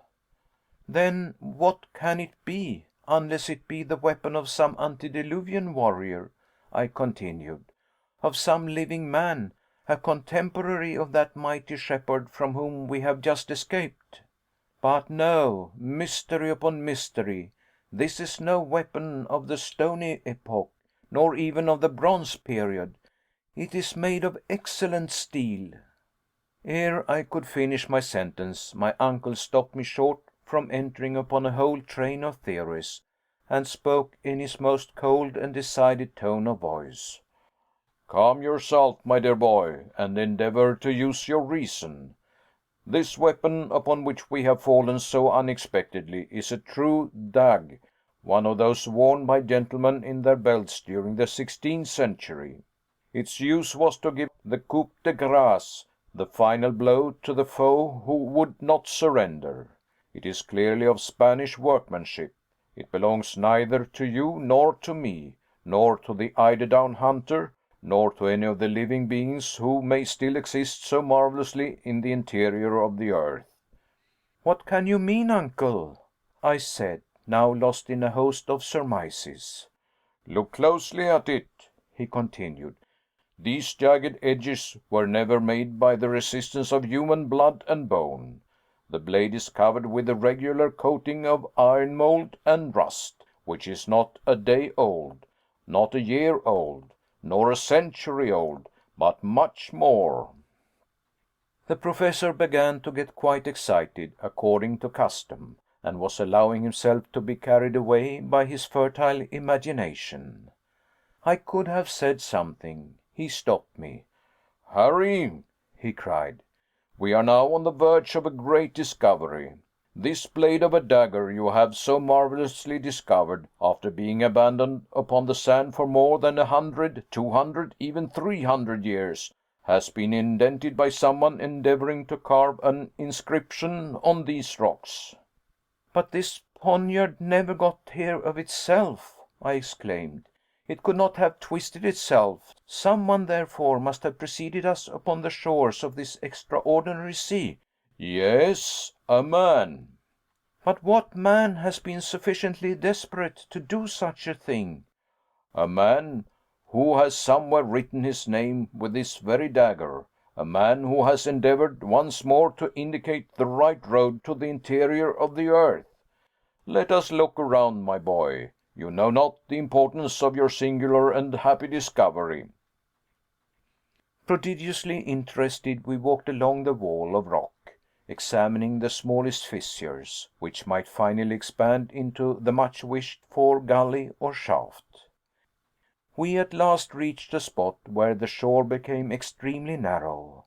The sea almost bathed the foot of the rocks, which were here very lofty and steep. There was scarcely a path wider than 2 yards at any point. At last, under a huge overhanging rock, we discovered the entrance of a dark and gloomy tunnel. There, on a square tablet of granite, which had been smoothed by rubbing it with another stone, we could see 2 mysterious and much worn letters, the 2 initials of the bold and extraordinary traveler who had preceded us on our adventurous journey. "A.S.," cried my uncle. "You see, I was right. Arne Saknussemm, always Arne Saknussemm." Chapter 38. No Outlet. Blasting the Rock. Ever since the commencement of our marvelous journey, I had experienced many surprises, had suffered from many illusions. I thought that I was case hardened against all surprises, and could neither see nor hear anything to amaze me again. I was like a man who, having been round the world, finds himself wholly blasé and proof against the marvelous. When, however, I saw these 2 letters, which had been engraven 300 years before, I stood fixed in an attitude of mute surprise. Not only was there the signature of the learned and enterprising alchemist written in the rock, but I held in my hand the very identical instrument with which he had laboriously engraved it. It was impossible, without showing an amount of incredulity scarcely becoming a sane man, to deny the existence of the traveler, and the reality of that voyage, which I believed all along to have been a myth, the mystification of some fertile brain. While these reflections were passing through my mind, my uncle, the professor, gave way to an excess of feverish and poetical excitement. "Wonderful and glorious genius, great Saknussemm!" he cried. "You have left no stone unturned, no resource omitted, to show to other mortals the way into the interior of our mighty globe, and your fellow creatures can find the trail left by your illustrious footsteps 300 years ago, at the bottom of these obscure subterranean abodes. You have been careful to secure for others the contemplation of these wonders and marvels of creation. Your name engraved at every important stage of our glorious journey leads the hopeful traveler direct to the great and mighty discovery to which you devoted such energy and courage. The audacious traveler who shall follow your footsteps to the last will doubtless find your initials engraved with your own hand upon the center of the earth. I will be that audacious traveler. I, too, will sign my name upon the very same spot, upon the central granite stone of this wondrous work of the Creator. But in justice to your devotion, to your courage, and to your being the first to indicate the road, let this cape, seen by you upon the shores of this sea discovered by you, be called, of all time, Cape Saknussemm." This is what I heard, and I began to be roused to the pitch of enthusiasm indicated by those words. A fierce excitement roused me. I forgot everything. The dangers of the voyage and the perils of the return journey were now as nothing. What another man had done in ages past could, I felt, be done again. I was determined to do it myself, and now nothing that man had accomplished appeared to me impossible. Forward, forward, I cried in a burst of genuine and hearty enthusiasm. I had already started in the direction of the sombre and gloomy gallery, when the Professor stopped me. He, the man so rash and hasty, he, the man so easily roused to the highest pitch of enthusiasm, checked me, and asked me to be patient and show more calm. "Let us return to our good friend Hans," he said. "We will then bring the raft down to this place." I must say that though I at once yielded to my uncle's request, it was not without dissatisfaction, and I hastened along the rocks of that wonderful coast. "Do you know, my dear uncle," I said as we walked along, "that we have been singularly helped by a concurrence of circumstances right up to this very moment?" "So you begin to see it, do you, Harry?" said the Professor with a smile. "Doubtless," I responded, "and strangely enough, even the tempest has been the means of putting us on the right road. Blessings on the tempest! It brought us safely back to the very spot from which fine weather would have driven us forever. Supposing we had succeeded in reaching the southern and distant shores of this extraordinary sea, what would have become of us? The name of Saknussemm would never have appeared to us, and at this moment we should have been cast away upon an inhospitable coast, probably without an outlet." "Yes, Harry, my boy, there is certainly something providential in that wandering at the mercy of wind and waves towards the south. We have come back exactly north, and what is better still, we fall upon this great discovery of Cape Saknussemm. I mean to say that it is more than surprising. There is something in it which is far beyond my comprehension. The coincidence is unheard of, marvelous." "What matter? It is not our duty to explain facts, but to make the best possible use of them." "Doubtless, my boy. But if you will allow me," said the really delighted Professor. "Excuse me, sir, but I see exactly how it will be. We shall take the northern route. We shall pass under the northern regions of Europe, under Sweden, under Russia, under Siberia, and who knows where, instead of burying ourselves under the burning plains and deserts of Africa, or beneath the mighty waves of the ocean. And that is all, at this stage of our journey, that I care to know. Let us advance, and heaven will be our guide." "Yes, Harry, you are right, quite right. All is for the best. Let us abandon this horizontal sea, which could never have led to anything satisfactory. We shall descend, descend, and everlastingly descend. Do you know, my dear boy, that to reach the interior of the earth we have only 5,000 miles to travel?" "Bah!" I cried, carried away by a burst of enthusiasm. "The distance is scarcely worth speaking about. The thing is to make a start." My wild, mad, and incoherent speeches continued until we rejoined our patient and phlegmatic guide. All was, we found, prepared for an immediate departure. There was not a single parcel but what was in its proper place.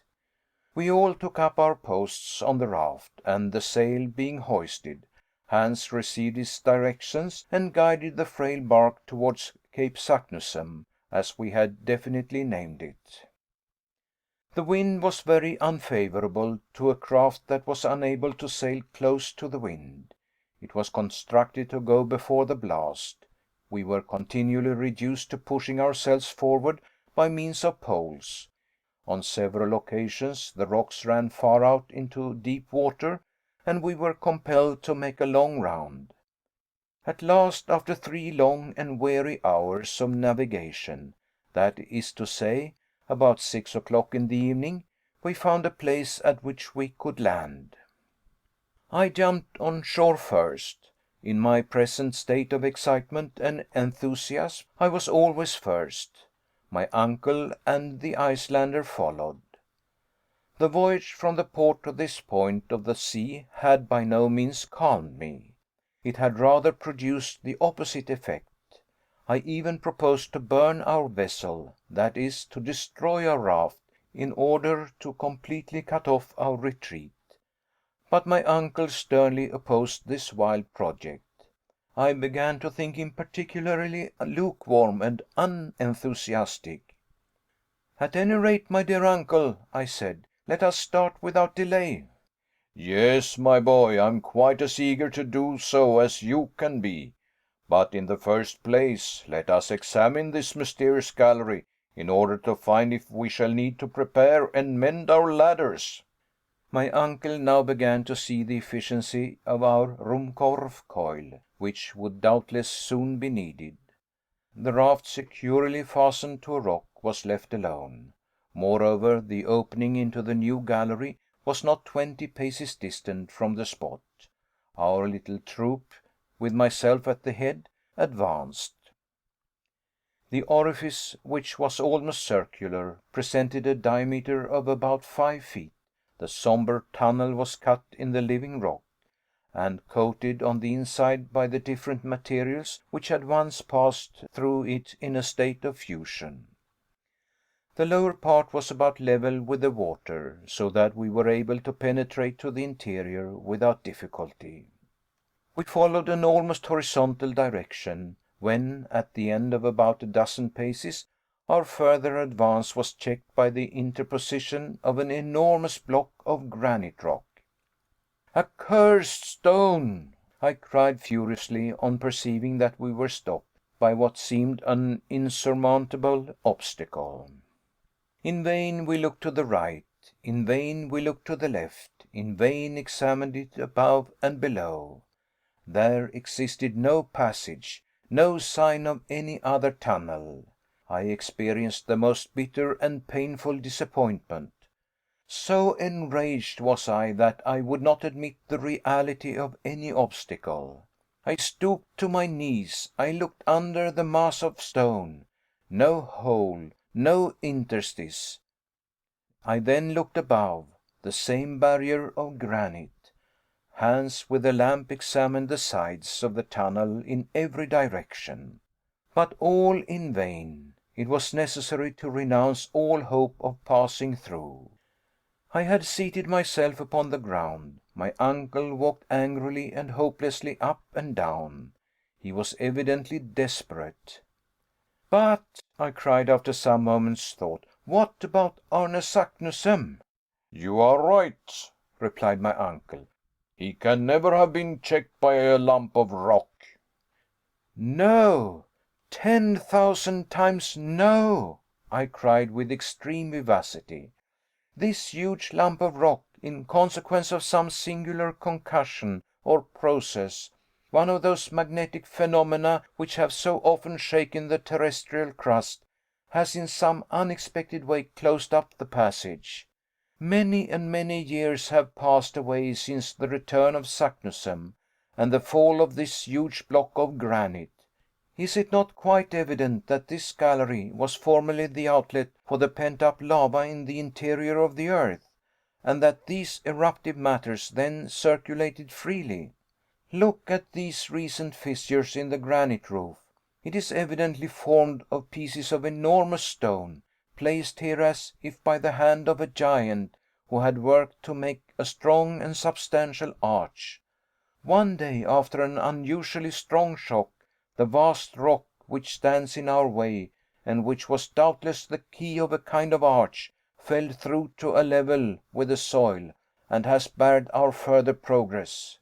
We are right, then, in thinking that this is an unexpected obstacle, with which Saknussemm did not meet, and if we do not upset it in some way, we are unworthy of following in the footsteps of the great discoverer, and incapable of finding our way to the center of the earth." In this wild way I addressed my uncle.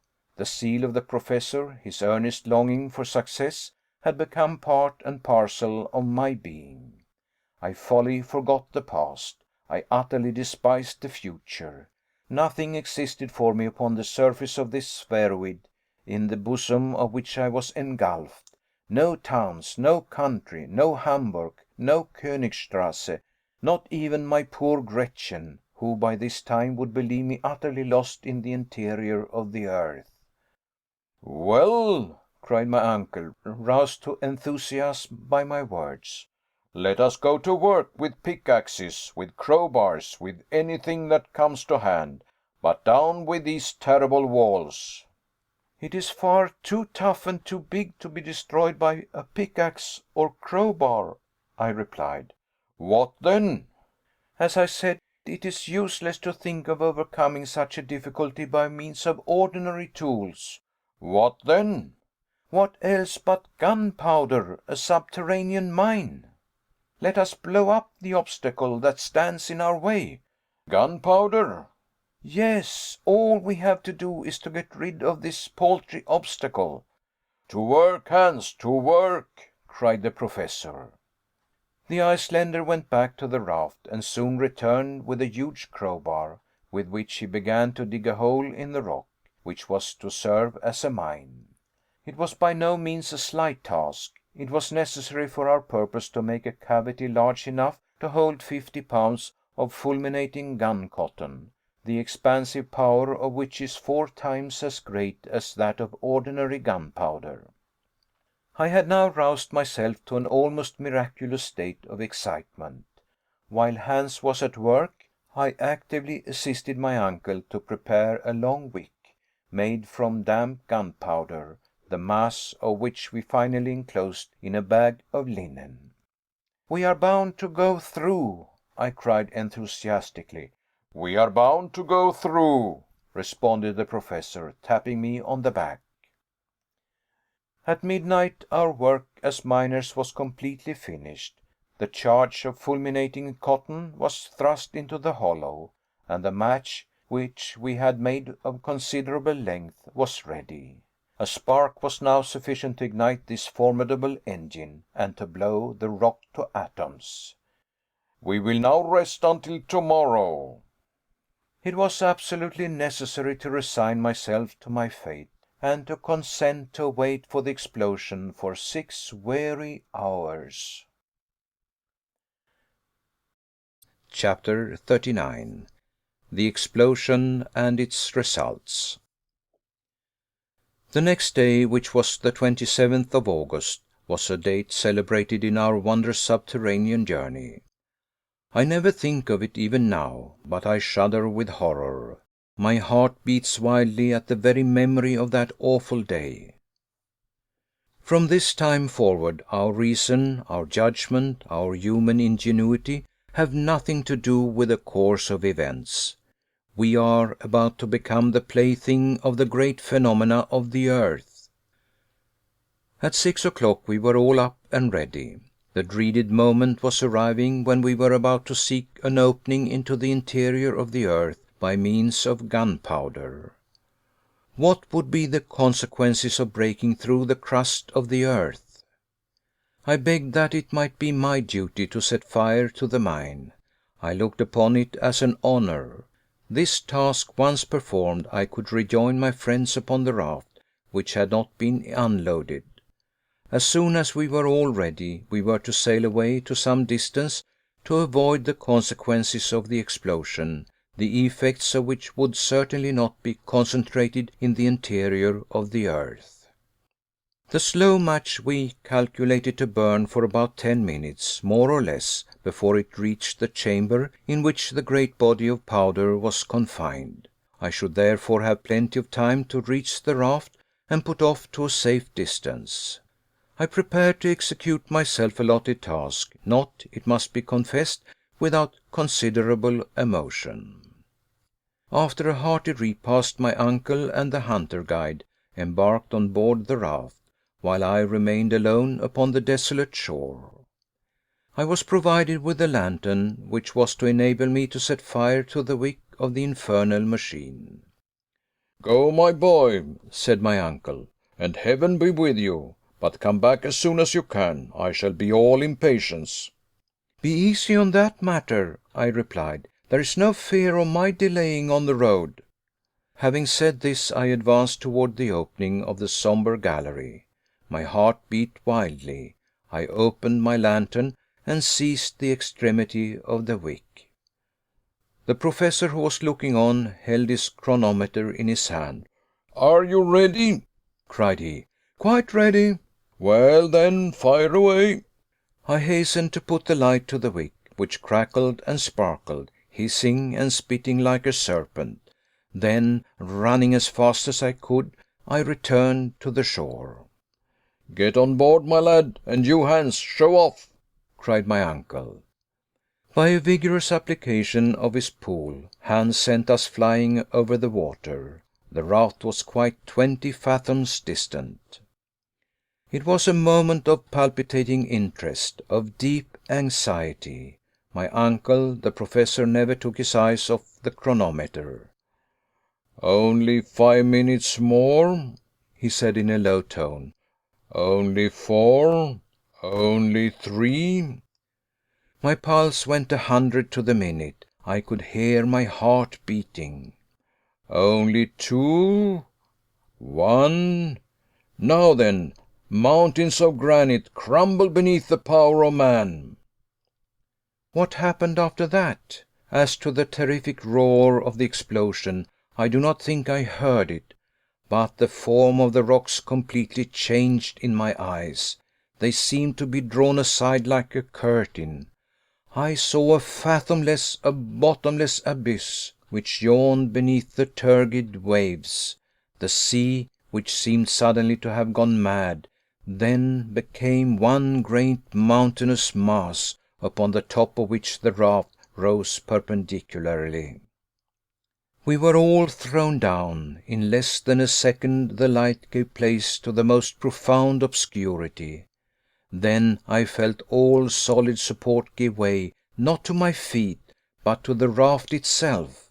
I thought it was going bodily down a tremendous well. I tried to speak, to question my uncle. Nothing could be heard but the roaring of the mighty waves. We clung together in utter silence.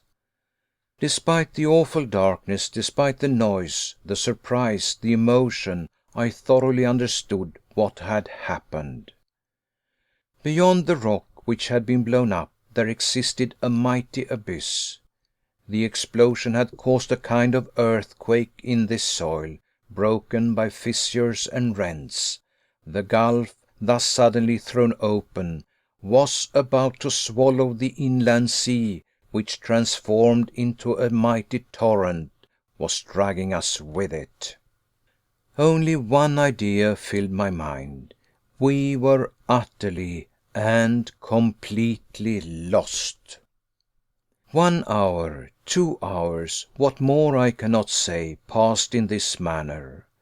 We sat close together, elbow touching elbow, knee touching knee. We held one another's hands, not to be thrown off the raft. We were subjected to the most violent shocks whenever our sole dependence, a frail wooden raft, struck against the rocky sides of the channel. Fortunately for us, these concussions became less and less frequent, which made me fancy that the gallery was getting wider and wider. There could be now no doubt that we had chanced upon the road once followed by Saknussemm, but instead of going down in a proper manner, we had, through our own imprudence, drawn a whole sea with us. These ideas presented themselves to my mind in a very vague and obscure manner. I felt rather than reasoned. I put my ideas together only confusedly, while spinning along like a man going down a waterfall. To judge by the air which, as it were, whipped my face, we must have been rushing at a perfectly lightning rate. To attempt under these circumstances to light a torch was simply impossible, and the last remains of our electric machine, of our Ruhmkorff coil, had been destroyed during the fearful explosion. I was therefore very much confused to see at last a bright light shining close to me. The calm countenance of the guide seemed to gleam upon me. The clever and patient hunter had succeeded in lighting the lantern, and though in the keen and thorough draught the flame flickered and vacillated and was nearly put out, it served partially to dissipate the awful obscurity. The gallery into which we had entered was very wide. I was therefore quite right in that part of my conjecture. The insufficient light did not allow us to see both of the walls at the same time. The slope of waters which was carrying us away was far greater than that of the most rapid river of America.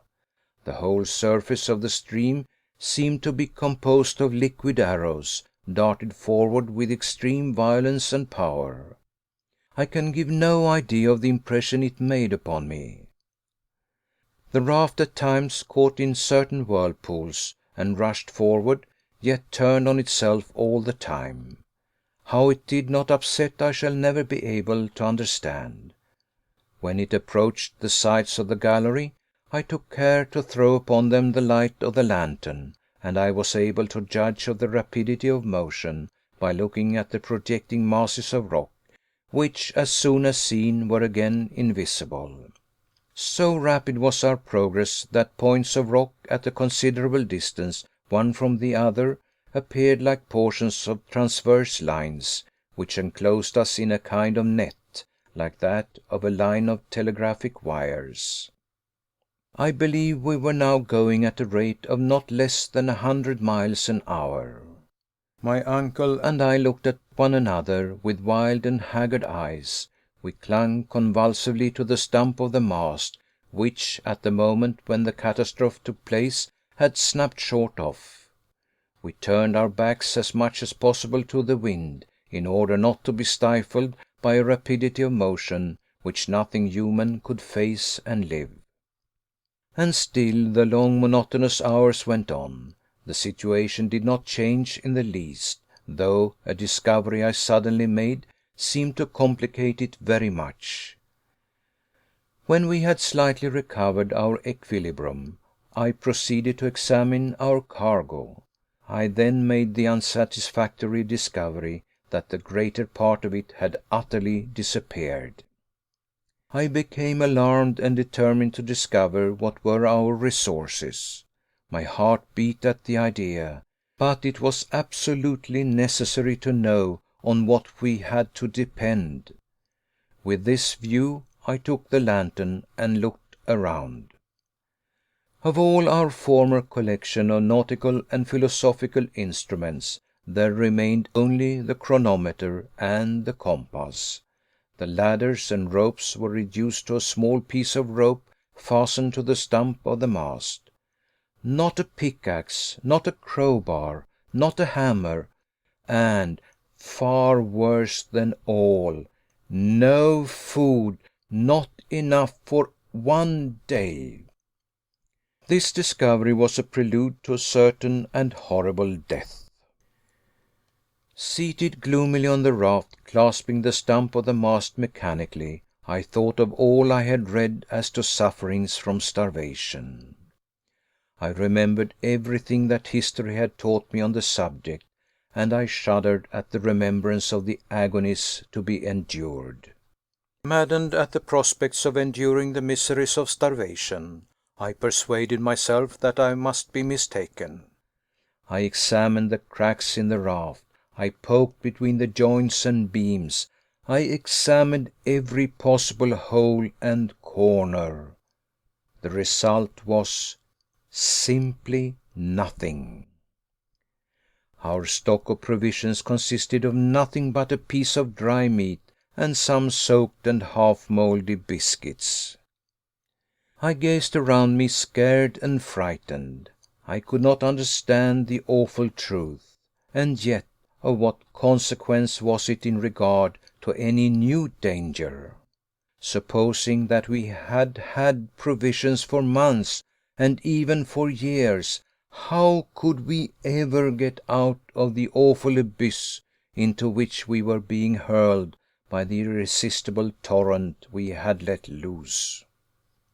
Why should we trouble ourselves about the sufferings and tortures to be endured from hunger, when death stared us in the face under so many other swifter and perhaps even more horrid forms?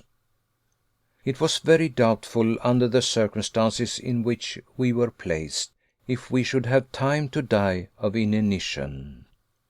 But the human frame is singularly constituted.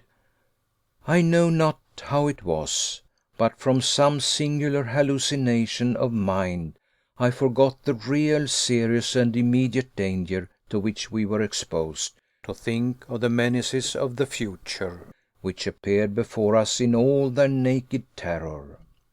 Besides, after all, suggested hope, perhaps we might finally escape the fury of the raging torrent, and once more revisit the glimpses of the moon on the surface of our beautiful Mother Earth. How was it to be done? I had not the remotest idea. Where were we to come out? No matter, so that we did. One chance in 1,000 is always a chance, while death from hunger gave us not even the faintest glimpse of hope. It left to the imagination nothing but blank horror, without the faintest chance of escape. I had the greatest mind to reveal all to my uncle, to explain to him the extraordinary and wretched position to which we were reduced, in order that, between the two, we might make a calculation as to the exact space of time which remained for us to live. It was, it appeared to me, the only thing to be done. But I had the courage to hold my tongue, to gnaw at my entrails like the Spartan boy. I wished to leave him all his coolness. At this moment the light of the lantern slowly fell, and at last went out. The wick had wholly burnt to an end. The obscurity became absolute. It was no longer possible to see through the impenetrable darkness. There was one torch left, but it was impossible to keep it alight. Then, like a child, I shut my eyes, that I might not see the darkness. After a great lapse of time, the rapidity of our journey increased. I could feel it by the rush of air upon my face. The slope of the waters was excessive. I began to feel that we were no longer going down a slope. We were falling.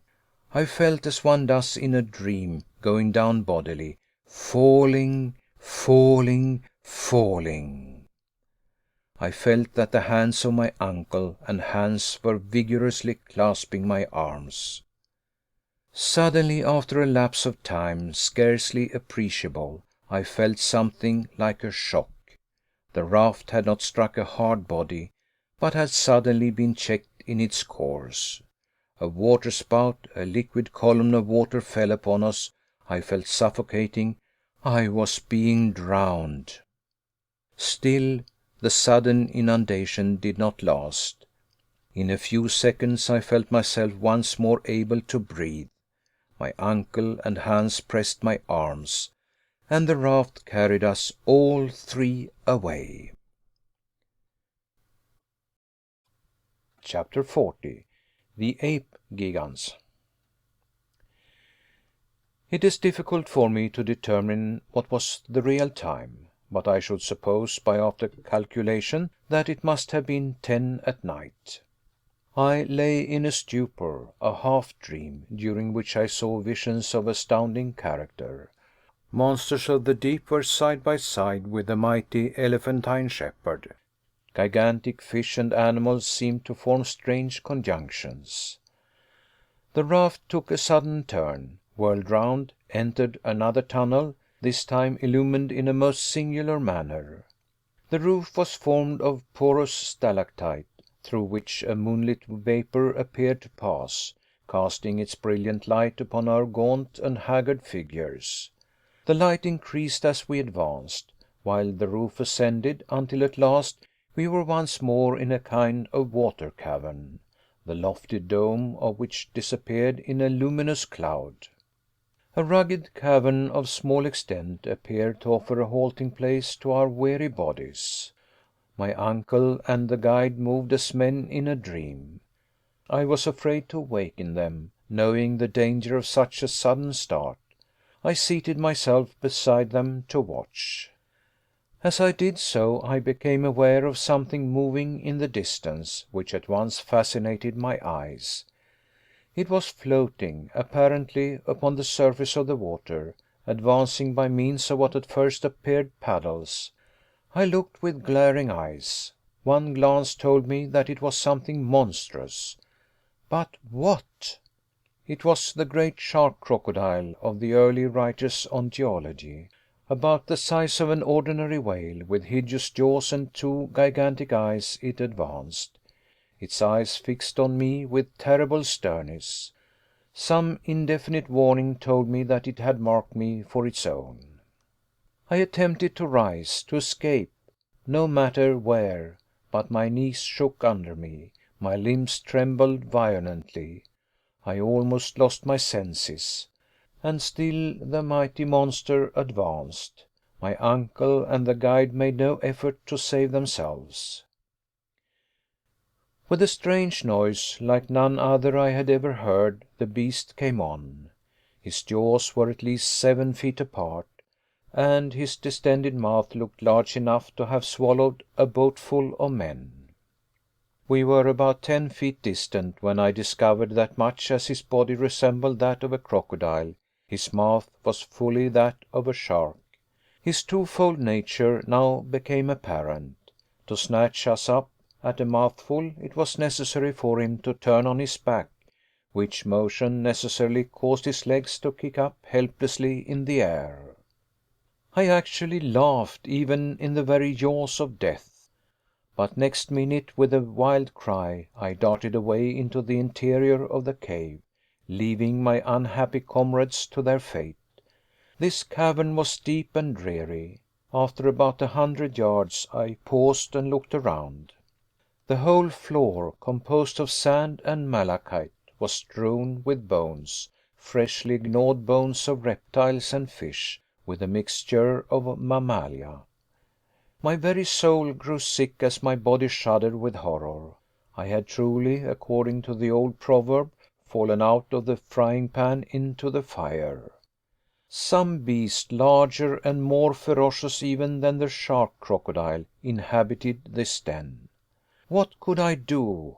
The mouth of the cave was guarded by one ferocious monster. The interior was inhabited by something too hideous to contemplate. Flight was impossible. Only one resource remained, and that was to find some small hiding place to which the fearful denizens of the cavern could not penetrate.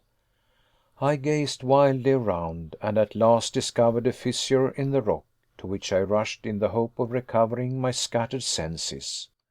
Crouching down, I waited, shivering as in an ague fit. No man is brave in presence of an earthquake, or a bursting boiler, or an exploding torpedo. I could not be expected to feel much courage in presence of the fearful fate that appeared to await me. An hour passed. I heard all the time a strange rumbling outside the cave. What was the fate of my unhappy companions? It was impossible for me to pause to inquire.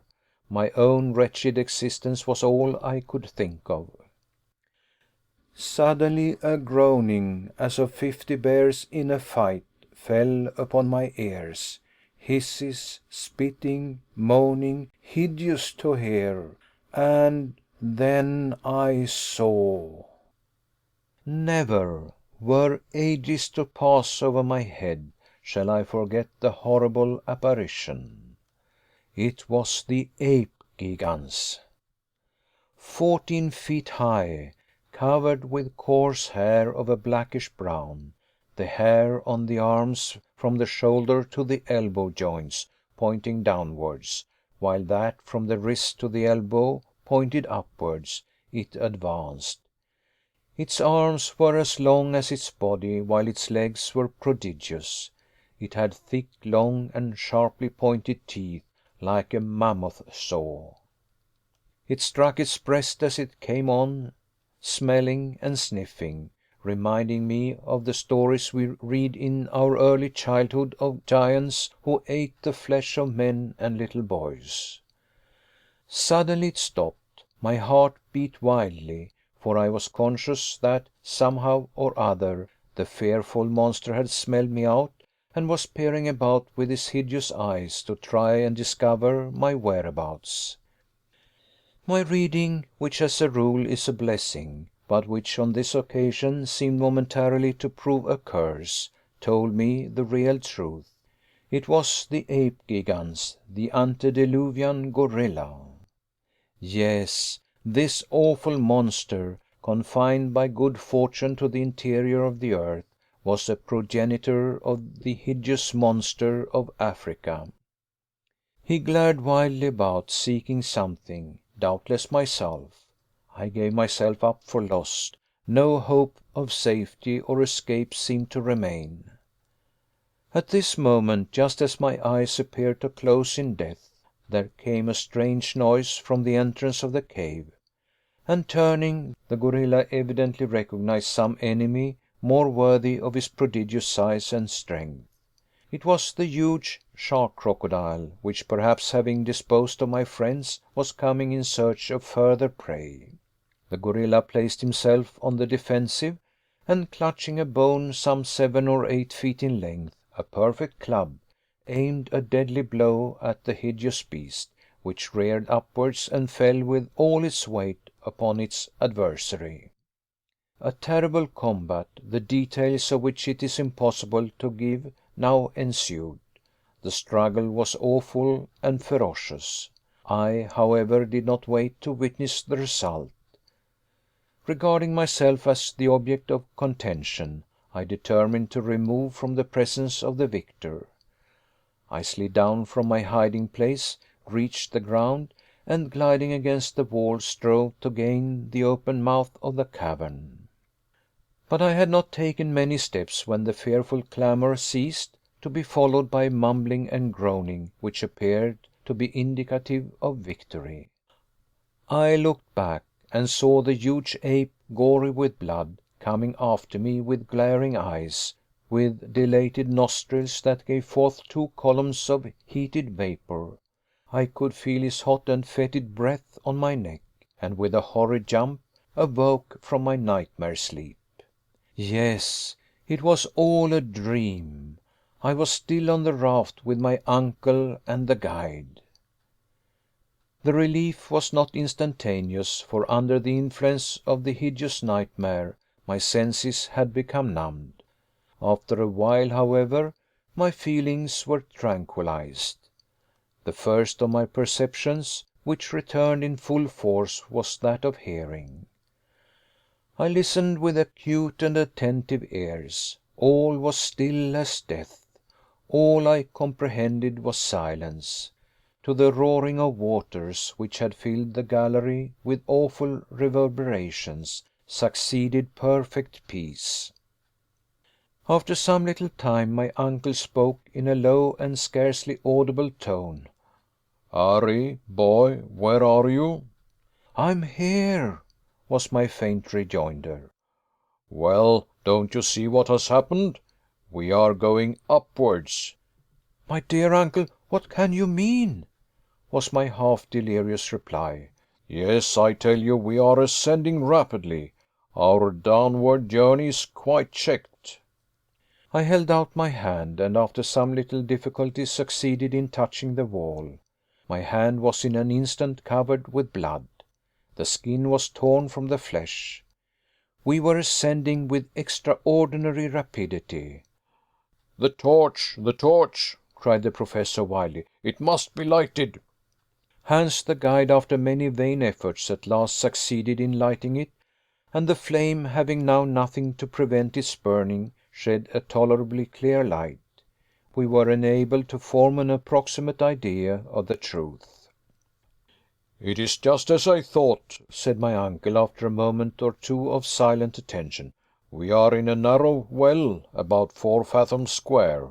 The waters of the great inland sea, having reached the bottom of the gulf, are now forcing themselves up the mighty shaft. As a natural consequence, we are being cast upon the summit of the waters." "That I can see," was my lugubrious reply. "But where will this shaft end, and to what fall are we likely to be exposed?" "Oh, that I am as ignorant as yourself. All I know is that we should be prepared for the worst. We are going up at a fearfully rapid rate. As far as I can judge, we are ascending at the rate of 2 fathoms a second, of 120 fathoms a minute, or rather more than 3½ leagues an hour. At this rate our fate will soon be a matter of certainty." "No doubt of it," was my reply. "The great concern I have now, however, is to know whether this shaft has any issue. It may end in a granite roof, in which case we shall be suffocated by compressed air, or dashed to atoms against the top. I fancy already that the air is beginning to be close and condensed. I have a difficulty in breathing." This might be fancy, or it might be the effect of our rapid motion, but I certainly felt a great oppression of the chest. "Henry," said the Professor, "I do believe that the situation is to a certain extent desperate. There remain, however, many chances of ultimate safety, and I have in my own mind been revolving them over. During your heavy but agitated sleep, I have come to this logical conclusion: whereas we may at any moment perish, so at any moment we may be saved. We need therefore prepare ourselves for whatever may turn up in the great chapter of accidents." "But what would you have us do?" I cried. "Are we not utterly helpless?" "No. While there is life there is hope. At all events, there is one thing we can do: eat, and thus obtain strength to face victory or death." As he spoke, I looked at my uncle with a haggard glance. I had put off the fatal communication as long as possible. It was now forced upon me, and I must tell him the truth. Still I hesitated. "Eat!" I said in a deprecating tone, as if there were no hurry. "Yes, and at once. I feel like a starving prisoner," he said, rubbing his yellow and shivering hands together. And turning round to the guide, he spoke some hearty cheering words, as I judged from his tone, in Danish. Hans shook his head in a terribly significant manner. I tried to look unconcerned. "What!" cried the Professor, "you do not mean to say that all our provisions are lost?" "Yes," was my lowly spoken reply, as I held out something in my hand. "This morsel of dried meat is all that remains for us three." My uncle gazed at me as if he could not fully appreciate the meaning of my words. The blow seemed to stun him by its severity. I allowed him to reflect for some moments. "Well," said I, after a short pause, "what do you think now? Is there any chance of our escaping from our horrible subterranean dangers? Are we not doomed to perish in the great hollows of the centre of the earth?" But my pertinent questions brought no answer. My uncle either heard me not, or appeared not to do so. And in this way a whole hour passed. Neither of us cared to speak. For myself, I began to feel the most fearful and devouring hunger. My companions doubtless felt the same horrible tortures, but neither of them would touch the wretched morsel of meat that remained. It lay there, a last remnant of all our great preparations for the mad and senseless journey. I looked back with wonderment to my own folly. Fully was I aware that despite his enthusiasm, and the ever to be hated scroll of Saknussemm, my uncle should never have started on his perilous voyage. What memories of the happy past, what previsions of the horrible future, now filled my brain. Chapter 41. Hunger. Hunger prolonged is temporary madness. The brain is at work without its required food, and the most fantastic notions filled the mind. Hitherto I had never known what hunger really meant. I was likely to understand it now. And yet, 3 months before I could tell my terrible story of starvation, as I thought it, as a boy I used to make frequent excursions in the neighborhood of the professor's house. My uncle always acted on system, and he believed that, in addition to the day of rest and worship, there should be a day of recreation. In consequence, I was always free to do as I liked on a Wednesday. Now, as I had a notion to combine the useful and agreeable, my favorite pastime was bird's nesting. I had one of the best collections of eggs in all the town. They were classified and under glass cases. There was a certain wood, which, by rising at early morn and taking the cheap train, I could reach at 11 in the morning. Here I would botanize or geologize at my will. My uncle was always glad of specimens for his herbarium and stones to examine. When I had filled my wallet, I proceeded to search for nests. After about 2 hours of hard work, I one day sat down by a stream to eat my humble but copious lunch. How the remembrance of the spiced sausage, the wheaten loaf, and the beer made my mouth water now! I would have given every prospect of worldly wealth for such a meal. But to my story. While seated thus at my leisure, I looked up at the ruins of an old castle at no great distance. It was the remains of an historical dwelling, ivy clad, and now falling to pieces. While looking, I saw 2 eagles circling about the summit of a lofty tower. I soon became satisfied that there was a nest. Now, in all my collection, I lacked eggs of the native eagle and the large owl. My mind was made up. I would reach the summit of that tower, or perish in the attempt. I went nearer and surveyed the ruins. The old staircase years before had fallen in. The outer walls were, however, intact. There was no chance that way, unless I looked to the ivy solely for support. This was, as I soon found out, futile. There remained the chimney, which still went up to the top, and had once served to carry off the smoke from every story of the tower. Up this I determined to venture. It was narrow, rough, and therefore the more easily climbed. I took off my coat and crept into the chimney. Looking up, I saw a small, light opening, proclaiming the summit of the chimney. Up I went, for some time using my hands and knees, after the fashion of a chimney sweep. It was slow work, but there being continual projections, the task was comparatively easy. In this way I reached halfway. The chimney now became narrower, the atmosphere was close, and at last, to end the matter, I stuck fast. I could ascend no higher. There could be no doubt of this, and there remained no resource but to descend, and give up my glorious prey in despair. I yielded to fate, and endeavored to descend, but I could not move. Some unseen and mysterious obstacle intervened and stopped me. In an instant the full horror of my situation seized me. I was unable to move either way, and was doomed to a terrible and horrible death, that of starvation.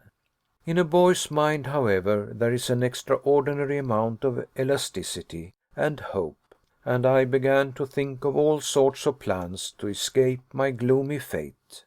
In the first place, I required no food just at present, having had an excellent meal, and was therefore allowed time for reflection. My first thought was to try and move the mortar with my hand. Had I possessed a knife, something might have been done, but that useful instrument I had left in my coat pocket. I soon found that all efforts of this kind were vain and useless, and that all I could hope to do was to wriggle downwards. But though I jerked and struggled and strove to turn, it was all in vain. I could not move an inch one way or the other, and time flew rapidly. My early rising probably contributed to the fact that I felt sleepy, and gradually gave way to the sensation of drowsiness. I slept and awoke in darkness, ravenously hungry. Night had come, and still I could not move. I was tight bound, and did not succeed in changing my position an inch. I groaned aloud. Never since the days of my happy childhood, when it was a hardship to go from meal to meal without eating, had I really experienced hunger. The sensation was as novel as it was painful. I began now to lose my head, and to scream and cry out in my agony. Something appeared, startled by my noise. It was a harmless lizard, but it appeared to me a loathsome reptile. Again I made the old ruins resound with my cries, and finally so exhausted myself that I fainted. How long I lay in a kind of trance or sleep I cannot say, but when again I recovered consciousness it was day. How ill I felt, how hunger still gnawed at me, it would be hard to say. I was too weak to scream now, far too weak to struggle. Suddenly I was startled by a roar. "Are you there, Henry?" said the voice of my uncle. "Are you there, my boy?" I could only faintly respond, but I also made a desperate effort to turn. Some mortar fell. To this I owed my being discovered. When the search took place, it was easily seen that mortar and small pieces of stone had recently fallen from above. Hence my uncle's cry. "Be calm," he cried. "If we pull down the whole ruin, you shall be saved." They were delicious words, but I had little hope. Soon, however, about a quarter of an hour later, I heard a voice above me at one of the upper fireplaces. "Are you below or above?" "Below," was my reply. In an instant a basket was lowered with milk, a biscuit, and an egg. My uncle was fearful to be too ready with his supply of food. I drank the milk first, for thirst had nearly deadened hunger. I then, much refreshed, ate my bread and hard egg. They were now at work at the wall. I could hear a pickaxe. Wishing to escape all danger from this terrible weapon, I made a desperate struggle, and the belt which surrounded my waist, and which had been hitched on a stone, gave way. I was free, and only escaped falling down by a rapid motion of my hands and knees. In 10 minutes more I was in my uncle's arms, after being 2 days and nights in that horrible prison. My occasional delirium prevented me from counting time. I was weeks recovering from that awful starvation adventure, and yet what was that to the hideous sufferings I now endured? After dreaming for some time, and thinking of this and other matters, I once more looked around me. We were still ascending with fearful rapidity. Every now and then the air appeared to check our respiration, as it does that of aeronauts when the ascension of the balloon is too rapid. But if they feel a degree of cold in proportion to the elevation they attain in the atmosphere, we experienced quite a contrary effect. The heat began to increase in a most threatening and exceptional manner. I cannot tell exactly the mean, but I think it must have reached 122 degrees Fahrenheit. What was the meaning of this extraordinary change in the temperature? As far as we had hitherto gone, facts had proved the theories of Davy and of Lidenbrock to be correct. Until now all the peculiar conditions of refractory rocks, of electricity, of magnetism, had modified the general laws of nature, and had created for us a moderate temperature, for the theory of the central fire remained in my eyes the only explainable one. Were we then going to reach a position in which these phenomena were to be carried out in all their rigour, and in which the heat would reduce the rocks to a state of fusion?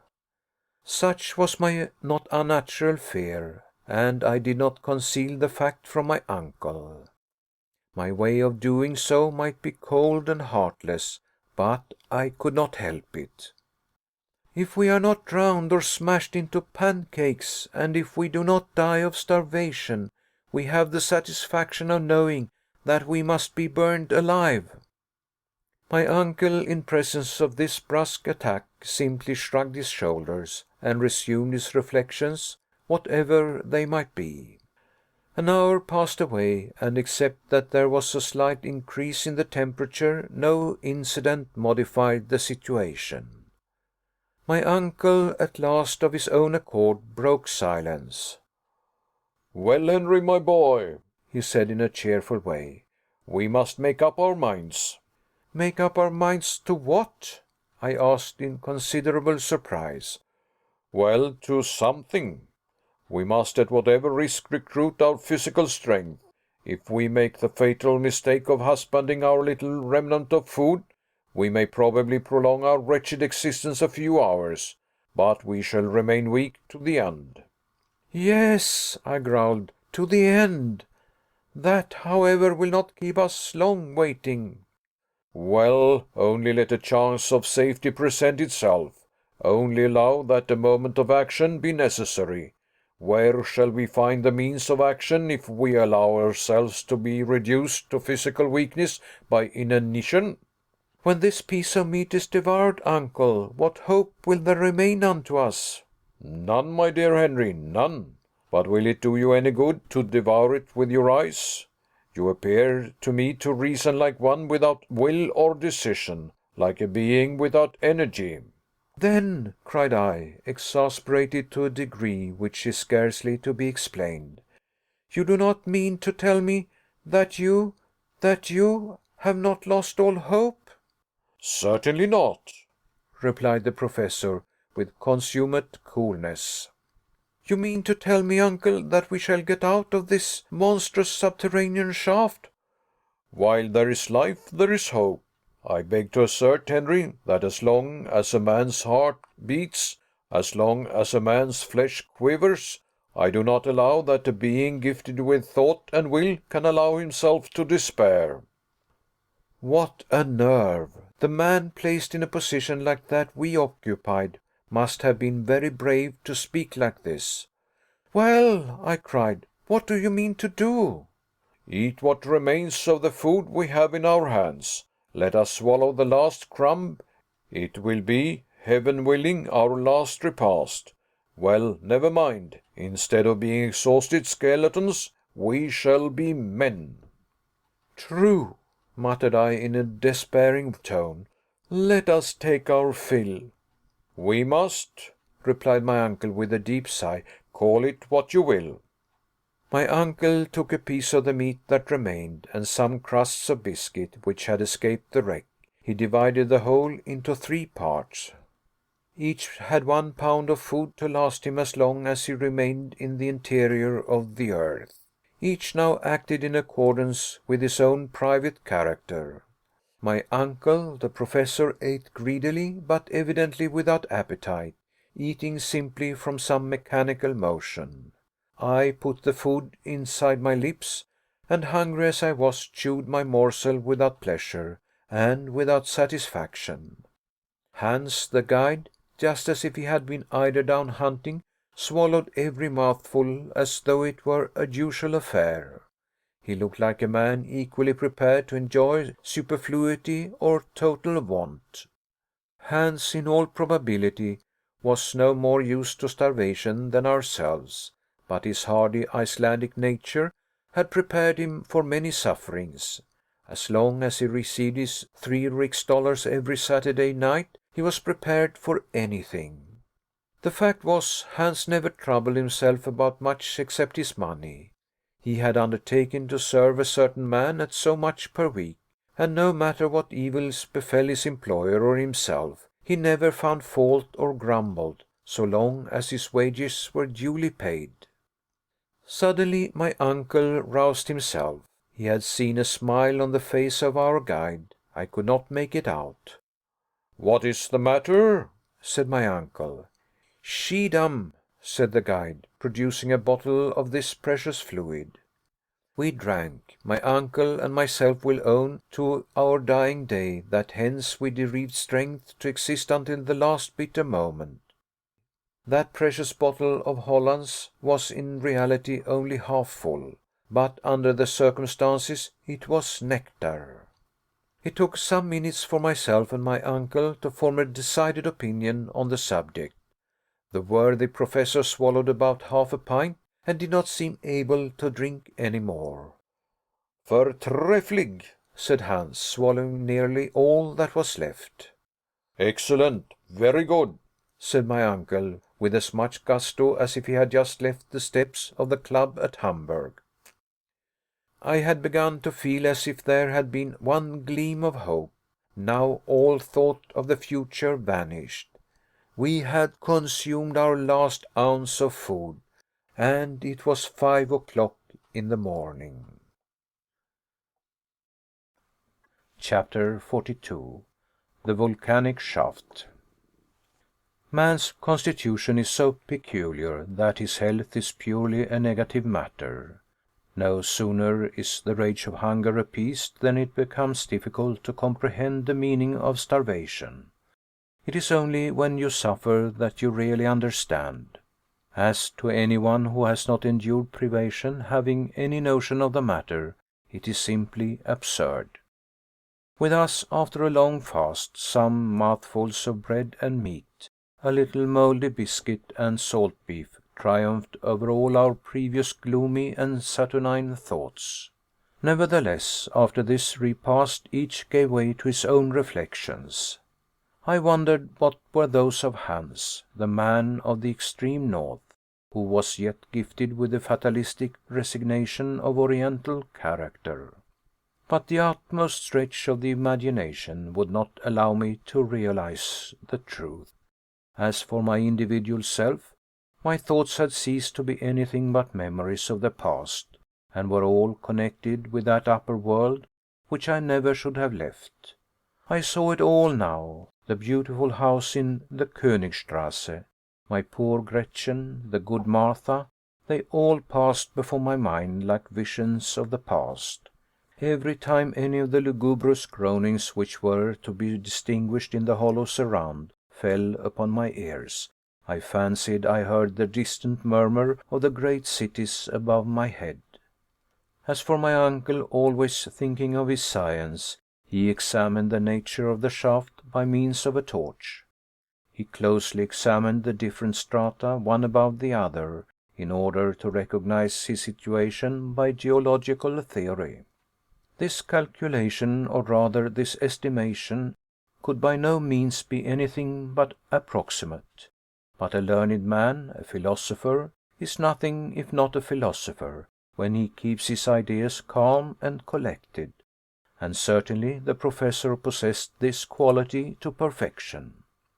I heard him, as I sat in silence, murmuring words of geological science. As I understood his object and his meaning, I could not but interest myself despite my preoccupation in that terrible hour. "Eruptive granite," he said to himself. "We are still in the primitive epoch. But we are going up, still going up. But who knows, who knows?" Then he still hoped. He felt along the vertical sides of the shaft with his hand, and some few minutes later he would go on again in the following style. "This is gneiss. This is mica schist, siliceous mineral. Good again. This is the epoch of transition. At all events we are close to them, and then. What could the professor mean?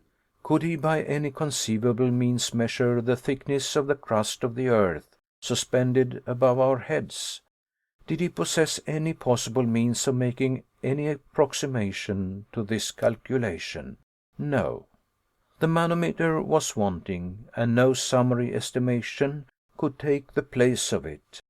And yet, as we progressed the temperature increased in the most extraordinary degree, and I began to feel as if I were bathed in a hot and burning atmosphere. Never before had I felt anything like it. I could only compare it to the hot vapor from an iron foundry, when the liquid iron is in a state of ebullition and runs over. By degrees, and one after the other, Hans, my uncle, and myself had taken off our coats and waistcoats. They were unbearable. Even the slightest garment was not only uncomfortable, but the cause of extreme suffering. "Are we ascending to a living fire?" I cried, when to my horror and astonishment the heat became greater than before. "No, no," said my uncle, "it is simply impossible, quite impossible." "And yet," said I, touching the side of the shaft with my naked hand, "this wall is literally burning." At this moment, feeling as I did that the sides of this extraordinary wall were red hot, I plunged my hands into the water to cool them. I drew them back with a cry of despair. "The water is boiling!" I cried. My uncle, the Professor, made no reply other than a gesture of rage and despair. Something very like the truth had probably struck his imagination, but I could take no share in either what was going on or in his speculations. An invincible dread had taken possession of my brain and soul. I could only look forward to an immediate catastrophe, such a catastrophe as not even the most vivid imagination could have thought of. An idea, at first vague and uncertain, was gradually being changed into certainty. I tremulously rejected it at first, but it forced itself upon me by degrees with extreme obstinacy. It was so terrible an idea that I scarcely dared to whisper it to myself, and yet all the while certain, as it were, involuntary observations determined my convictions. By the doubtful glare of the torch I could make out some singular changes in the granitic strata. A strange and terrible phenomenon was about to be produced, in which electricity played a part. Then this boiling water, this terrible and excessive heat? I determined as a last resource to examine the compass. The compass had gone mad. Yes, fully stark staring mad. The needle jumped from pole to pole with sudden and surprising jerks, ran round, or, as it is said, boxed the compass, and then ran suddenly back again, as if it had the vertigo. I was aware that, according to the best acknowledged theories, it was a received notion that the mineral crust of the globe is never, and never has been, in a state of complete repose. It is perpetually undergoing the modifications caused by the decomposition of internal matter, the agitation consequent on the flowing of extensive liquid currents, the excessive action of magnetism, which tends to shake it incessantly, at a time when even the multitudinous beings on its surface do not suspect the seething process to be going on. Still, this phenomenon would not have alarmed me alone. It would not have aroused in my mind a terrible, an awful idea. But other facts could not allow my self-delusion to last. Terrible detonations, like heaven's artillery, began to multiply themselves with fearful intensity. I could only compare them with the noise made by hundreds of heavily laden chariots being madly driven over a stone pavement. It was a continuous roll of heavy thunder. And then the mad compass, shaken by the wild electric phenomena, confirmed me in my rapidly formed opinion. The mineral crust was about to burst, the heavy granite masses were about to rejoin, the fissure was about to close, the void was about to be filled up, and we poor atoms to be crushed in its awful embrace. "Uncle, uncle!" I cried, "we are wholly, irretrievably lost!" "What then, my young friend, is your new cause of terror and alarm?" he said in his calmest manner. "What fear you now?" What do I fear now?" I cried in fierce and angry tones. "Do you not see that the walls of the shaft are in motion? Do you not see that the solid granite masses are cracking? Do you not feel the terrible, torrid heat? Do you not observe the awful boiling water on which we float? Do you not remark this mad needle? Every sign and portent of an awful earthquake." My uncle coolly shook his head. "An earthquake?" he replied in the most calm and provoking tone. "Yes." "My nephew, I tell you that you are utterly mistaken," he continued. Can you not recognize all the well-known symptoms?" "Of an earthquake? By no means. I am expecting something far more important." "My brain is strained beyond endurance. What do you mean?" I cried. "An eruption, Harry." "An eruption!" I gasped. "We are then in the volcanic shaft of a crater in full action and vigor?" "I have every reason to think so," said the Professor in a smiling tone, "and I beg to tell you that it is the most fortunate thing that could happen to us." The most fortunate thing! Had my uncle really and truly gone mad? What did he mean by these awful words? What did he mean by this terrible calm, this solemn smile? "What!" cried I, in the height of my exasperation, "we are on the way to an eruption, are we? Fatality has cast us into a well of burning and boiling lava, of rocks on fire, of boiling water, in a word, filled with every kind of eruptive matter? We are about to be expelled, thrown up, vomited, spit out of the interior of the earth, in common with huge blocks of granite, with showers of cinders and scoria, in a wild whirlwind of flame, and you say the most fortunate thing which could happen to us!" "Yes," replied the Professor, looking at me calmly from under his spectacles. "It is the only chance which remains to us of ever escaping from the interior of the earth to the light of day." It is quite impossible that I can put on paper the thousand strange, wild thoughts which followed this extraordinary announcement. But my uncle was right, quite right, and never had he appeared to me so audacious and so convinced as when he looked me calmly in the face and spoke of the chances of an eruption, of our being cast upon Mother Earth once more through the gaping crater of a volcano. Nevertheless, while we were speaking, we were still ascending. We passed the whole night going up, or to speak more scientifically, in an ascensional motion. The fearful noise redoubled. I was ready to suffocate. I seriously believed that my last hours was approaching. And yet, so strange is imagination, all I thought of was some childish hypothesis or other. In such circumstances you do not choose your own thoughts, they overcome you. It was quite evident that we were being cast upwards by eruptive matter. Under the raft there was a mass of boiling water, and under this was a heavier mass of lava, and an aggregate of rocks, which, on reaching the summit of the water, would be dispersed in every direction. That we were inside the chimney of a volcano there could no longer be the shadow of a doubt. Nothing more terrible could be conceived. But on this occasion, instead of Sneffels, an old and extinct volcano, we were inside a mountain of fire in full activity. Several times I found myself asking what mountain was it, and on what part of the world we should be shot out, as if it were of any consequence. In the northern regions there could be no reasonable doubt about that.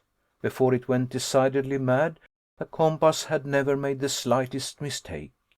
From the Cape of Saknussemm we had been swept away to the northward many hundreds of leagues. Now the question was, were we once more under Iceland? Should we be belched forth on to the earth through the crater of Mount Hecla, or should we reappear through one of the other 7 fire funnels of the island? Taking in my mental vision a radius of 500 leagues to the westward, I could see under this parallel only the little known volcanoes of the northwest coast of America. To the east one only existed, somewhere about the 80th degree of latitude, the Esk upon the island of Jan Mayen, not far from the frozen regions of Spitzbergen. It was not craters that were wanting, and many of them were big enough to vomit a whole army. All I wished to know was the particular one towards which we were making with such fearful velocity. I often think now of my folly, as if I should ever have expected to escape. Towards morning the ascending motion became greater and greater. If the degree of heat increased instead of decreasing as we approached the surface of the earth, it was simply because the causes were local and wholly due to volcanic influence. Our very style of locomotion left in my mind no doubt upon the subject. An enormous force, a force of several hundreds of atmospheres, produced by the vapors accumulated and long compressed in the interior of the earth, was hoisting us upwards with irresistible power. But though we were approaching the light of day, to what fearful dangers were we about to be exposed? Instant death appeared the only fate which we could expect or contemplate. Soon a dim sepulchral light penetrated the vertical gallery, which became wider and wider. I could make out to the right and left long dark corridors like immense tunnels, from which awful and horrid vapors poured out. Tongues of fire, sparkling and crackling, appeared about to lick us up. The hour had come. "Look, uncle, look!" I cried. Well, what you see are the great sulphurous flames, nothing more common in connection with an eruption. "But if they lap us round?" I angrily replied. "They will not lap us round," was his quiet and serene answer. "But it will be all the same in the end if they stifle us," I cried. "We shall not be stifled. The gallery is rapidly becoming wider and wider, and if it be necessary, we will presently leave the raft and take refuge in some fissure in the rock." "But the water which is continually ascending," I despairingly replied.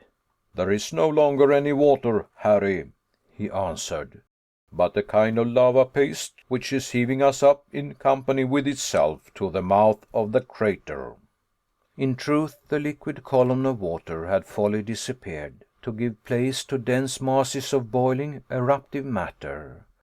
The temperature was becoming utterly insupportable, and a thermometer exposed to this atmosphere would have marked between 189 and 190 degrees Fahrenheit. Perspiration rushed from every pore. But for the extraordinary rapidity of our ascent, we should have been stifled. Nevertheless, the Professor did not carry out his proposition of abandoning the raft, and he did quite wisely. Those few ill-joined beams offered anyway a solid surface, a support which elsewhere must have utterly failed us. Towards 8 o'clock in the morning a new incident startled us. The ascensional movement suddenly ceased. The raft became still and motionless. "What is the matter now?" I said querulously, very much startled by this change. "A simple halt," replied my uncle. "Is the eruption about to fail?" I asked. "I hope not." Without making any reply, I rose. I tried to look around me. Perhaps the raft, checked by some projecting rock, opposed a momentary resistance to the eruptive mass. In this case, it was absolutely necessary to release it as quickly as possible. Nothing of the kind had occurred. The column of cinders, of scoria, of broken rocks and earth had wholly ceased to ascend. "I tell you, uncle, that the eruption has stopped," was my oracular decision. "Ah, said my uncle.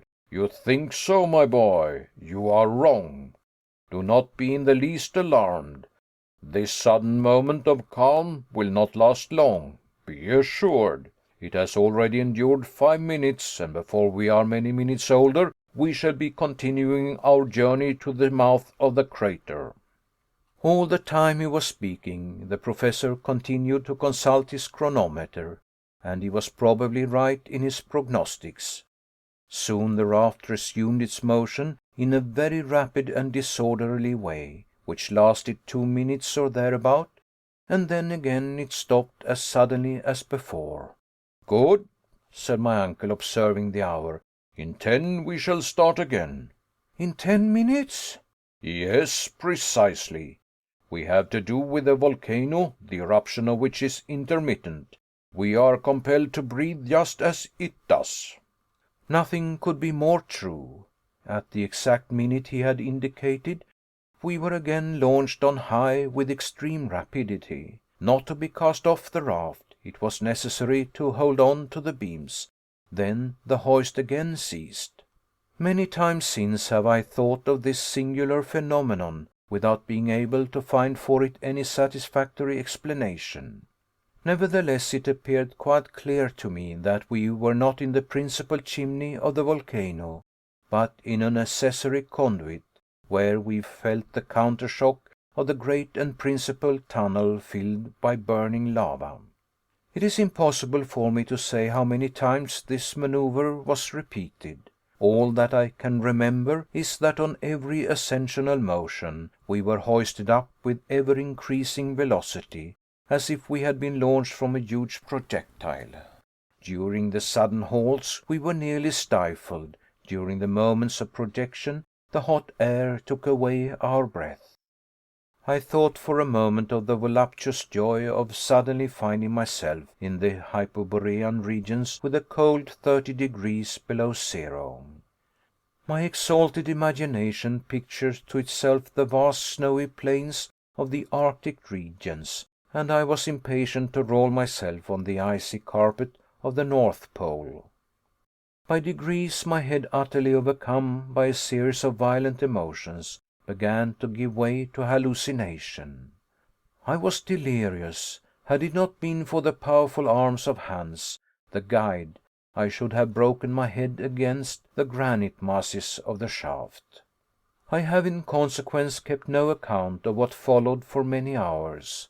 I have a vague and confused remembrance of continual detonations, of the shaking of the huge granitic mass, and of the raft going round like a spinning top.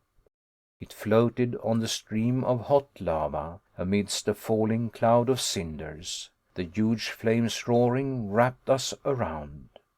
A storm of wind, which appeared to be cast forth from an immense ventilator, roused up the interior fires of the earth. It was a hot incandescent blast. At last I saw the figure of Hans, as if enveloped in the huge halo of burning blaze, and no other sense remained to me but that sinister dread which the condemned victim may be supposed to feel when led to the mouth of a cannon, at the supreme moment when the shot is fired and his limbs are dispersed into empty space. Chapter 43. Daylight at last. When I opened my eyes, I felt the hand of the guide clutching me firmly by the belt. With his other hand he supported my ankle. I was not grievously wounded, but bruised all over in the most remarkable manner. After a moment I looked around, and found that I was lying down on the slope of a mountain, not 2 yards from a yawning gulf into which I should have fallen, had I made the slightest false step. Hans had saved me from death, while I rolled insensible on the flanks of the crater. "Where are we?" dreamily asked my uncle, who literally appeared to be disgusted at having returned to earth. The Eider-Down Hunter simply shrugged his shoulders as a mark of total ignorance. "In Iceland?" said I, not positively, but interrogatively. "Nay," said Hans. "How do you mean?" cried the Professor. "No, What are your reasons?" "Hans is wrong," said I, rising. After all the innumerable surprises of this journey, a yet more singular one was reserved to us. I expected to see a cone covered by snow, by extensive and widespread glaciers, in the midst of the arid deserts of the extreme northern regions, beneath the full rays of a polar sky, beyond the highest latitudes. But, contrary to all our expectations, I, my uncle, and the Icelander were cast upon a slope of a mountain, calcined by the burning rays of a sun, which was literally baking us with its fires. I could not believe my eyes, but the actual heat which affected my body allowed me no chance of doubting.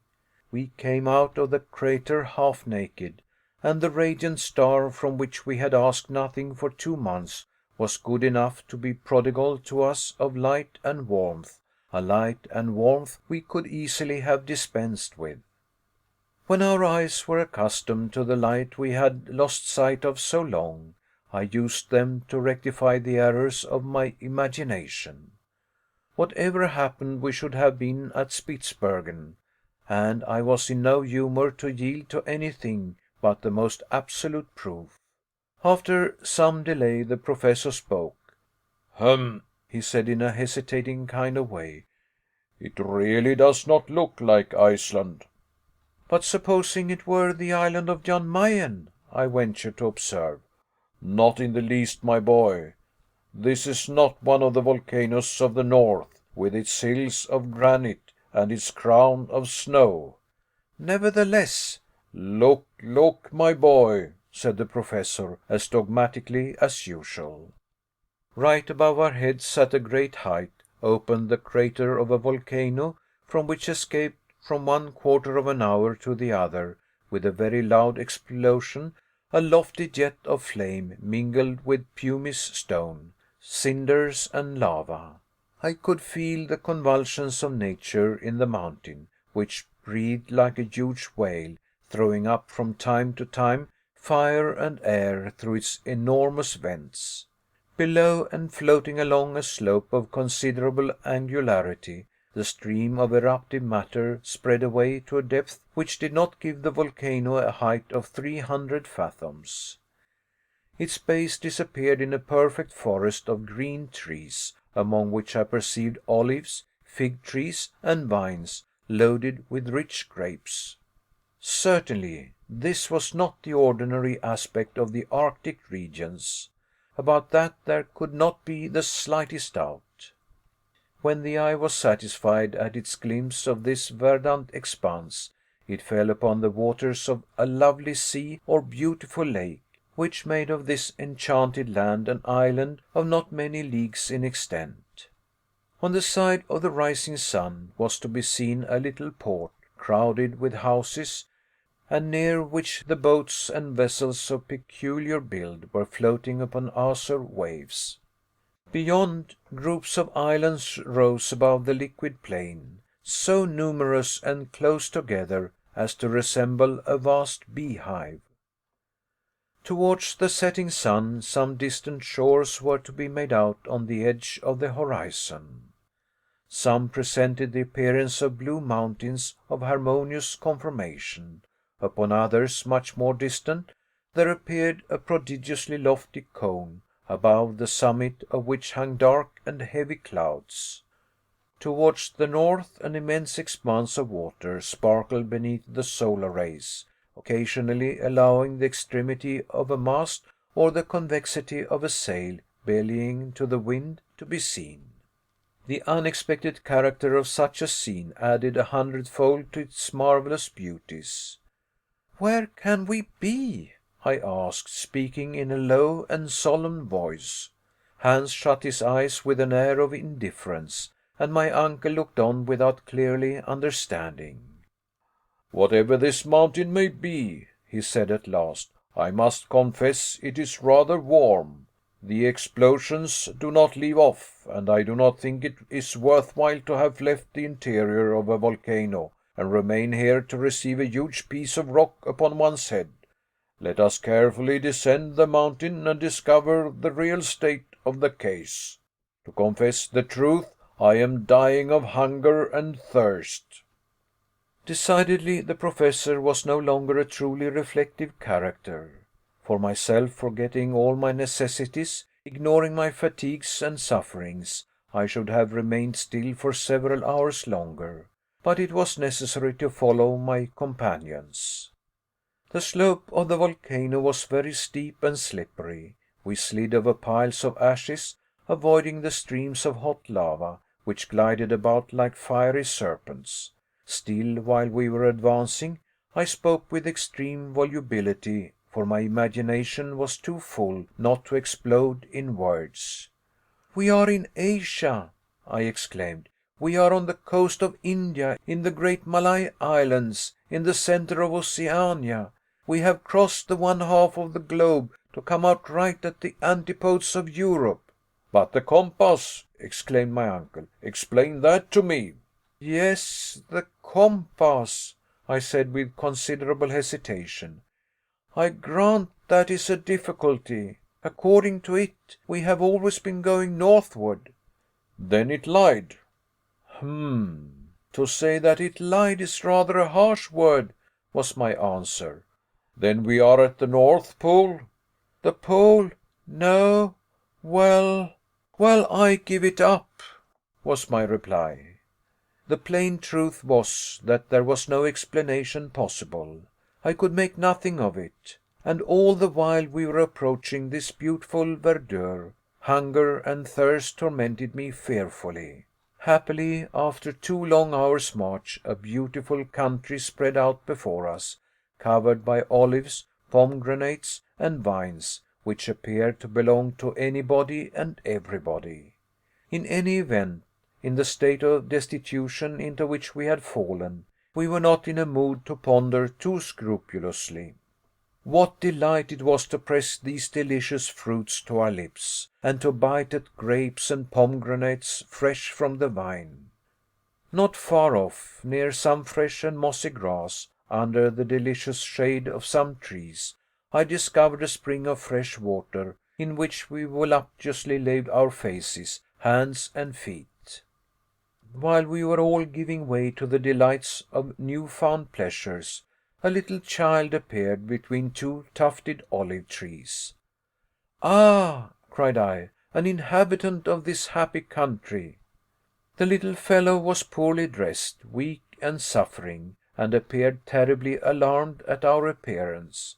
Half naked, with tangled, matted, and ragged beards, we did look supremely ill-favored, and unless the country was a bandit land, we were not likely to alarm the inhabitants. Just as the boy was about to take to his heels, Hans ran after him and brought him back despite his cries and kicks. My uncle tried to look as gentle as possible, and then spoke in German. "What is the name of this mountain, my friend?" The child made no reply. "Good," said my uncle with a very positive air of conviction. "We are not in Germany." He then made the same demand in English, of which language he was an excellent scholar. The child shook its head and made no reply. I began to be considerably puzzled. "Is he dumb?" cried the Professor, who was rather proud of his polyglot knowledge of languages, and made the same demand in French. The boy only stared in his face. "I must perforce try him in Italian," said my uncle with a shrug. "Dove noi siamo?" "Yes, tell me where we are," I added impatiently and eagerly. Again the boy remained silent. "My fine fellow, do you or do you not mean to speak?" cried my uncle, who began to get angry. He shook him and spoke another dialect of the Italian language. "Come si noma questa isola?" "What is the name of this island?" "Stromboli," replied the rickety little shepherd, dashing away from Hans and disappearing in the olive groves. We thought little enough about him. Stromboli! What effect on the imagination did these few words produce? We were in the center of the Mediterranean, amidst the eastern archipelago of mythological memory, in the ancient Strongylos, where Aeolus kept the wind, and the tempest chained up. And those blue mountains, which rose towards the rising sun, were the mountains of Calabria, and that mighty volcano which rose on the southern horizon was Etna, the fierce and celebrated Etna. Stromboli, Stromboli, I repeated to myself.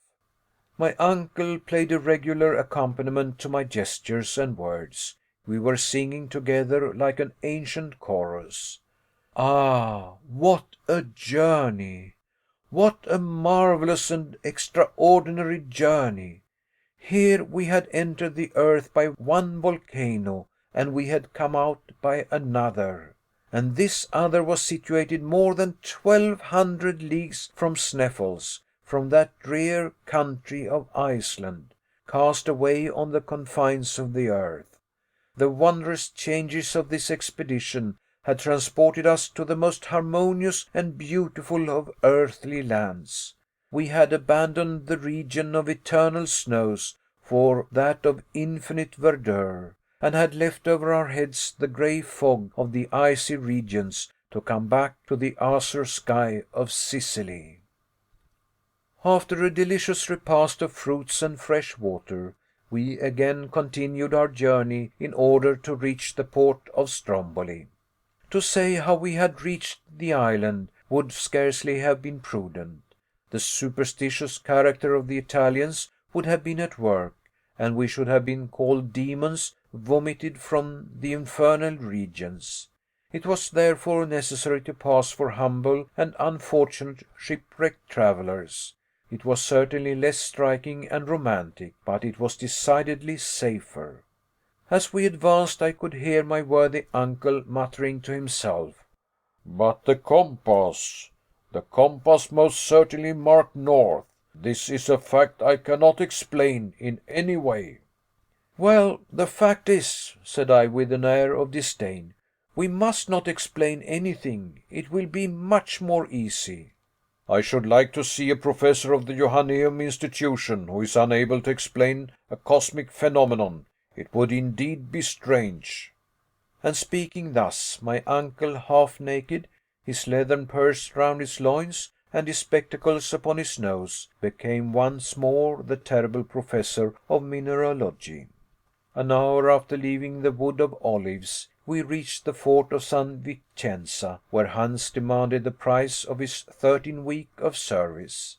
My uncle paid him with very many warm shakes of the hand. At that moment, if he did not indeed quite share our natural emotion, he allowed his feelings so far to give way as to indulge in an extraordinary expression for him. With the tips of 2 fingers, he gently pressed our hands and smiled. Chapter 44. The Journey Ended. This is the final conclusion of a narrative which will be probably disbelieved even by people who are astonished at nothing. I am, however, armed at all points against human incredulity. We were kindly received by the Strombolite fishermen, who treated us as shipwrecked travellers. They gave us clothes and food. After a delay of 48 hours, on the 30th of September, a little vessel took us to Messina, where a few days of delightful and complete repose restored us to ourselves. On Friday, the 4th of October, we embarked in the Volturne, one of the postal packets of the Imperial Messageries of France, and 3 days later we landed at Marseilles, having no other care on our minds but that of our precious but erratic compass. This inexplicable circumstance tormented me terribly. On the 9th of October, in the evening, we reached Hamburg. What was the astonishment of Martha, what the joy of Gretchen! I will not attempt to define it. "Now then, Harry, that you really are a hero," she said, "there is no reason why you should ever leave me again." I looked at her. She was weeping tears of joy. I leave it to be imagined if the return of Professor Hardwigg made or did not make a sensation in Hamburg. Thanks to the indiscretion of Martha, the news of his departure for the interior of the earth had been spread over the whole world. No one would believe it, and when they saw him come back in safety, they believed it all the less. But the presence of Hans and many stray scraps of information by degrees modified public opinion. Then my uncle became a great man, and I the nephew of a great man, which, at all events, is something. Hamburg gave a festival in our honor. A public meeting of the Johanneum institution was held, at which the professor related the whole story of his adventures, omitting only the facts in connection with the compass. That same day he deposited in the archives of the town the document he had found written by Saknussemm, and he expressed his great regret that circumstances stronger than his will did not allow him to follow the Icelandic traveller's track into the very centre of the earth. He was modest in his glory, but his reputation only increased. So much honour necessarily created for him many envious enemies. Of course they existed, and as his theories, supported by certain facts, contradicted the system of science upon the question of central heat, he maintained his own views both with pen and speech against the learned of every country. Although I still believe in the theory of central heat, I confess that certain circumstances, hitherto very ill defined, may modify the laws of such natural phenomena. At the moment when these questions were being discussed with interest, my uncle received a rude shock, one that he felt very much. Hans, despite everything he could say to the contrary, quitted Hamburg. The man to whom we owed so much would not allow us to pay our deep debt of gratitude. He was taken with nostalgia, a love for his Icelandic home. "Farewell," said he one day, and with this one short word of adieu, he started for Reykjavik, which he soon reached in safety. We were deeply attached to our brave eider-duck hunter. His absence will never cause him to be forgotten by those whose lives he saved, and I hope at some not distant day to see him again. To conclude, I may say that our journey into the interior of the earth created an enormous sensation throughout the civilized world. It was translated and printed in many languages. All the leading journals published extracts from it, which were commentated, discussed, attacked, and supported with equal animation by those who believed in its episodes and by those who were utterly incredulous. Wonderful! My uncle enjoyed during his lifetime all the glory he deserved, and he was even offered a large sum of money by Mr. Barnum to exhibit himself in the United States, while I am credibly informed by a traveller that he is to be seen in waxwork at Madame Tussauds. But one care preyed upon his mind, a care which rendered him very unhappy. One fact remained inexplicable, that of the compass. For a learned man to be baffled by such an inexplicable phenomenon was very aggravating. But heaven was merciful, and in the end my uncle was happy. One day, while he put some minerals belonging to his collection in order, I fell upon the famous compass and examined it keenly. For 6 months it had lain unnoticed and untouched. I looked at it with curiosity, which soon became surprise. I gave a loud cry. The professor, who was at hand, soon joined me. "What is the matter?" he cried. "The compass." "What then?" "Why, its needle points to the south, and not to the north." "My dear boy, you must be dreaming." "I'm not dreaming. See, the poles are changed." "Changed?" My uncle put on his spectacles, examined the instrument, and leaped with joy, shaking the whole house. A clear light fell upon our minds. "Here it is," he cried as soon as he had recovered the use of his speech. "After we had once passed Cape Saknussemm, the needle of this compass pointed to the southward instead of the northward." "Evidently." Our error is now easily explained. But to what phenomenon do we owe this alteration in the needle?" "Nothing more simple." "Explain yourself, my boy. I am on thorns."